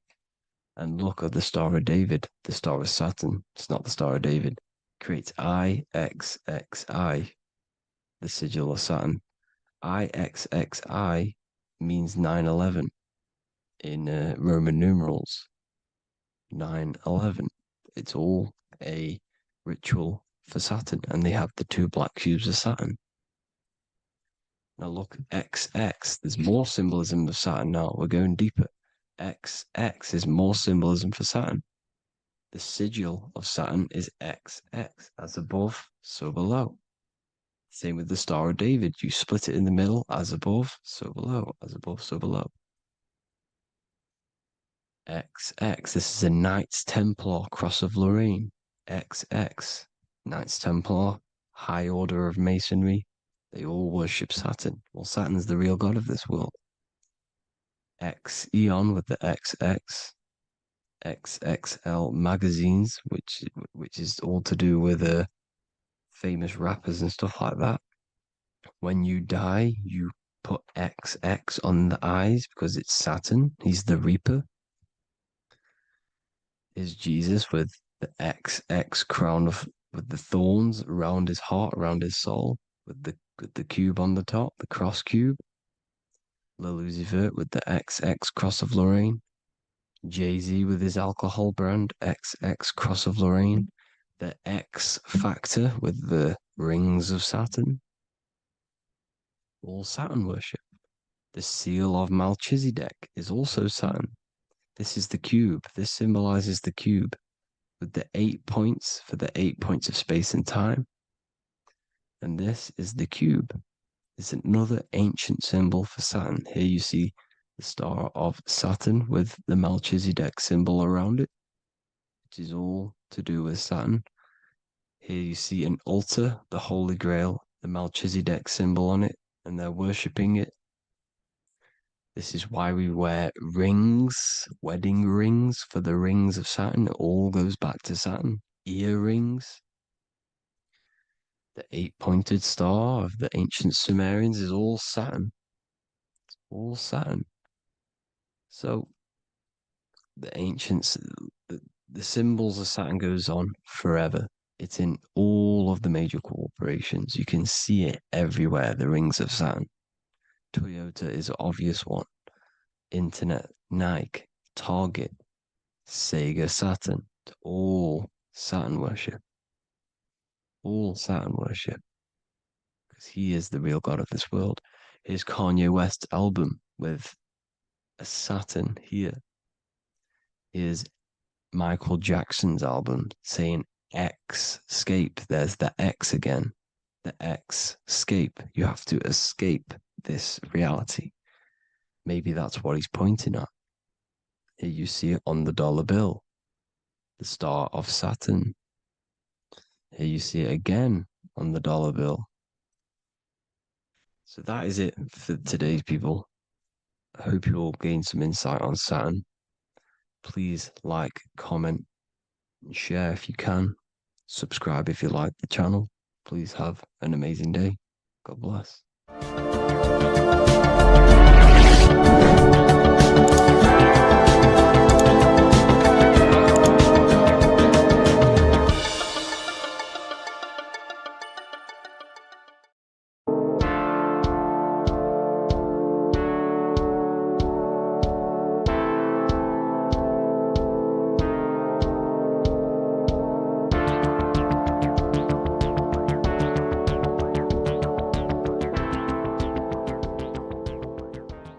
Welcome back everyone to another video. Today we're going to cover everything that you need to know about the mind, starting with the two aspects of the mind, the conscious and the subconscious. The male aspect of your mind is the conscious. This is the 10% of your mind. The conscious part of your mind is only aware of everything around you, your vision, your sight, your smell, your taste, your hearing, and your current state of emotion and thought. Every thought that you consciously think about has an emotion directly attached to it. That emotion is then impressed onto the subconscious part of the mind. The subconscious part of the mind is the female aspect of your mind. It is also a whopping 90% of your mind. Subconscious mind is controlling all of the subconscious processes which happen within your body. For example, your subconscious mind is controlling your heartbeat, your digestion of food, and all of the things that you do not have to tell the body to do. It is the hidden part of our mind which is controlling all of the hidden things. The subconscious mind is like a recording supercomputer. Everything that you have experienced in your life is all recorded and stored within the subconscious mind. One of the most important things about your subconscious mind is that it stores your mental programs. Everything in the subconscious mind manifests into behavior and actions within the body. Your daily basis routine and habits are all mental programs within your subconscious mind. These mental programs are created by mainly two ways. 1, repetition, and 2, emotional impact. The repetition is fairly simple to understand. The more you do something, the more it impresses onto your subconscious mind and becomes a program. That program will then manifest into your behavior. However, with the emotional programs, they work a bit different. The stronger that you feel an emotion, the stronger it is impressed onto the subconscious mind. And then that emotion becomes a program. For example, you had a very traumatic moment happen when you were a young child. The emotion that you felt was so strong in that moment that it impressed into your subconscious mind so hard that you can recall that moment like it was yesterday. That traumatic event that happened to you when you were young will still manifest into your daily basis behavior even to this day. However, it manifests subconsciously, For example, if you were in a car crash, you will be wary to enter cars with certain people, all because of that traumatic emotion that you felt and impressed onto your subconscious mind. Another example of the subconscious manifesting into our behavior is posting on Instagram. Most of the time, the reason why you post is because your subconscious mind is seeking gratification.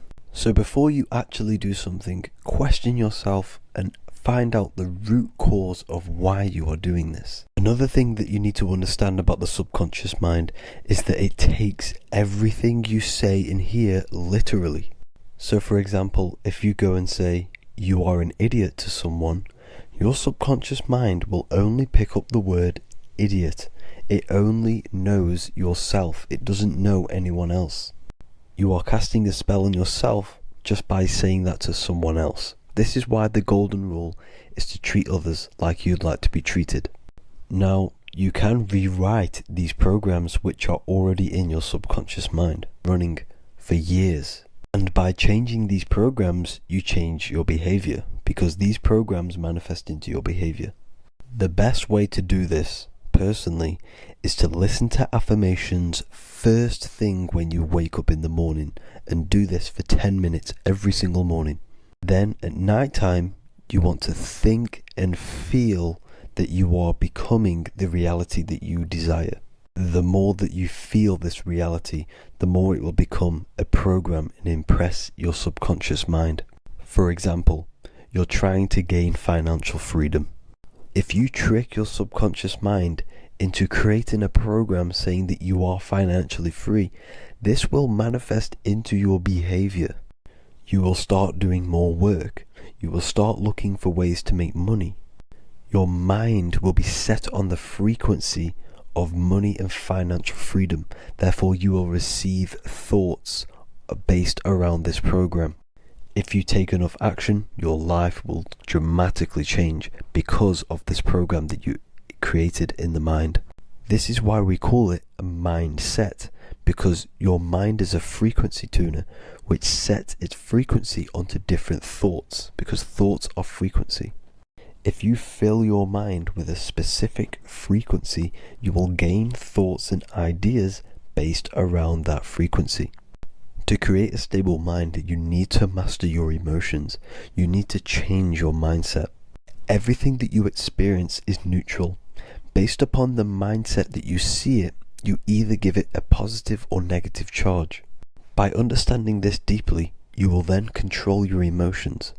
I hope you gained some wisdom and enjoyed this video. Please, if you can, leave a comment and a like, and subscribe to the channel if you like this content. Love and light to you.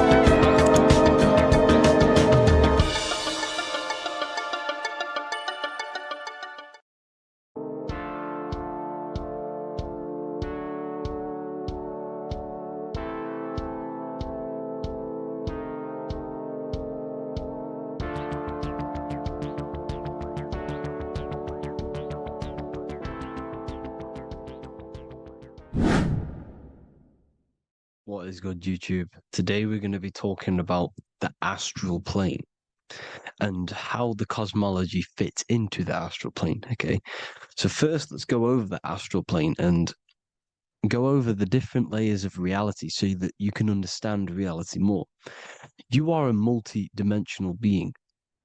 You are not in these, you are in all of these realities at the same time. They all interweave into one big reality. But there are different planes. They are different vibrational dimensions. There are different dimensions of reality. The mind is the root cause of reality. We're living in the mind of God. Everything is being thought into existence from the root cause, from the universal mind. This is why the ancient Egyptians said, all is mind. We're living in the mind of God. And we are a microcosm of this mind. This is why we all have the same mind. This mind is the world of thoughts. Now, this world of thoughts is just the thought alone. For example, it is the thought of a chair. But then when you start to imagine this chair and you start to mentally see the chair, you're now manifesting the thought, the singular thought, into some sort of form. So now you're imagining the chair. You're imagining the form of this chair, which is then manifesting into the astral plane. The astral plane is the world of thought forms manifesting. So when you are imagining something, you are seeing into the astral plane. Okay? Your third eye, it is an eye because it sees the astral plane. It is seeing the other side through imagination, through dreaming. Well, we'll go over dreaming later. So the thought of a chair is a singular thought. The imagination of the chair is the manifestation of the chair. And in the astral plane, it's basically the world of all the chairs that could ever exist. So you're thinking of the chair as a singular thought, which is the mental plane. The astral plane is the imagination of that chair, is the thought, the manifestation of it. Depending on the vibrational state of the thought will depend what level of the astral plane it will go to. For example, if you're thinking about a chair to torture someone on it, it's going to go on the lower astral plane. Or if you're thinking and imagining happy things, it's going to go to the higher astral plane. So wherever your mindset is, that we call it a mindset because your mind is setting frequencies to certain things. Thoughts are frequencies. And a mindset is setting your frequency, setting your mind to a certain frequency. So when you set your mind to a certain frequency and you imagine something in that frequency, you're going to match everything in the astral plane that are on that similar frequency, just like you would in the physical world. Because we're all in these worlds right now as we speak, but we can't see them with the two physical eyes. We can feel it though. When you're around someone and you've just met a new person, for example, you can feel their vibration, and if you're not on a similar vibrational match, you will not get along with that person, or you just won't not get along, but you won't connect with that person because you're on two opposing frequencies, not matching. And this is something you can't see, you can only feel, because it's the astral plane. It exists within the astral plane. Everything in the astral plane is made out of vibrations.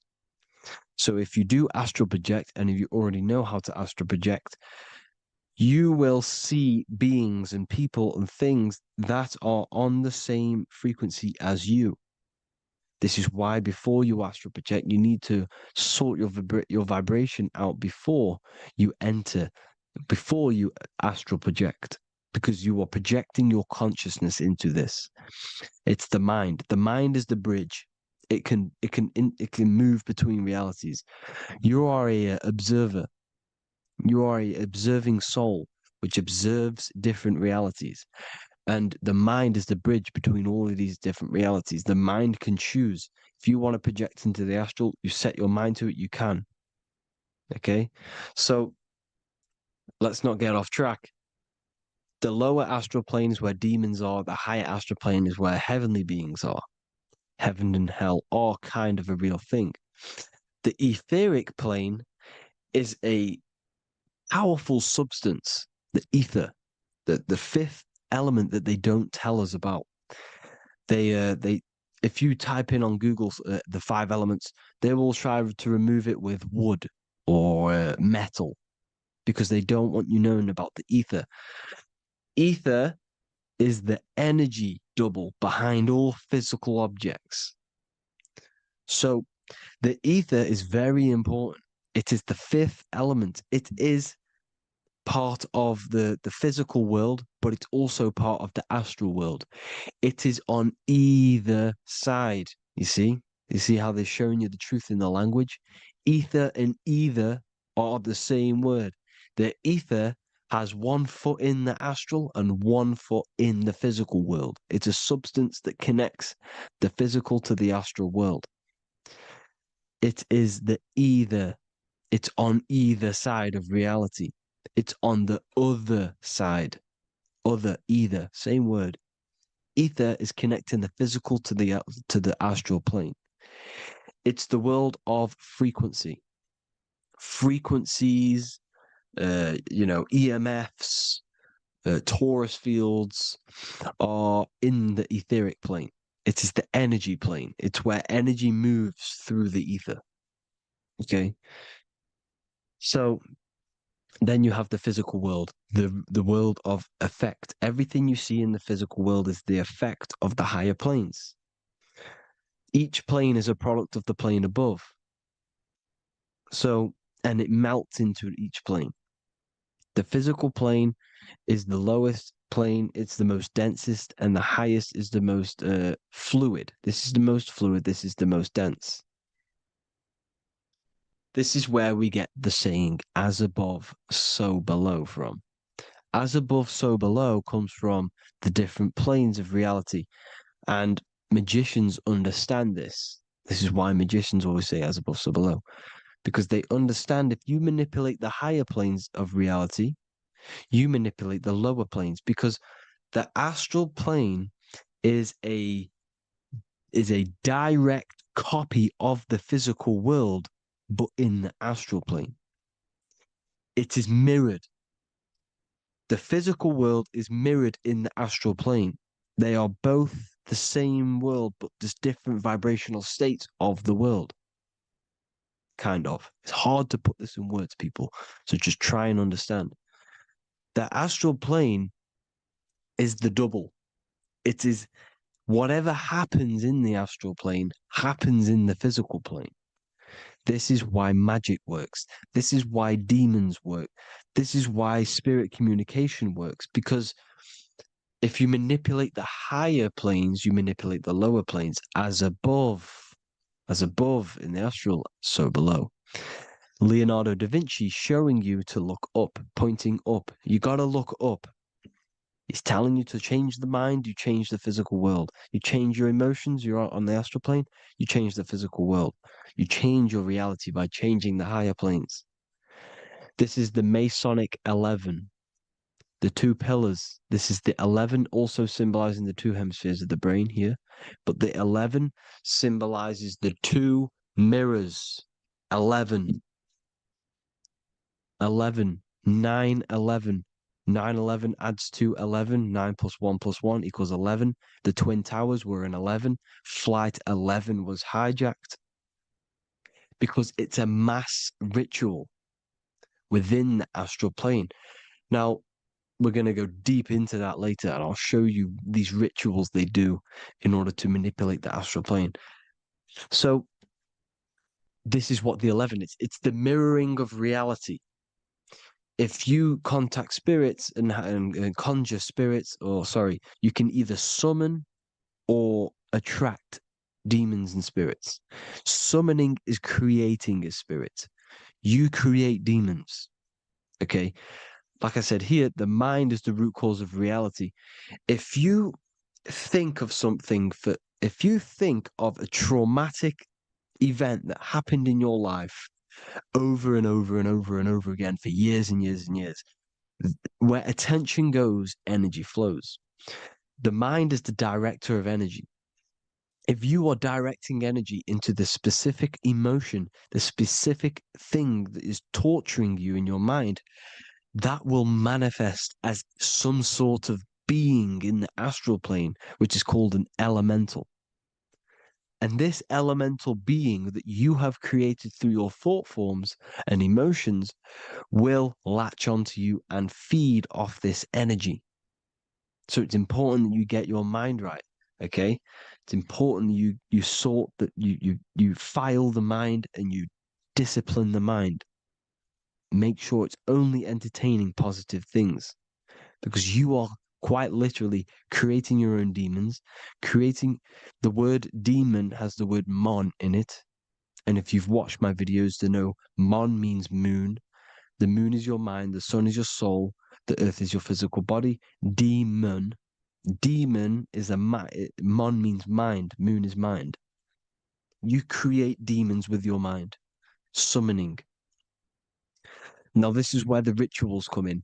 9/11 was a ritual because everyone was thinking about this big fearing, the death of 9/11. Everyone was thinking about it. And all of their minds thinking about this horrific thing will manifest and summon a negative energy spirit elemental within the astral plane. That's how all of this works. This is why it was a mass ritual. Okay. Chris Brown, new album name 11/11. Release date on the 11/11. This will be my 11th album and contain 11 songs. All of these people know the occult. This is Hermes Trismegistus with the star of Saturn, the six-pointed star, as above, so below. The mirroring of reality, physical and astral. The two Masonic pillars. So as above, so below. What's above us? The stars. The stars are connected to the astral plane. This is why we call them stargates. When we dream, we are experiencing these different realities. And what are stars? They tell in the Bible, it says Genesis 1:14. And God said, "Let there be lights in the firmament of the heaven to divide the day from the night, and let them be for signs." Signs translates to things to come. Why things to come? The stars tell the future. Why? And why do we say as above, so below? As above us is the astral plane and the etheric plane. As above, so below. Whatever happens in the stars happens on Earth. The stars are connected to the astral plane. Above us is the astral plane. We are a star in a physical body. This is why we say Mr., sister, stir equals star. The E and the A are interchangeable. We are stars, and the stars are the start of our incarnation. We start in the stars, same root word, and we descend through the seven energies, which are our seven chakras. Then we enter the heart of the soul system. The heart rearranged spells earth. And this is the true cosmology. Here's the Masonic cosmology. This is Masonic now. Here's the firmament. Let there be a firmament in the midst of the waters to divide the waters from above, from the waters that below. Genesis 1:6. The firmament, firmament comes from the word firma, Latin, I'm pretty sure, which means firm. When something is firm, meaning it's stable, it does not move, it is firm. The firmament is firm. So, is the firmament Genesis 1:6. What does he say? Genesis 1:3, sorry. Let there be light. This is before the sun and the moon was created. Let there be light. Before the sun and the moon was created, light was appeared. So what's that tell you? This is a holographic projection from some sort of light being, some sort of projector. And that projector is the all-seeing eye you see in the Masonic cosmology. This is the all-seeing eye. Project is created out of light waves. The Taurus field is one unit of light.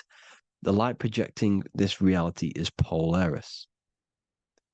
Okay, the famous all-seeing eye.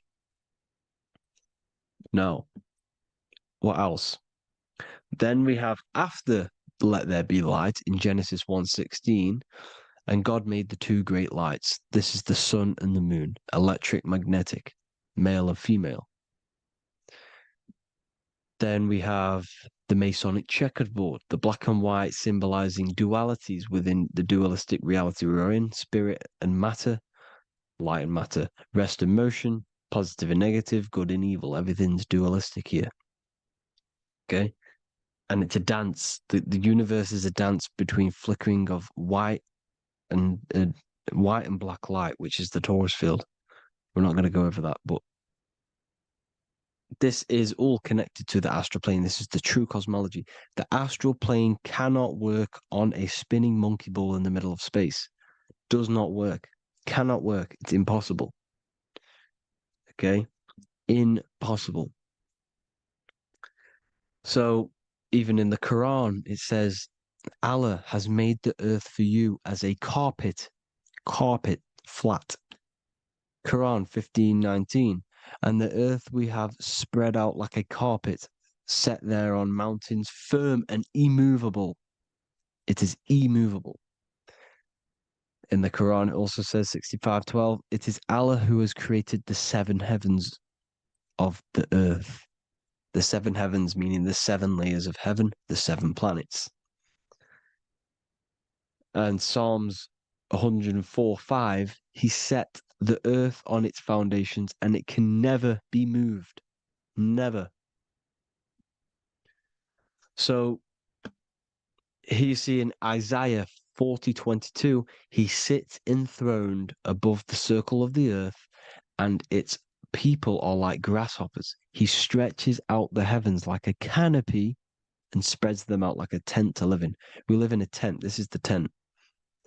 The projection of light. Here you see an ancient picture here. Here you see the ethereal barrier, meaning the firmament, the etheric barrier. And here you see his head popping out. Why is his head popping out? Because your head is heaven. Your heel is hell. Your head has access to the astral plane. This is why your head is heaven. The pineal gland, when stimulated, has access to project itself, project consciousness into the astral plane.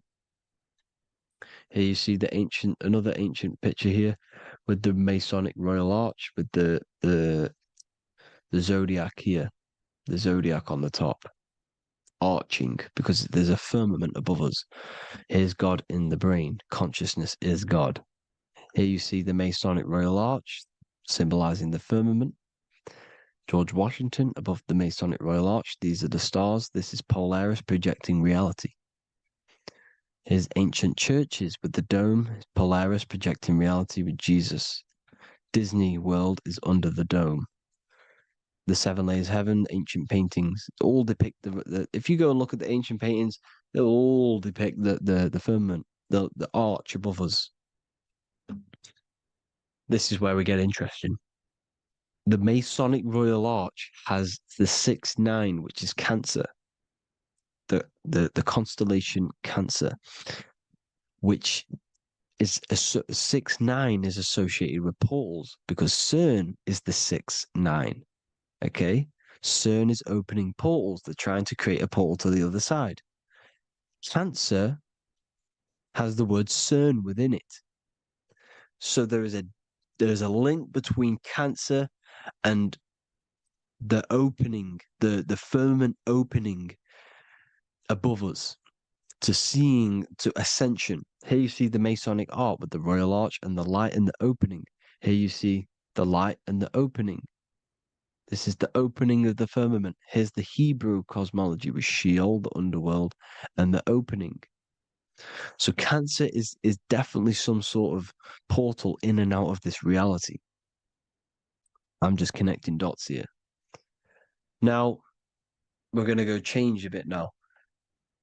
These celebrities that you are seeing they have not sold their soul to Satan, okay? They have not sold their soul to Satan. Satan is a demonic, low vibrational energy that has been summoned over the thousands and thousands and thousands of years of evil occult arts. So since Babylon was summoning this demonic energy, and this demonic energy in the astral plane will grow and grow and grow. It has no form. It has no physical form. Okay? But you can see it in the rappers. If your third eye is open, you can see clearly that these people are demonic. You can sense the energy that they're manifesting. Selling your soul is not what you've been told. It is gaining, because your soul is pure love, okay? Your soul does not want to do anything bad. So when you sell your soul, You're gaining physical gain, you're gaining physical wealth, for example, like for these rappers, they will be given millions of pounds because the people in control of the music industry, which is the dark occultists trying to brainwash the masses, the people in charge, are they're dark occultists. They understand Satan and the energy. They are satanic energy, which has been summoned in the astral plane. They see that they have influence over the masses, so they will go to them and say, "I will give you this amount of money forever if you manifest this satanic, demonic energy through the music and through social media to blind the masses, to brainwash the masses into this demonic energy." Because when you listen to music, music is frequency. Whatever you listen to, you become that frequency. So if you're listening to these people, they're throwing energy, this demonic, satanic energy that they sold out to. Sold, soul, same word. When you sold something, you've got your soul involved. They have exchanged money, physical gain, so that they manifest this satanic energy within the astral plane and through the music, through the videos, through social media to keep us in this vibrational frequency, in this low state of consciousness. This is what it actually is. It's not, you're not selling your soul to some sort of devil. This satanic energy has no physical form it is formless in the astral plane. It's a summoned energy. Now, the root chakra is red. This is why the devil is red, because it symbolizes the animal nature of man. When you are operating off your root chakra, you will kill, you will fight, you will do anything to survive, because it's all about survival mode in the root chakra. They want you keeping in that fighting mode, that surviving mode, so that you are manifesting this low vibrational frequency, this satanic energy, this demonic red energy. This is why the devil is red. And the devil has a tail with the red arrow pointing down because it symbolizes your light body. This is your Merkaba. Your Merkaba is your light body. Mer equals light, Ka equals spirit, Ba equals body. Merkaba, this is the devil's tail pointing down, the descension, your heel, up to your heel, hell. Ascension to heaven, head. You see? This is the all-seeing eye with the illumination coming off it. Your head, when you're illuminated. The Merkaba is your celestial sphere to portray different planes of reality. It is the vehicle of ascension. It's your light body. It's in the word Kabbalah. Kabbalah. Ka, spirit. Ba, body. La, light. Same thing. Kabbalah. Merkaba. Same thing. It's all about the light body. This light body sees different realities. So when you see the goat in the music industry, it's this satanic summoned energy that's been summoning for thousands of years within the astral plane. When it becomes to the physical plane, it will manifest through different things. A goat, an owl, Satan, Moloch, Baal, same deity, same demonic energy that's been summoning in the astral plane. And this is why the Baphomet has a goat head. Drake's new album is the goat. The Polo G, the Masonic G, with the goat. And here's Rylo Rodriguez in the mirror, with the goat in the mirror and him in his physical body. It symbolizes, the mirror symbolizes the astral plane, because he's manifesting the goat, the demonic energy. He's sold out to the demonic energy, and in the physical plane, he's his physical body. The mirroring, the Masonic 11, the mirroring of reality, the astral and the physical. And what do you call them when they're an amazing rapper, the best rapper? You call them the goat, because you're the goat because you're manifesting the goat energy, the satanic, demonic energy within the astral plane. So Baal, Moloch, all the same thing. Because in the astral plane, if you want to gain spirits to come to you and communicate you in the physical world, if you want to communicate with spirits, you have to gain their attention. You can either gain their attention or come together and agree to create some sort of being, which is Satan. Okay. You can, like I said earlier, you can create these beings, you can summon them or attract them. One way to attract them is sacrificing. In order for you to become God, man, to turn to God, you have to sacrifice your life. You have to sacrifice, not drinking, not doing things, not doing anything demonic, not doing anything bad, not eating meat. You have to sacrifice yourself to become the light. However, if you want quick, instant gains in the physical world, you can sacrifice something else to communicate with these spirits, because these demonic energies feed off demonic energy, your demonic energy. So these dark occultists will give away babies, they'll sacrifice, torture babies so that they gain, so that they can communicate with these spirits for physical exchange. Yes, you can do this.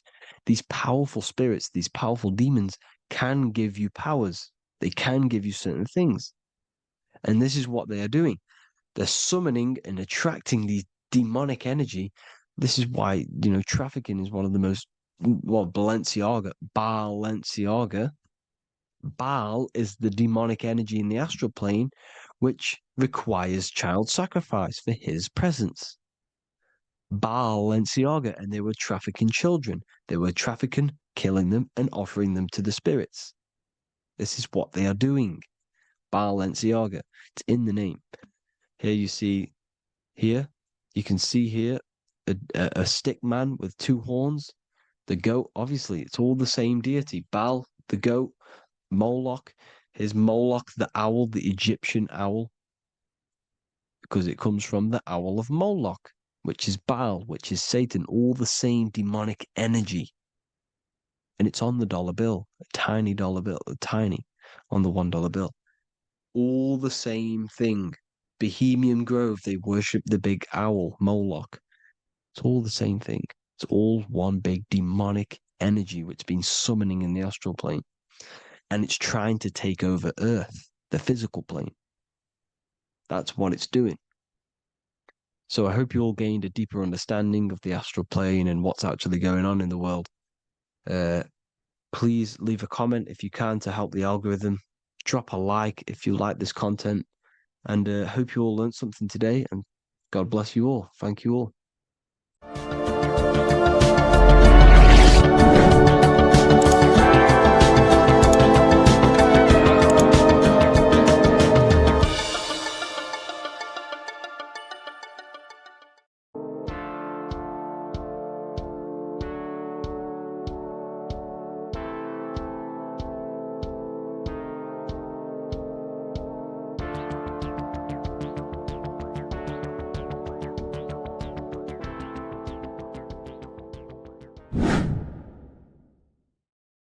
What are we all doing, people? Survival wisdom. Today we're going to be breaking down the Bible and its real, true metaphysical meaning. All of these slides within this video is taken from my book, The Book of Wisdom. So you can get all of these slides. So the Temple of Solomon, you are body, mind, and soul, which is the Holy Trinity. The moon, sun, and earth. The sun is your soul because the sun is its infinite source of energy. It is its own source of energy. And that is what your soul is. It's its own source of energy. The moon is mind. This is why you call people a lunatic. You're a lunatic. Luna means the moon. And inside of your mind, you have a specific mood. Mood is moon. And mind in German is Mond. And the word Mond means moon. And earth is your physical body because your body contains of the four elements, the four physical elements. Well, the Temple of Solomon is the temple of the soul and the mon, the soul and the mon, the soul and the mind. and it's the temple of the Holy Spirit in the Bible. Everything leads back to one singular point in the center of the brain. The brain is not the mind. It's mind over matter. Okay? The brain is the physical manifestation of the mind. The brain is the electrical computer which decodes the light waves given to it by the mind. This is why everything in the body leads back to one singular point. And we'll go over this in a minute. But this is controlling the physical body. This is the within. If you rearrange within, it spells high twin, because within you is your twin, your true self. And it's just an entity in the center of the mind. And if you shut your eyes, you can feel it. Your awareness is in the center of the brain. So there's just an empty chamber in the center of the two cherubs, the two brains. They are two separate brains. They're two hemispheres. And the empty chamber, when scientists chop it up and see it's just an empty chamber, well, because you can't see in that plane of reality. You cannot see the mind. You cannot see thoughts. It is invisible to the human eyes, to the visible light spectrum, to the two eyes. The reason why we call it the third eye in the center of the brain, it's not the third eye, it's your true self. It's the mind and soul. It's an eye because it does see. It's the all-seeing eye that you always see here. There's some Masonic artwork showing the two pillars, the two cherubs, the two hemispheres of the brain, and the inner eye. This is the eye that sees all things. What do I mean by seeing all things? Not physically. It sees the mind. It's what, because your soul is watching the mind. You can observe the mind. You are not the mind. And if you meditate deeply enough, you can go beyond the mind. It's the all-seeing eye. It sees the mind. It sees what emotions you're feeling. It sees what you're thinking. It sees what you're seeing with the two eyes. It's the all-seeing eye. It sees all things. It's omnipresent. It's everywhere. Because the mind can be anywhere. The mind can switch itself into any place it wants. There is no limitations with the mind. So there is two hemispheres in the brain. And in the Bible, there is a quote saying the most holy place between the two cherubs. The two cherubs is the two hemispheres of the brain, and the most holy place is between them, which is what the Masonic artwork is showing. This is the all-seeing eye, the soul and the mind in the center of the brain. And you will not see this with the two eyes. So when scientists come to seeing the empty chamber in the center of the brain, they wonder, because they do not understand the occult side of the world. They do not understand the layers of reality. How the two eyes, everything physical comes from the unseen. Everything seen comes from the unseen. Now, the two hemispheres of the brain play a major role in our lives. The right hemisphere is the artist. The left hemisphere is the scientist. The right hemisphere controls the left side of the body. The left hemisphere controls the right side. So there's a crossover. Now, the right hemisphere is to do with your feminine energy, creativity, unification, metaphors, visualization, intuition. The left hemisphere is to do with sequencing, facts, materialistic details, language, and logic. So they keep us normally trapped within the male aspect of our mind, which is the left hemisphere. You know, if you listen to Spotify, Apple Music, and radio, they're all tuned to 440 hertz, which shuts down the right side of the brain, makes you left brain dominant. And we learn, well, 90% of people learn to write with their right hand. They're taught to learn with their right hand, which is to do with the left brain. You see, so we are being trapped within this left side of the brain, which is all to do with logic, thinking logical, not creative. You know, very very analytic. But the right side of the brain is to do with your creativity. So the right side of the brain is perceiving reality as a holistic perception. Now, what do I mean? If you're riding through a woods, for example, if you're riding through a woods, your right hemisphere is seeing the whole woods as one unified woods.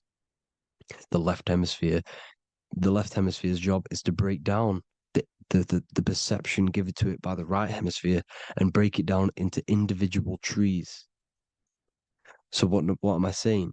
The right hemisphere is seeing humans and everything in creation as one unified consciousness. The left hemisphere is seeing individual egos. This is why the left hemisphere is the place of the ego, the right hemisphere is to do with the higher self. They're both needed, though. I'm not saying one's better than the other. It's balance. Now,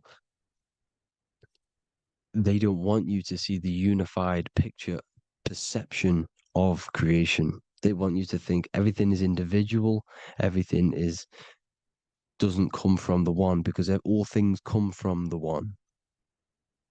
And we experience the two in this reality, dualism.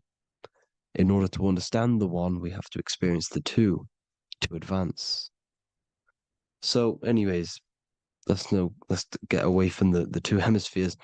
The right hemisphere, like I said, is to do with the higher self. And this is why in John 21:6, it says, cast the net onto the right-hand side of the boat and you will find fish. Meaning, cast your energy, cast your perception into the right hemisphere of the brain, and you will find God, unification, and higher self.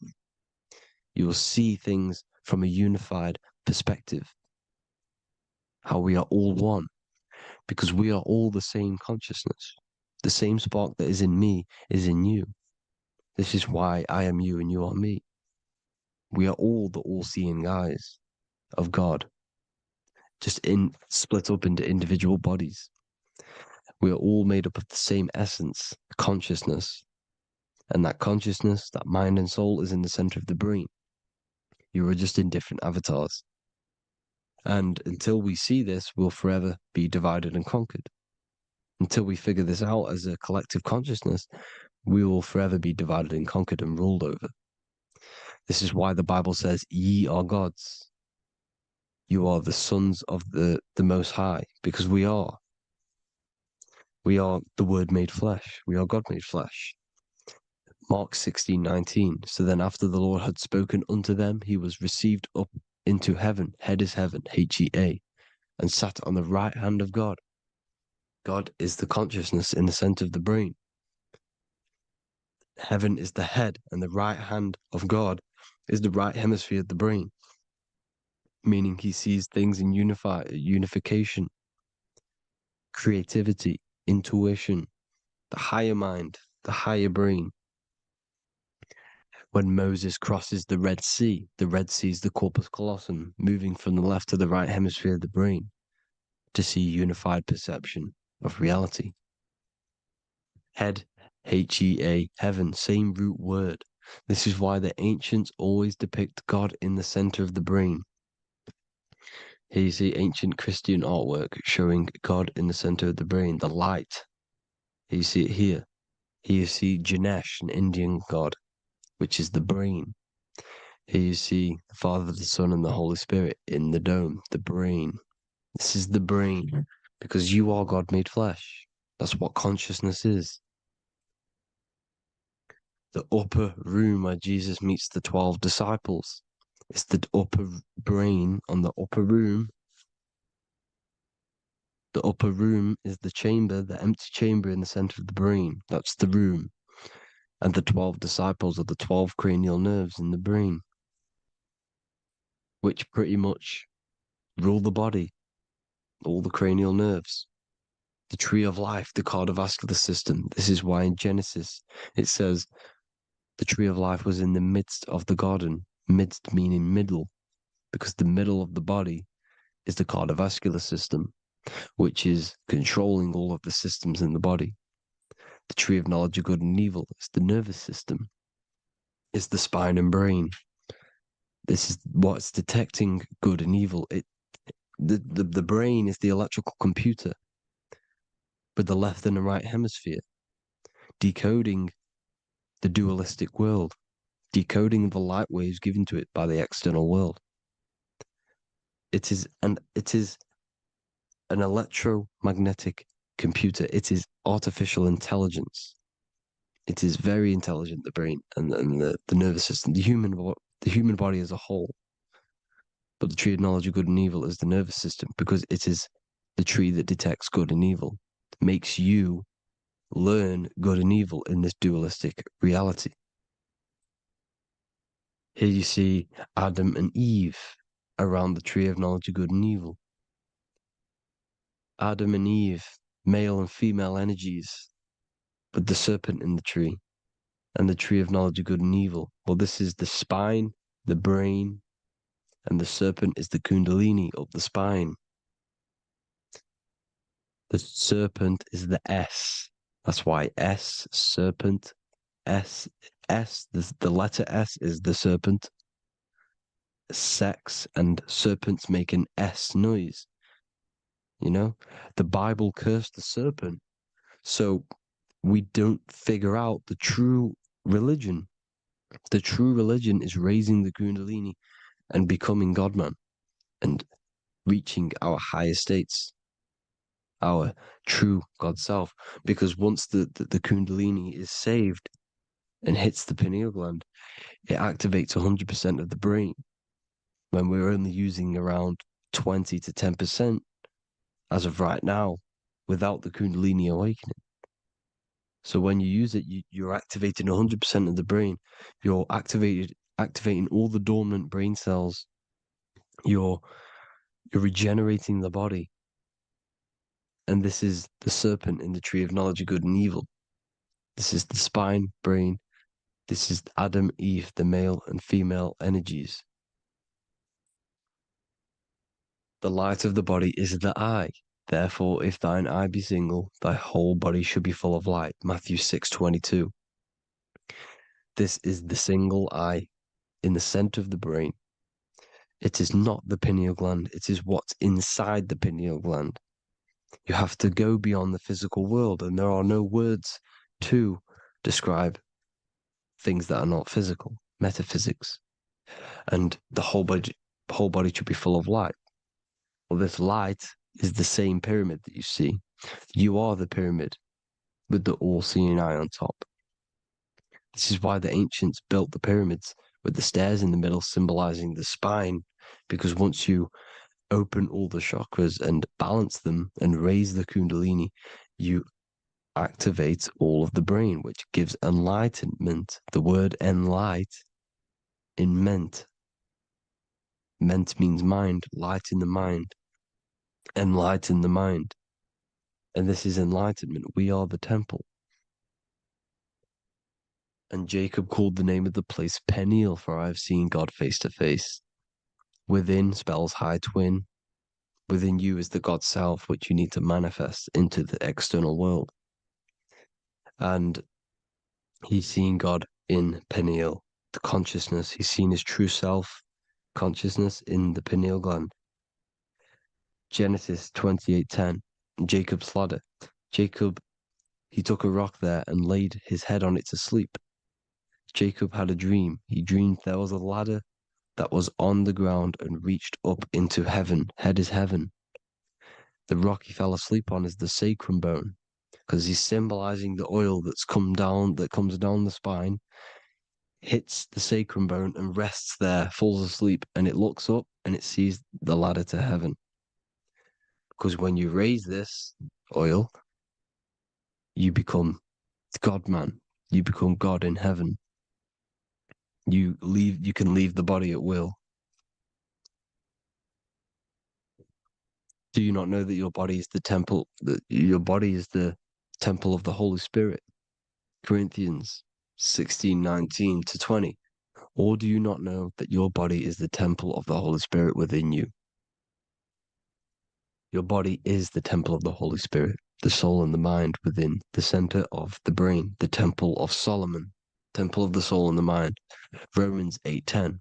Christ is in you. It's not external.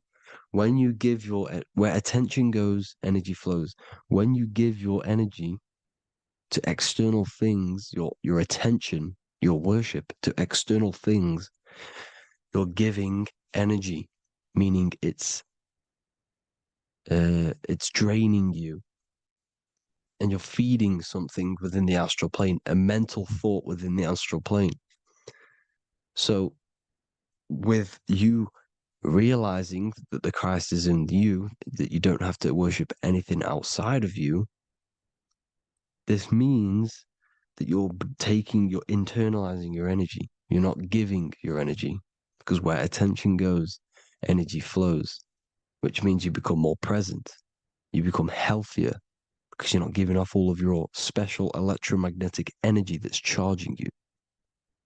This is why the religions ran by the Vatican is all external. They're exoteric.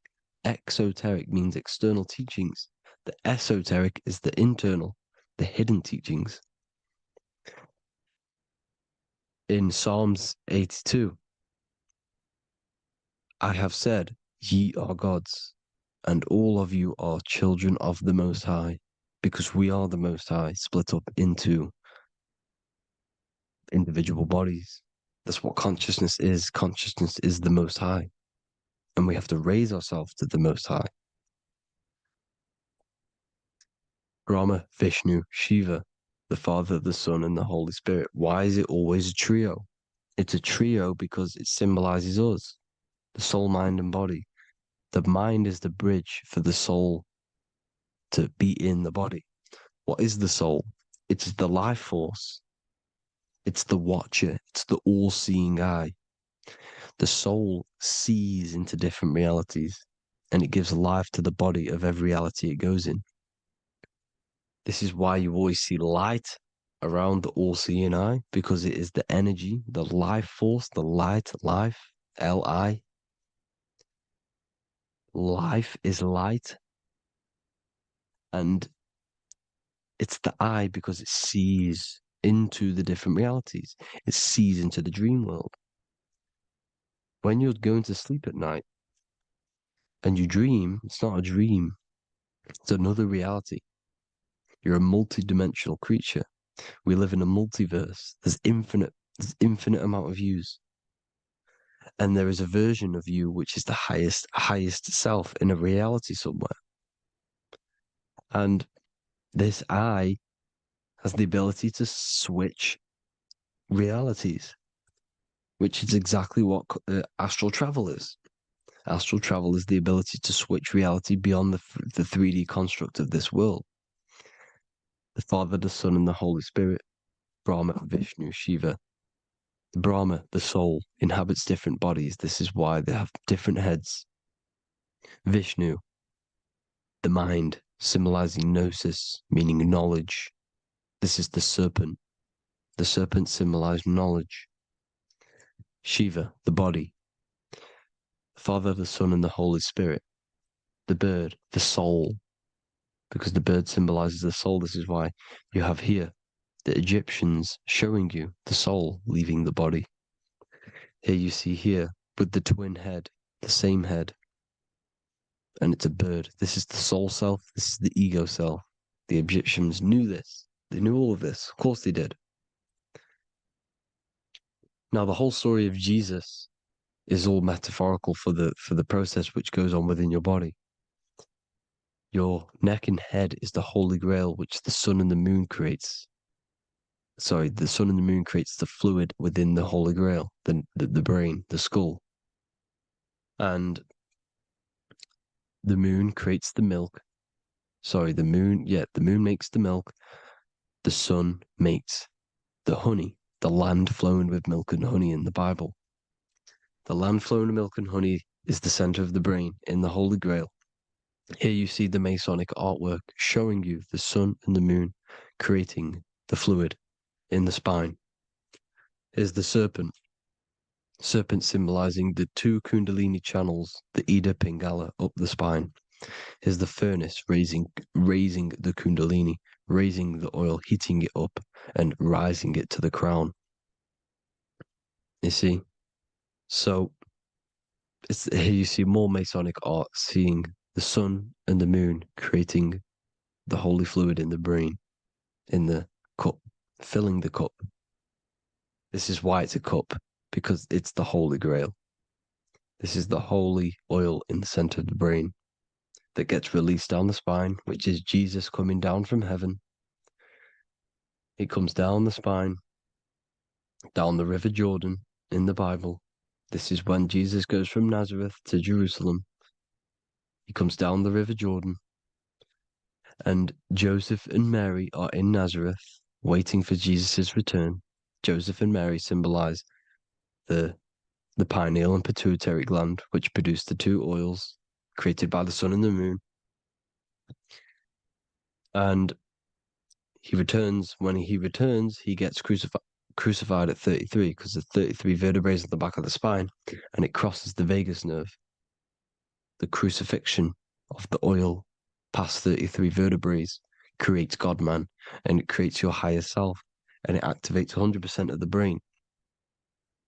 And you turn into spirit, you turn to your spirit self. This is why Jesus dies. He didn't physically die, it metaphorically dies and becomes his higher self. The ego self is left behind. It's the same with the whole story of Jesus. Jesus comes down from heaven, which is the oil. He dies in a cave for 3 days, which is the oil hitting the cave. Here's the cave, and resurrects after 3 days. If you resurrect the oil, comes up and gets crucified at 33 in Golgotha. Golgotha translates to a place in the skull. The three wise men from the east. Well, if you look at the Masonic artwork, they'll always show you a ladder up to the east. Okay? Here you see north, south, west. This would be east. Here you see east here. East here. The ladder up to the east. The east is the top, up. Three wise men from the east. The thalamus, pituitary, and pineal gland in the center of the brain. The most important glands in the body. Here you see the Egyptians with the spine, the sun, and the two hemispheres of the brain. What did I say at the beginning? The sun is the soul. The sun is its own source of energy. It's the life force, which gives life to anything it inhabits. The soul is the same thing. That's why sun and soul mean the same thing. So, what I'm saying is consciousness is God. And this is why when it refers to as God in the Bible, it means your higher self, pretty much. And returning back to this higher self, because God is something that you need to manifest.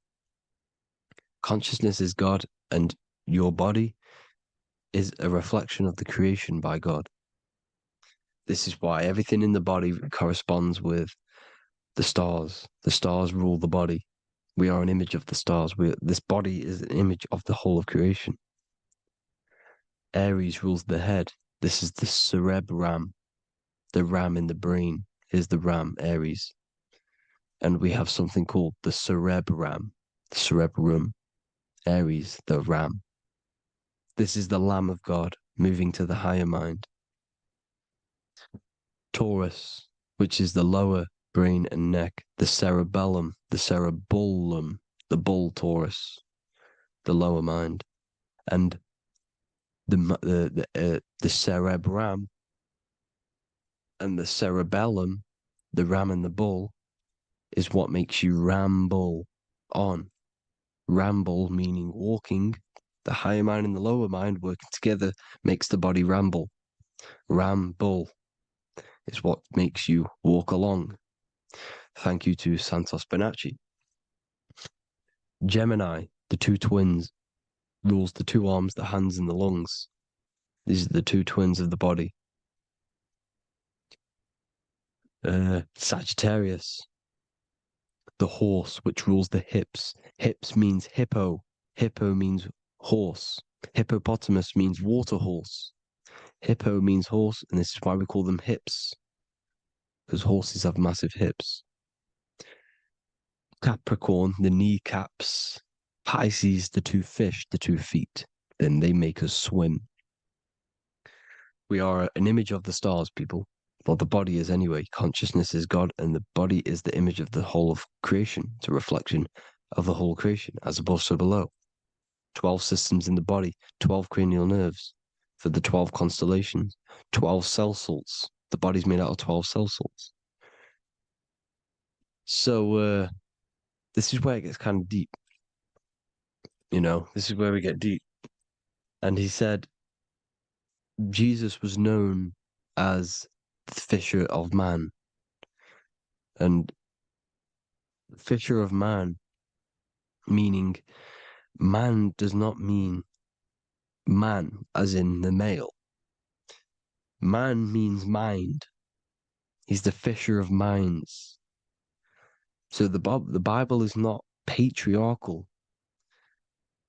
It's not patriarchal. Man just means mind, pretty much.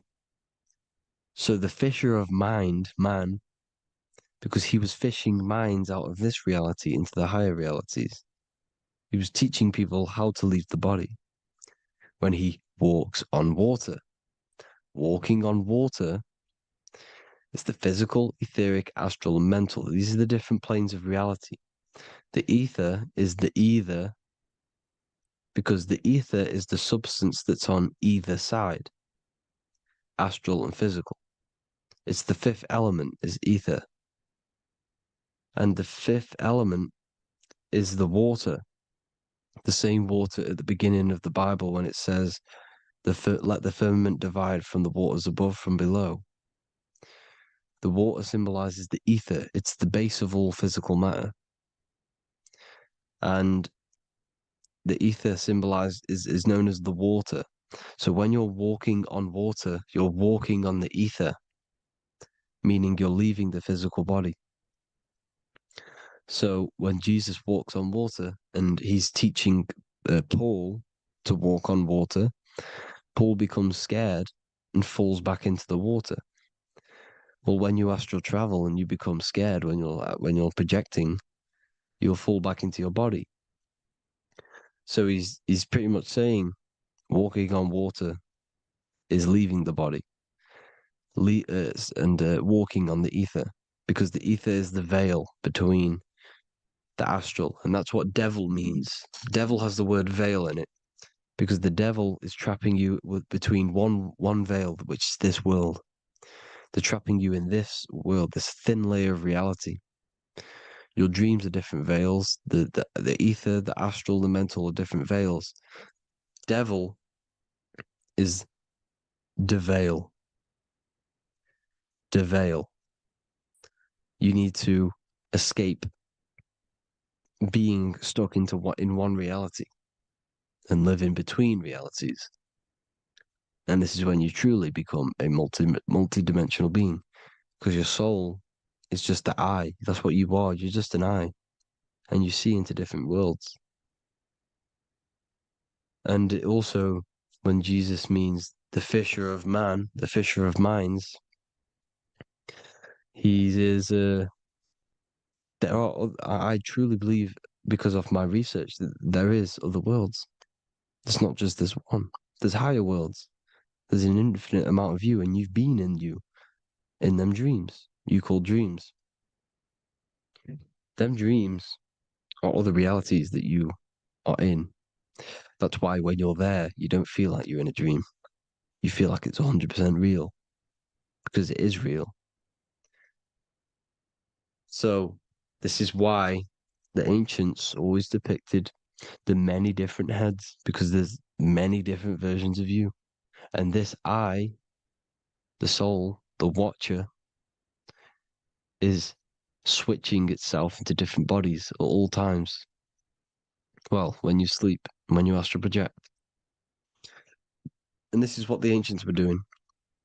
They understood the multiverse, and they could switch bodies at will.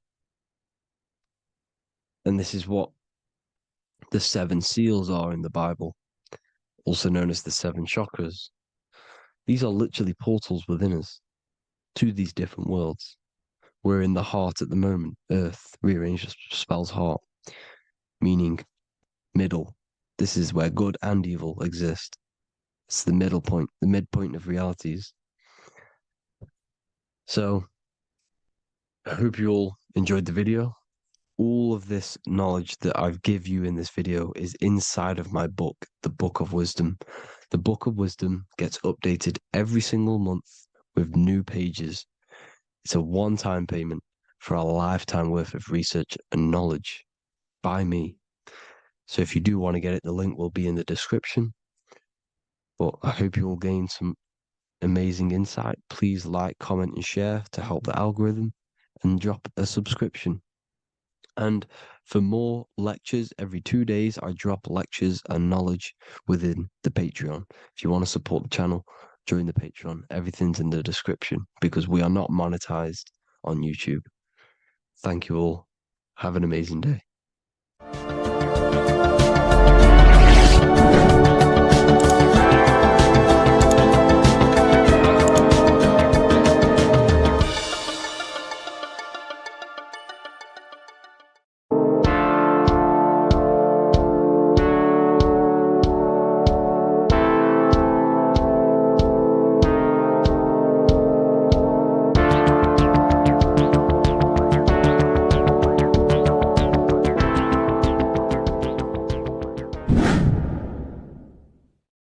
What is good, people? It's Revival of Wisdom. I hope you're all doing well. And this video is how to raise your holy oil or your kundalini. Let's get straight into this. So this is a monthly cycle. Every month, when the moon is in your zodiac sign, this oil is released. Now, the moon is in control of monthly cycles. For women, it's the menstrual cycle, and as well, this holy oil cycle. The moon changes sign every 2.5 days and passes through the zodiac signs in 27 days. So the moon tells the day, the sun tells the time, the stars tell the month. This reality is a massive clock, if you like to say. It's a cycle. Okay. The moon controls the night, emotions, water, fluids, and the mind. Okay. So this oil is produced in the claustrum. It's produced in the claustrum, which is here, right? This is where you get Santa Claus from. Now, the claustrum is at the center of the brain, and it is next to the pineal gland and the pituitary gland. Once it starts in the claustrum, this is the holy present. This is the present that Santa gives to us, Santa Claus. And it goes to the pituitary gland and the pineal gland. And what's connected to the pituitary gland and the pineal gland is the Ida and the Pingala. The Pingala is the pineal gland's nerve, which is the honey, which is the positive charge, electric. And the pituitary is the Ida nerve, which is the magnetic charge. This is the milk, the land flowing with milk and honey. This is the brain, the heaven, heaven, okay?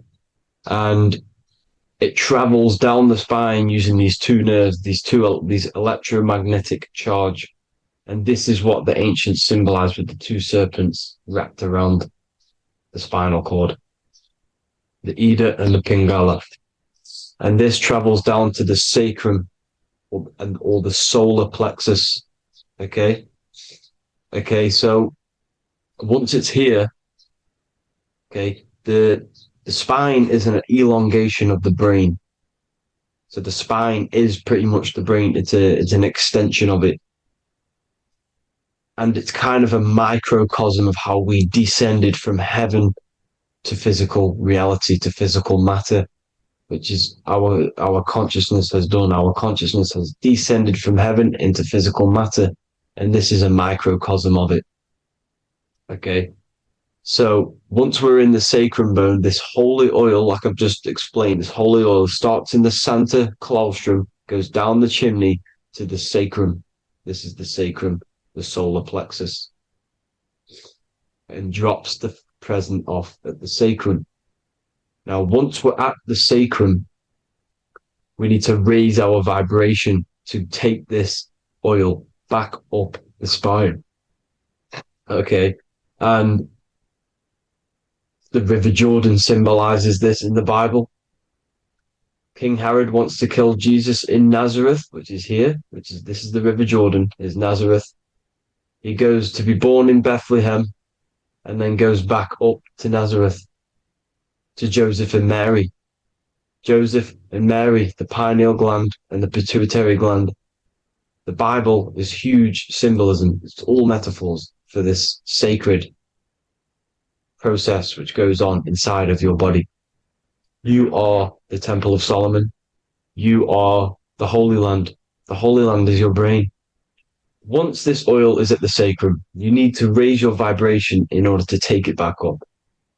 Once this oil has gone back up to the pineal gland, it activates the crystals which are wrapped around your pineal gland. Your pineal gland is this tiny little beam here. This is the claustrum. This is the pineal gland. And it's wrapped in crystals. And when this oil travels back up the spine by raising your vibration, back to the upper room where Jesus met the 12 disciples, or the 12 cranial nerves in the brain, and it activates and it turns on this pineal gland.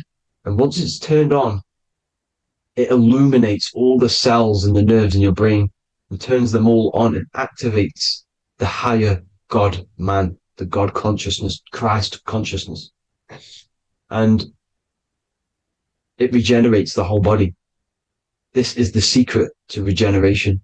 It regenerates all the cells in the body. And this is how the ancients lived for thousands and thousands of years, as talked about in ancient texts. They lived for hundreds and thousands of years because they knew this secret. And this fluid, this brain fluid, the secretion, or the Christos in Greek, which means gold, because this is the alchemical process from turning lead to gold. Your body is the alchemical furnace. Now, the ancients knew about this center of the brain because they symbol it. This is the Eye of Ra, and it's the brain. And this is what's wrapped around our consciousness.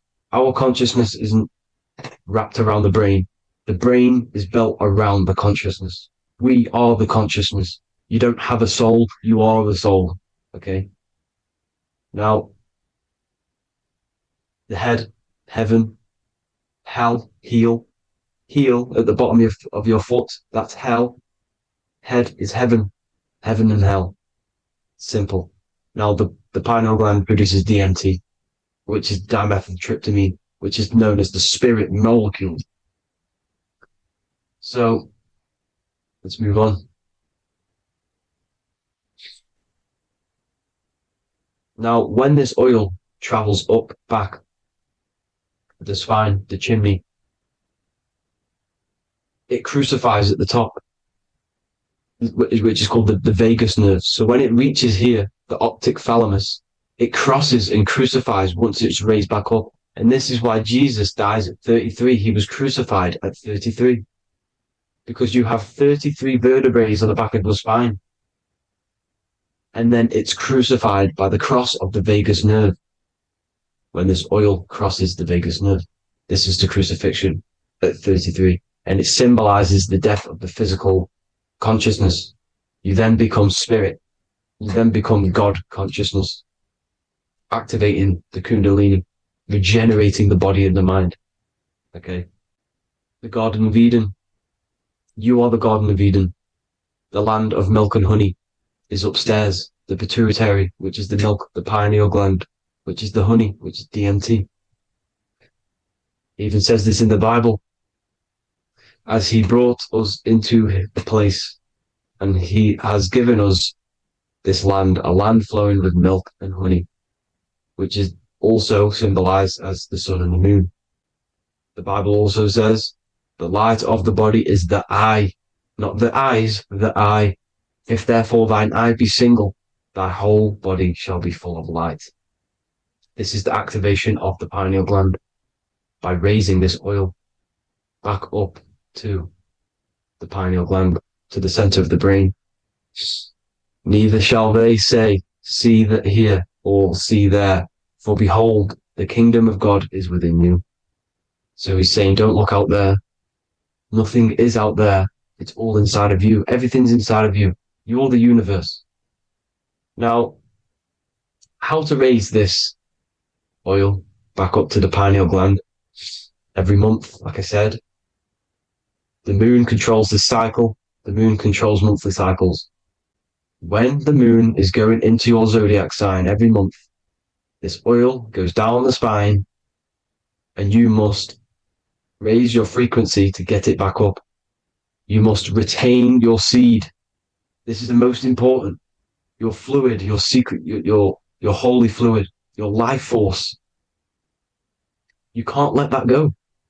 That life force is the reason you're alive. This holy oil is the reason you're alive, because it feeds all of the systems in your body. It feeds all the systems in your body. You have to retain your seed, alkaline diet, positive thinking, and meditation. Okay? When you retain your seed, you will live longer. The moment you release it, you're killing yourself. You're killing a piece of yourself every time you release your seed. Every single time. You're killing a part of yourself. Okay? Now, this could be why this could be the illumination, the single eye on the Illuminati's symbol, the Freemasonic symbol, the illuminated eye, the triangle, which could symbolize the body, mind, and spirit, but the eye illuminated. Now, in the Bible, it talks about the two trees, the tree of knowledge and the tree of life. The tree of knowledge is the tree of good and evil, which is the most important system in your body, which is the nervous system. The nervous system, the most important. The tree of good and evil. And the tree of life, which is the cardiovascular system. Now, this oil, when it's released every month, feeds these two systems, and these two systems feed everything. Now, it's important you understand that. Okay? The ancients knew all of this knowledge. The Bible's telling you this knowledge. But it's in a metaphorical way. You have to understand the context behind it so you can read it properly. Now, eating of the tree of life, which is when it talks about in the Bible, eating from the tree of life is actually symbolizing a bad diet, ejaculation. Because you're eating from these two systems, you're killing yourself with a bad diet. You're killing yourself with an ejaculation. Okay? So, that's important to understand. Now, this is Jacob's ladder in the Freemasons. Jacob's ladder, which is the spinal cord, it's the stairway to heaven. And this is Jack and the Beanstalk when he goes up the beanstalk and finds the golden egg in the grey clouds. The grey clouds symbolize the grey matter in your brain. Now, the Garden of Eden talks about the 4 different rivers in Garden of Eden. As we see here, the North Pole map, the ancient North Pole map, because the center of the earth is the center of the Taurus field. Everything's the Taurus field. Atoms are Taurus fields. Everything's Taurus fields. You are the universe. Everything is within you. The North Pole is your spinal cord. This is why they say Santa Claustrum comes from the North Pole. This is the North Pole. And the Santa Claustrum is the center of your brain. Now, there's 4 rivers which come from the Garden of Eden. There's the blood, the Christ oil, which is the oil we're talking about, urine, and saliva. These are the 4 sacred oil, 4 sacred fluids in your body. And these are constantly abused in today's society. Also, these secret societies are targeting these fluids. Okay? This is why porn is free. They sexualize society through Disney. Go and look at some of the Disney movies. There's so many subliminal messages which sexualize these children because they want you sexualized. So you release your seed, which is one of the holy fluids in your body, especially your semen, your sexual energy. So important you retain this. So important because it's your life force. It keeps you alive. Okay.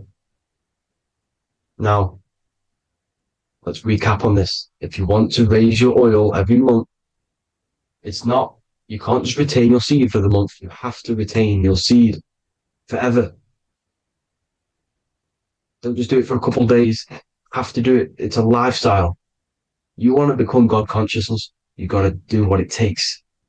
It's hard in this society because this society is made around, it's designed to kill you pretty much. It's designed to keep you in these lower states of consciousness with all the bad food, the chemicals in the food, the chemicals in the water, the sexualized TV programs, sexualized adverts, sexualized TikTok and apps, videos, subliminally stimulating you because that is your weakness, sex. It's your weakness. Now, you have to retain your seed, meditation, and an alkaline diet. Why alkaline? Because acidic is low vibrational. This is the color spectrum. And what's the highest vibrational color? Violet. It's the lowest, red. You have to have an alkaline body in order to raise this oil. When you drink, when you have a bad diet, when you drink alcohol, when you smoke, this destroys the oil. It destroys the oil in your sacrum and it can't be raised again, can't be raised up. This is why it's so important.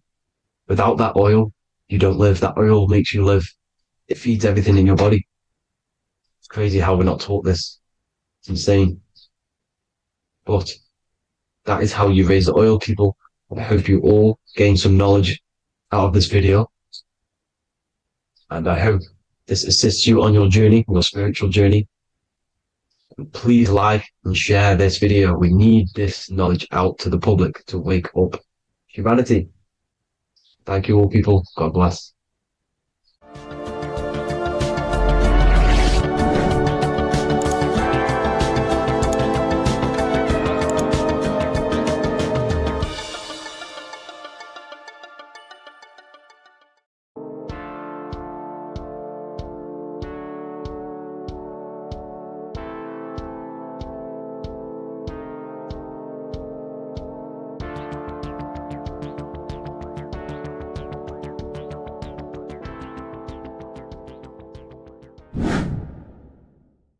The earth has become a realm in order to trap souls within so that they can harness our electricity, our energy. Even the Bible is talking about how this realm is controlled by the wicked one in John 5:19. We know that we are the children of God and that the whole world is under the control of the evil one. Ephesians 6:12.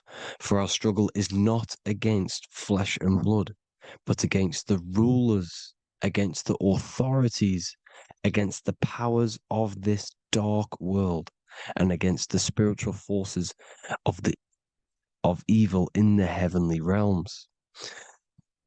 So the Bible is telling us that this is not the only world. There are other worlds, there are other realms that we can go to, considered as heaven. Heaven being a higher realm where there is no evil, no darkness.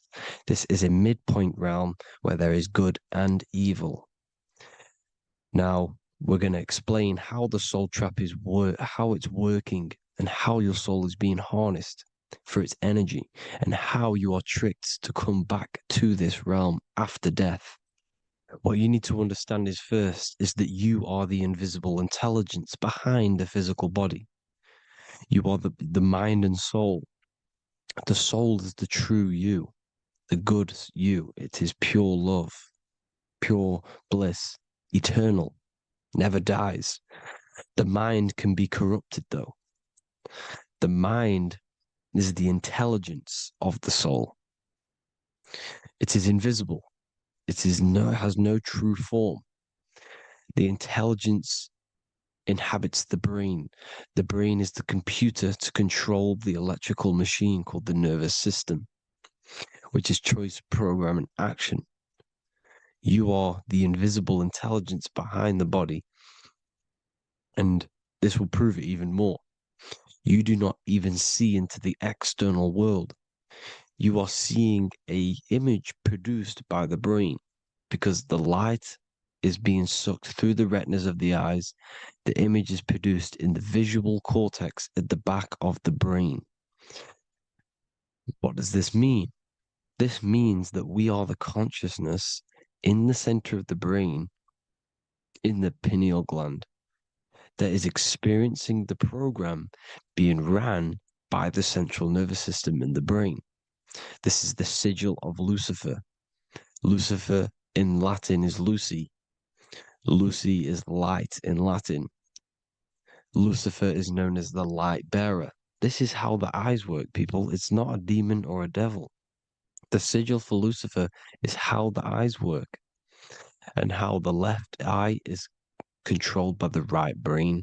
The right eye is controlled by the left brain. There is a crossover. It's the same with the body. The left side of the body is controlled by the right brain. The right side of the body is controlled by the left brain. There's a crossover with our hemispheres in the brain. Now, this empty chamber in the center of the brain is where this universal cosmic intelligence is held, known as the most holy place in the Bible, the throne of God. Okay? This is above the 33 vertebrae on the spine. As you can see here, you are the being in the center of this point. All of the nerves are being sent back to this one particular point, which is the seat of our invisible intelligence. You can see it's an empty chamber. Our consciousness, our intelligence is not a physical thing.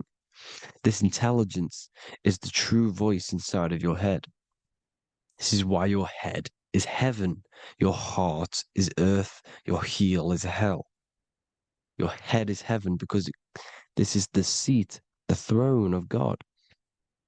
God is in heaven because the consciousness, this divine intelligence that's controlling the body, is sat in the center of the brain. The brain is taking commands of this invisible intelligence. When you close your eyes, you can feel your awareness, your consciousness, your intelligence is all in the brain. Your awareness is not in the feet, the heart, the legs, the arms. It's all in the center of the brain. Now, if you meditate deeply, you will find that you are beyond the mind. You are the being observing the thoughts. You are the soul observing the thoughts. Now, with this being said, you are the consciousness experiencing the program being ran by the central nervous system in the brain, because you're not seeing into the external world. It's an image, it's a simulated image produced by the brain and the central nervous system. You do not experience the external world. You do not feel the external world. You feel electrical impulses on your nervous system. Your nervous system is decoding what you are feeling. So the only thing that you truly feel is the electrical impulses on your nervous system. This is why the nervous system is the tree of knowledge of good and evil, because it gives your invisible intelligence, your mind, the knowledge of good and evil. It can detect good things, it can detect bad things. If it's hot, if it's warm, if I need to go, the nervous system is doing this. It is the tree of knowledge of good and evil. Okay? Now this universal intelligence is symbolized as the single eye. Okay? Matthew 18:9. It is better for you to enter life with one eye than to have two eyes and to be thrown into the fire of hell. What does this mean? It's symbolic, it's metaphorical, people. It is metaphoric. Your universal intelligence is the single eye, the one eye. It's the balance between the two poles, between the left and the right, the good and the evil. It knows the right thing to do all the time. This is our inner guide. The inner self is the inner guide. And when you are operating your life off duality, using your two eyes, you'll be thrown into the fire of hell, lower states of consciousness. because you're split. You need to live in oneness, even, balance. Matthew 6:22, the light of the body is the eye. The light of the whole body is the eye. You are a light being. Human. Hue means an attribute of a color. Man is the word manifested. We are light manifested into physical form. Depending on your vibration is depending on what color that you are vibrating on, which is a hue, a human. If therefore thine eye be single, thy whole body should be full of light. Again, it's talking about the single eye, oneness, completeness. When you balance the hemispheres of the brain, we'll go over that later. But anyways, the body is the earth. This is what we need to understand, people. The body is running the simulation, the program that our consciousness is experiencing. So when we leave the body during death and astral projection, we leave the earth. This is how it works. The body is the vehicle for the earth, for this realm. Everything exists within our mind. You have the soul, mind, and body. The soul is the observer, the watcher, the true being. This is why she has many different heads, because the soul inhabits different bodies. This is the serpent, which means knowledge, which is the mind, wisdom. And this is the body, soul, mind, and body, Brahma, Vishnu, Shiva. The mind is the bridge between the soul and the body. So what do I mean? When you astral project, you are using your mind to project your awareness, your observing consciousness outside of the physical body. The mind is the projector, projecting consciousness. By using your mind, you can project your consciousness outside of the body, which is known as the astral realms, which is known as walking on water. Jesus was never walking on physical water, people. It's metaphorical. Believing the physical body. The water is the ether, which is the veil between the physical and the astral realm. It's a fluid substance. It's on either side. It's physical and astral. The ether is the fifth element that they hide from us. Why? Because they're trapping you in the physical. They are hiding all of these realms. Etheric, astral, and mental. People think their mind is their brain. It's two separate dimensions. These are completely different dimensions. The mind is way more intelligent. The mind is formless. There is no form to the mind. You can think anything you want. You can manifest anything you want within your mind. It is not a physical object. The physical realm is being controlled by the mind. Everything's being controlled by the mind. Everything exists within the mind. This is why the Egyptian says the universe is mental. So when we project our consciousness outside of the physical, we go to the astral. The ether is the water that Jesus is walking on. This is the veil between the physical and the astral world. The word together has ether within it because it joins the two worlds together, together, the astral and the physical. The word either is ether because the ether is on either side, physical and astral, physical and spiritual, physical and non-physical. In the astral realm, the mind can manifest anything we want. We incarnate to restrict our minds. This is why Saturn, if you go and watch my video on Saturn, how Saturn is this simulation, okay, our minds can manifest anything we want in the astral plane in the click of a finger. However, when we incarnate in matter, we now have to labor for our manifestations. This is why Saturn's known as the great teacher in astrology, because he teaches you a lesson. When your mind incarnates into matter, it's teaching your mind a lesson, the knowledge of good and evil. This is why the Bible says, you shall be gods and know the knowledge of good and evil.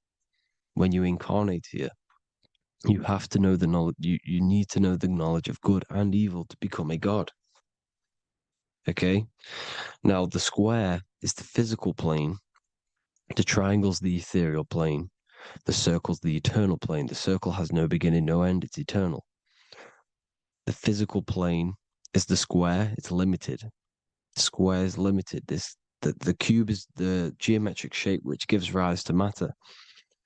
Now, the term think outside the box has truth in plain sight. You have to think outside the box to project your consciousness, use your mind to project your consciousness outside of the box, the physical plane, into the astrals. The astral realm is the realm of the stars. Above us is the stars. Through the stars is the astral plane. This is why astral has the word star within it. The devil is the de-veil. When you sell your soul to the devil, quote unquote, it's metaphorical. The devil exists in the physical plane. It's the lowest state of consciousness. The de-veil, you de-veil yourself into the physical when you are the devil. The de-veil. The ethereal plane. Now, we all know what the famous symbol of the all-seeing eye, right? The all-seeing eye with the eye in the triangle. Look at the Masonic artwork showing you the triangle above in the sky. This is symbolizing the ethereal planes.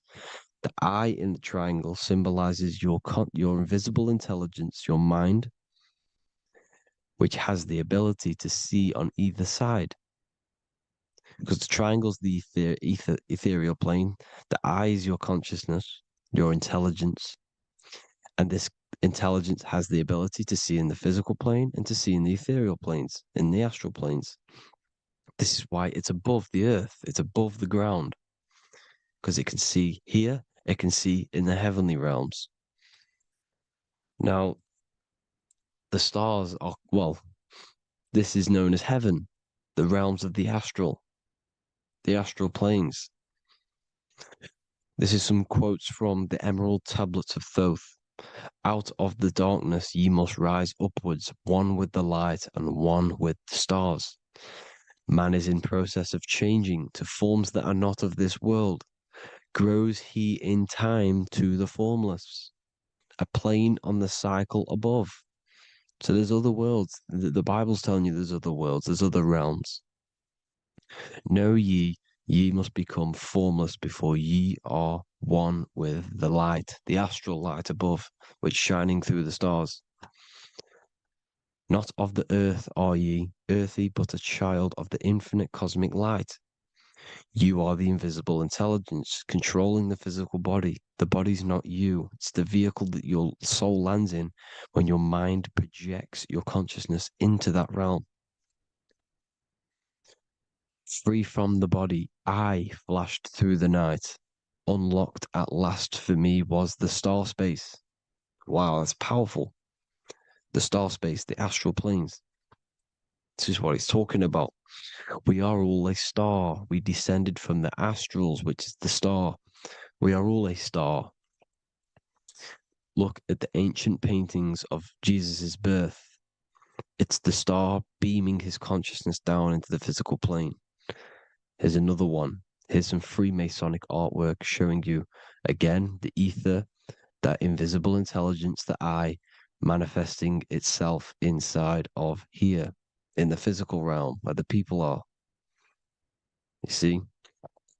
It's the same here. This is Jesus. Here's the bird symbolizes the Holy Spirit, your invisible intelligence, descending into the waters, the ether, the ethereal, everything. The ether is the base of all physical matter.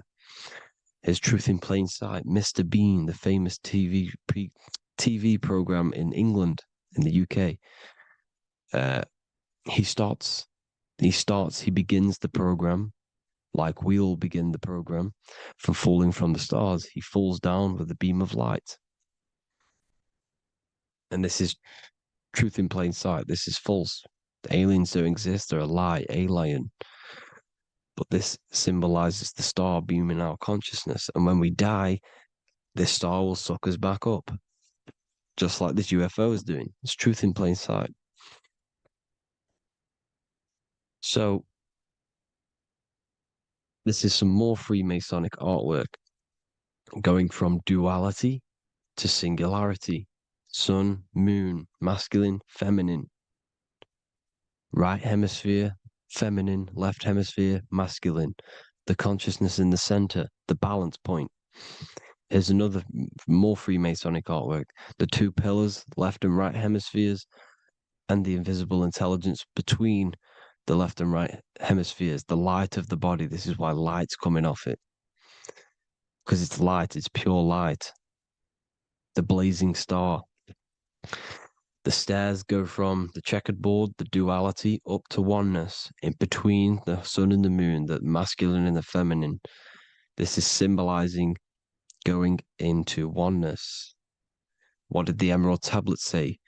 You've got to become one with the stars, one with the one with the self. Balancing the two hemispheres so that you can gain, because when the two hemispheres are balanced, you can gain a more deeper connection with your invisible intelligence. Same with the chakras. When the chakras, the seven seals in the Bible, these are seven seals because when you conquer the seven chakras, when you balance the seven chakras, you then gain a more deeper connection with your internal self, because your mind is not filled, it's not being ran, it's not being dominated by these seven deadly sins, the seven seals, the seven chakras. These are seven energy centers which are concealing our true form. Balance makes us have a stronger connection with our true cosmic intelligence. Heaven is even. This is why Jesus is pointing at the heart. The even point is the heart. You got to balance the chakras and live from the heart, because the heart is the earth. You're in good and evil. The body manifests the lower and the higher self. The higher self is in the higher parts of the body. Wisdom, intuition, expression. The lower self is in the lower parts of the body. Sex, food, and power. This is how they are trapping your soul, people. Like I said, the mind is the bridge between the soul and the body. So by tricking the mind, not giving it the right knowledge, and keeping the mind stuck in the lower three centers, thinking about power, food, and sex, this is low vibrating energy. It's going to keep your mind addicted to the physical realms. Okay, this is why you need to go even, balance, heaven. Okay, I will explain the soul trap in a second, how it fully works. But I'm telling you all the science behind it so you can understand. When you are doomed, you are domed. This is the dome, the firmament, the firmament, the mind. Ment is mind, firm is firm. A firmament is doomed under the firmament. You must have a loose mind, an open mind to expand your consciousness beyond the stars, beyond the ethereal barrier. You have to vibrate higher than this world. Your consciousness must be expanded more than the physical plane. You need to learn how to astral project. You need to learn how to leave the body, how to operate outside of the body, so that you, when you do leave the body, you will have recognition. You'll have knowledge. You'll have practice. But this is as above, so below. The woman's belly is the earth. It's as above, so below. It's a microcosm of the macrocosm. We are the children in the womb. We are the people in the earth being ready to be born into the heavenly realms. As above, so below. It's a microcosm, macrocosm. Everything is in everything on a bigger and a smaller and a larger scale. Now, when the baby figures out that there is a world beyond its mother, what happens? the baby starts to move around and tries to get out of the mother. Because once it starts to hear the external world, starts to hear people, it's going to wonder, what's outside of why am I in here? What's outside? So the baby will force its way out of the mother. It's the same with our minds, as above, so below. When our minds figure out that there are other realms beyond this world, we will seek a way out. This is the womb, the Mother Earth, Mother Nature. It's the mother. We're in the womb. We can be born out of this world, which is being born again in the Bible. When you are doomed, you are domed under the dome, under the firmament, the firm mind. The firm mind will keep you under the firmament. Due to the law of polarity, there has to be other realms. There has to be. Because the law of polarity works in this world, and it will work on every scale possible. It's universal laws. These are universal laws. The law of polarity means that there are other realms polarizing this realm. There is a hell, there is a heaven. There is a midpoint, which is Midgard, which is the one we are in now. Earth, heart. Earth is the heart. Heart is the center, good and bad. The balance between good and bad. Your reality is your level of realization. Your mind realizes other worlds, you will seek a way to them worlds. It's that simple. The soul trap is to keep you stuck in this physical body, which is the earth. This body is the earth. It's running the program, like I said at the beginning. It's running the simulation that your consciousness is experiencing.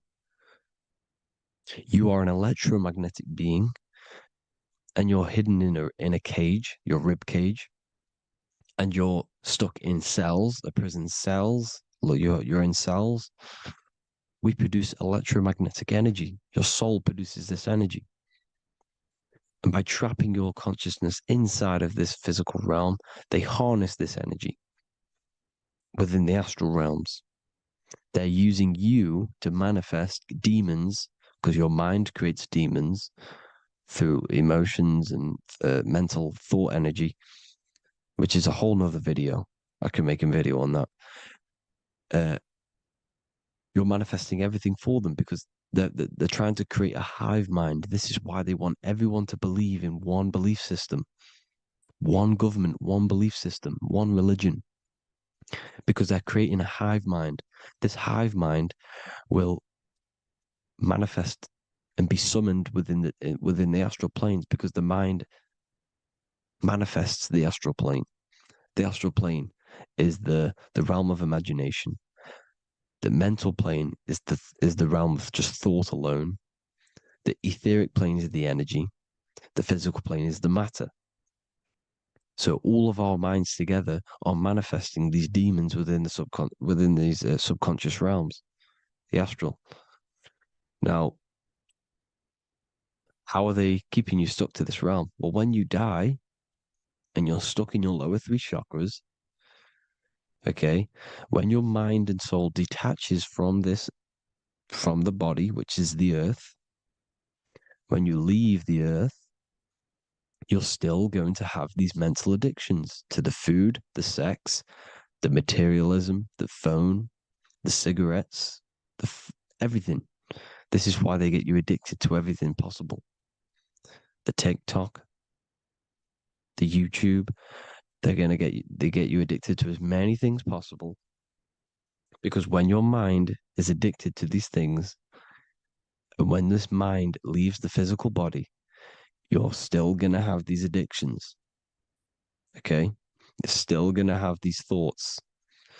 And you will be manifested into the lower astral realms because you're thinking materialistic, you're thinking negative, because your level of realization was your reality. You were manifesting hell on the earth. When you leave the body, you're going to manifest hell in the astral planes, which means you'll be vibrating on the very low, which will put you in the lower astral realms. So guess what? You're going to come back. You're going to come back into materialism. You're going to reincarnate. Because you haven't prepared for life after death. You must detach from the external world. Okay? Moon is mind. The sun is the soul. The earth is the body. The moon is the mind.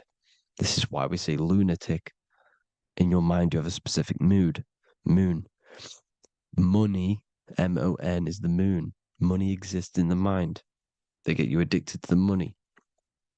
The Bible's telling you this.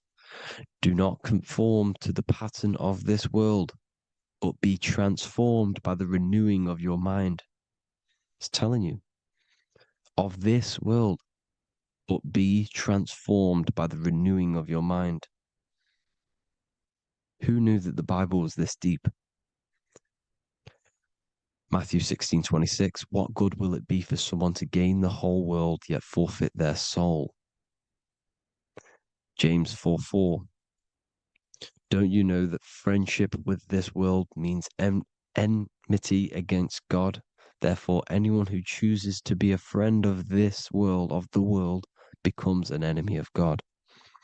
John 4:4, dear children, are from God and have overcome them, because the one who is in you is greater than the one who is in the world.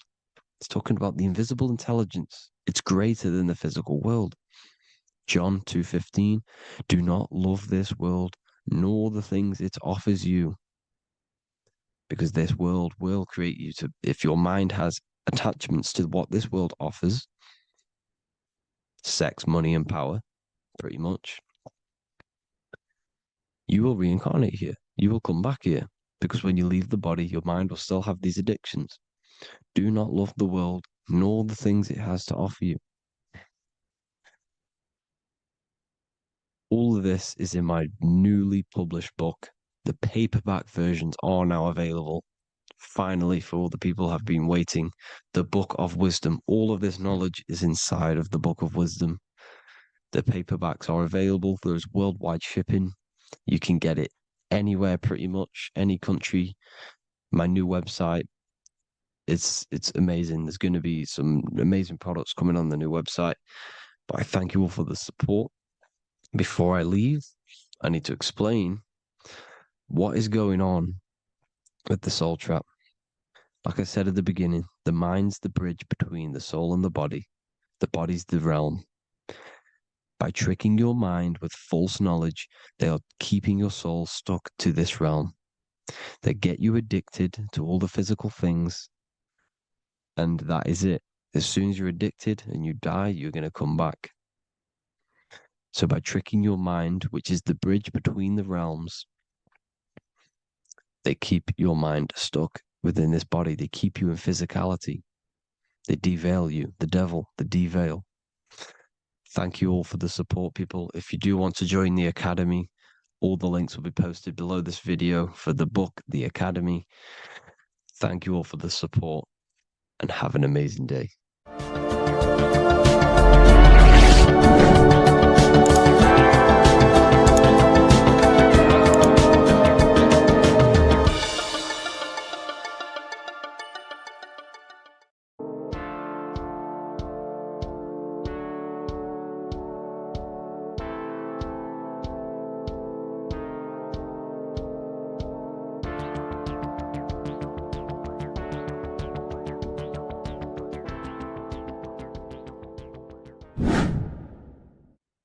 How are we all doing, people? It's Revival of Wisdom from the Wisdom Academy.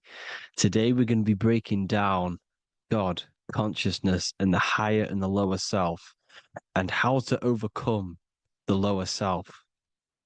Now, the first thing you need to understand is that you are the invisible intelligence within the brain, within the body. This invisible intelligence is known as the mind. But you are not the mind. You are the observer of the mind, which is the soul, the invisible entity. The mind is your intellect, your intelligence. Now, the mind is it's hard to put this in words, but the mind is something that gives you the ability to explore the universe. And this inner self is the I am. It's the quiet, the inner self, the voice you see in you hear in your head. This is why within spells high twin, inside, internal. The I is also the number one, which is one line. Because the one and only, is the inner self, which is the I am. This is why you say, my name is Harry. You are not Harry, you are the I, the inner self, the intelligence. Okay, this is why Jesus in French is I am. You look with the two eyes and you see with the inner eye. I and I, the same thing. Okay, because the I inside is what gives you the perception of what you're looking at. So when someone's trying to explain something and then you catch on saying, I see now, it's because you're seeing with your inner eye, the one that gives you perception, gives you intelligence, gives you the ability to understand things. This is the internal eye, the invisible self, which the physical body is nowhere near as complicated as this inner self. Is in infinite potential. Infinite potential. God, G-O-D, generator, operator, destroyer, soul, mind, and body. Brahma, Vishnu, Shiva, the Father, the Holy Spirit, and the Son. They're all the reason why you see God is always a triad is because it represents yourself. Your invisible intelligence is God. Me and you are the same invisible intelligence. We are the invisible intelligence experiencing the program being run by the central nervous system and the brain. I always say this in my videos, but I have to, in order for you to understand the things that I'm going to say later on in the video, you need to understand this concept, is that you are the consciousness experiencing the nervous system, the tree of knowledge of good and evil, which is you here. You would be in this invisible intelligence right here in the center of the brain. Now, this is why the ancient Christians show God is in the brain. This is the brain stem. This is the brain. This is also the brain stem and the brain. The brain stem and the brain. It's all depictions of the brain because the brain's the computer, the electromagnetic computer, which decodes the demands created by the invisible intelligence, the I, the inner self, you, your true self. The person moving, if you observe what someone moving, this is going to sound, but if you observe someone walking, it's not the body. The body is moving, but the thing telling it to move is the invisible intelligence. Before you kick a football, a decision is made within your invisible intelligence, your mind. And this consciousness, this invisible intelligence, is either stuck between the lower self and the higher self. Okay? When the invisible intelligence, meaning the true self, identifies itself with the physical body, it will trap its mind within physicality. This consciousness that we have is either operating in the lower self or the higher self. It's either feeding the material body or it's feeding the spirit. Okay? But because we are physical and spiritual, we need to be even. We don't want to be meditating all day long because we do have a physical body as well whilst we are here. We are playing a game in physical matter. Okay? Now, the reason that you incarnated here is to learn a lesson because the mind can manifest anything it wants within the astral planes, within the world of imagination. It can manifest anything it likes, but it incarnates into matter, into this game, so we can understand Labor, because anything in matter you have to labor to manifest. But in the astral, you can manifest at the click of a finger. You come here to learn the knowledge of good and evil.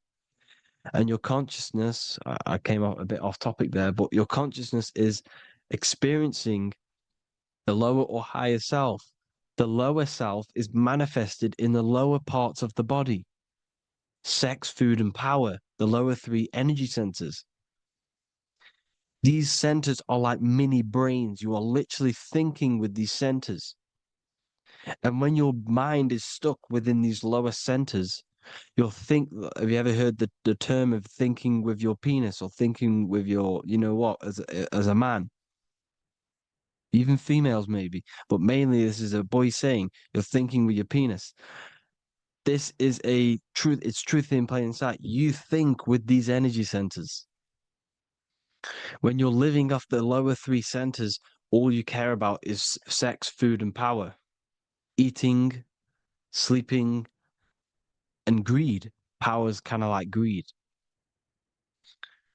Now, when we move up to the higher parts of the body, when we live our life within the higher parts of the body, this is considered heaven. Love, expression, intuition, and wisdom. This is what we need to be aiming to do, moving out of the lower half of the body and living our life within the higher self, the higher parts of the body, thinking with the higher energy centers, thinking with love, expression, intuition, and wisdom, spreading love, expression, intuition, and wisdom to others. Heaven is even. This is why Jesus is pointing at the heart chakra, always pointing at the heart. Earth rearranged his heart because in earth you're manifested as a physical being. You're in the heart, good and bad. You need to be balanced between the good and bad. Because love can be a demon too. That's a whole nother video, but love can be a demon. Now the seven chakras are known as the seven seals in the Bible. When the Lamb opened the seventh seal, there was silence in the heaven for about half an hour. This is a verse from the Bible. The Lamb is Aries, which is the higher brain, the cerebrum, Ram, Aries. Because when the Ram opens the seven seals, you enter the kingdom of heaven. Because these chakras seal your invisible intelligence. They seal your true self. You are behind these seven seals, your true invisible self, your true consciousness. Because behind these seven seals, you do not think about anything materialistic. Your intelligence is not material. It's not physical. It's not from the physical world. It does not desire the physical world. The body is the beast. The body's the animal, the lower self, which can corrupt our intelligence. It can corrupt the intelligence. Okay? Now, we need to balance these chakras so that we gain a deeper connection between this intelligence and the brain. Because when there's a strong connection between the brain and the intelligence, your body and the intelligence, you have a strong connection. Therefore, you can manifest what the intelligence is saying at all times. Meaning, when, for example, your higher self, this is intelligence, the higher intelligence is always speaking to you. It's always guiding you. It's always telling you the right thing to do. You can feel it when you're doing something wrong. You can feel that you're doing something wrong because this higher self, this intelligence knows what it needs to do here.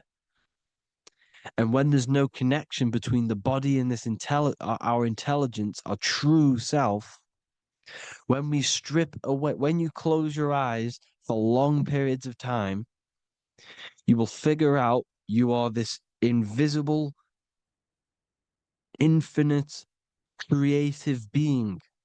There's no words that I can't describe what it is, but it's the voice inside of your head that you can feel when you close your eyes. You are this being inside of the heaven, because this is heaven, this intelligence. And when there's a strong connection between the body, you can manifest everything it's saying. When everything is balanced, when you're no longer thinking with the lower centers, when they're all balanced, you're not thinking in particular with every center, you balance them all, you can manifest everything it says. Your body will act out what the intelligence is always saying.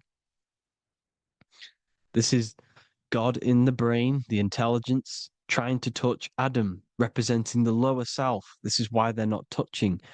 Notice how Adam is resting, but the intelligence is always reaching out, stretching, symbolizing metaphorically saying it's guiding. I'm always reaching out. The intelligence, your intelligence is always guiding you. It's always reaching out to you. But Adam is ignorant of it. The lower self is ignorant of it. And that's why he's so relaxed and God is so stretching out. Because at our highest self, that when you think of when you want to better your life, that highest true version of yourself is God. When you're manifesting this, your highest self, this is God. Your truest form, your most perfect form, that is God. Your highest version of yourself, that is God. Emotions are not what you've been taught. Emotions are not something that should be reactive, okay? You should not let the emotion be you, except that you should experience them instead of letting them become you. You need to understand there's a separation in our consciousness. You have the soul, which is the person who is observing your thoughts. When you think a thought, who's the one observing that thought? The soul, you, the I am, the I, the inner self, the one and only. And inside of every single body, inside of me, inside of you watching this video, there is this same intelligence that is inside of me, inside of you. And it's the exact same intelligence, experiencing a different body. And this is what we mean by the universe is mental. We all are all sharing the same ball of consciousness in a different body. The animals, the fish, the cells, all expressing this one consciousness. Me and you are the same. This is why the golden rule is treat others like others should be treated, because I am you and you are me in a different body. Now, going back, you need to identify that there's different levels of consciousness: soul, mind, emotion, and body. Okay? Your emotions are on a separate layer than the body, the mind, and the soul. So when you identify there's a difference between all of these, you do not let them become you. You do not let your mind rule you, because your mind can be corrupted. Your soul is the one that is pure good, pure love, but your mind can be corrupted. Okay? Your emotions can be corrupted. The body can be corrupted, but the soul can never be corrupted, only layered on top. You can only throw piles of programs within the subconscious, layering the soul down, but deep down inside of every single one of you, there is a loving being. Because love comes from the heart. Love is the universal emotion, expression. Now, your thoughts can become bondage, your emotions can become bondage. Now, what do I mean by bondage? By conquering the lower self, we need to conquer our own mind, because the mind is what's manifesting the lower self. When you're thinking with the lower half of the body, when you're becoming your emotions, you need to experience the emotion, not become the emotion. Do not let the emotion become you. Do not let your thoughts become you, because your thoughts are tools that you can manifest. Your thoughts are the idea. Your emotion is the energy that you can use to manifest that thought. Your emotion is energy in motion, emotion. You use emotion to manifest, to feel as if you already have the thought. Therefore, you become that vibration. Therefore, your emotions are actually a creational force that is given to you to manifest things because you're a human, a manifester. You're here to manifest things. You're a creator. You are a god. Your inner self, your intelligence, your I am, the one and only inside of you, the inner self, the quiet one, the one that's deep, deep down, the invisible intelligence is it's creating things all the time. All the time. Speak no evil, see no evil, hear no evil. This is the astronauts, they're Freemasons, but they understand this because thinking, seeing, and hearing can corrupt your mind. And when you have a corrupted mind, you'll have a corrupted subconscious. The subconscious will manifest into the body because 90% of your behavior comes from the subconscious mind. So you got to speak, see, and hear no evil. But sin, what is a sin? To overcome our lower self, to overcome our lower self, the 7 deadly sins are not something that goes against an external God.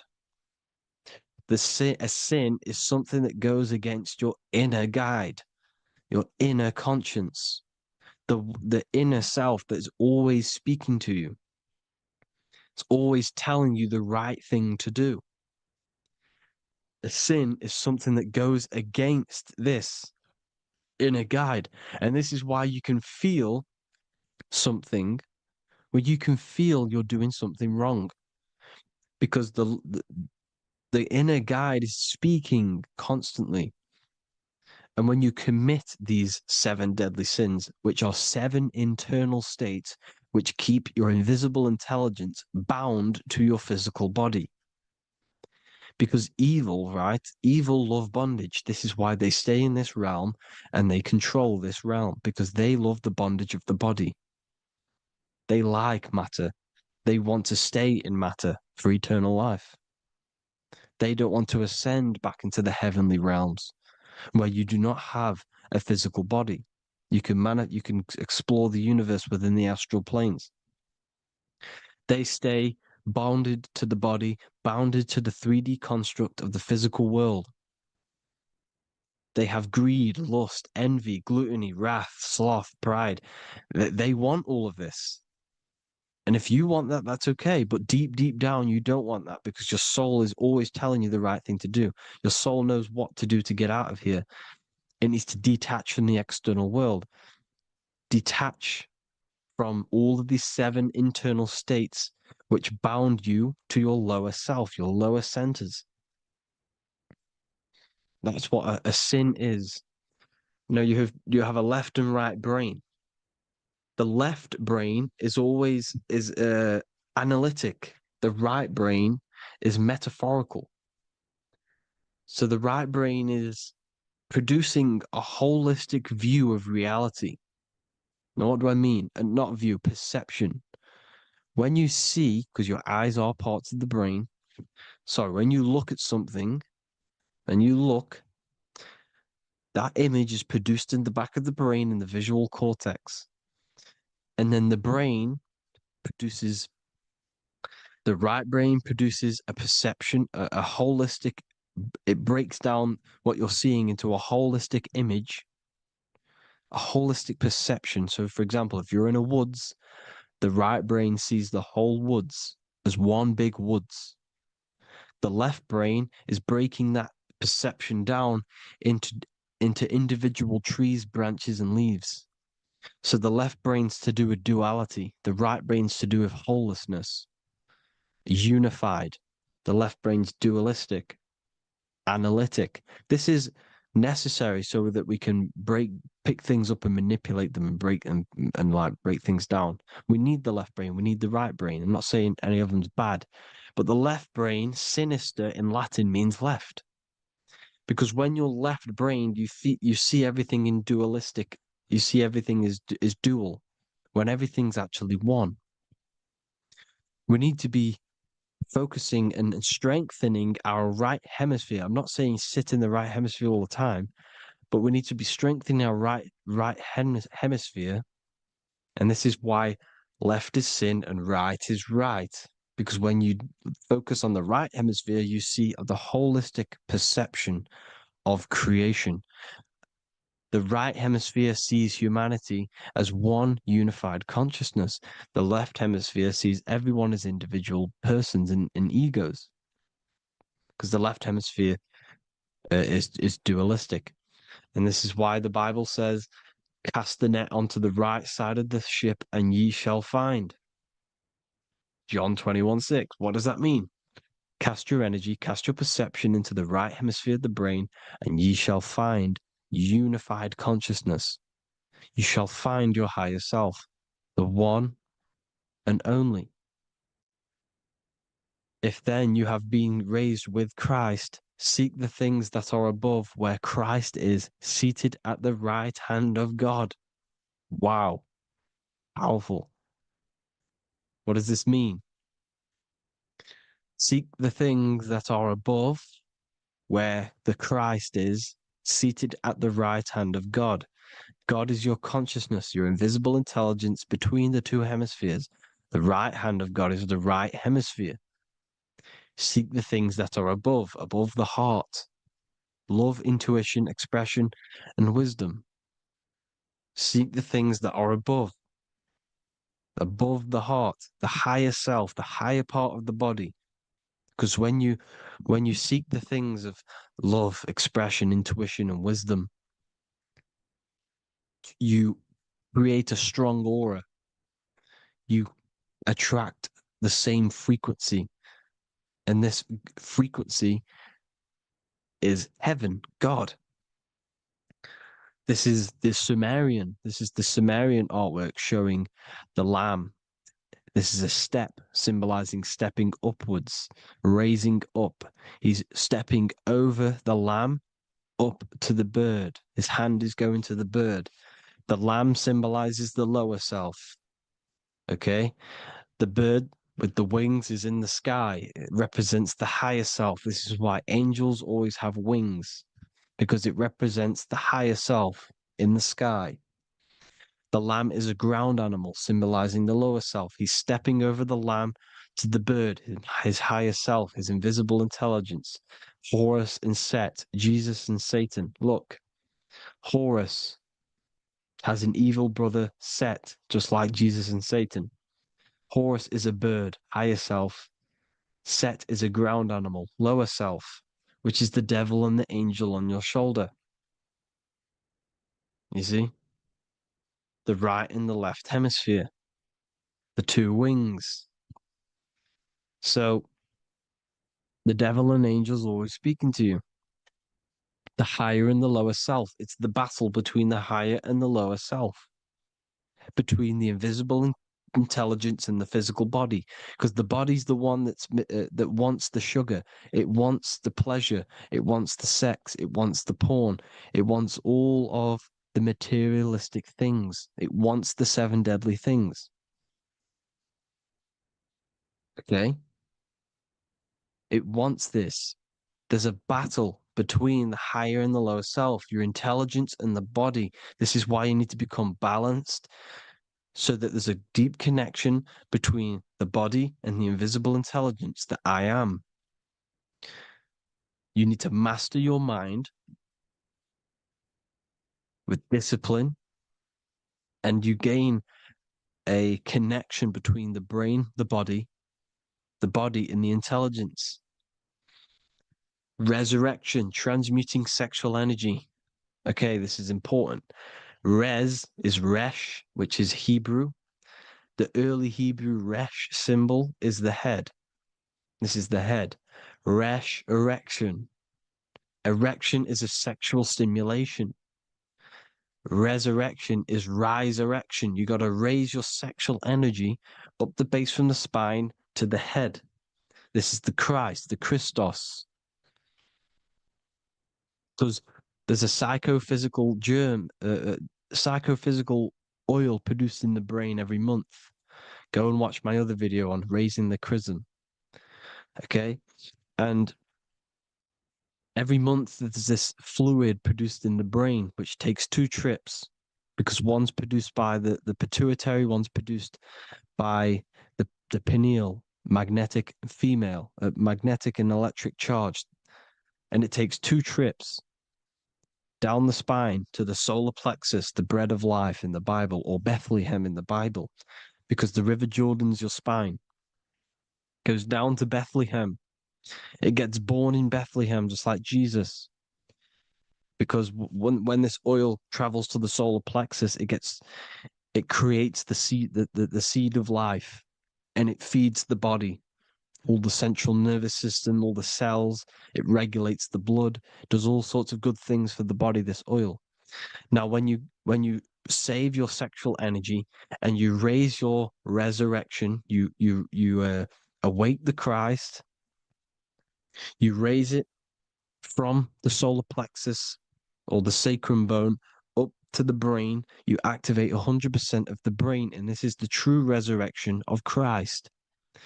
Instead of wasting the energy and giving away your sexual fluids, because behind the fluids is the energy.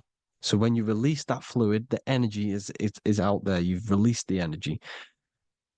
Your sexual energy is the most potent emotional force a human could possibly feel. Same with any animal or anything. The sexual urge, the sexual emotion is the most powerful, potent emotion that you can feel.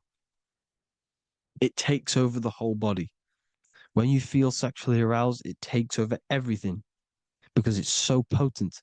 And when you fight the serpent, when you fight the sexual energy, which is shown here in the Egyptians, the cat cutting off the head of the serpent, or Hercules fighting the serpent, or in the Greek mythology fighting the 7-headed dragon, the 7 chakras. The serpent is your sexual energy because it symbolizes your kundalini. When you fight it and you transmute this energy, instead of releasing it, instead of acting sexually on it, you can transmute the energy, transfer it from the solar plexus up to the brain. You can also do this with other tasks. Instead of releasing it, instead of raising it from the solar plexus to the brain, you can use it for other things. So, for example, you want to think critically. You can use it for critical thinking. You can use it for going to do exercise. You can transmute sexual energy into anything. But you can do this. You can raise the sexual energy, and you can use this energy to push the cerebrospinal fluid from the solar plexus up through the spine, up the 33 vertebrae to the brain, and it'll activate 100% of the brain. And this is the resurrection of Christ. Jesus was never dead. Jesus was never rose from the dead. It symbolizes the Christ, Jesus Christ. Christ is Christos, which means oil in Greek. The resurrection of the Christ, the Christos, the oil. When it activates 100% of the brain when it's raised, and it can regulate all the systems, it can regulate all the blood, it can regenerate the body. And this is the true Antichrist. They don't want us doing this process. The Antichrist is not against Jesus, it's against the fluid in our body that makes us live hundreds and hundreds of years and makes us live as gods. This is the true resurrection. And when you fight the serpent, you fight your sexual urges, your sexual emotion, the most strong emotion that you could ever feel. You can do this process. And this is the true secret of transmuting sexual energy. Because when you transmute the sexual energy, you can become a god. And this is why Hercules is fighting the serpent. Notice how the serpent is low. He's reaching down to it. It represents the lower self. because the lower self wants the lust. It desires sex. The body desires sex. There's a fight between the higher and the lower self. But when there's balance, there's even. Heaven is even. When there's evenness between these, this is the kingdom of heaven. This is when heaven is on earth.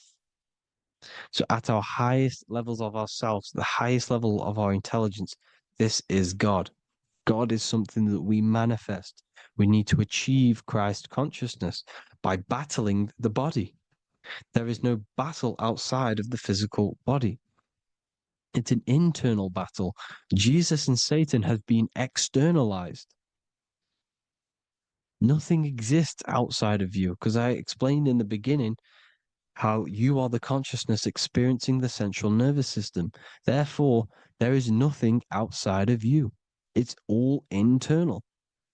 Jesus and Satan have been externalized. Why? Because it's business.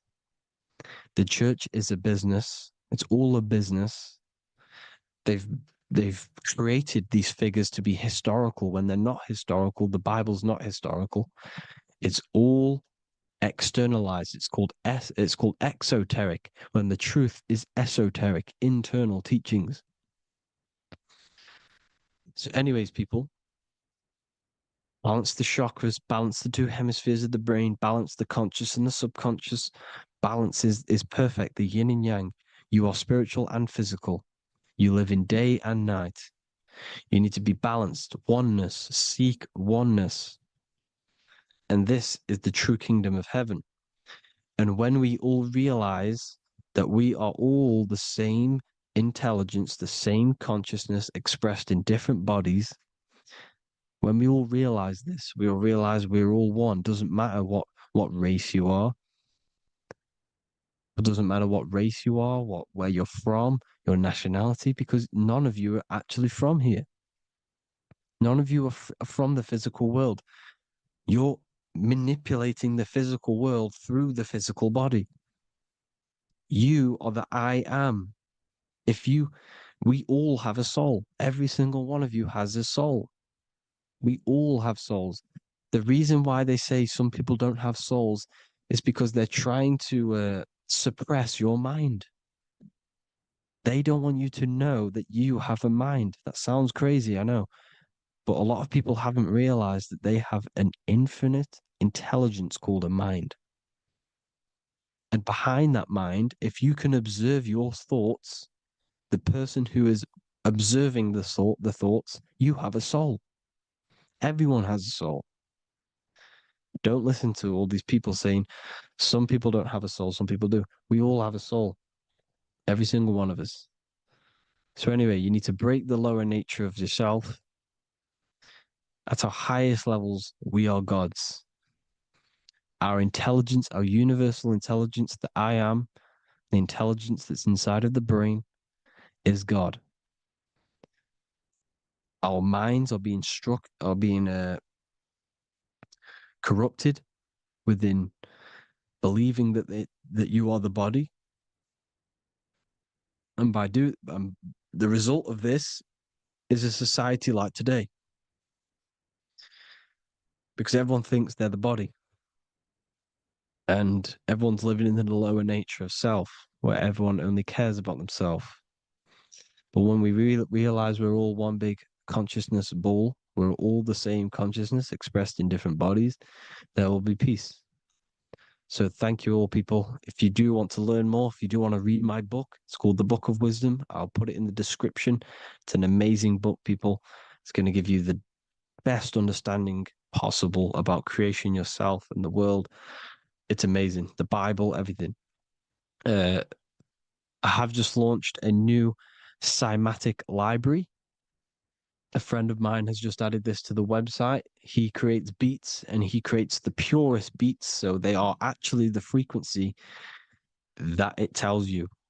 Most of the stuff on YouTube and Spotify and Apple Music it says it's a certain frequency, but we know these major platforms are all playing with the frequencies of the app. So if you want a real binaural beats, solfeggio scale frequencies to meditate on or listen to throughout the day, join the Occult library. You can get a 2-day free trial.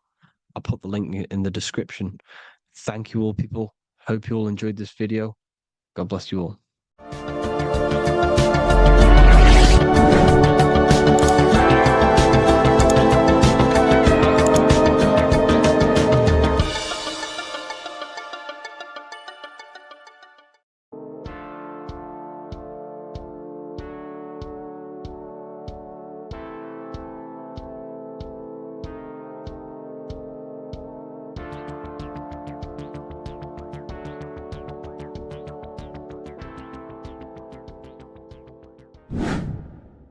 Hello and welcome to another video, people. Before we start, please like, comment, and subscribe if you wish to see more content. Today we're going to be talking about the mental universe and how everything is mental. This is the number one law on the Kabbalion. If you've never read that book, it's called The Kabbalion. A very good book. It's the first law because this is the most important thing you need to understand. Is how everything exists within the mind. Behind every single one of these eyes is the same consciousness expressed in different bodies. The mind is what gives perception to what you're experiencing. Behind every single one of these eyes is the exact same consciousness, but the brain that they inhabit is giving them a different perception, a different being, a different body. Now, this is the difference between humans and animals. Humans possess a advanced consciousness, an advanced mind that gives us the ability to be aware of ourselves mentally, physically, and spiritually. We can reflect on ourselves. When a dog looks in the mirror or an animal looks in the mirror, it doesn't know what it's looking at. It doesn't realize it has a consciousness. It can't reflect on itself. It can't say, I want to improve in this area. It doesn't have that consciousness. We have a divine consciousness. Take away the N for divine, and you get with a D, put it with a D, you get divide, because we have a divided two-way consciousness. An animal only has one. However, it's still the same mind. We're all mind. We're all mental. We all exist within the mental plane. Look at this person walking. The body, the brain is sending electrical signals through the 12 cranial nerves, which the 12 disciples that spread the gospel of Jesus, right? You have 12 cranial nerves in your brain. There are 12 disciples which spread the gospel of Jesus. Jesus represents the mind, the intelligence, the invisible intelligence that we all are, the same intelligence, the same exact consciousness, which then sends a command into the brain. Then the brain sends these 12 electrical signals through the 12 cranial nerves to control the rest of the body through the nervous system. This person walking is not, the body is not walking. The mind is telling it to walk. And the brain is it's a supercomputer which is decoding these demands given to it by the mind. Because the pineal gland will have something to do with the ether, because the ether is physical and non-physical. The mind is sending the commands through the ether to the pineal gland, which is then getting broken down into electrical codes within the brain and sent throughout the nervous system to control the body. And this is why in the Sims simulation, because the body's the simulation, it's a false reality. It's the fake reality. It's not the real you. You are formless. There is no form. But the third dimension is a dimension within your mind. Matter, mind, light is all a product of your mind. all in the mind. Now, this is why The Sims has this green little diamond on top of the head. Because this is you. This is your invisible intelligence controlling the character. Okay? It's controlling the character. And this character is in the world. Your consciousness isn't in the world.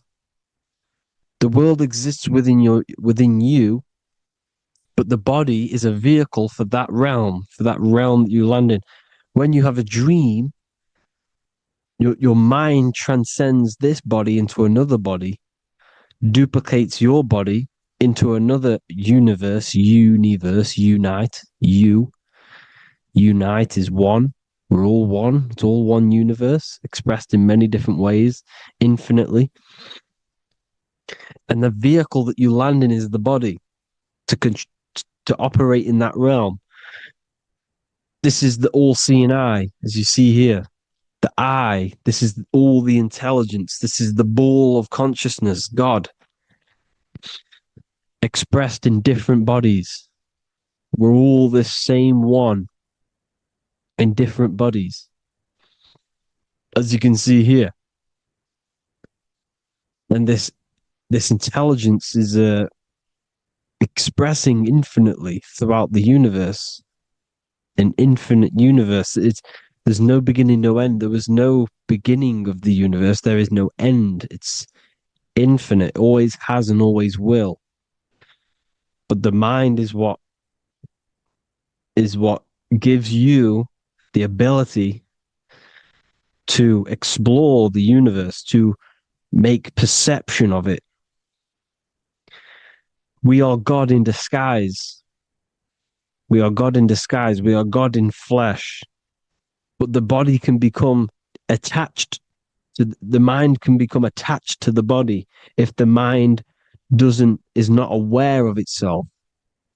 When the mind is that blinded by matter, and we lack knowledge and understanding of what we truly are, a formless, infinite being, a traveler. This is why Freemasons are called Freemasons. Mason means traveler. Free. You're a free traveler because your consciousness is a traveler of the universe. When we lack understanding, our mind bounds to the body because we don't separate the body with our different layers of consciousness. When we separate them and identify that we are mind, body, emotion, you then can apply this knowledge to when you want to astral travel and explore the different realms of your mind, because the mind is the universe. People, this is what we need to understand. The mind is the universe. I am you and you are me. This is the Egyptians showing you this. The Ankh is the symbol of life. This is the one ball of consciousness, mind, giving it the Ankh life to all the different life forms.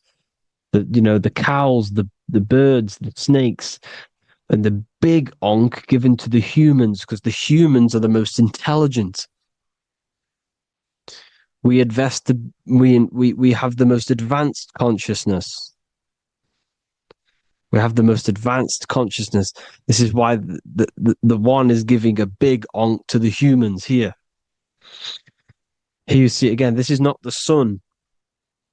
This is also showing Ankh giving out its life to all things infinitely. And this is the Most High. We are the Most High in disguise. When we strip off the body, we strip off the desires for the physical world, we strip off all of these fake identities that the mind gets attached to. That is God. The universe. You are the universe experiencing itself. I and I. The letter I and the number one is just one line. The letter I is the number one. Because your I am, when you refer to yourself as I, every single one of you who's watching this video refers to yourself as I, which is the one. We are all the one.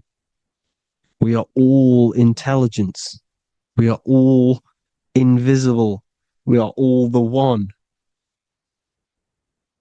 One is the only number.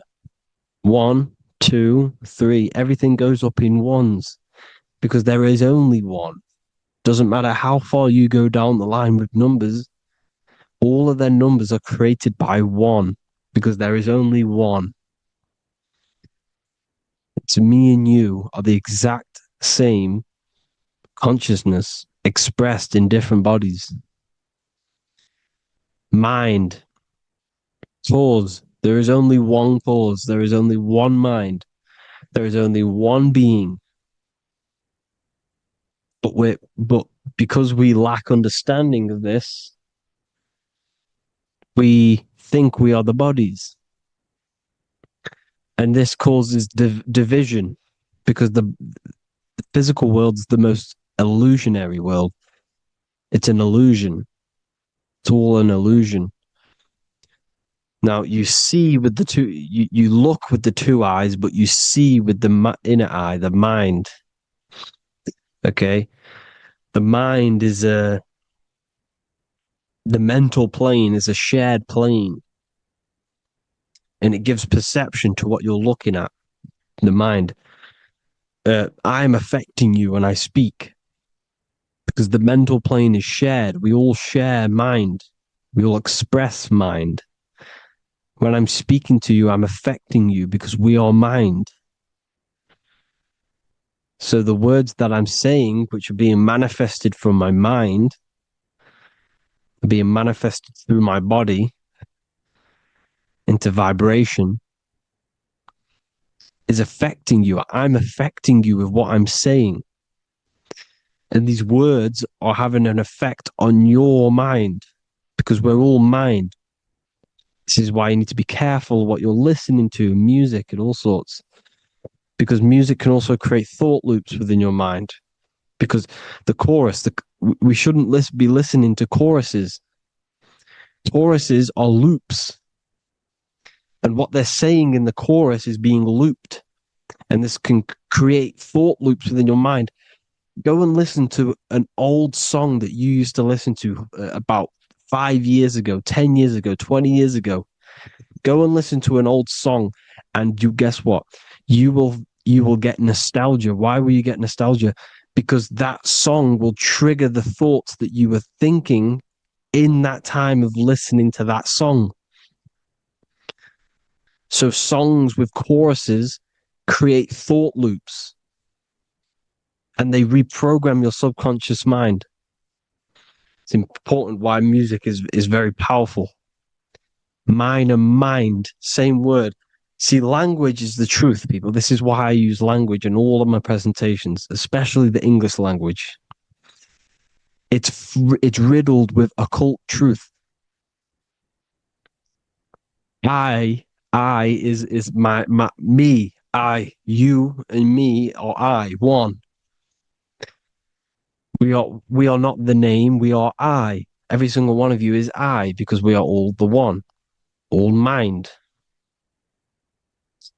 Now, the only thing that is truly mine is my mind. When you say something is mine, it's an illusion. It's not yours.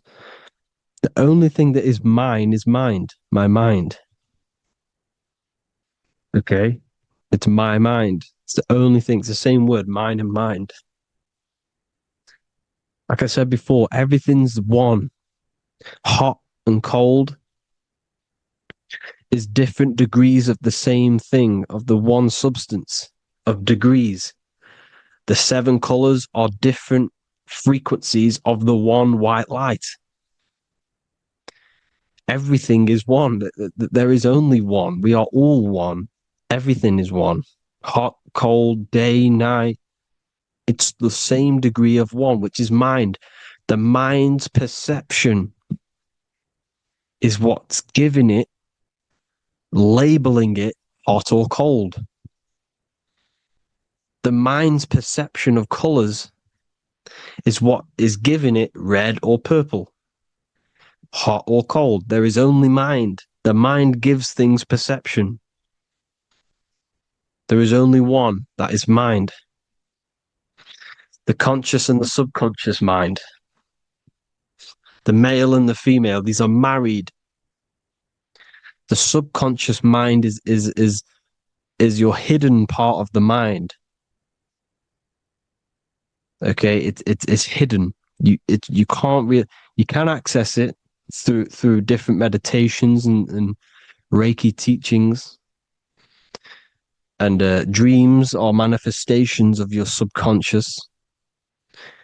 This is how you know mind and matter are one, because your mind creates matter in dreams. Your subconscious manifests everything in a dream, in the astral realms. The conscious is what you're conscious of, what you're consciously thinking of. So me, I am conscious that I am speaking into this mic and creating this video. My subconscious mind is the hidden part of the mind, which is speaking to my heart, telling it to beat. It's telling my food to digest. It's regulating all my blood. It's doing everything in my body without me being conscious of it.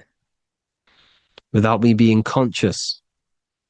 The subconscious is the feminine. The conscious is the male. The Bible, of course. Proverbs 12:4. Helpful, not helpful, an excellent wife is the crown of her husband, but she who brings shame is like rottenness in his bones. In the same way, husbands should love their wives as their own bodies. He who loves his wife loves himself. You can take that physically, you can take that literally, or you can take it metaphysically. See, the Bible's written in such a way where you can take it as your level of realization. He who loves his wife loves himself. If you love your subconscious, if you love yourself, you speak good about yourself, because your subconscious takes everything literally. If you say, I hate you to someone, your subconscious does not know the difference between me and someone else. It only thinks me, me, me. Why? Because mind is the only thing that exists. You are mind, I am mind.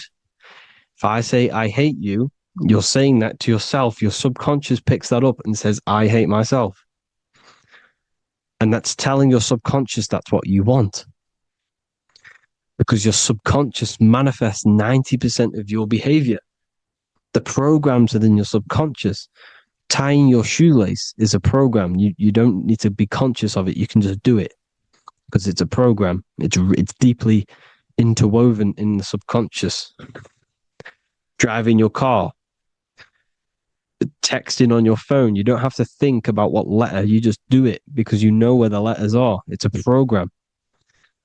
Therefore, if you look after your subconscious, they are a married couple. It's your wife. Your subconscious is your wife.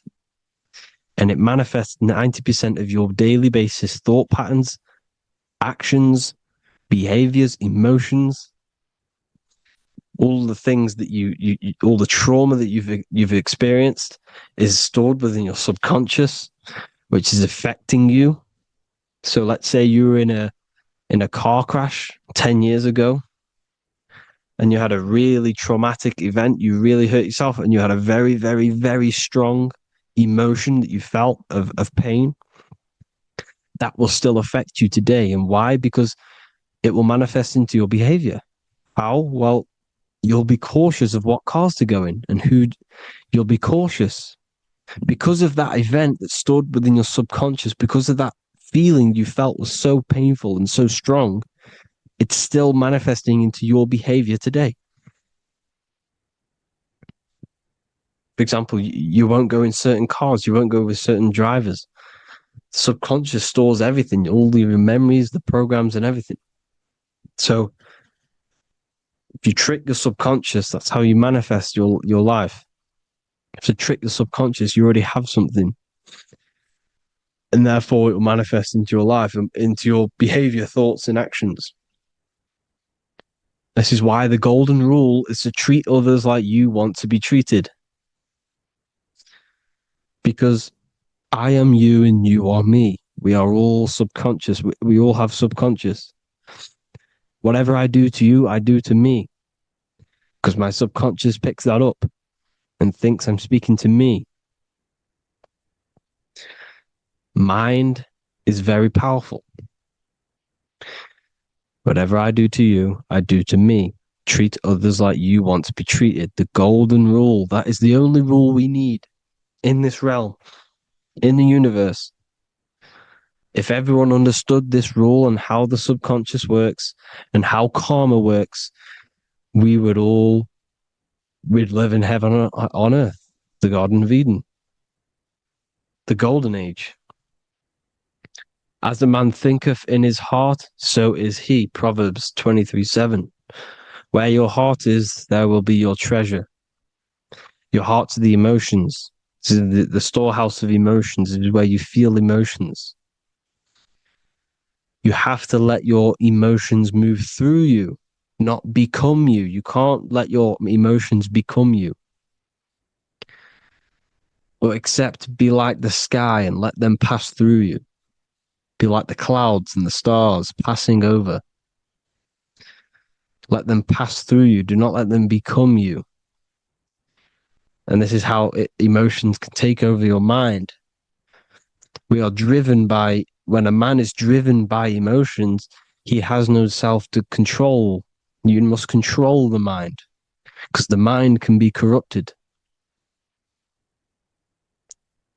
Because your thoughts are electrical in the brain. Your thoughts come from the mental plane. So how the mind works is that you place your attentions on something in the mind, and infinite information just flows in. Think about it. When you think of a certain topic, as soon as you think of that topic, information comes flying into your mind. Different ideas, ping, ping, ping. It's all connected. It's why we call it a mindset, because your mind sets itself to frequencies. And when we think of something, we tap into that frequency, and just the universe, the mind, the mental plane just flows in information based on that frequency and that thought. The universe is just information. All of the information out there, nothing is new. It's all there. You just have to tap into it.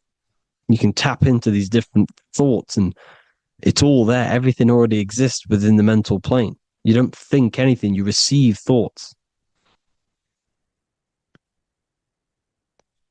We all share the mental plane. We affect each other. I'm affecting you. Listening to me is affecting your mental plane, your mind. The physical plane is the lowest plane. It's the world of effect. Everything you see in the physical plane is the effect of mind. Like I said, the person walking is the effect of their mind telling the body to walk. The physical plane is the lowest dimension of your mind. Mother Earth, we are in a mother. We're in the womb still. The Earth is feminine. It looks after you. It provides you with food for free. It grows on trees with water. It's Mother Earth. It's the womb.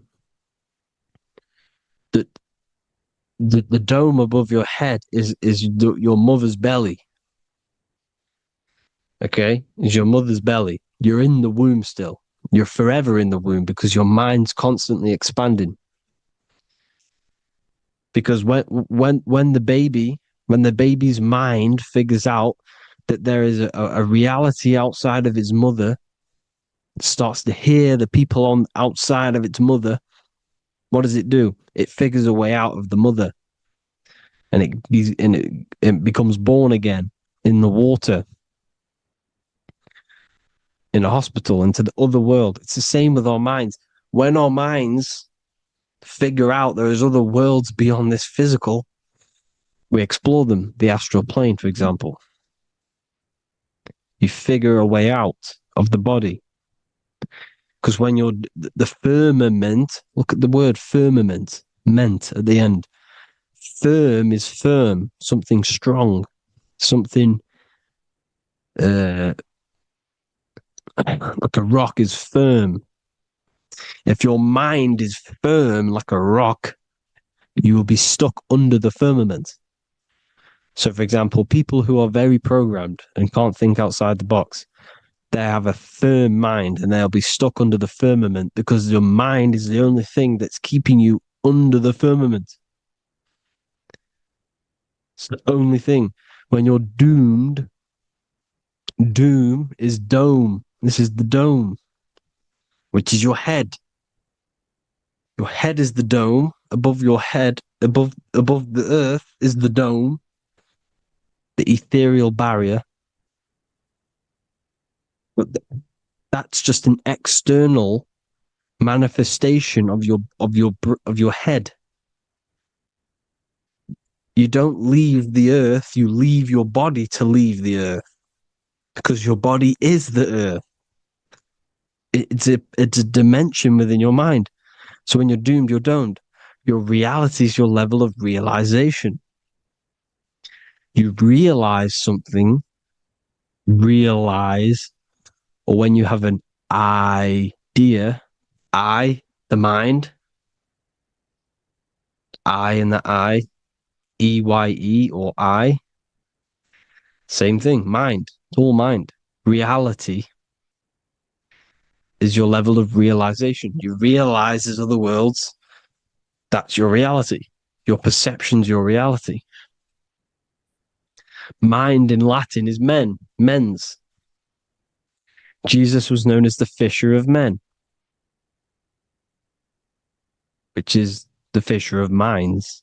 He was fishing minds worthy of knowing the higher truth, the deeper occult knowledge.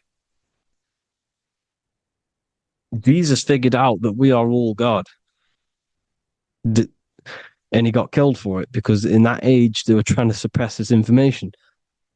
Jesus figured out he was God because we are all God, every single one of you, and they killed him because we're all mind. We are not the body.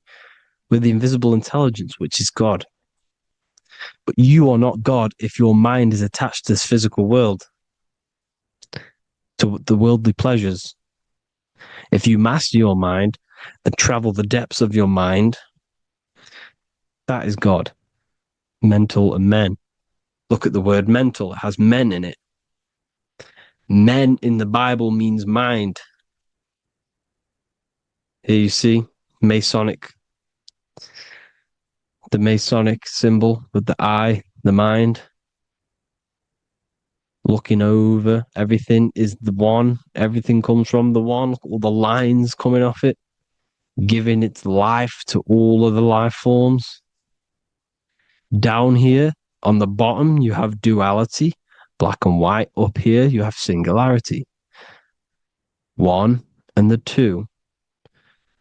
Unification and division. The lower self is divided into the left and the right.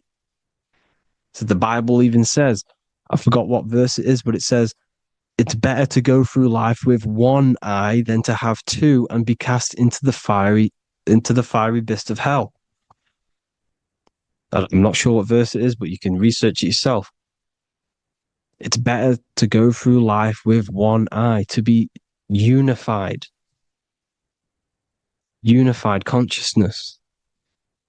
Dimension. No-brainer. No-brainer. The language tells you the truth, people. Dimension. The dimensions are in your mind. Entertainment. Entertain the mind. Disappointment. It's all in the mind. Environment. The environment that you are in is a product of your mind. Within, rearranged spells high twin. Within is your mind, and your external world is mirrored from the decisions you make in your mind. Advertisement, commitment, it's all meant, it's all mind. Everything is mind. Everything. So, this is important. The collective thoughts and collective beliefs. The collective, because we all share the mental plane. And because of this is why we are in a weakened state of consciousness at the moment. Because the collective thoughts and the collective minds overall are asleep. And they don't believe in anything. You see, everything is true within the mind. You think of something, it is there instantly. You think of a chair, it's there in your mind. You think of anything, it's there instantly. So everything's true within the mind. Anything can happen in the mind. Anything can happen on the physical plane if the collective consciousness, the collective minds, believe it to be true. This is why back in the days, in the ancient days, you look at all the old world stuff, you see all this crazy technology, and it's because as a collective, as humanity back then, they believed that they had much more open minds. Therefore, the things manifested in the physical world were a lot more out of the box, so to say, compared to today. For example, magic is not as powerful today because the masses don't believe in it. It's still powerful, don't get me wrong. But if the masses believed, or if everyone knew magic could be real, because it is, anything's real in the mind, it would be a lot more powerful. You see? So and what they're trying to do is create a hive mind worldwide. They're trying to make one religion, an external God. What happens when you worship something external? You give energy to it, because where attention goes, energy flows. Where your mind gives attention to, energy goes there. And when we all believe in external gods and give our worship and our power to these external things, we all give energy to it, which will manifest as a demon in the astral planes. It's a hive mind. They're trying to make a hive mind to summon our energy. Trying to summon our energy. And it through mind, through collective thoughts.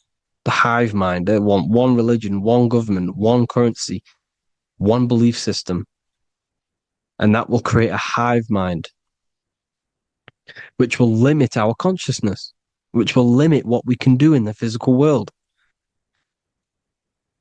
Because if everyone doesn't believe in certain things, it cannot happen, because it's all in mind. Mind is so powerful.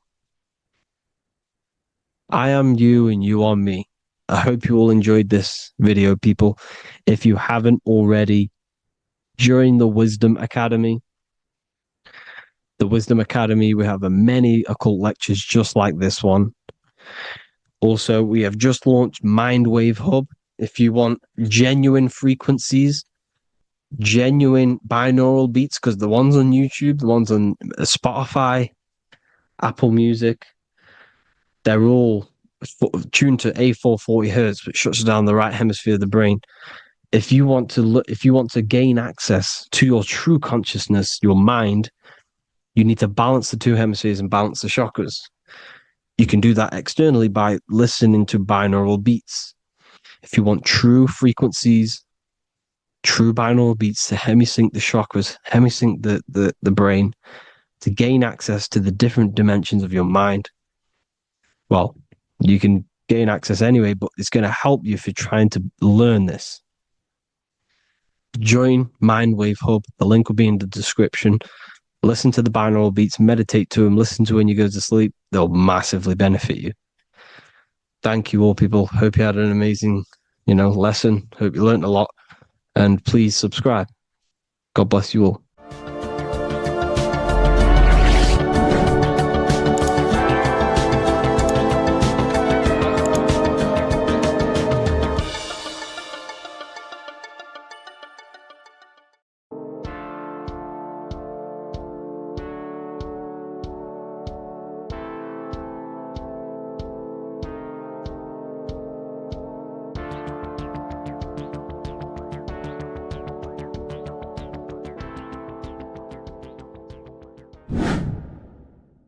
Welcome back, people, to another occult lecture by Revival of Wisdom.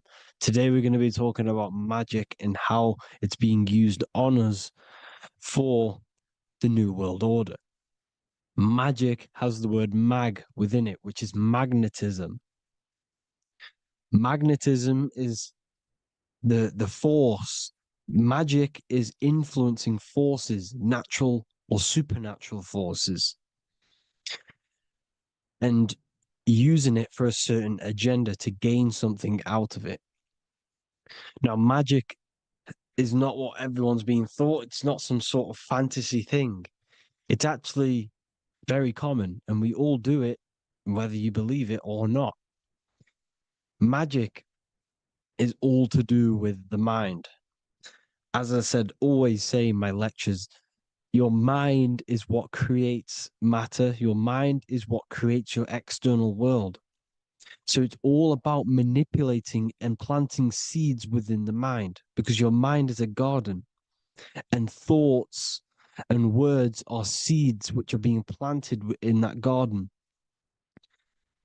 Your life, your physical life, the people you have in your life, your friends, your car you own, the job you have, is all a reflection of the thoughts that you've been thinking in the past. You are where you are in life because of the thoughts that you've been thinking. Therefore, your life is a direct reflection and manifestation of your mind, the Garden of Eden. Okay? The mind is what they are targeting. What you see, say, and hear has a direct effect on your mind. Me talking to you is influencing you. The words I'm saying is planting seeds within your mind. Now it's up to you to consciously act on these thoughts or these words, or to maintain these words. As above, so below. As within, so without. What's inside of me is outside of me. What comes into the storehouse comes out of the storehouse. You have the left, you have the right, you have the up, and you have the down. As above, so below. Whatever is in your mind will be expressed in some sort of way, consciously or subconsciously, spiritually or physically. The mind is what manifests everything. And this is what we need to understand. We need to understand is that the mind is not physical. All things spiritual manifest physical. All things seen come from the unseen. The words you're thinking, that everything you have is coming from the unseen. The actions that you do come from the unseen mind. Another expression for as above, so below is you are the universe itself. You are a universe, a mini universe. But just because you are mini does not mean you are the whole thing. If I take a little piece of infinite, let's say there's an infinite light source. Let's say I take a little chunk of that infinite light source. That little chunk I took is still infinite because it's been taken from infinite. You are the universe. Your awareness, your mind is the universe. It's information. You are the universe experiencing itself. This is why we say we are all God. As above, so below. What is in me is outside of me. The sun, the physical manifestation of the sun, is your soul. The 12 constellations are manifested in the physical body. The 5 elements are manifested in the physical body. They're manifested in the 5 fingers you have. As above, so below. This is manifested, well, this is a symbolized in Freemasonry and secret societies as the 2 pillars. The mirroring reflection, the reflection of reality, the mirror, as above, so below. What happens in the mind, what happens in the astral, happens in the physical. This is Aleister Crowley. This is all symbolism. This is the 2 pillars with the all-seeing eye and the triangle at the top. Aleister Crowley was a master magician, very powerful dark magician, black magician. There's 2 types of magic. You have white and black, just like the checkered board, the Masonic checkered board. You have white and black. You have good and evil. White magic is influencing natural forces to gain something that will help the collective consciousness, help the collective, help the earth, help other people. Black magic is something you manipulate something so you can get something personal out of it. Doesn't matter if it's good or bad. It's still considered as black magic because you're being selfish. Everything you do should be contributing towards the collective consciousness and helping others. And this is why the ancients lived in a system where everything was in unity. We understood that I am you and you are me. What I do to you happens to me because I am you and you are me. We are the same mind substance on the inside. We're all the same mind substance being expressed in different bodies. So what I do to your mind will have a ripple effect on my mind because all of our minds are connected within the mental plane. So this is why they know all this knowledge. They know all this knowledge. So yeah, this is the mirroring effect of reality, the 2 pillars, or symbolizes the number 11. The number 11. We'll go deeper into that. The technology we're using is magic. It's a form of magic. Television is tell a vision. They're telling a vision into your subconscious mind, into your memory.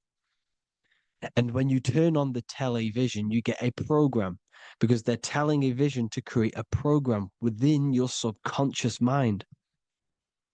You see, the conscious mind is only 10% of your mind,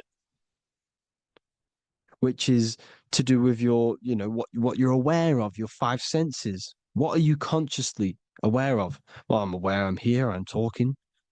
I'm aware of what I'm wearing, the 5 senses, what I can hear, taste, smell, hear. What I'm wearing, I'm aware of what I think of. But the subconscious mind is the 90% of your mind. It's the hidden part of the mind, which is telling your heart to beat, telling your body to breathe. It's storing all of your emotions. It's storing everything you see, storing all the belief systems that you have.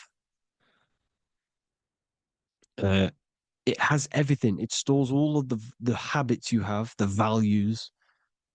It stores everyone's name that you know. All the words that I'm speaking right now is all coming out of the subconscious. Everything is subconscious. And it literally manipulates 90% of your daily basis behavior. Most people don't know this. What you did yesterday is what you will do today because of these beliefs and mental programs within the subconscious, stored within the subconscious. So the subconscious is what they're aiming at. They're trying to create programs within the subconscious because the subconscious manifests 90% of your thought patterns, 90% of your actions and words. They know all this stuff. So the subconscious mind is the most powerful part of the mind. Another way the subconscious manifests and influences your life is, let's say you were in a car crash years and years ago, 10 years ago. Let's say you're in this car crash, right? And you really hurt yourself. The emotion you felt in that time when you were injured in that car crash had a great impression on your subconscious mind. You see, the stronger you feel something emotionally, the stronger impact it has on the subconscious. You can remember and recall that moment and very vividly because of the impact it had on the subconscious. Another, for example, you become that terrified of cars that it manifests into your life today, that you are wary to go in certain cars. You don't want to go in cars at all, maybe, because of that moment that stood within the subconscious. And it will manifest into anxiety. It will manifest into not going into cars. It will manifest into depression, maybe. These things, these emotional, very emotional, traumatic events have a great impression on our subconscious and they control your life. This is why you need to meditate and let go deep within yourself and let go of these internal, deep emotions that you may have repressed and keep pressing down and ignoring. But you need to address it and let go of these subconscious impressions you have, which are controlling your life, like anxiety, depression. All of these things are stemming from things that are stored within your subconscious years and years ago, more than likely. Broadcasting. They're casting spells to a broad audience, to news, north, east, west, and south. They're casting spells. No, if you watch the news, everything's red. Breaking news in red writing or the red background. Everything's red. Why? Because red's the root chakra, which is all to do with survival. They want to stimulate this root chakra because they want you down there in survival mode. They want you in survival mode because you're easier to control. They control out of fear. And not only they're casting these spells as if, because most of the things they cast in the news hasn't already happened. They're constantly bombarding you with, there might be a war breaking out, war this, war that, kill here, kill there, murders. It's impressing, it's casting spells on your subconscious mind. So when the event does turn up in real reality, in physical reality, you're less emotional, you're less surprised. You're not as surprised because you've already heard it before. Your subconscious has already heard it all before. If you never heard of a war and then a war broke out, you'd be going crazy. So they subtly program your subconscious mind through the words, because the words they say is impressing your mind.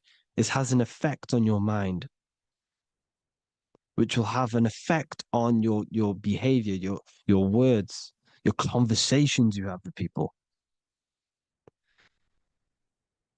They're casting spells to north, east, west, and south on the tell a vision. They're telling a vision by broadcasting, by saying spells. This is why we call it spelling. Even the word, listen, the words we say cast spells. Bless. Oh, bless you. That's be less. The subconscious mind only picks up literal things. You see, when I say bless you, your conscious mind picks that up as, oh, thank you, you're blessing me. But your subconscious picks up as be less. You see? Because the subconscious it has no filter. It's just, it is what it is. Everything is factual in the subconscious. Therefore, if I call you an idiot, your subconscious, my subconscious will think I'm talking to myself and calling myself an idiot, and it will take that as true. That is truth. Everything is truth within the subconscious. And the subconscious manifests your behavior. The devices this is the biggest one. Black scrying mirrors. device, the devil's vice, the device. Okay? Black scrying mirrors, black screen is scrying.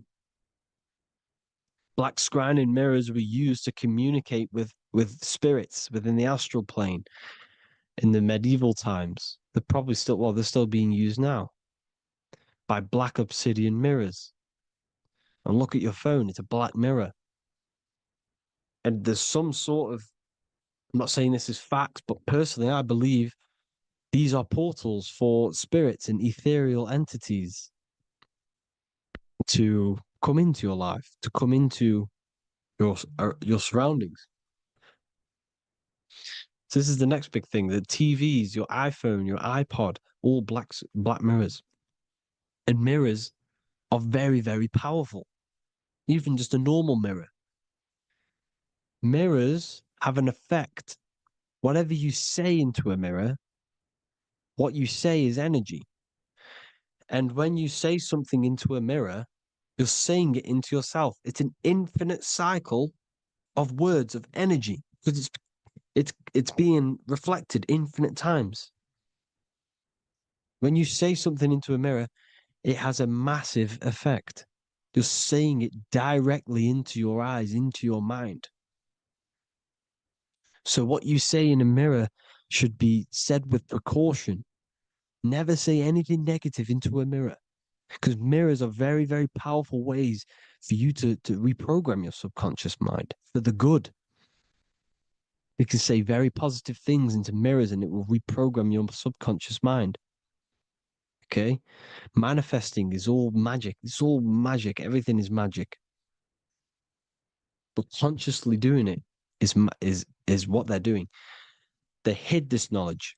Your phone is magic. It manipulates your mind. The iPhone. Okay. See, magic isn't all of this with wands. See, Harry Potter, okay, that was created to give you this perception of a mystical and amazing form of magic with magic wands and all sorts of stuff like that.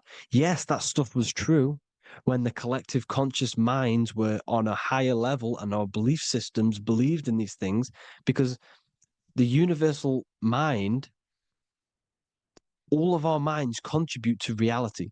If the masses don't believe in magic, if the masses don't believe in a certain thing, it's going to have an effect on physical reality. So when the collective minds are higher and have more open minds, things like Harry Potter can come true. See, it's all in the mind.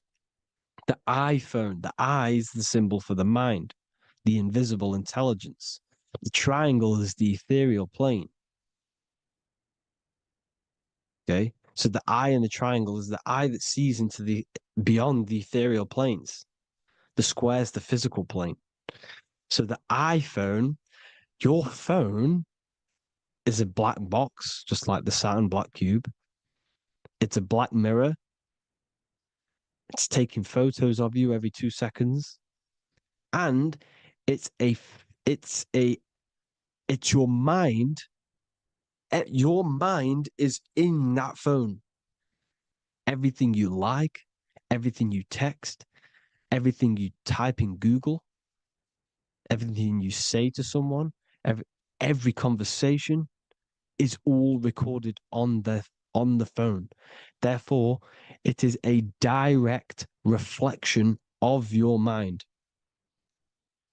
Your mind is imprinted into your phone because your mind, everything you think in your mind, you're manifesting into typing, saying, taking pictures into the phone, and it's collecting it and storing it. And what they're doing, and this is for all forms of magic, it's manipulating the mind.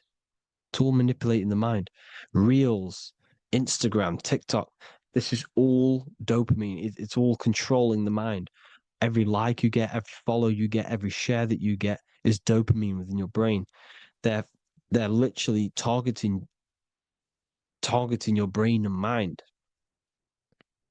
It's all manipulating, because what they're pushing through the phones, through the media, through the news, through the televisions is visions and programs.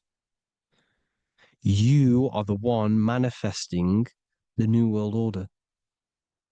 They're not manifesting the New World Order. They're giving you the information so you can manifest the New World Order.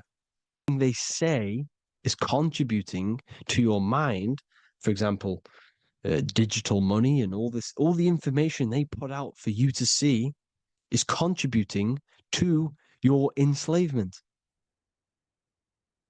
Your mind is manifesting the New World Order. They know this. They don't manifest it. There's billions of us. We could easily run over them physically. But on a mental level, these people have the knowledge and they hide it from us and they let us manifest reality because we are the collective. They give us the information which manifests their agenda. It's all magic through the phones, the media, the television. So your phone is a manifestation of your mind. It's a record of your mind. Hollywood, holly tree, holy tree. They used to make wands out of holy trees, because it was the most holiest wood, the best for casting and transmitting energy. So they used holly trees to cast spells. That's what Hollywood is. And in Hollywood, they have the red tear, the blood drop next to the Hollywood sign, because it's all satanic. They're all black magicians. They use Hollywood to cast the spells through the music, through the films. You see, music is a form of magic. All of this is magic. Everything they do is a form of magic because they want an agenda behind it. But it's not black magic. They're letting us create our prison. This is what you have to see. Yes, they're evil, but they're not doing anything evil, or else they would face the karma. They let us manifest this agenda through giving in the information, by telling you what's going to happen in the movies. Everything that happens in a movie, it's all there on purpose to program your subconscious, to plant a seed within your garden, your subconscious, your mind. Because when the mind is already seen something, when it comes up and turns up in physical reality, you will be less shocked and you won't rebel. So they lure you slowly. They make you aware of these things over time. They make you gradually think it's okay. Like the technology, we never used to use these phones. How did we become so addicted and reliant on them? Well, because first they gave you a little flick phone. Well, no, sorry, they gave you a phone in your house. And then once you got used to that, they say, oh, here's the newest version of a little flick phone. You started texting your friends. Everyone was loving it in high school. They could now meet up without saying, let's meet on the weekend at this point at this time, like your parents probably did. Or maybe some of you watching this, you probably had to tell your friend to meet on the weekend at a certain time because you had no way of communicating. So everyone got these phones and got addicted to them. Then they slowly got addicted to the new iPod with the touch screen. Now they invented touch screen. Then everyone got addicted to touch screens. Then because all of this is producing dopamine in the brain, which creates you to become mentally addicted to things and physically addicted, chemically addicted. Because dopamine's a chemical. Your subconscious becomes a program within your subconscious, and your body becomes chemically addicted to these phones. And these phones are the enslavement of humanity, technology. Without this, we wouldn't be in this mess, without technology. Because they're creating a hive mind. We're creating a hive mind. So back on track anyways, they program you. Look at the films, 9/11, 9/11, all produced by Hollywood. Here's the 11, like I said at the beginning, the two pillars which reflect reality. What happens in the mind happens in the physical. What happens in the astral happens in the physical. Okay, what happens in the physical happens in the mind. It's the two pillars, the mirrors. 9/11. 9 plus 1 plus 1 is 11. Flight 11 was hijacked. New York is the 11th state. New York adds up to 111. This is not a coincidence. It's all a form of magic. It's a ritual, energy harvesting ritual, because your mind produces energy. Your mental attention produces energy, and they're feeding off this energy in the astral plane, these demons. Music is the most powerful. Personally, I think the music is one of the most powerful forms of magic they're using. Okay? Music is hypnosis. It puts your brain in a hypnotic state. It influences your electromagnetic field through vibrational energy. It reprograms your subconscious mind. Why do you think you remember the lyrics? You see, your subconscious stores all of the memories. Remember, the subconscious manifests 90% of your behavior. So therefore, the music you're listening to is manifesting your behavior.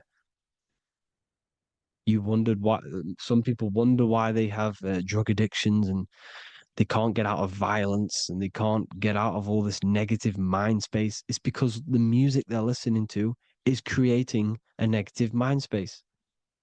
The words you listen to have plant seeds within your mind. So the reason you remember the lyrics is because that song created a program within your subconscious. Yes, that is what happens. You can use magic to reprogram your mind, but you can use music to reprogram your mind because it's all forms of magic. It's using natural mental energy forces to manipulate the physical reality.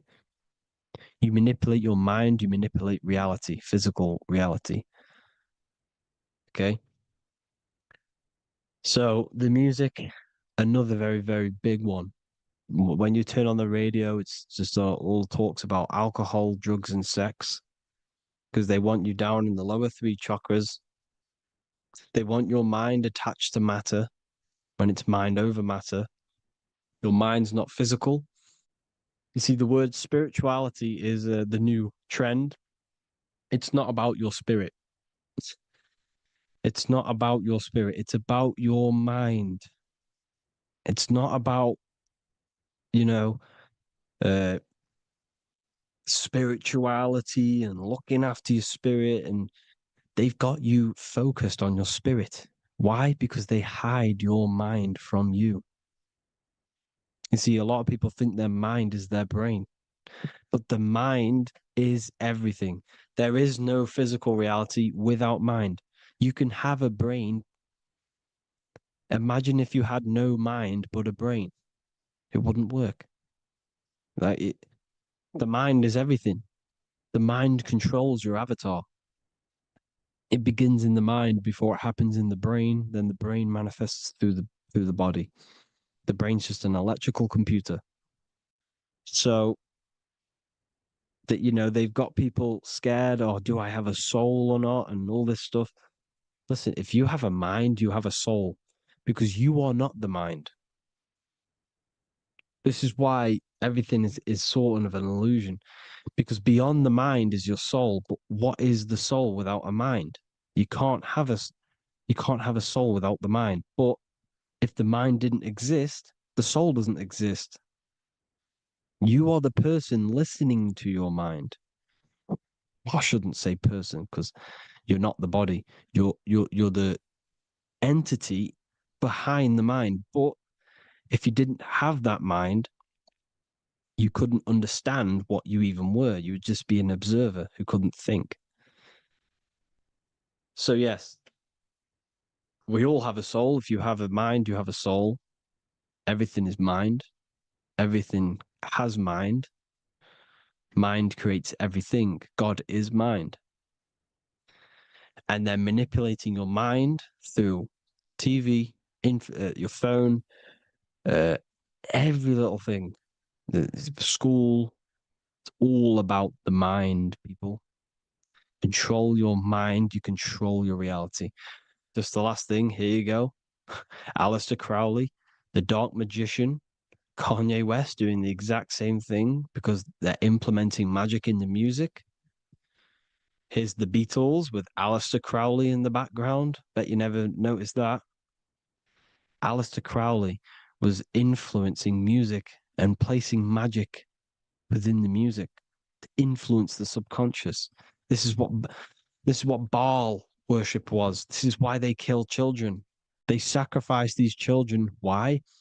Well, because in order to ascend, in order to raise your consciousness internally, godly, by being good, God, or being in order to be good and raise your consciousness and to get something in the physical world, you have to sacrifice yourself.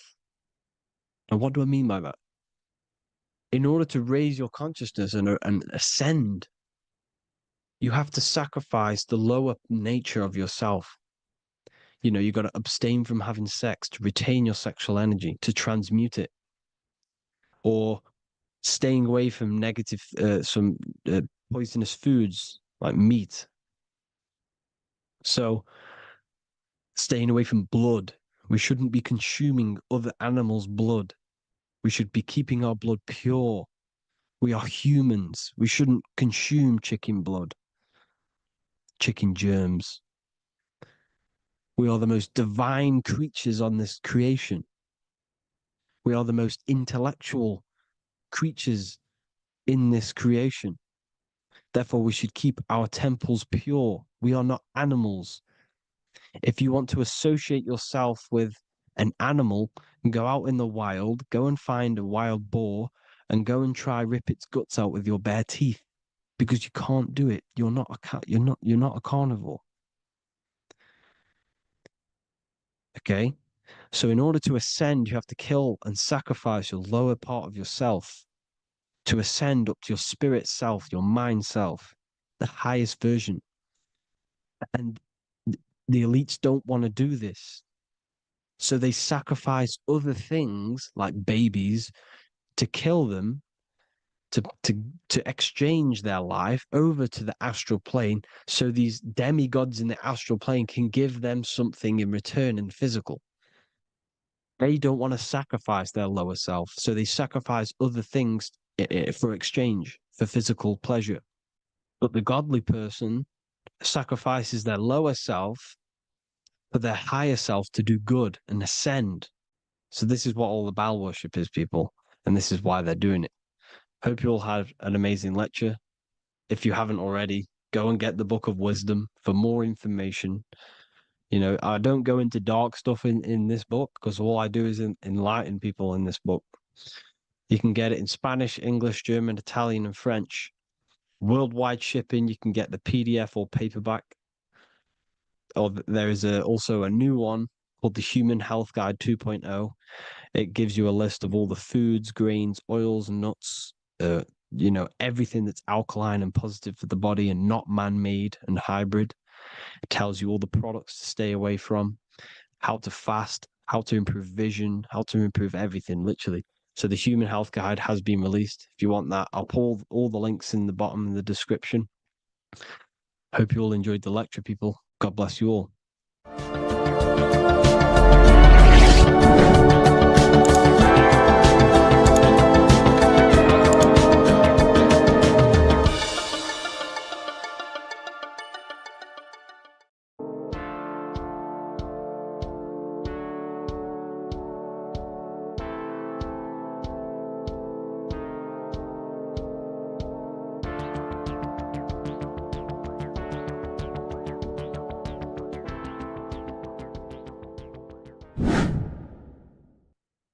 Left and right hemisphere, and what are they doing? How does it contribute towards your perception in this world? And this is what we're going to be talking about in today's video. We're going to be breaking down the two hemispheres of the brain and how they function in your life. So first, we have the left hemisphere. This is the logical hemisphere. This is the analytical, divided, scientific, or verbal hemisphere. The right hemisphere is creative, wholeness, artistic, symbolic, and metaphorical. The right hemisphere does with non-verbal things. It produces a holistic perception. It is more to do with creativity. Because what you must understand is that we are not in the external world. The world is produced by our brain. We see with our brain. Our eyes are a part of the brain. What we touch is the brain's interpretation of electrical signals on the nervous system. What we smell is the brain's interpretation of smell through the nose. What you taste is your brain's interpretation of chemical reactions on your taste buds. So what you are experiencing is the brain. The brain is a computer creating a simulation.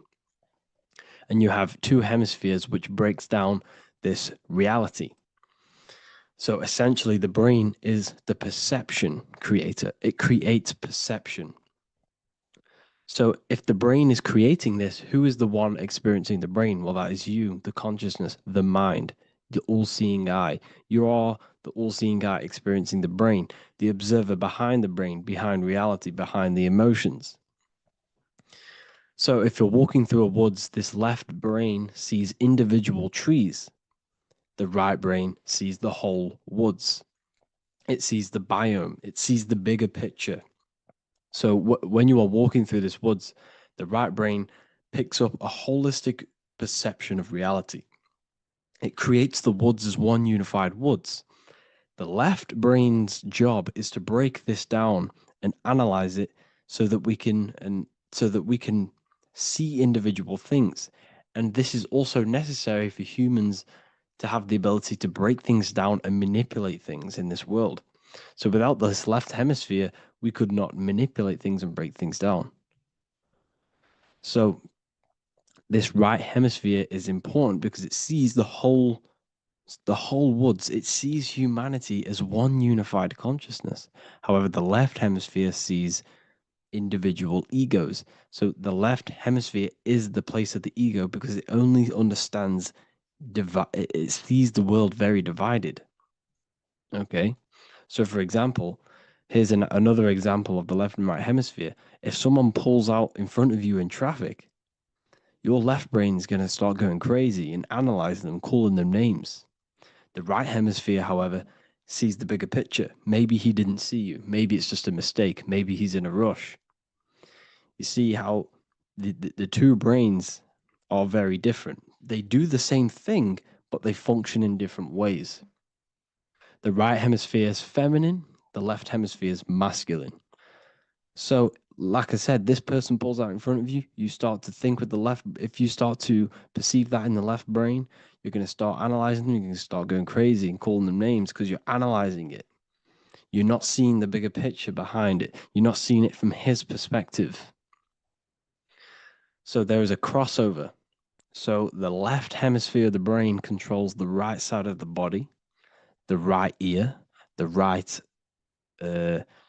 eye. Everything to do with the right side of the body is connected to the left hemisphere, and the right hemisphere controls everything on the left side of the body, including your eyes, your arms, your legs. So everything is crossed over, and even your visual field is crossed over. So this is your visual field, as you can see here, and even the left side of your visual field goes to the right brain. There's a crossover. No one really knows. There's not really a reason for this. However, this is how the human body is designed. As we all know, the human body is the most advanced piece of technology on the face of the earth. They cannot replicate the human body. And they tell you it has no creator. This is crazy. People are that brainwashed, they can't even understand that their body is the most advanced piece of technology. Your body is so advanced, the computers that you use are mimicked of the body. Everything they create is mimicking nature, but they don't show you how intelligent nature is because they don't want you to understand you're in an intelligent design. So anyways, let's get back on track. there is a crossover in the brain, and this is why they teach you to write with your right hand. And I was speaking to someone who's in a nunnery, or whatever you want to call it. They were a nun, or they knew someone who was who was a nun, and they forced these people, these nuns, to write with their right hand. You had to write with your right hand. This is why, you know, I'd say at least 70% of the world, or 80%, is right-handed and right-legged, because they taught us this to activate the left hemisphere more, because of this crossover that happens in the body. So when we are using this right side more, we are using that left hemisphere more. Why? Why are they doing this? Well, they also called it writing. Writing is a spell, to cast a spell on you, to use that right side of the body so that you use this left hemisphere, because they want you to see the world as a divided perception. They don't want you using the right hemisphere, using that left side of the body to activate the right hemisphere to see the bigger picture and see how everything is all one and everything is created. This left hemisphere domination keeps you from seeing the connections between everything, because that left hemisphere analyzes, it breaks things down. So when we are left hemisphere dominated by using the right side of the body, we are essentially seeing everything as divided. And this is why so many people will not understand my work, because my work connects dots and connects fields of knowledge, and makes you see the bigger picture. So people who are left hemisphere dominated will see my work and think this guy's crazy. But everything, it's all about activating that right hemisphere. So they called it writing, because every word you say is molding your mind in some sort of way. The things you see is molding your mind. Everything you take in through the five senses is molding your mind. And language is a massive spell, especially the English language. They called it writing, so that you use that right side. It's a spell, because your subconscious mind picks up everything you say. And 90% of your daily basis behavior and thought patterns is produced by these subconscious programs within the subconscious mind. Essentially, your conscious mind is only the 10% of you. The conscious mind is just what you're aware of, you know, what you're wearing, how you're feeling, what you're thinking. That's your conscious mind. The subconscious mind is controlling every system in your body. It's telling your heart to beat without you being conscious of it. So essentially, this is what they're programming. They're programming this system in the back of the mind, which is controlling everything through the words. And this is what spells are, because it's all about creating perception in the subconscious. So they want you to use that right side more. I truly believe the ancients, they were balanced. They used the left and the right side of the body. They didn't have a stronger side, because they understood this science of the body and how the body works. So this is actually called phonetics. It's not etymology. Etymology is the study of root words. Phonetics is the study of how words sound similar. The way words are spoken. So phonetics, phone, is why we call them a phone, because you speak into a phone. So this is write and writing, to use that right side to activate the left hemisphere more. So your hands are a manifestation of your brain. The left hand is the right brain, the right hand is the left brain.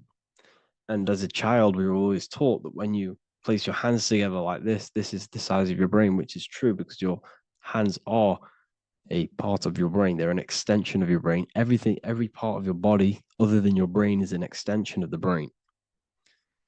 Everything's working and feeding back information to the brain, because you're experiencing the brain. So another trick that you can do, or another exercise, is looking in the mirror and closing one eye at a time. If you close your right eye, if you take your top off, for example, you'll analyze your body if you close your right eye, because you're using that left hemisphere. Sorry, other way around. If you look at yourself through your right eye, you'll use that left hemisphere, which will analyze yourself. You'll see individual body parts. If you close the right eye and use the left eye, you'll see your body as a whole. You won't really analyze it. This is how you can analyze yourself, using these two hemispheres. So this whole system is created to keep you thinking logically. And to restrict you from creating and restrict you from understanding symbolism, allegories, metaphors, and teamwork. They want you stuck in a logical way of thinking and a logical way of seeing the world. This is why when you go to school, you are told exactly what to do. You're told to think this way and no other way. You're told to do orders, do this. It's a very left-brained system, because if we all started to open up this right hemisphere, we'd all see, wow, everything is all one, everything's all connected. And this is what my work is doing. I'm showing you everything is one.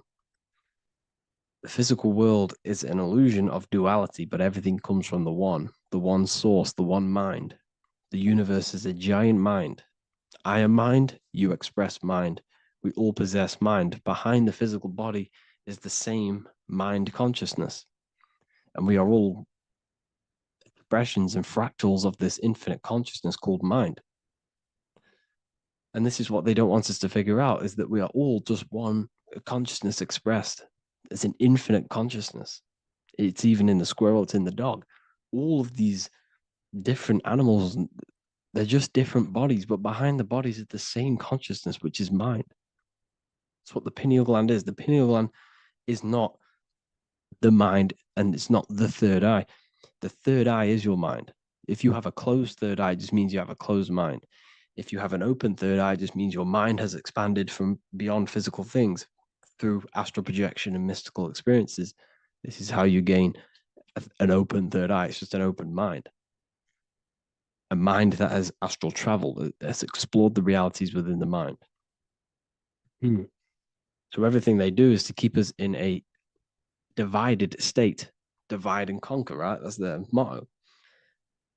All to keep you thinking how everything is divided. Everything they've done is division. Postcodes, countries, everything is divided. Like football teams and all this stuff. It's also a natural process when you grow up, because as you grow up, your brain is constantly analyzing the world. So this is sort of a natural process of how you become more left hemisphere dominated, because your brain is always analyzing. And unless something awakens you, you can awaken that right hemisphere where you can start to see the bigger picture. Even the music, it's all tuned to 440 hertz, shuts down the right hemisphere of the brain. 440 hertz, Spotify, Apple Music, the radio. Every time you turn on the radio, it's tuned to 440 hertz. This was specifically tuned. It never used to be tuned to this. It was in the 1950s. It was changed. The standard music tuning was changed to 440 hertz because it shuts down that right hemisphere of the brain. They don't want you thinking, seeing the world in this way and perceiving things as one. And I'm going to show you. It tells you this in the Bible. Cast the net onto the right-hand side of the boat and you will find the fish. What was Jesus saying? This is, you see, people read the Bible and they don't understand it. If the Bible is not talking about you, then it has no meaning. The Bible, everything you read in the Bible is about you and how it can better your life. It occurs to you. So if Jesus says, cast the net onto the right-hand side of the boat, this is an allegory. The boat is your body. Cast the net. It's the awareness, the perception onto the right hemisphere of the brain, and you will find the fish. What's fish? What do fish do? They swim deep in the ocean. It represents the knowledge, deep knowledge. Cast the net onto the right-hand side of the boat and you will find fish. You will find the wisdom. You'll gain understanding when you cast that your awareness into that right hemisphere. You will see that I am you and you are me. We are all one consciousness. You will see everything. You'll see that the trees are the same patterns as the nerves in your body. You'll see everything is connected. Everything is a fractal of the one infinite consciousness. And how many fish did they catch? 153. That adds up to 9. This is now numerology. The Bible's filled with numerology. Adds up to 9. What's 9? Human consciousness. It represents consciousness. You're in the womb for 9 months. Feminine. It's all about consciousness. And in Revelation 14, And I looked, and behold, the Lamb standing on Mount Zion, that's the spines, the mountain, with him 144,000. 144 adds up to 9, represents consciousness on top of the spine. You see? And he had his name the name of his Father written on the forehead. What's the Father? The higher mind, the higher consciousness within you. Where is that? In the forehead, the pineal gland. The pineal gland is the radio receiver for the higher consciousness. Because every body part of the body has consciousness. Your heart has consciousness. Your gut has consciousness. You are thinking with these different consciousnesses. You think with the gut. You think with your penis. You are thinking with all these consciousness. And it's about raising your consciousness to the higher consciousness, which is the Father, the mind in the head. Don't think with the lower parts of the body, because that is your animal nature. Think with the higher parts of the body. It's all representing consciousness. How to activate the right hemisphere of the brain? Well, it's all to do with non-verbal things. So music will activate the right hemisphere. Make sure it's tuned to the right frequency, though. 432 hertz, 528 hertz. Any frequency that adds up to 3, 6, or 9 is good for you. Meditation, turning off the thoughts, and you raise yourself to the higher brain. Symbolism. Symbolism is all right hemisphere. Reading between lines, metaphors, determining the Bible. It's all right hemisphere. Seeing the bigger picture. It's reading between the lines. So tithing in the Bible. These people in the churches are giving 10% of their money to the church. It's nothing but a scam. What these people have done is they have externalized the Bible. They have taken the Bible and literalized it so that they can make a business out of it. So what they're doing is 1/10 of the produce of what it says in the Bible, 1/10 of the produce of the land, whether grain or fruit, is the Lord's and is holy. So what's that saying? The 10th of, it's basically saying give the 10% to the Lord, to God. What does that mean? Well, what's the land and the fruit? This represents physical things, the physical things that you have. The 10th of the physical things that you have. What's that? That's your ego. All the physical things that you have is all to do with your ego. That's the lower self. The ego, what is the ego? It's the mind's perception of the physical self. You had no ego when you were a child. Okay, when you were a child, you had no ego. As you grew older, you created the ego. But the ego is the full self. It's the echo. Ego, echo. It's the echo of the full self. So it's saying, give the ego over. Take away the animal self. In that left hemisphere, that's all to do with the left hemisphere. That left hemisphere sees the ego. It sees individuality. It's divided. So it's saying, give that 10%. Give that 10% of you over to the right hemisphere. The 90%. The 90% of you is in that right hemisphere. The higher self. Now, I'm not saying the left hemisphere is bad. Okay, I'm not saying that at all. But it sees it sees things divided. It's like I said, the left, the hands are manifestations of the brain. So when these Christians are praying, they're putting their hands together. What are they doing? They're syncing the brain hemisphere is what you're doing, because everything's an extension of your brain. So if you put your hands together, you're putting the two hemispheres together. And what's happening when you place the hands together? All the electricity in the body is now running in a circuit. So once you connect these two hands, the electrical energy is now running in a circuit. And energy can move around the body quicker and more efficiently. So when you pray, when these people are praying, they don't realize that they're engaging in ancient forms of meditation, of balancing the two hemispheres. So now we're talking about balancing the hemispheres, not the right hemisphere. This is what Israel is. Look at the symbol for Israel, the up triangle and the downward triangle. What's that? The up triangle represents male. The downward triangle represents female. Okay? This is talking about the brains. Israel is Ra. Isis, which is female, the Egyptian god. Ra, El. El means God. Electricity. That's the force of the physical world. It's the force that runs this world, electricity. It's the force of God. El, consciousness. It means God. Israel. Isis, Ra, and El. It's the two hemispheres of the brain, the holy land of Israel. It's the holy land, it's the brain. Once these two hemispheres are synced, this is how you unlock your consciousness. This is the easiest way of astral projecting. Hemisphering, I forgot the word for it. Hemisphere syncretization, something like that. It's about syncing the hemispheres. This is how you unlock your consciousness. Once the brain is running as one electrical system, this is how you balance the two masculine and male opposing energies. Once these opposing energies are no longer in war with each other, the brain, they come together to work as one.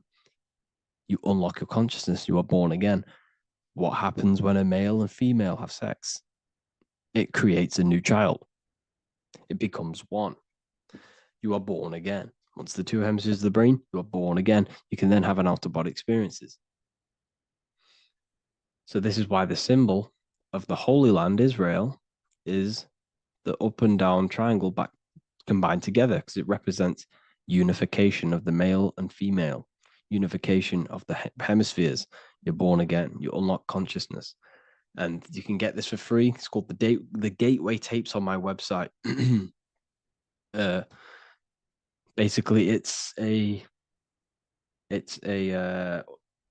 audio track from the government, and they did this in the Gateway Experience. It's a CIA document, and what they do is there are different forms of meditations you go through. I think there's about 5 waves of meditations you do, half an hour each one, and it will teach you. It will sync your hemisphere, because what does it do? They understood that playing one frequency into one ear and another frequency into the other, they understood that the right ear is connected to the left hemisphere, the left ear is connected to the right hemisphere.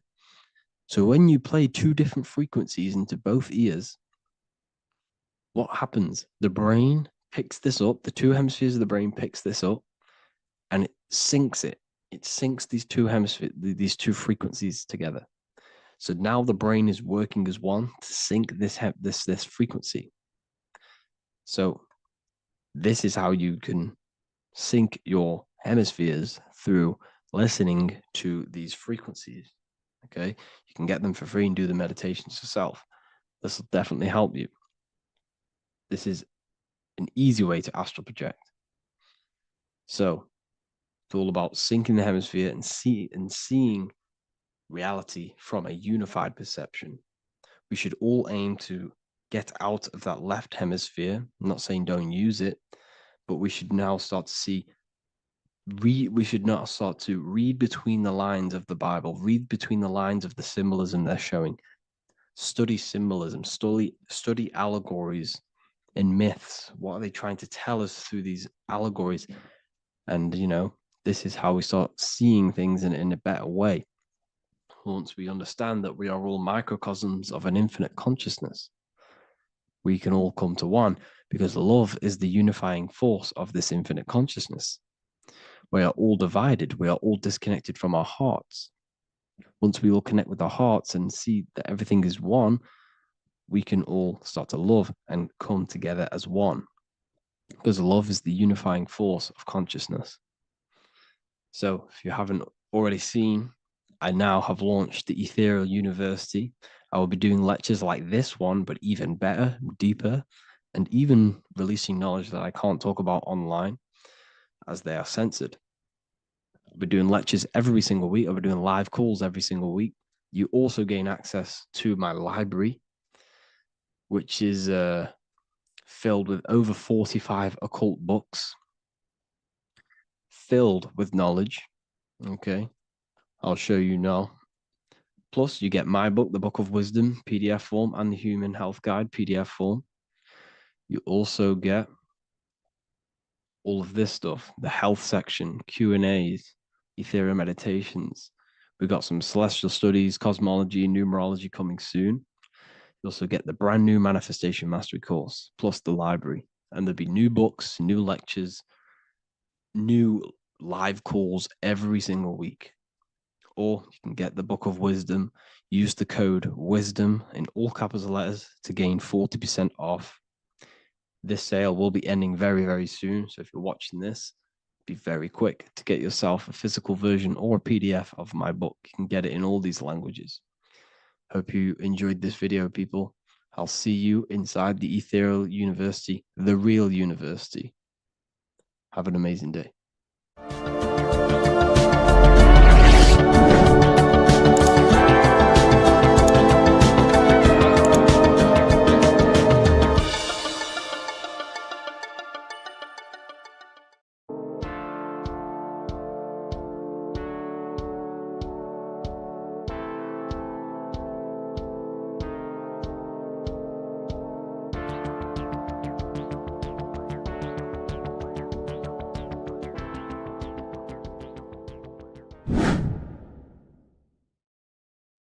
How are we all doing today, people? It's Revival of Wisdom, and today we're going to get real deep.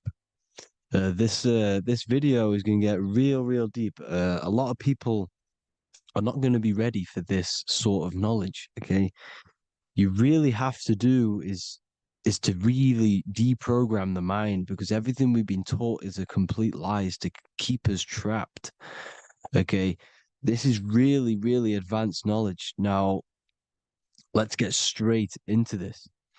All of the ancients depicted other worlds, and they called this place Midgard.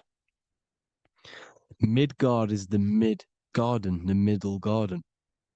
This is why the Masonic symbolism on the floor is always a black and white checkered board, symbolizing the polarity here, the good and bad, because we're in the middle garden, the heart. Earth rearranged spells heart, because we're in the heart of this system, or whatever it is, a super quantum computer, whatever you want to call it, simulation. Now, in the Quran, it talks about the 7 layers of heaven. All of these ancient artworks are depicting these different layers of reality. Okay, and look at the Egyptians here with the boat outside of the firmament. Boats travel on water, and this is exactly what the Masons are doing. So they're still using the same symbols. Why? Because it's the same knowledge, just hidden. The Egyptians have the same knowledge as the Freemasons. It's just hidden. Now, this cosmology that they're showing here, which is probably made maybe 100 years ago, this painting or artwork, is the exact same as the one we see here, with the arch, the boat. You know, it's similar, because the boat is symbolizing traveling these other worlds, because the ether is also symbolized as water, because if you look up at the stars through a telescope, it looks like it's water. It's shining through water, because this ether, whatever this substance is outside of this world, was symbolized as water. Okay, and look at all these ancient depictions showing these different layers of reality. Now, we are being trapped within this 3D dimensional world, which is the cube, the Saturn cube, because there are 6 sides to everything in this world: front, back, left, right, up and down. 6, which is the cube, because we're in the Saturn, Saturn's world. Okay, now, always been depicted as a tree of life, the tree of the universe has always been depicted as this tree. Because let's get a bit deeper.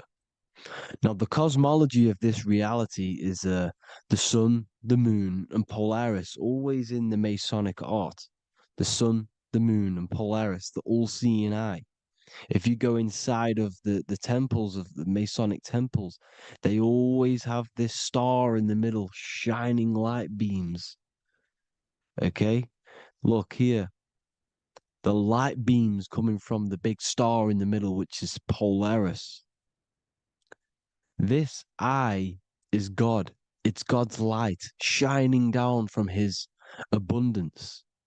Now, when you astral travel, you will see this big ball of light above you, and this big ball of light is God.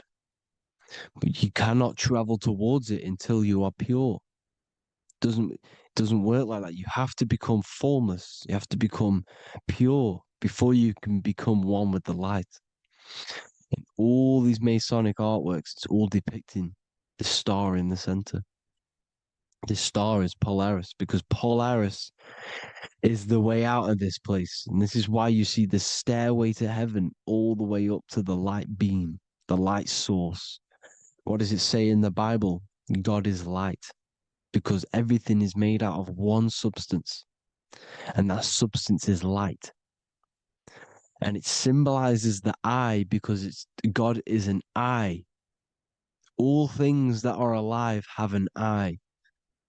And we all say, I am. We all see these realities through eyes. God is an eye. He's the all-seeing eye. He sees all things at all times. And he is projecting this light. And this light comes down to create all the different levels of the worlds. And this is what the two pillars symbolize the number 11. 11, the number 1, is just a vertical line. It's the one. It's a 1 point. 11 symbolizes the mirror nature of reality. Everything's mirrored. As above, so below. Now, the 11 also symbolizes openings, doorways.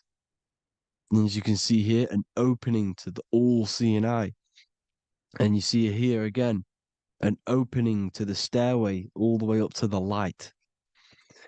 This light is the light of God in the astral worlds, beyond this world. Now, Polaris has also been symbolized as the UFO. They put the truth in plain sight. So, you know, in the films, how the UFOs suck people up. That's what Polaris is doing. If you ascend beyond this world, if you do not ascend beyond this world, you will be reincarnated in this world. The whole thing is to outgrow this consciousness to the plane above. And I'm not just making this up. I'm going to be bringing in scriptures after this. But you can see with the Christmas tree, we always put a high, big star at the center, at the top, which is the star of Polaris, which is exactly what the Masons are doing here. The star at the top. And it's on top of our Christmas trees. And all of these symbolize the other stars, because Polaris is the most high star.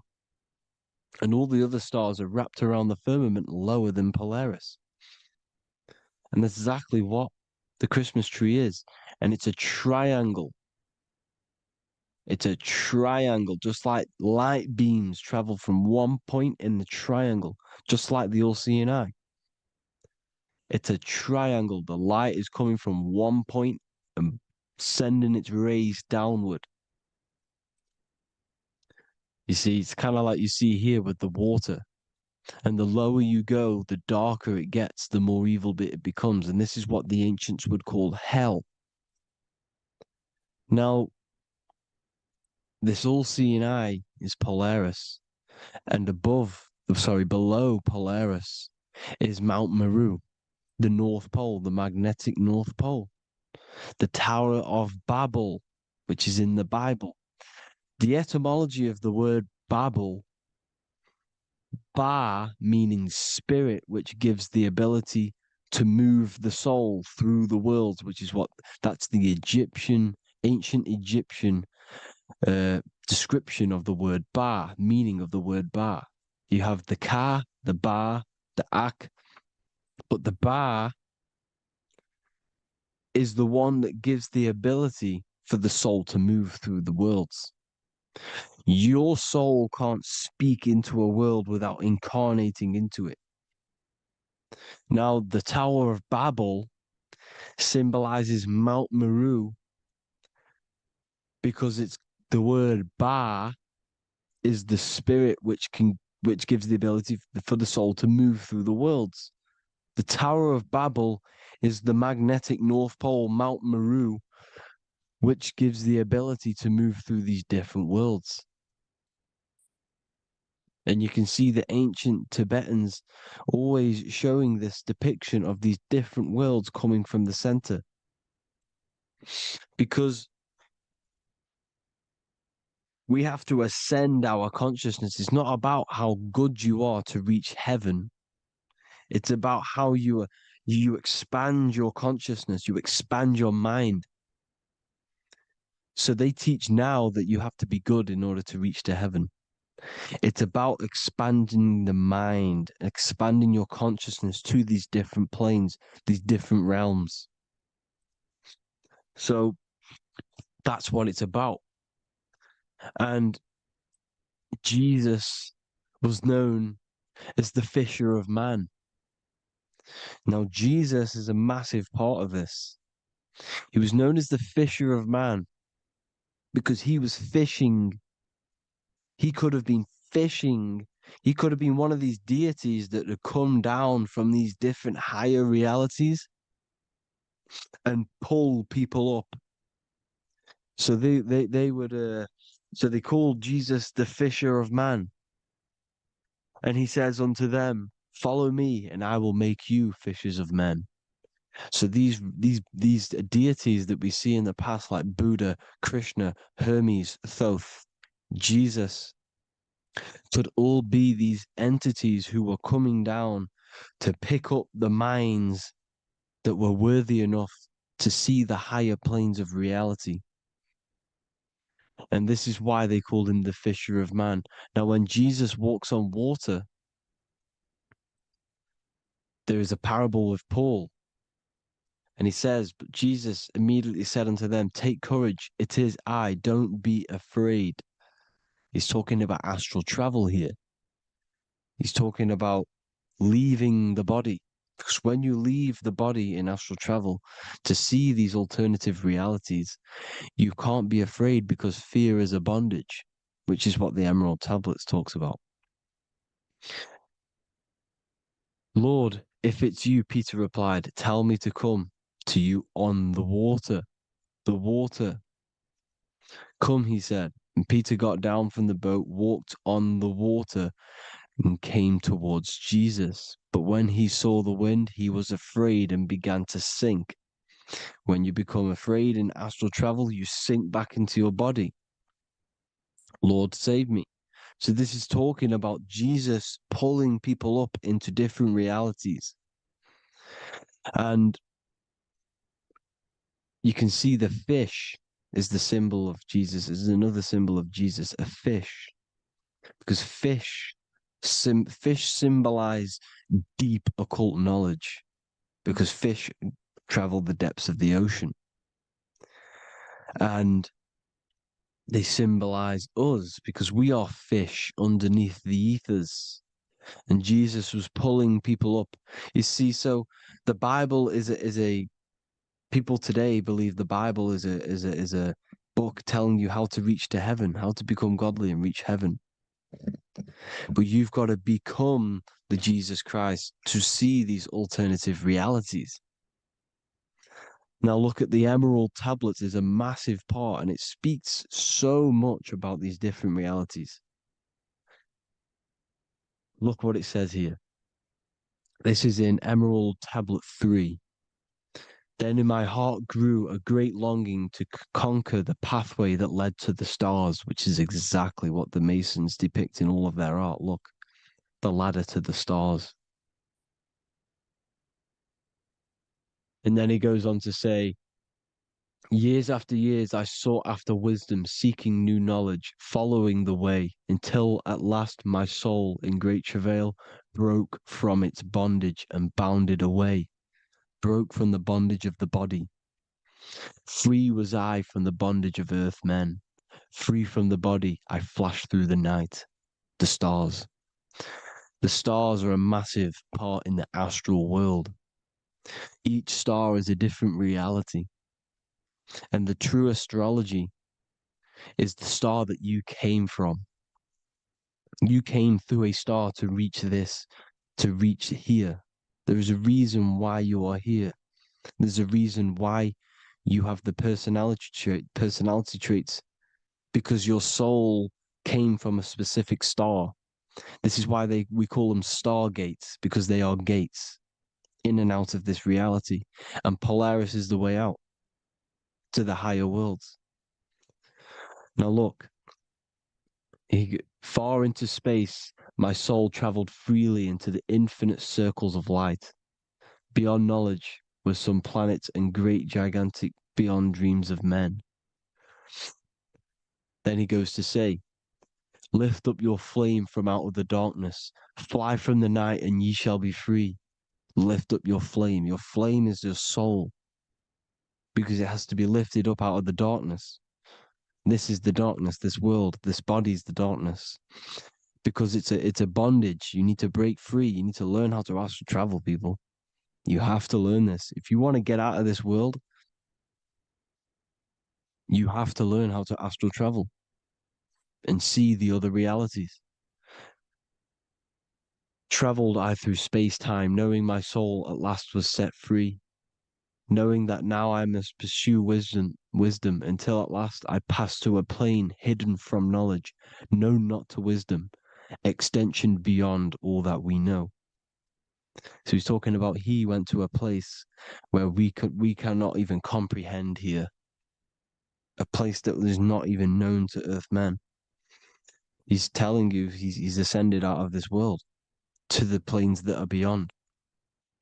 And it says here in the Emerald Tablets, man is in process of changing to forms that are not of this world.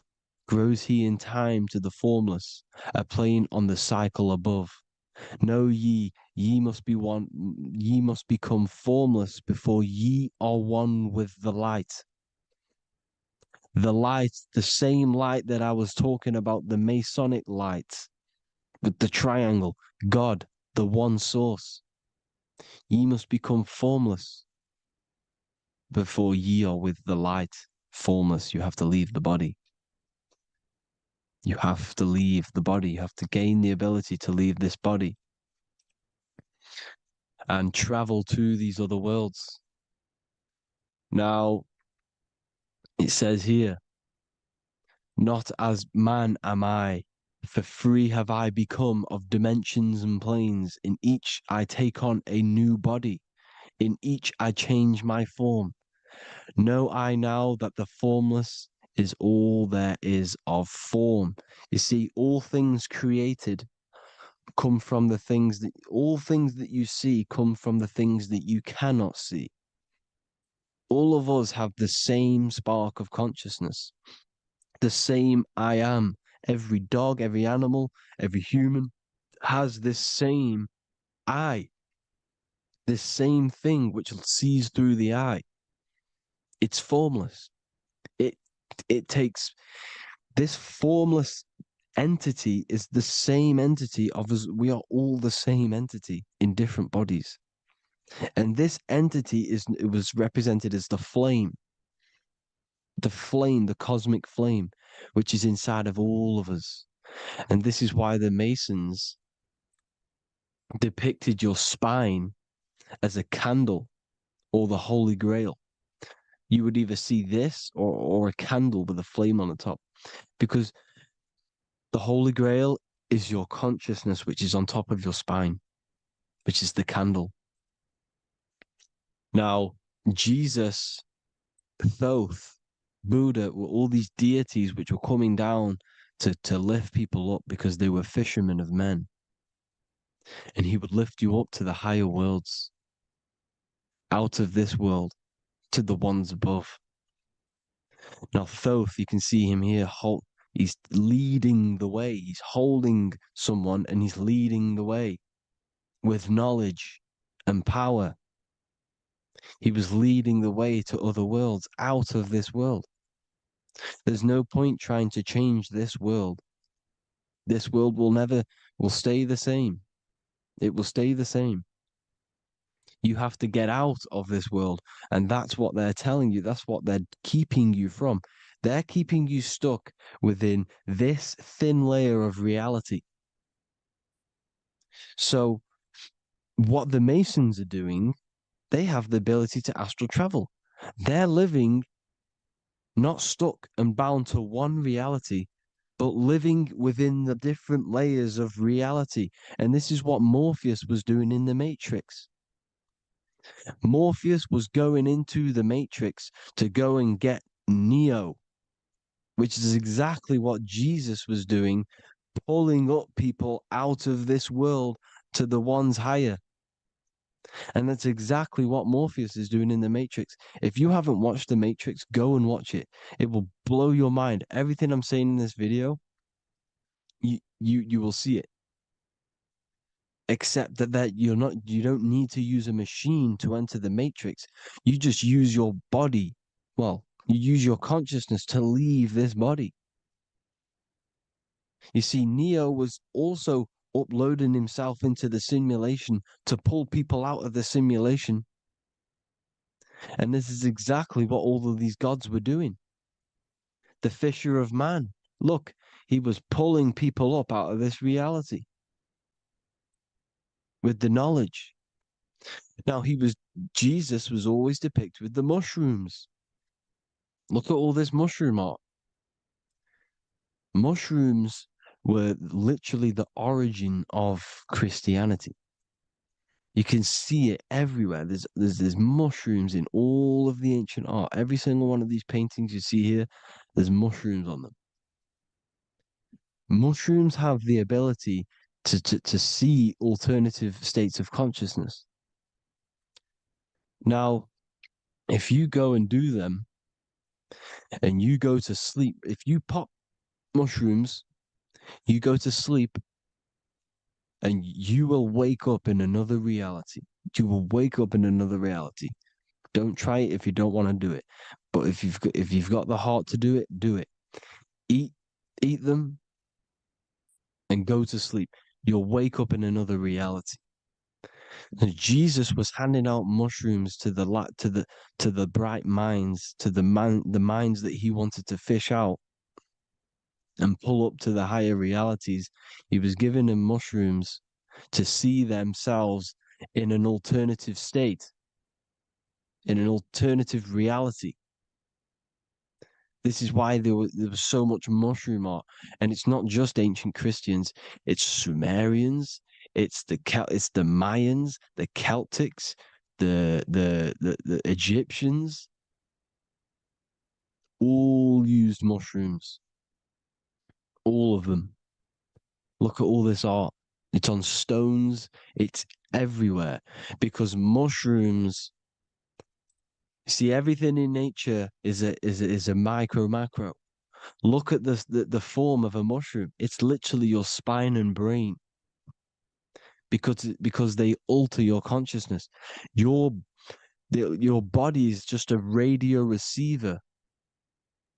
Everything that you're experiencing is a program being ran by the central nervous system, and your consciousness is experiencing this program, these electrical impulses of the nervous system, because it's all feeding back to one point, which is the pineal gland.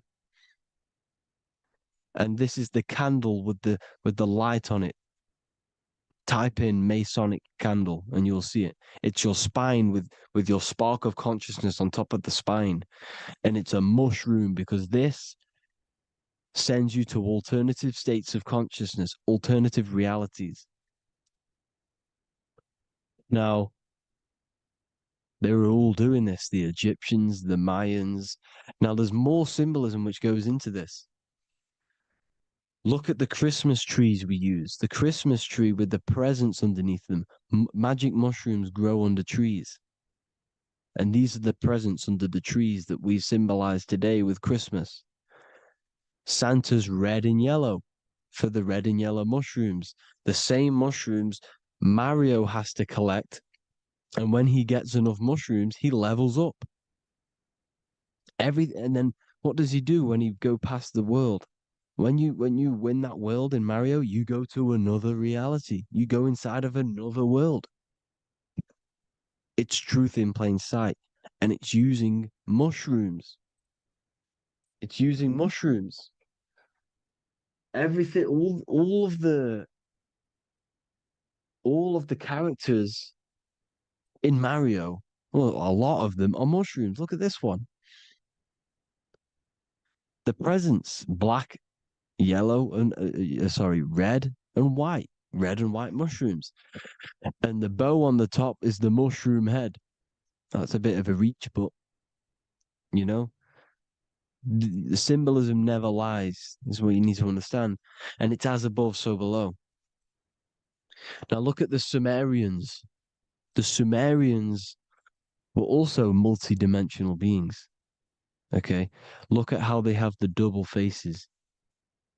They had 1 foot in this reality and 1 foot in another reality. And look at this one, a double-headed god inside of like a portal. You see? Because and look at these with the wings, the astral travel. Birds, ancient birds symbolize the soul, because the soul is a bird. It flies to different worlds. It flies around the cosmos. And mushrooms gave you the ability to see these alternative states of consciousness, these alternate realities, because you exist in infinite realities. You exist in infinite realities. Now look at the 33rd degree Ordo Ab Chao badge. You get this badge when you become a 33rd degree Freemason, and it's a double-headed eagle. A double-headed eagle. And you can see this in Sumeria first. Sumeria have the same symbol, a double-headed, bird.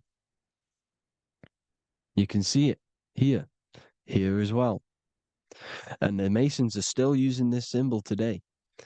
And when you become a 33rd degree, 33 vertebrae on the back of your spine, above the vertebrae is your consciousness, and it's a double-headed eagle. One reality in one. You become a multi-dimensional being in the 33rd degree. And I've heard many interviews of Masons say it becomes Luciferian.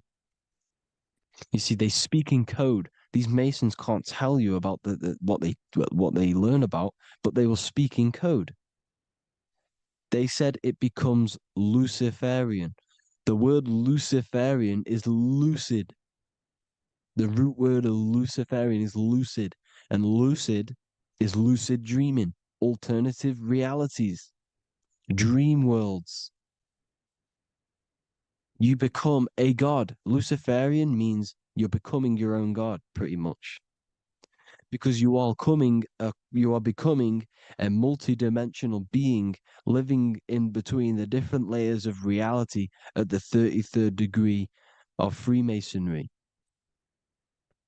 And look at the double-headed eagle, because the birds symbolize the soul. And they reach high, they fly high, just like the soul wants to fly high to the light, to become one with the light, like the Emerald Tablet says. Now look at Janus. Janus was another god, and he's known as the god of doorways. Janus always depicted with a double head. Janus is why we say janitor or January. And January is entering a new year. Janus is known as the god of doorways with keys, always got a key, because keys open doors. That's why the janitor holds all the keys. And Janus always has double heads, because he had 1 foot in this reality, 1 foot in another. He was a multi-dimensional being, a Luciferian, living between the different layers of reality, instead of being stuck in one like we are. Well, a lot of people. And that's the whole point. You see, all of this stuff is about like changing the world and stuff like that. This world will probably never ever change. It's probably been like this forever. Well, forever, for a long time. But It's about moving out of this reality to the higher states. And the Masons always depict the ladder to the luminaries, the stars, with a key, the same key of Janus. The Vatican is a key, and it's in charge of all the religions. Why is it a key? Because they're holding back the key. They're keeping you stuck within this reality, keeping you stuck as identifying yourself with the body, identifying yourself with this world. You are not in the world is within you. This is a program being ran by your central nervous system, and your consciousness is experiencing this reality.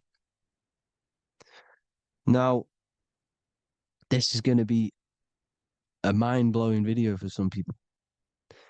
You have to have an open mind. You have to let go of all the programs. I'm repeating what the ancients are talking about and the ancient symbolism. Look at Janus with the double-headed god. He was just another god coming down, giving keys to people who had the worthy mind to be pulled up out of this reality, to be pulled up to heaven, just like Jesus was teaching how to reach heaven. But really, it's an encoded scripture. But anyways, hope you all gained some insight on this video. Have an amazing day. Please like, share, comment. All the links are in the bio for the PDF, for the Manifestation Mastery course, and all the other amazing stuff.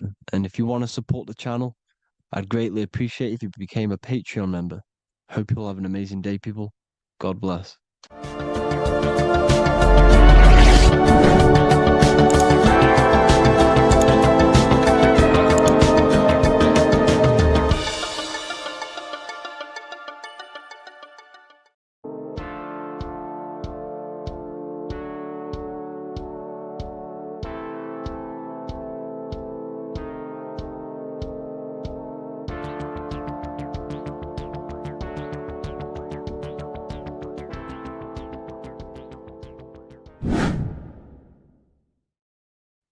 What is up, people? How are we all doing? Today, we're talking about the flat earth cosmology. So let's jump straight into this. Please drop a follow and leave a like to help the algorithm. So we live in a Taurus field. Everything's made out of Taurus fields. And every Taurus field has motion. It's what it is. It's the motion of energy. And every Taurus field has a center, which is the black hole. It's a womb of creation. It's counter space. Now, this is why the North Pole is magnetic, because the center of this Taurus field is the most magnetic part, the strongest part of the field. So this is why all compasses will point you to the center. And the Earth's magnetic field is spread across the whole of the Earth. And it's spinning, as you can see here. It's like a tornado at the center. And this tornado is the force which is spinning the sun and the moon around us. You got the sun, the moon, Polaris, just like in the Masonic cosmos here. The sun, the moon, Polaris, the all-seeing eye. Now we'll get into Polaris a bit later, but the sun is the magnetic force. Sorry, is the electric force, because every field is electromagnetic. Now, the sun is electric. It's positively charged. It's gonna give you energy. It's feeding energy. The moon is more magnetic energy, which is taking your energy away from you. And this is why you become sleepy when the moon comes out, because it's taking away your energy. So these two forces is the balance. It's the yin and yang. It's the balance. Everything in this creation is balanced, because the Taurus field is the Earth is the plane of inertia, the 0 point within the field, because physical matter is a result of two opposing forces equalized on the plane of inertia. And that is where matter crystallizes into physical results. And this physical plane is the plane of inertia, planet Earth. And at the center of this plane is the black hole, the womb of creation. And outside of this black hole gives birth to light. So the Taurus field is constantly rotating, going into counter space, the black hole, and then out of counter space gives birth to the white hole, white light. You see? So it's going around, black hole, birth again, black hole, birth again. And it just keeps going around. It's an infinite cycle of energy. And this is where the infinity sign comes from. This is the motion, this is the force which is creating everything to spin inside of this circle. Okay? And it's making the stars spin. It's making the sun and moon spin around us, around this center point. Now here you see Horus and Set. Horus and Set putting their feet inside of this dome. This is the royal arch, the arch of the dome above us, which is like you see in the Masonic cosmos, the royal arch of Freemasonry. This is the dome above us, the firmament that the Bible talks about. You see, they're putting their feet in because Set symbolizes the moon and Horus is the sun. Horizon, Horus. Horus is rising, the sun. So they're both putting their feet around this center magnetic pole, which is the pole, North Pole. And above the North Pole, you have Polaris, the pole of electromagnetic energy. You see? And this is how we get the sun and the seasons. Because the sun, for us, when it becomes summer, it's on the Tropic of Cancer. Then it spirals outwards, going out and out and out, then goes to the Tropic of Capricorn. That's winter for us. Then it comes back in and creates summer again. So it's constantly spiraling around this center magnetic North Pole. You see? So this roof above our heads is the firmament. And this is what they've taken off of us. They haven't physically taken it, but mentally they have taken this away from you. It's a female energy. And this is what the Egyptians called Nut, the sky god Nut. And this is the womb. We are inside God's creation, God's womb. And the woman's womb, when she has a baby, is a microcosm of this. Because everything inside of this creation is micro, macro. It's a reflection of the bigger things, as above, so below. So the dome above our heads is the dome we are in when we are a baby. And you can see the sacred geometry of it is the exact same. It's the dome. And when we are inside of the womb, the woman, the sacred maker, which is the M, the Masonic M, this is the G-male symbol. The Masonic M is maker, mason, matter, male. She delivers the male, you see. She delivers the male because it's the maker, the female, the magnetic. The woman is magnetic in nature. The male is electric in nature. So when we are in this womb, the female, we are being fed by the center umbilical cord, by the center of the mother's stomach. We're connected to the center of the woman's stomach, just like we are when we are in the earth. The center is where the aurora borealis is being emitted from, the electromagnetic aurora borealis, the northern lights. This is our spiritual umbilical cord, connecting us to counter space, connecting us to the realms beyond this world. Because at the center of every Taurus field is counter space. And at the center of the earth is our spiritual umbilical cord. And this is the earth's belly button, as you see. As above, so below. We had a physical umbilical cord. We have a spiritual umbilical cord. And this gets cut when we die, when we're cut away from the physical reality. You see, here's the ancient Egyptian tablet showing this female. You can see the hair, it's a female above us because the female energy is nurturing, helping, looking after. And that's exactly what the dome is. It's protecting us. It's the Ark of the Covenant, the Ark covering us, you see? And this is what they've taken away from us. By you believing in space, it completely destroys the idea of this being a sacred creation. They've taken the roof off your head, whether if you believe in space, you believe that there's chaos, there's planets, there's asteroids that could kill us at any moment. But this isn't true. They've made you fear your own creation that you're inside of. They've made you fear what's above you. You see, and it's to hide the power of astrology, the power of the lights in the firmament, which are constantly flowing through the ether. These powers which are above us are sending rays down to the earth, which are influencing our psychology and how we behave. And this is what astrology is. It affects human consciousness. It interacts with our consciousness. And there's a different energy every day because the planets are in different houses, different alignments. And this is, we'll go into this a bit deeper later on. So the world tree, this magnetic north pole, the pole of electromagnetic energy, was symbolized as a tree, the great tree at the center of the earth. You see? And this tree is symbolized everywhere. You can see here how the center person, this Egyptian person, is holding up the sky.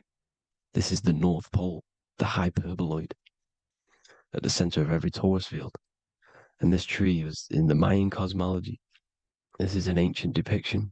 This is the Taurus field. Here's the plane of inertia. Here's the center tree. Here's the tree in the center, the magnetic North Pole, the woman holding the stars. Here's the Hindu with the two birds symbolizing the sun and the moon revolving around this center tree. The Mayan tree, his Horus and Set around the North Pole. They all knew this flat earth cosmology. They knew these secrets. It's so sacred you understand the creation that you're inside of. Because if you don't, you'll be led astray. You don't know where you are. You're lost. You see? And here's the Masonic art with the rays of the stars coming down with the tree in the center. So it was personified as a tree. And we are in Asgard, Midgard, the middle garden, where there's good and evil. So the 7 layers of heaven, which is talked about in the Quran. Each planet has a different layer of the firmament, and this is the 7 layers of heaven, and these are our 7 layers of the energy centers in our body. So we start in the stars, so we are stars in a physical body. And this is why we say Mr., Sister, Fraudster, Sinister. Stir is star, and we are in the stars, and our star descends into the soul system, not solar system. And as we descend into the soul system, we enter Satan's kingdom, Satan's world. As it says in the Bible, Satan is the god of this world. Well, if you've been into my research for a while, you know Satan is Saturn. Saturn's world, because Saturn's the outermost ring. He's the Lord of the Rings. And you enter his kingdom, the kingdom of time. And this is why Saturn's the time god. As soon as you go past the rings of Saturn, you're now in the soul system. You're now in time. You're now bound by space and time. And you're bound to the earth plane, the heart. Earth is heart. It's a rearrangement, it's an anagram for heart. And the heart of the electromagnetic color spectrum is green, and that's why the earth is green. And above green is blue, and this is why the sky is blue. In order to go to heaven on the macro scale, you have to go through the blue sky, through the 7 layers of heaven. In order to reach heaven in your body, whilst you're here, you have to go through the blue chakra to your head, which is heaven. It's micro, macro. Everything is micro, macro inside of this creation. It's an ancient, I think this is a French image, piece of art from the ancient French, with obviously the 7 layers of heaven, which they all depict. And notice how it's like a dome. We'll go into this dome symbolization, the Royal Arch of Masonry, which is next. But these 7 layers of heaven give us the 7 metals, the 7 days of the week, the 7 diatonic tones, the 7 chakras, the 7 everything. It's God's favorite number. And this is why the Masons use the G inside of the compass, because the G is the 7th letter, and God starts with G. You see? So it's 7. God is 7. Here's another depiction of the heart, the soul system, the 7 layers of heaven. La Fermete. You see, La Firmament, with the stars on the outermost layer. Here are the 7 planets: Jupiter, Mars, La Sophie, the sun, La Luna, the moon. So Saturn. So we are in the heart of this soul system. In order to ascend, we need to ascend up our chakra system, reach 144,000 hertz. God consciousness, the God man. You have to unfold God man, master of the mind, mastery of the mind. So what are the stars? The stars make everything unique. The stars are constantly rotating around the center, magnetic North Pole, the tornado at the center, which is stirring everything. It's stirring the ether. The center is the ether, and the 4 elements are born out of this ether. There's 5 elements: ether, spirit, water, air, and earth. The ether gives birth to the 4 other physical elements, which the whole of creation are made out of. About them 4 elements. 4 is the number of stability. You know, a chair, a table has 4 legs. It stables things. It's a foundation, and these 4 elements are the foundation of this creation. You see, and this magnetic North Pole is stirring this, and the 4 vibrational states of the ether are the 4 elements. Now let me get back to the stars. I just wanted to give you that. The stars are being stirred around this center point, center. It's stirring everything, and they're always in different alignments. Every millisecond, they're moving in different placements of the stars. And the planets are called the 7 wanderers because they're not fixed. The stars are fixed, but the planets they're called the 7 wanderers, the 7 layers of heaven, because they move faster and slower than each other. Each planet is slower and faster, has a different rate of speed it's moving. So these alignments are mixing in with the energies of the different 12 constellations. And this is why you have a unique characteristic. You have a unique look, a unique energy, a unique personality. This is because when you were born and you took your first breath, that energy which was in the ether, because the ether is all around you, and energy travels through the ether.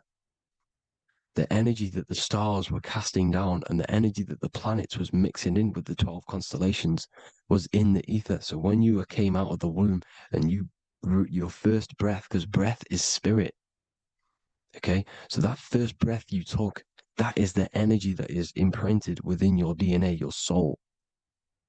And you reflect that energy, you emit that energy. That's the energy that is with you forever until you die. Till this physical body dies off. And that's what the stars are. The stars are giving a unique energy, characteristic, personality to every living thing. Every dog, every cat, every animal has a unique personality because it was born at a different time and place in the sky. Okay? The stars are your destiny. Now, the stars are constantly changing as well. If you look at stars through a telescope, they're constantly changing and forming different forms. You can see here, it looks like water. It looks like light through water because it's the ether above us, a sea of ether. And this light is being emitted through it, and it's just constantly changing, giving different energies, each star. So this is why this is what the zodiac is. It's the expression of energy. It's the expression of the stars. And each constellation has many different personality, different energies, different traits. Each planet has different traits, depending where your planets are, depending what energies you hold. No two person have the same energy. There's no one. It could be similar, but no one's the exact same. It's because of the stars. The stars are never in the exact same split place. The planets are always in different houses. So here's some Royal Arch symbolism. Here's the Royal Arch of Masonry, as it says here. The sun and the moon, the constellations. Here's Cancer, the 7 planets, the 7 stars. Here's the Royal Arch. This is the firmament. Here's the duality. Black and white, duality, good and evil, rest and motion. Dielectricity, magnetism. See? So this is what the Royal Arch is. It's symbolizing the cosmic dome above us, the womb we're in. We're inside God's womb. And here's George Washington, the Freemason, inside of the Royal Arch. You see, with the G, the Masonic G, God, 7. Here you see another depiction of George Washington with the stars in the dome above his head, his Polaris, the sky vault, Polaris. We'll get into that later. Go inside of all of your ancient churches, you will see the dome. Go to the Vatican, you'll see the dome. All of your ancient churches have this dome because it's the dome above your head. The ancients knew this. This was known. We did not live in space. It was known back then. They all knew. This is Crown Court, which is one of the most important courts in the UK. You can see it's clearly so much Masonic symbolism. You've got the 4 pillars of Masonry. The Royal Arch is like an arrow pointing upwards to Polaris. As the Disney World is under a dome. In his Polaris, the Sky Vault. You see? And also 666 in the symbol. Here's more 7 layers of heaven. Here's an ancient depiction. The firmament. Here's the astral plane outside of the firmament. The Royal Arch. You see? It's everywhere. Here's Polaris, the 8-pointed star. Polaris is in between the sun and the moon. It's at the center of the Taurus field. And Polaris corresponds with the pineal gland as well because it's the all-seeing eye. See? So, is Polaris the 8-pointed star, which is at the very top. It's the very center. It's on top of the North Pole. And it's an 8-pointed star that's always symbolized as an 8-pointed star. Here you see the Vatican. The Vatican is a giant key with an 8-pointed star. See, it's a key. Here's the dome. Here's the Space Delta, the USA Space Delta logos. Here you see the Egyptian god looking from the center of the North Pole, looking upward to an 8-pointed star, Polaris. An arrow pointing up to Polaris. Here's another, the bear holding a key with an arrow up to Polaris. 7 holds the key to Polaris. Here's an eagle holding a key above the North Pole to Polaris. Polaris, and here's another one. There's another bird, like a dragon, holding a key to Polaris. Because Polaris is definitely something to do with leaving this creation. Okay, maybe, I can't say for sure, but maybe it's to do with ascension, and this is why the Vatican hold the key to the 8-pointed star. And this is why the space, well, we all know space is a lie, but they're showing Polaris and its sacred symbology. Maybe it's to do with something leaving this creation, going to another. Here's some North Pole symbolism. As above, so below. See the four seasons of the Big Dipper constellation going around Polaris. This is Polaris, this is the Big Dipper constellation, and this is the swastika. This image gives us the swastika, because all the symbols we use are created in nature. They're created somehow in nature. This is how we get them. As above, so below. This is the map of the North Pole with the 4 rivers looking like the Big Dipper constellation. It's the Masonic, here's the ancient cosmology with the 4, you see the 4 islands, Mayan cosmology, 4 islands. This is the alchemical symbol for Earth, 4 sections. The windows, because the center of the North Pole is a window to another dimension. The 4 lucky 4-leaf clover, which is supposed to be lucky. It's just, it's truth in plain sight. And here's Hitler looking at 2 flat Earth maps. So this swastika has been used for thousands of years, thousands and thousands of years. And it's symbolic for the most sacred land on this plane, the North Pole. Shambhala. Do some research on Shambhala, people. It's a it's a Hindu mythology about the sacred lands at the center of the earth. And it's known to be full of enlightened beings. And it's all symbolized at the center. You can see their paintings of Shambhala. It's all at the center, the North Pole. And it's known to be the most godly place ever, because it takes you to a portal to the higher places. And maybe this is something to do with Polaris, connecting you to this sacred land at the very center. But anyways, people, thank you all for tapping in. Hope you all learned something. Have an amazing day. Please follow, subscribe, like, all the links in the description for the courses, the PDF. Please have an amazing day. God bless.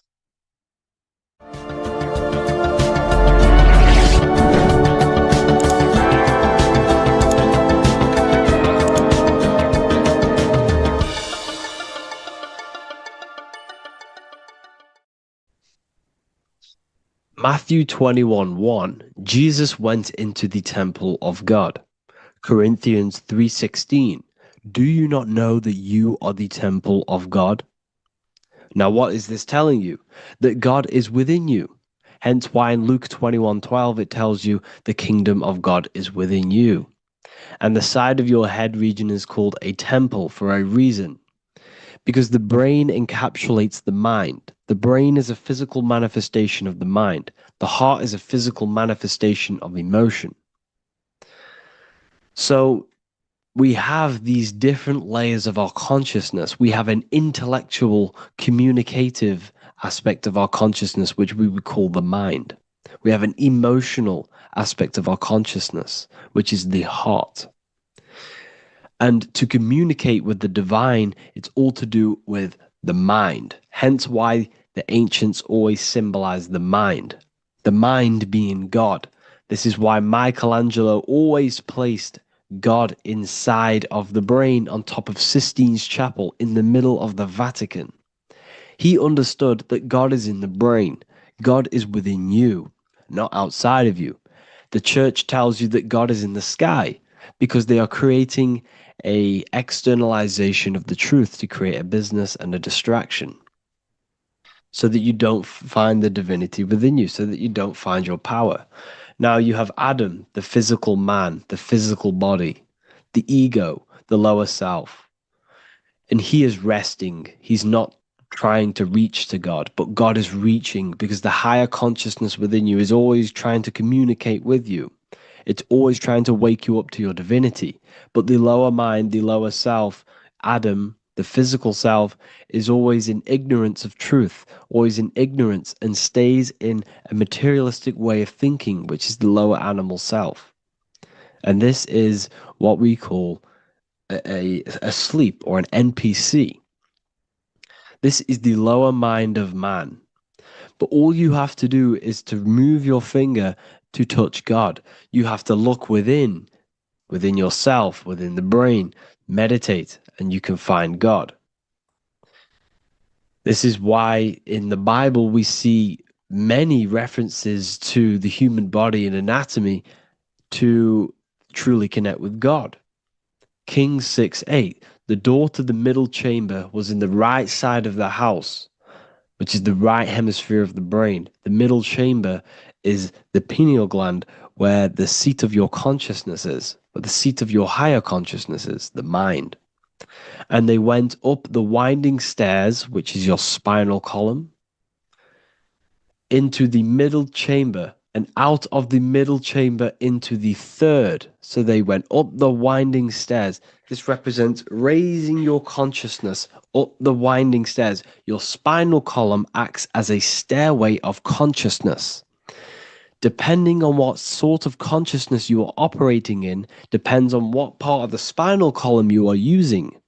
Because the spinal column ascends and descends consciousness. What do I mean? If you are in a reproductive way of thinking and you're always thinking about sex, you're jerking off all the time and you're always eating, all of your brain's power and your mind's power is being descended into the lower aspects of the spinal column, which represents hell, the physical state of man, Adam, the ignorant state. We're basically living off low-level pleasures like an animal. And the stairway to heaven is your spinal column. They went up the winding stairs into the middle chamber, which is your mind, your pineal gland, and out of the middle into the third stage of consciousness, physical, etheric, astral. When you meditate and you start to raise your consciousness during meditation, you enter the astral plane when you turn off thought. But this is the middle chamber inside of the brain. Here we see another painting inside of Sistine's Chapel of God inside of the brain. This is the brainstem. This is the brain. This is the frontal lobe. This is the back lobe. This is the back lobe. This is the cerebellum. Here's the reptilian brainstem. Here's the claustrum. This is what we are seeing here. Anatomy. Here is another one in Sistine Chapel in the middle of the Vatican. This is depicting the brainstem. God's neck looks exactly like the brainstem. Here we see a real brain compared to God's neck, because the neck is just below the brainstem. And this is what they are symbolizing, because they knew that God is within you. God is a part of the human body. God is inside of the body, because the body is a vessel for consciousness, for universal consciousness. Inside of you, inside of me, is the same spark of consciousness. And this same consciousness is spread out into every living essence, because everything comes from the one source, the one God, the one consciousness. Matthew 6:22-23. The light of the body is the eye. If therefore thine eye be single, thy whole body shall be full of light. Practicing the single eye. What is this? This is meditation. This is entering within yourself. So the Bible's telling you to practice the single eye.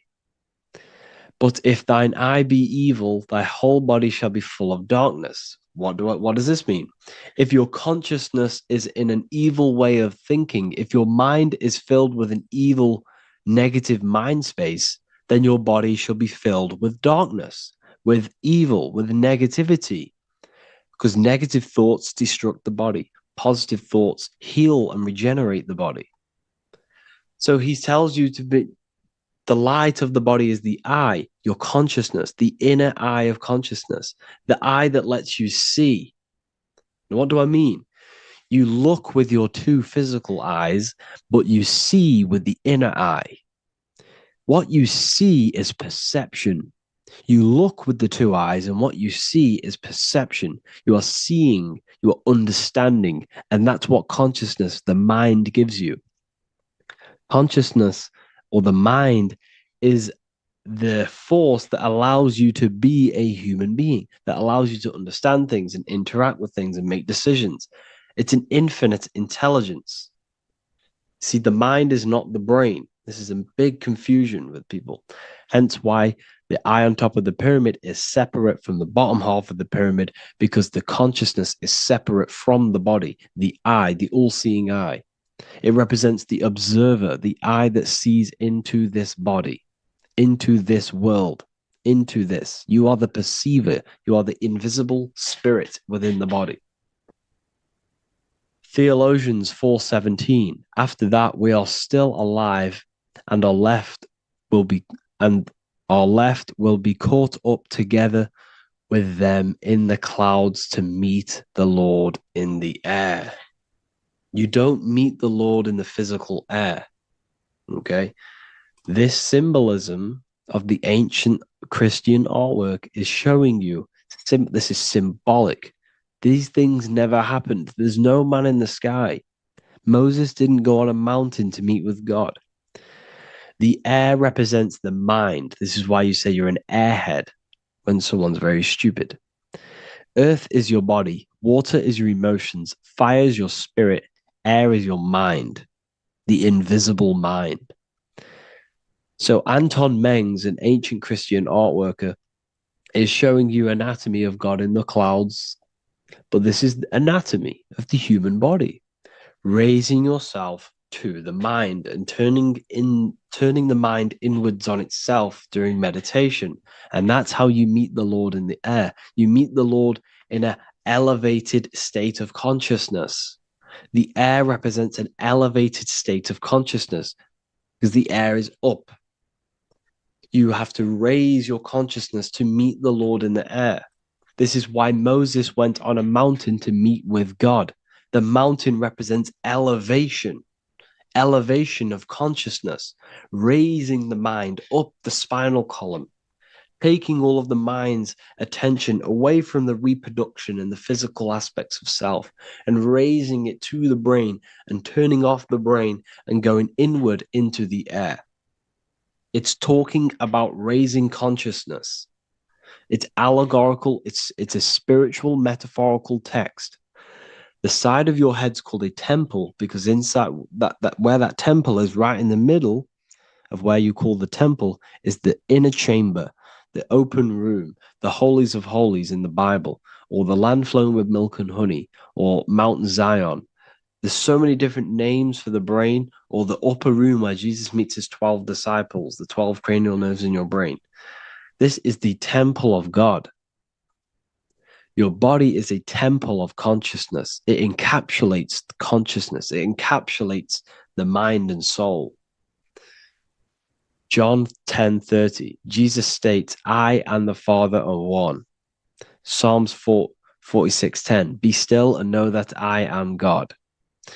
He's talking about the I am within you, not within Jesus. Everyone refers to ourselves as I. I am God. When you say I, you're referring to the highest aspect of yourself. The aspect that is above all thought, above all emotion, and above all things. When you say I, you're referring to your pure awareness, your pure consciousness, the highest aspect of yourself. And anything after I is egotistical. I is God. The letter I is the Roman numerals for one, because there is one God, one consciousness. The letter I is one line, just like the number one. Matthew 6:3-4, take no thought. Therefore, take no thought. Take no thought. He says this 5 times because you must turn off the 5 senses and take no thought to connect with God. Be still. This is telling you to meditate and know that I am God. The I am within you. I and the Father are one. I and God are one. You, who you think you are, is a completely wrong. The body is matter. Your name isn't you. Your job isn't you. Your reputation, your trauma, your memories, your friends, family, worries, bills, interests, dislikes, goals, passions. Anything to do with the thinking mind is not you. Who you think you are is a part of your thinking aspect of consciousness. But once you remove thought, you are no longer your name. You are no longer your body. You're no longer your reputation. You are the I. You are pure awareness, pure consciousness. Pure consciousness.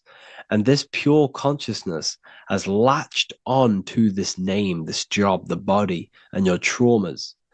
Your pure consciousness has attached itself to this character who you're playing in the physical world. And this is essentially who you think you are, but you are not. You are the I, you are the self, you are pure awareness. So in order for you to detach from these things, you must learn how to detach from your name, your job, your reputation. And you do this through meditation by turning off the thinking mind. Turning off the thinking mind allows other aspects of your consciousness to open up. What do I mean? Your whole life you've been thinking, and all of these thoughts has attached you to this physical body. You haven't allowed your consciousness to open up. And you can only do this by taking no thought. That's why Jesus tells you, take no thought. When you turn off the thinking mind, other aspects of your consciousness starts to open up. Other aspects of your being can open up. And this is how you have astral project. This is how you do all these mystical things and things to do with consciousness. It's taking no thought. Imagination, emotions, thought, and memory are all to do with consciousness. These things are not physical. You can't touch thought. You can't touch emotions. You can't touch these things because they are not a physical thing. So you must turn off these things for other aspects of your consciousness to open up. Okay? So essentially, the Bible is a metaphorical, astrological, numerological, metaphysical, spiritual, encoded text. that talks about human anatomy, spirituality, and the true nature of the human experience. Everything they would teach you in school is to make you think that you are this body. Everything they teach you in church is the externalization of the true teachings of Jesus. Jesus was telling you to meditate. Jesus was telling you to practice the single eye. Jesus was telling you to look within yourself and find God. He wasn't telling you to pray to him. Mark 16:19, he was taken up to heaven and sat at the right hand of God, the right hemisphere of your brain. John 21:6, cast the net onto the right hand side of the boat and ye shall find fish. Fish is understanding. The boat is your body, your brain.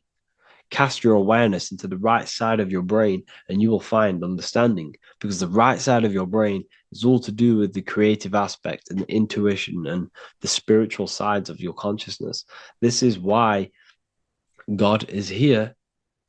This is why Michelangelo depicted God in the right hemisphere of your brain, because this is all human anatomy. And I speak about all of this in the brand new Book of Wisdom, Volume 2, which is now available. The start of the revolution has begun. This book is truly going to change the way people see the world. It's got so many more topics than the last one. It's truly a revolution. It's written in so much detail. It's very practical. I cannot wait to share this one with you. I just want to say thank you for the opportunity for me to create this book, because without you, I couldn't have created this. And I just love sharing my work with you. And I thank every single one of you for the support, the watch, like the views and the likes, everything, especially the people who have joined the university and stuff like that. And for people who have joined the university, you do get a free Book of Wisdom paperback if you just go to the general chat and follow the description, follow what the instructions that I gave you in the chat, and you'll be able to order a free Book of Wisdom if you are inside of the university. Plus, you get all of my other books, 2 books, and over 45 occult books on occult and esoteric things. You get lectures, live calls, a community, a manifestation mastery course, and a whole library and reoccurring updates every month, every week. So yeah, I hope you all enjoyed this video. Thank you all. Please leave a comment to help the algorithm, and leave a comment on what videos I should make. And yeah, I'll get to uploading on the YouTube a lot more now. The second book is now released. I have a lot more time on my hands. No longer using my energy to create the book. I'm now going to redirect this mental energy into the YouTube. So there will be a lot more content coming. So I need some content ideas. So feel free to comment some ideas, some YouTube videos that I can create. Thank you all, people. Have an amazing day. In this video, we're going to be talking about the evolution of consciousness. You are born human. However, you possess consciousness, which is the awareness behind your being, the awareness behind your thoughts, the experiencer behind your 5 senses, the experiencer, the observer behind your thought, emotions, and senses. You are an eye, an invisible consciousness looking through a lens, which is your body. Your body produces this physical world that you experience. Your brain produces this world. Your brain and body is a technological computer. However, you are an infinite, ever-expanding consciousness behind this physical body. And there is an evolution of consciousness, a cosmic journey of expansion. And this is why we see so much pyramid symbolism in the occult and esoteric world, and especially within Freemasonry. Because the pyramid represents climbing, an evolution, a raising state of consciousness, a journey. Steps symbolize a journey upwards. This is the raising and the evolution of consciousness, our inner world, the transmutation of our inner selves, of our souls and consciousness and our minds. So when we see this pyramid, we're seeing a evolution. a way up to source consciousness. And the eye in the pyramid represents your source consciousness. It represents illumination. It represents divine guidance through this evolution of consciousness. This is why we see the ladder. Consciousness is ever expanding on an infinite journey of evolution. Each individual is a part of this cosmic process, contributing towards the ongoing expansion of both mind and awareness. As we evolve, we collectively explore deeper levels of existence, expanding the boundaries of thought and consciousness. The mind has the ability to expand infinitely into new realms of thought, into new dimensions of mind. The mind cannot be filled up. It is not a physical substance. The body can be filled up because it is a physical thing, but you cannot fill the mind. Therefore, the mind is constantly expanding, ever expanding into new fields of thought. So what we see in Freemasonry, the ladder, is again a journey, an elevation of consciousness. When we are born with an infant consciousness, and as we gain older, we gain an adult consciousness. Our inner world, our inner mind, and our emotional intellect changes and evolves. We are significantly different from when we were very young as an infant. It's because our consciousness evolutes, it changes, it alters like water. So, just like this evolution of your own consciousness as growing up, there is consciousness of beings existing in cycles beyond our own. And their consciousness is unimaginably different from ours. They operate on a higher level of understanding and knowing, experiencing reality in ways that transcend our current comprehension. Our minds right now cannot comprehend the highest states of consciousness. There are entities